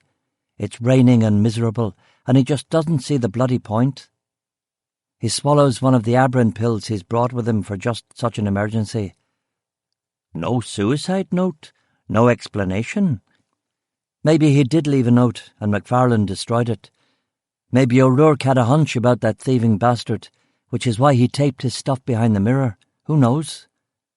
The point is McFarlane finds him dead and goes through his gear and figures out that he's a fucking federal agent and panics and calls in a couple of lads who work in the meat business, and they take the body away and throw it in a freezer until McFarlane can figure out what to do with it. In the meantime, a greedy and stupid McFarlane forges O'Rourke's signature on an extortionate American Express bill. And the body? Time marches on. Either the heat's coming down, or McFarlane just can't see any good coming of keeping Mr. O'Rourke in a freezer forever. So he has his mates chop up the body and dump the poor lad in a skip. They do this to avoid us and keep their boss, Richard Mr. Connected Coulter, out of the loop. Crabby finished his tea and leaned back in the armchair. It's possible, he said. How would you go about proving something like that? McFarlane's an old lag. You could beat him with a rubber hose and he wouldn't talk. Maybe he will talk. What are we accusing him of? Disposing of a body? Concealment of evidence? What's that? A year? 6 months? If he pled guilty, he could be out in 10 weeks. Maybe he doesn't want to go to prison at all. Maybe he feels that if he's inside for any length of time, he'll be looking shaky. Perhaps. Grabby looked at the bag of pills sitting on the coffee table. He sipped his tea and leaned back in the chair. Your face is a mess, Sean. Aye, they gave me a good hiding and no mistake. I told you not to go. You did. This case had plenty of warning signs all over it. It did. We'll both have to learn how to read those signs better, won't we? You're sounding like the chief inspector, mate. I've got a couple of kids now. Got to think of my future. I said nothing. The nothing went on for a while. Even after 2 years with him, I couldn't tell what the hell he was thinking. Opprobrium, annoyance, what? Finally, he said, This is too deep for the likes of us. Too deep. I know, Crabby, I said. He got to his feet. You need to rest up, Sean. I don't think we should bring McFarlane in formally, not yet. I'll take a wee run up to the B&B and see if they'll tell me anything. I'll go softly. I stood too and offered him my hand. I'm sorry about all this, Crabby. Like you say, we'll have to learn to read the arcana better. And listen to me next time, he said, shaking my hand. I waved to him as he drove off. I had a can of harp and popped 2 more of the white pills. They were helping. I called up Emma. Hey, it's me, I said. You're back? Did you bring me a present from the land of the free? I forgot. I was only kidding. I don't want a present. I've got a huge box of steaks here that nobody wants. Steaks? Yeah. I'll take them. Have you got a freezer? It's a big box. I don't, but Harry's got one. OK, then. I'll see you in about half an hour. Don't be freaked, but I had a bit of a car accident. I'm slightly beat up. Oh, my God, are you OK? I'm fine. Shouldn't have mentioned it. Should you be driving? Yes, I'm fine. Look, I'll see you in a wee bit, OK? OK. I hung up and wondered if I really should be driving all the way down to Isla McGee. Well, we'd soon find out. I dressed myself without much difficulty and went out to the Beamer. I was wearing jeans and a tight black sweater. They'd shaved my head in the hospital to put the stitches in. The ensemble made me look like I was a paramilitary thug. To complete the thing, I went upstairs, got my .38 and shoved it in my belt. You look like an idiot, I said to my face in the mirror. I kept the BMW at a reasonable pace down to Isla McGee. The private road to Sir Harry's land had a different goon guarding it now, a kid with big ears, red cheeks and a red hunting hat that he was wearing backwards. Is that thing loaded? I asked, looking at his 12-gauge shotgun. Aye, it is. So you better piss off, mate. This is private land, he said. I'm a peeler, son. Open the bloody gate. He got off his arse and opened the gate. I drove down the lane to Emma's house. It began to rain. I parked the car, took the box of steaks out of the boot. I'd stuffed the freezer compartment of my fridge full, but there were still 30 or 40 of the bastards left. I carried the box to the front door while chickens pecked about my feet and Cora barked at me all the way. I leaned them on top of the oil drum for the central heating. Emma opened the door. Hi, she said, and then, oh my word. I'm not a pretty sight, am I? Not in the least. Where do you want these? She looked in the box. That's a lot of meat. I'll cook 2 for us tonight and we'll leave the rest up in Harry's freezer. She was making an assumption that I was staying for dinner, and she suddenly felt embarrassed about that. Her cheeks coloured, and she looked all the more beautiful for it. That is, unless you have plans or work or... I'd love to stay for dinner. And there's no work this week. I'm still officially on leave. Have a seat. Leave those things on the kitchen table. I carried the steaks inside to the kitchen and then joined her in the living room. Get you a drink? she asked. "A stiff glass of anything except that moonshine of yours." "Johnny Walker Black? That'll do nicely." She poured me a glass. "Thanks," I said, and sipped it. "Sit yourself down there, Sean. I'll go marinate those steaks in garlic and red wine." "Sounds good." I drank the Johnny Walker and watched the sun head towards Macaramorn and the west side of Larnloch. She came back with a glass of Johnny Walker for herself. She snuggled next to me on the sofa. She was wearing a soft wool sweater and faded blue jeans, and her hair was tied back. I liked her being close to me. It was a nice moment. "So, what happened to you? Was it driving on the wrong side of the road?" she asked. I span her a few lies and she went for them. And then, feeling guilty about that, I told her some stuff from my previous New York trip. She laughed at the story of the Reggie Jackson bar, but she hadn't heard of the Ramones or the New York Dolls or even Blondie, and I vowed that I would. I doubled back towards the lane and Emma's cottage. My ribs were screaming and I was covered in filth. Cora barked at me as I shambled across the farmyard. I ran into the house. "My God, what's happened?" she said, her hand to her mouth. "Where's the phone?" "What? Where's the fucking phone?" "In the bedroom." I limped into the bedroom and dialed 999. "Which service do you require?" the operator asked. "Police, quickly! Island McGee out at—" The line went dead. I tried again and again, but there was no dial tone. "What happened?" I doubled back towards the lane and Emma's cottage. My ribs were screaming and I was covered in filth. Cora barked at me as I shambled across the farmyard. I ran into the house. "My God, what's happened?" she said, her hand to her mouth. "Where's the phone?" "What? Where's the fucking phone?" "In the bedroom." I limped into the bedroom and dialed 999. "Which service do you require?" the operator asked. "Police, quickly! Island McGee out at—" The line went dead. I tried again and again, but there was no dial tone. "What happened?" Emma asked. "Harry tried to kill me. He killed O'Rourke and threw him in his freezer. I've got the proof." Her face fell, and she shook her head. "No, Sean, he didn't kill Bill O'Rourke," she said in a monotone. "He told you? You believe that?" "It's true." I took her by the shoulders and squeezed. "Tell it, and tell it fast." "O'Rourke was spying on DeLorean, causing all sorts of problems. Harry is landing something for DeLorean at his private slipway on the loch. The one you saw. Drugs, I think. It's a big deal. They had to know if it had been compromised. Harry had Martin and a couple of his lads grab O'Rourke off the street. They were wearing balaclavas. They were only going to interrogate him and then let him go. They took him to the salt mine to question him. They must have gotten rough with him, or he panicked or something. They weren't going to kill him.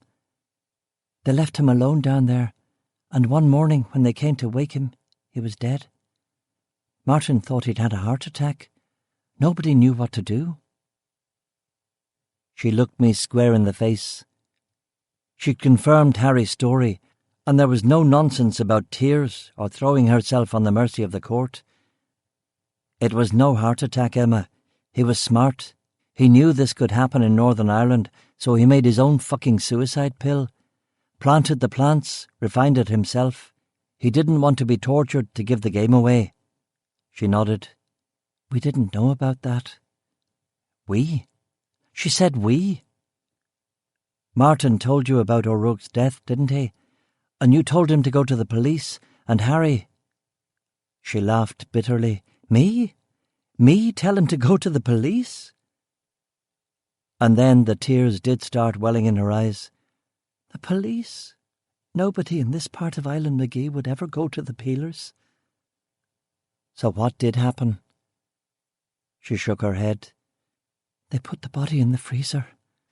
They would have cut him up and got rid of him, and it all would have been fine but for Martin. Fucking Martin." "What about Martin?" "Martin was a fool. He had found Jesus. Jesus didn't mind him helping his big brother do a dodgy deal with John DeLorean, but Jesus apparently told him that now a man had died, he had crossed a line, and he had to tell his commanding officer about this entire fucking escapade. Martin wanted to turn you all in? Yes.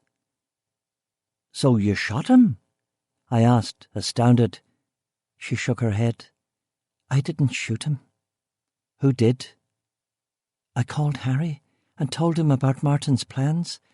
He said he would take care of it, she said simply, and sat on the sofa. Martin was going up to check on the yearlings, but Harry came down over the fields. I heard them talking. Harry gave him every chance, but Martin wouldn't take it. Jesus wanted him to tell the truth to his commanding officer, and that's what he was going to do. And then? And then I heard the shot, and Harry came in and told me it was done. We cooked up the story about the IRA, and I called the police. What about O'Rourke's body? That? We didn't even think about that. Harry just left it there, padlocked in the freezer. Nobody would look there. Nobody could get in there. But he couldn't leave it in there forever, could he? No. A couple of weeks ago, he tells me that we have to get rid of it. The place was going to be hot, what with DeLorean shipment coming in. So he came to you to ask for one of Martin's old suitcases. She nodded and fumbled for a cigarette. And that's everything? It is. All right. We don't have much time. I went out over the fields, laid a good trail, so that's where they'll be looking for me. But if they've any brains at all, they'll be coming down here soon enough. This is what we're going to do. We'll kill the house lights and sneak out into the yard. You'll come with me in the BMW. I'll run it without lights until we're well away from here. I'll take you to Carrick Police Station. It'll be okay. You'll turn Queen's evidence. All you've done is conceal information from the police. I'll see to it that you won't do a day in jail. She shook her head. I won't be doing that, she said simply. It'll be okay. I'm not bullshitting you. You won't do a day in jail. If you're nervous, we'll get you a new identity in England or Australia, wherever you want. She thought about it for a moment and shook her head. No, I'm not going with you, Sean. For God's sake, woman, we don't have fucking time for this. You go. We don't have time for this, come on. No, I won't ask you again. We really have to. Headlights from several vehicles suddenly lit up the yard in front of the house. Come out, Duffy. You've got no chance, Harry yelled from behind the stone wall. Shit, they got down here fast. Come out, Duffy. Don't make this hard on yourself, Harry yelled from outside. I looked to where the BMW was parked, maybe 20 feet from the door to the driver's side, and they were 100 feet away, armed only with shotguns. If we turned off the lights and we legged it, maybe we could make it. We can still make it to the car, I said to her. You can make it to the car. I'm not going with you. Her arms were folded across her chest. Her eyes were half closed. In the kitchen, I could smell the steaks burning. What are you talking about, Emma? I explained it to you. You won't have to go to jail. I'm not testifying against Harry. I gripped Emma by the shoulders and shook her. He killed your husband. Martin grew up around here. He knew the score. You don't go to the police. You don't talk. Are you mad? He shot your husband in cold blood. She nodded. I know. You go, Sean. The tears were streaming down her cheeks. You're doing this for Harry? The man's a sociopath. You don't understand. The Larn copper. Harry took him out the same way he took out Martin, didn't he? She nodded. But it wasn't quite the same way. He shot him dead, and then he shot into the garage wall 3 times. Why do you think he did that? I don't know. I know. It was insurance. He wanted to make it look like a woman had done it, like she'd missed with the first 3, and she got him with the others. He was setting you up, Emma. No doubt if everything went to shit, he would have leaked other evidence implicating you in your husband's murder. I'll bet you he's got your prints on key pieces of evidence. He wouldn't do that. Why not? Because he knows I wouldn't talk. I'm from here. We take care of our own problems. Like Martin? Like Martin? He'll kill you too, Emma. Come with me. Come on now, while we have the chance. She shook her head. You go, Sean. You go. I couldn't argue with her all night. Fuck it then. Are you sure about this? Yes. Will you be okay? I asked. They won't harm me. I'll be back with the law, you realise that? I said. Yes. Okay. I turned off the living room light, got the car keys, opened the front door and ran. I got 5 feet. 6 separate shotgun blasts. A white-hot pellet caught me on the shoulder and knocked me down. I landed flat on my back. The car was impossible. It might as well have been 1,000,000 miles away. More shotgun blasts and rifle cracks. I dived back into the house and closed the door. Emma ran over to me. You're hit, she said. I took off my raincoat. It was only a glancing wound in my shoulder, but my cracked ribs were on fire. Help me up, I said. She put a hand under my shoulder and lugged me to my feet. There were maybe 6 men out there now. They had shotguns and rifles. I had a .38 revolver with 6 rounds. What will you do now? Give yourself up? She asked. Give myself up? They'll kill me. You know they'll kill me, don't you? Her face was blank, distant, but then she nodded. There's got to be a way out the back, I said. Yes, she said. She was talking as if she was in a trance. Her features were frozen. A rifle bullet smashed the living room window and thudded into the back wall. The lights were off, except for a side lamp next to the TV. I crawled across the living room floor and knocked it off its stand. I fumbled in my raincoat pocket for my pills. I swallowed 2 of them dry. The back door? I asked again. Through the kitchen. If you open the door, you'll see the chicken run and there's a hedge. If you get over the hedge and keep going across the fields, you'll make it down to the loch shore. And from there? I don't know. We'd crossed that bridge when we came to it. Maybe I could get out into the water and float my carcass across Larne Loch to the Macramorn side. All right, I'm going, I said. I couldn't see her face now, but she whispered, Good luck. I crawled through the living room doorway, but as soon as I opened the back door, shotgun pellets thudded into the door and into the gap above my head. Fuck! The house was surrounded. I crawled back into the living room. They're there ahead of me. Is there any kind of cellar or cellar door or priest's hole or anything like that? I asked her. No, nothing like that. A front door and a back door, that's it. There's no way out, Harry shouted. I slithered to the broken window and looked out. 6 shadowy forms arranged behind the stone wall, maybe 2 more out back. I called the cops, Harry. The fucking cavalry is on its way. You boys better run if you don't want to go down with your boss, I yelled. We heard your conversation to 999 and we yanked the cable. Do you think we're daft, Duffy? Fuck, I whispered. Fuck. Come out, and it'll be quick, Duffy. No nonsense, no torture. We've got marksmen. You won't even know it. I was beat already, and the whole night was ahead of us. Night and into the morning, and however long Harry wanted to keep at it on his private land. The cars were still shining their headlamps at the farmyard, and it was hard to see what was going on. But I did notice one careless fucker stand up to take a shot at the house. I lifted the .38 two-handed, carefully sighted it, and squeezed the trigger. A crack, a slight recoil. The man went down. That'll gentle his condition some, eh, Harry? I yelled. And that goes for all of you fuckers. Who wants it next? Just remember that when Harry tells you to charge the house. Paler scum! Someone shouted by way of retort. You're doing this for Harry? You're going to risk your life so he can make some cash in a drug deal? And what do you get out of it? Nothing. Think about that too before you charge. We'll be all right. You can't watch both doors at once, can you, Duffy? Harry yelled. It was a good point. Emma's arm was on mine.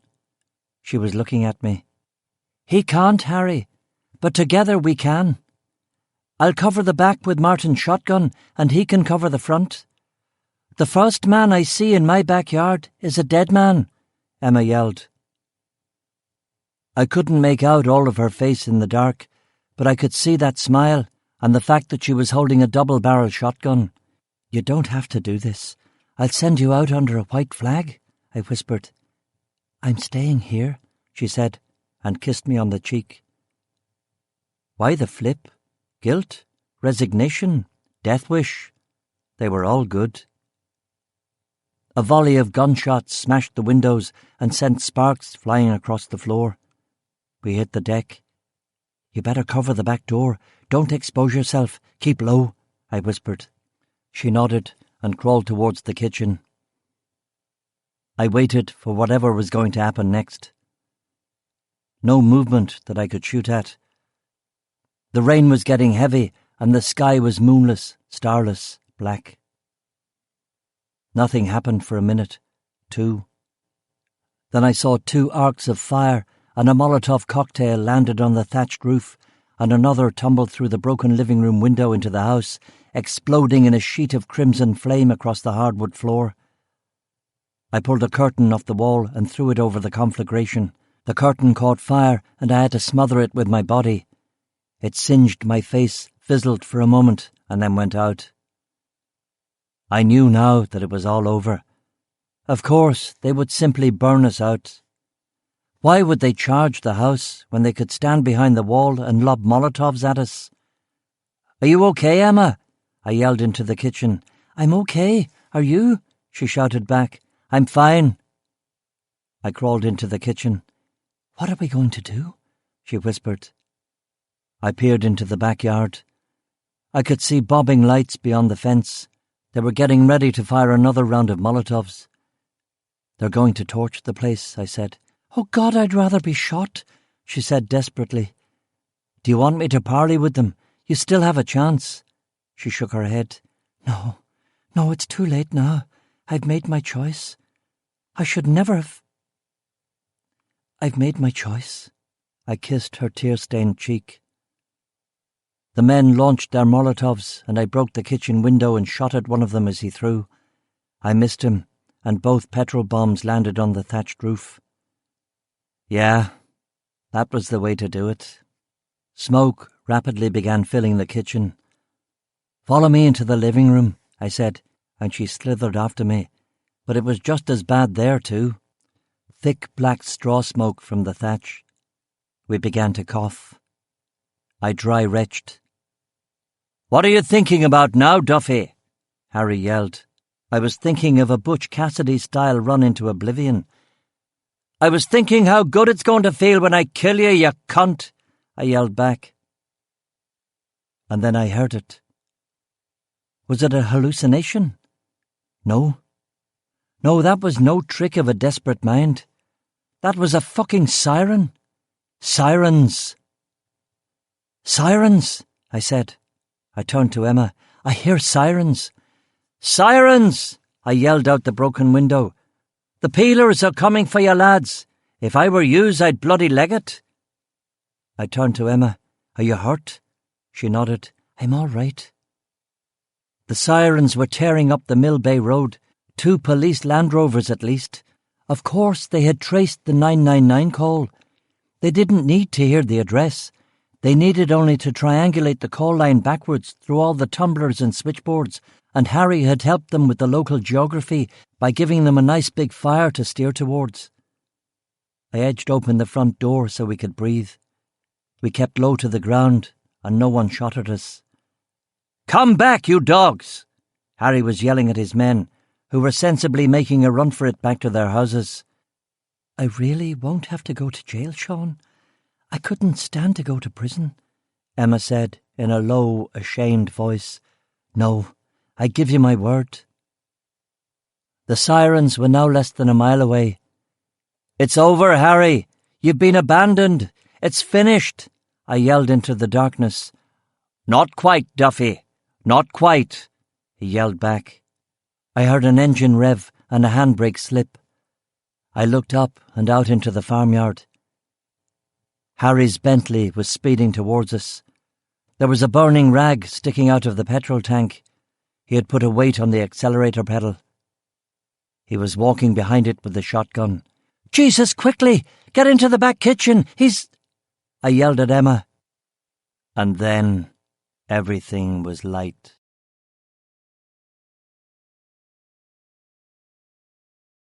Chapter 32. In the World of Light. Silence. The silence of mice in graves. The silence of non-being. Nothingness singing to itself. Time passing. Ash. Death's hand, warmer than I was expecting, welcoming. Rain on my face, starlight.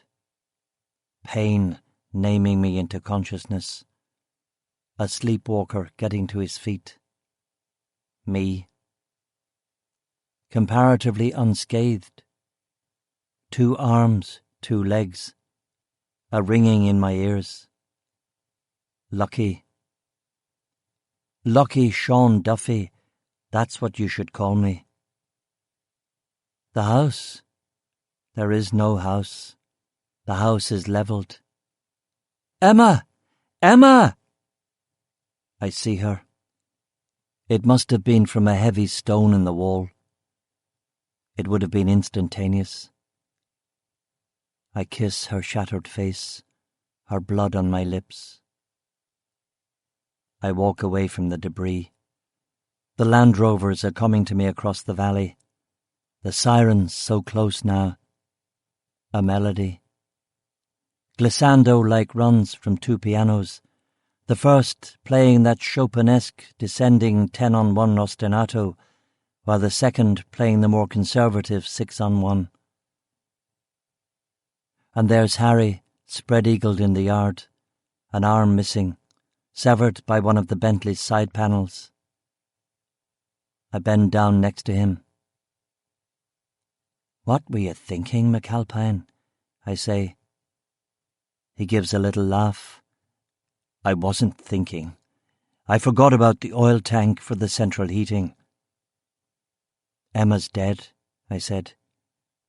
Why didn't you send her out, Duffy, you fuck? She wouldn't go.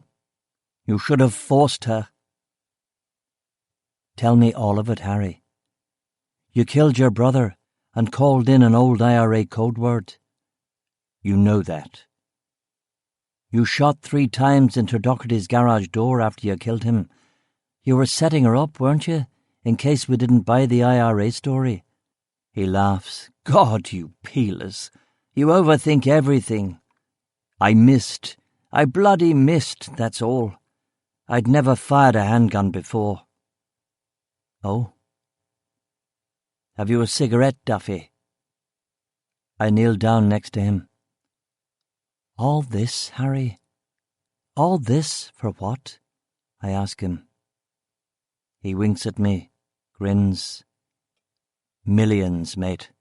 Millions and millions, he says. I could save him, I know that. A tourniquet. The rubber seal from the Bentley's door. He'd have a fighting chance. I get to my feet and walk towards the flashing lights.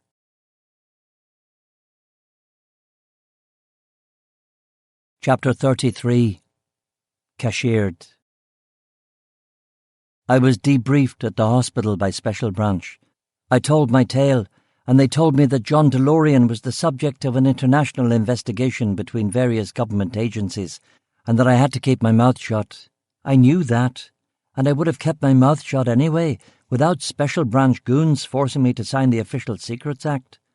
Sinister men with public school accents and sharp suits met with me, and we concocted a story that Sir Harry and his sister-in-law Emma had been killed in an explosion and fire from a faulty oil heater. I had valiantly tried to save them from the inferno, but had not succeeded. We knew no one in Isla McGee would talk to the press, so the official version would stand unchallenged. The local papers accepted this narrative without complaint, and I was even a bit of a hero for a couple of days. Fanciful details of my attempt to save Emma from the flames were printed, and mention was made of my Queen's Police Medal. The news briefly dominated page 1 of the Belfast Telegraph, and then got sandwiched between various victories and disasters in the Falkland Islands. I still was okay when they began reporting that Sir Harry was involved in some dodgy deals and knew the famous John DeLorean, and that he had been in some kind of dispute with his sister-in-law. But then the Yanks stuck their oar in. Apparently they must have felt that I had reneged on our deal. I had promised to stay away from DeLorean and the O'Rourke case, but as soon as I'd got off the shuttle to Belfast, I had gone digging. They released their report about my drunk driving incident in Massachusetts. The local press began to suggest that I was a maverick, a rogue cop at the centre of some kind of scandal between a baronet and his sister-in-law. The theories got wilder. Sir Harry and Emma were lovers who had killed themselves in a spectacular murder-suicide. Sir Harry, Emma and I were the 3 points of a love triangle. The preliminary coroner's report accepted accidental death as the most likely explanation for the events at Redhall Cottage, but some of the press still liked the love triangle twist that sucked in a hero cop. As the story refused to die, I began to think that maybe I could be in trouble. I had been ordered to keep away from Sir Harry McAlpine. I'd been told to yellow a case which I had subsequently investigated on my own time. I had concealed information from my superiors, and the fact that the only evidence, the piece of tattooed skin linking Sir Harry with the death of Bill O'Rourke, had been destroyed in the explosion, did not help matters. I had a harsh, in-camera internal review, conducted by 2 chief superintendents. Had I been given Order X? Had I disobeyed said order? That kind of thing. I knew my failures better than them. Sir Harry had escaped justice. Emma was dead. DeLorean, whatever the hell he was doing, was going to keep doing it as long as the Northern Ireland office let him, and as long as he kept those precious, precious jobs in Northern Ireland. The press finally got bored of the story, and the whole thing died for a while after my in-camera review. I resumed duties, assuming foolishly that it would all blow over. All seemed normal down at Carrick RUC, until one day, out of the blue in June, I was summoned to a formal disciplinary hearing. This was the real deal, dress uniform, charges, and I was told that I would have to get myself legal representation. The hearing convened in a civil service building in the centre of Belfast. The board was made up of old men, their faces grey, their noses blue. They had joined the police during, or perhaps just after the war, and the RUC back then was a different animal, a Protestant force for a Protestant people. The timing of the hearing made me more than a little nervous, for they had picked a moment when the story could be buried. The Argentinians were on the verge of surrendering in the Falklands. Scotland, England and Northern Ireland all had teams in the World Cup. Nobody would waste that much ink about a former hero now disgraced. They could fuck me up or let me off without anyone giving a damn. The case against me was read out by a sleek-looking chief inspector from the Internal Affairs Unit. The meat of the O'Rourke case was barely mentioned at all. The only evidence the tribunal seemed interested in was what particular orders I had disobeyed and whether I had correctly followed RUC procedures. It was pure chicken shit. And it dawned on me that this punishment was coming not from Belfast or London, but from Washington, D.C. I had pissed off the Americans, and the Americans wanted to see me punished. The old men on the board listened to the case against me, heard my defence, read their notes, and retired to consider what should be done with me. I waited. The room was stuffy, but no one thought to open a window. The panel clearly were not going to be away for very long, and sure enough, they came back in after a pro forma 15 minutes. Chief Superintendent Pullman called my name. My RUC counsel gave me a nudge, which meant that I should stand. I stood to attention, my thumbs pointing down along the seam of my trousers, my heels together, my gaze steady, my dress uniform spick and span. Chief Superintendent Pullman shuffled his papers, cleared his throat, and read the verdict. Detective Inspector Duffy, after long and careful deliberation, this tribunal has found that you have committed 4 separate breaches of the RUC Code of Conduct. The stenographer began recording my various infractions. She knew it was chicken shit too. I mean, until very recently, they were still beating suspects with rubber hoses down the Castlereagh Holding Centre. They couldn't talk to me about breaches of their fucking code of conduct. You have disobeyed direct orders on several occasions. You have embarrassed the force on foreign soil, Pullman continued. Embarrassed the RUC? Our name is mud in America. Read the Boston Herald sometime, mate. Pullman continued talking. His lips moved. The other men nodded. I looked at them with contempt. Old men, stupid men. In conclusion, Inspector Duffy, it is with great regret that we must inform you of the unanimous judgment of this disciplinary panel. I swallowed and looked at a crack on the back wall. Effective immediately, you will be reduced to the rank of sergeant. Shit! Backdated to January 1st, 1982. Your accumulated leave, personal days and other benefits will be similarly reduced to the benefits accruing to a sergeant. Shit. Okay, so it was bad. I'd lost a rank. But if they let me stay in Carrickfergus, I'd still get to lead a team of detectives. Maybe if I kept my nose clean for a year, they'd quietly bump me up again to inspector. And if they posted me to a big station in Belfast, a DS could get himself involved in some of the more interesting cases. Pullman took off his glasses and stared at me. Do you understand and accept the verdict of this tribunal? I was expected to respond in full for the benefit of the stenographer. Yes, sir. I am being demoted to the rank of detective sergeant with full loss of seniority and remission, sir. Pullman looked up at me with surprise. No, Duffy, you've misunderstood. You are being demoted to a sergeant in ordinary. You are being removed from the CID lists. My knees buckled. An ordinary sergeant?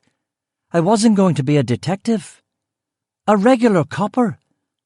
A regular copper was little people. A regular copper was nothing. I sat down again. My lawyer looked at me to see if I was all right. He passed me the glass of water when he saw that I was not. Do you understand the verdict, Sergeant Duffy? Pullman said. Drink this, my lawyer whispered. I got back up and returned Pullman's gaze right into his ugly mug. No, I don't bloody understand it. This is bollocks. Have you any idea what it's like out there? Have you any idea what it's like to be out there on the line every day of your fucking life? Pullman shook his head at the stenographer, who immediately stopped typing. Duffy, we appreciate your service, and we take these measures with great regret. But you have embarrassed the name of the— Fuck your regret, and fuck all of you, and make sure you write that down, love, I said. I clicked my heels together, saluted, and stormed out of the room. They had a car for me, but I went home by myself on the train. It was full of school kids, and I had to stand enraged the whole way. I got off at Downshire Halt and made for the off-licence. I bought a bottle of Jack Daniels and a 6-pack of Bass. I walked up Victoria Road. Oh, you look very nice, all dressed up, Mrs. Bridewell said, pushing a pram. Thanks, I replied curtly. I went into 113 Coronation Road, searched through my records and put on Hellbound on My Trail by Robert Johnson.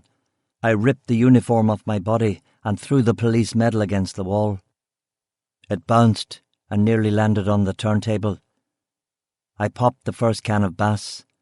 A sergeant in ordinary? I'll fucking resign first. That'll show you, you fucks, I said. The phone was ringing. The first of many phone calls. McCrabbin, Maddie, Sergeant Quinn, Tony, Inspector McAllister, even Chief Inspector Brennan, who was slap in the middle of messy divorce proceedings. They had all heard. They talked to me like there was a death in the family. I called my parents. My dad said I should resign. All the bright people were leaving Northern Ireland for England and America. I had so much potential. I was wasted in the sectarian, poisoned atmosphere of the RUC. I drank and listened to the blues, and at 9 put on the BBC. Port Stanley had fallen to the British forces. The Argentinians were formalising a surrender. The BBC correspondent was ecstatic. "There is jubilation here in the streets of Port Stanley as the Falkland Islands flag once again rises above the governor's—" I turned off the box and sat in the silence with the Jack Daniels. Just before midnight, the phone rang again and I picked it up. "It could have been worse, Duffy," a female voice said. It was her, little Miss Anonymous, she who had caused me so much trouble. "Could it have been worse?" I said. "Oh, very much worse. The Americans are terribly cross with you." "The Americans say jump, and you ask how high?" "Quite." "Why did you do it? Why did you pick on me?" "I was trying to help you, Duffy." "You set me up. Why didn't you go to America, love? Why didn't you look in that safe deposit box?" "That wasn't my scene. Not my scene at all, Duffy." "No, but you sent me, didn't you? Turned me round and pointed me in the right direction. Did you know what was going to happen when I went to that bank?" "Of course not. We wouldn't have done that to a friend." "Who do you work for? MI5? I already have friends in fucking MI5. Look, Duffy, or can I call you Sean?" "Don't call me anything. Don't call me again. I'm hanging up on you. Wait a minute. As you well know, Sean, life is cheap in Northern Ireland. So why is it, do you think, that you have been allowed to live after all the trouble that you've caused for us and our allies across the sea? Why don't you fucking tell me?" "I have no idea. I can only imagine that to the powers that be, you are as yet of some value. Some of us play the long game, Sean." "This isn't a game," I said, and hung up the phone and pulled the jack out of the wall. I went to the kitchen and wrote out a hasty letter of resignation. I stuck it in an envelope and addressed it. I found a stamp and walked to the post box at the end of Coronation Road. I stood there for a minute, thinking. Best to sleep on it, I finally decided, put the envelope in my jacket pocket, and returned home.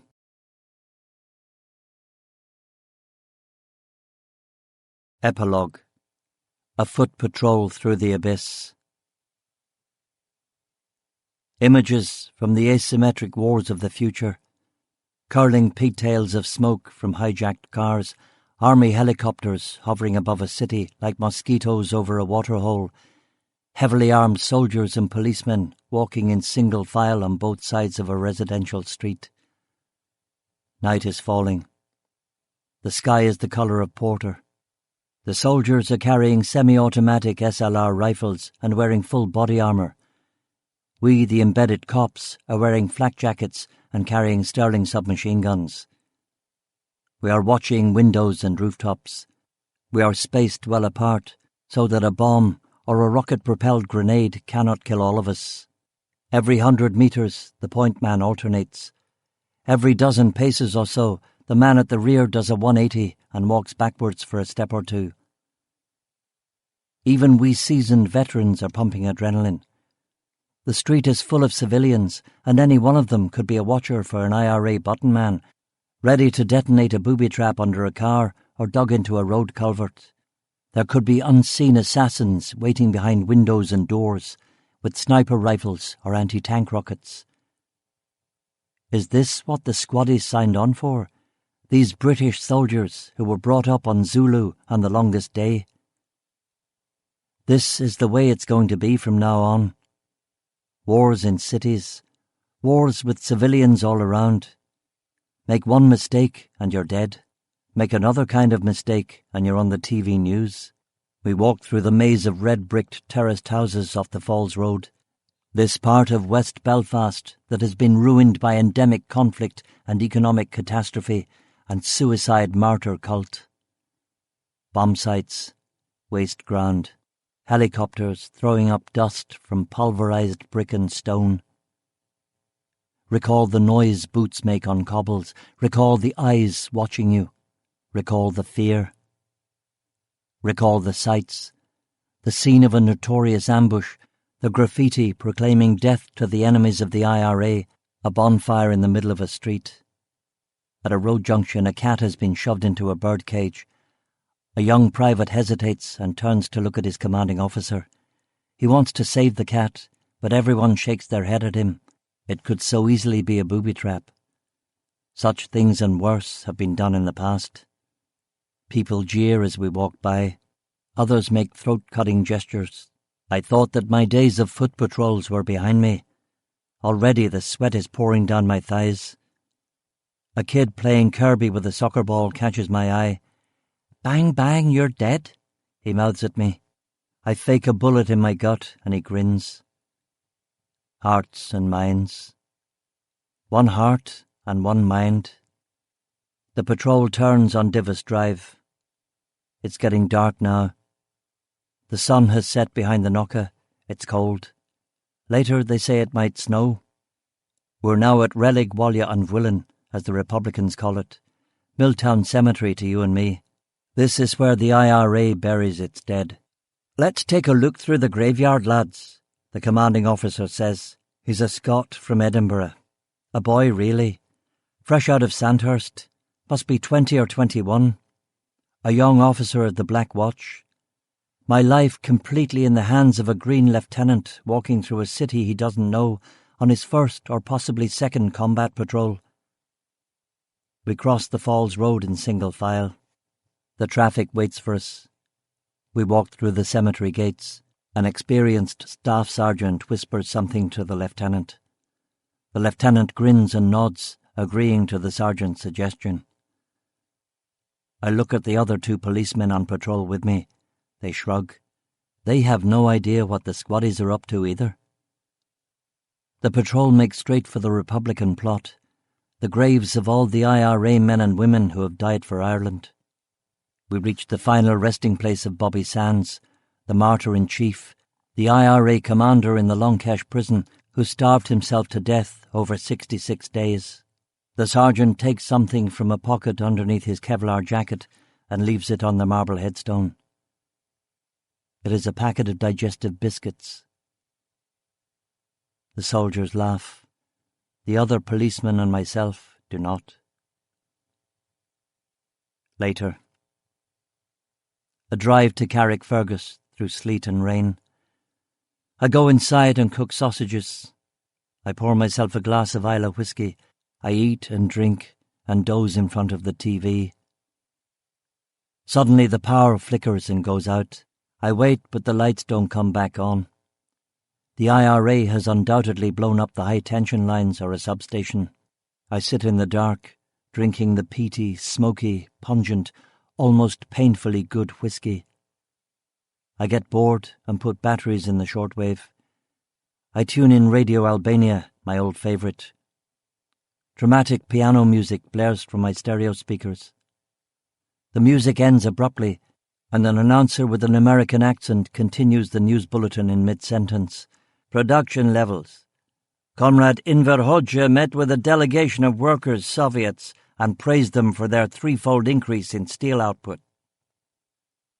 Later. I stoke the fire and lie under a duvet, listening to the sounds of the outside. Babies gurning, kids yelling, peelers racing along the top road, army choppers clipping menacingly over the black water. "I hate your drunken face," a woman shouts over the back-to-backs. "I hate yours more," a man responds. I put the sofa cushion over my head, and then, finally, there is quiet. The TV buzzes into life at 7 a.m. with the news that John DeLorean has been arrested for cocaine smuggling. DeLorean apparently thought he could sell a vast quantity of cocaine in Ireland as a way to save his ailing car company. but the whole thing was an FBI sting operation. The bloody F, bloody B, bloody I. I sit closer to the TV. The DeLorean factory in Belfast has suspended operations. 3,000 workers are being laid off immediately, with the effect that the unemployment rate in Belfast is going up to 20%. Men are filing out of the factory gates looking utterly bereft. One commentator says that this marks the end of Northern Ireland as a manufacturing centre. Maybe the end of the province itself. Another reporter agrees. A guy from the union comes on the tube and promises riots and demonstrations. Later that morning, we get a message that leave is being cancelled. But in the end, there are no riots, because the unions are weak and the workers are weak, and the real power in this land belongs to the men with guns. The small crowd outside the Dunmurry plant chants, "We want jobs! We want jobs!" over and over for the cameras. But eventually even they are sent scurrying inside by the bitter rain from a big storm front, which has stalled in its inexorable eastward progress, and which is destined to remain over Belfast for a long, long time.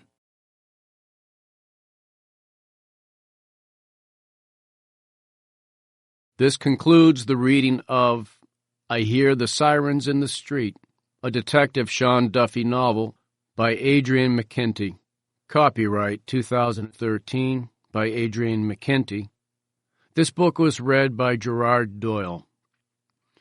This unabridged recording was published by arrangement with Creative Book Services and was produced in 2013 by Blackstone Audio Inc., which holds the copyright. Neither this recording nor any portion of it may be reproduced or used for any purpose without prior written authorization from Blackstone Audio Inc. If you would like to obtain a monthly update telling you about new releases, call 1-800-SAY-BOOK. That's 1-800-729-2665. For a complete listing of our titles, visit our website at www.downpour.com. Thank you.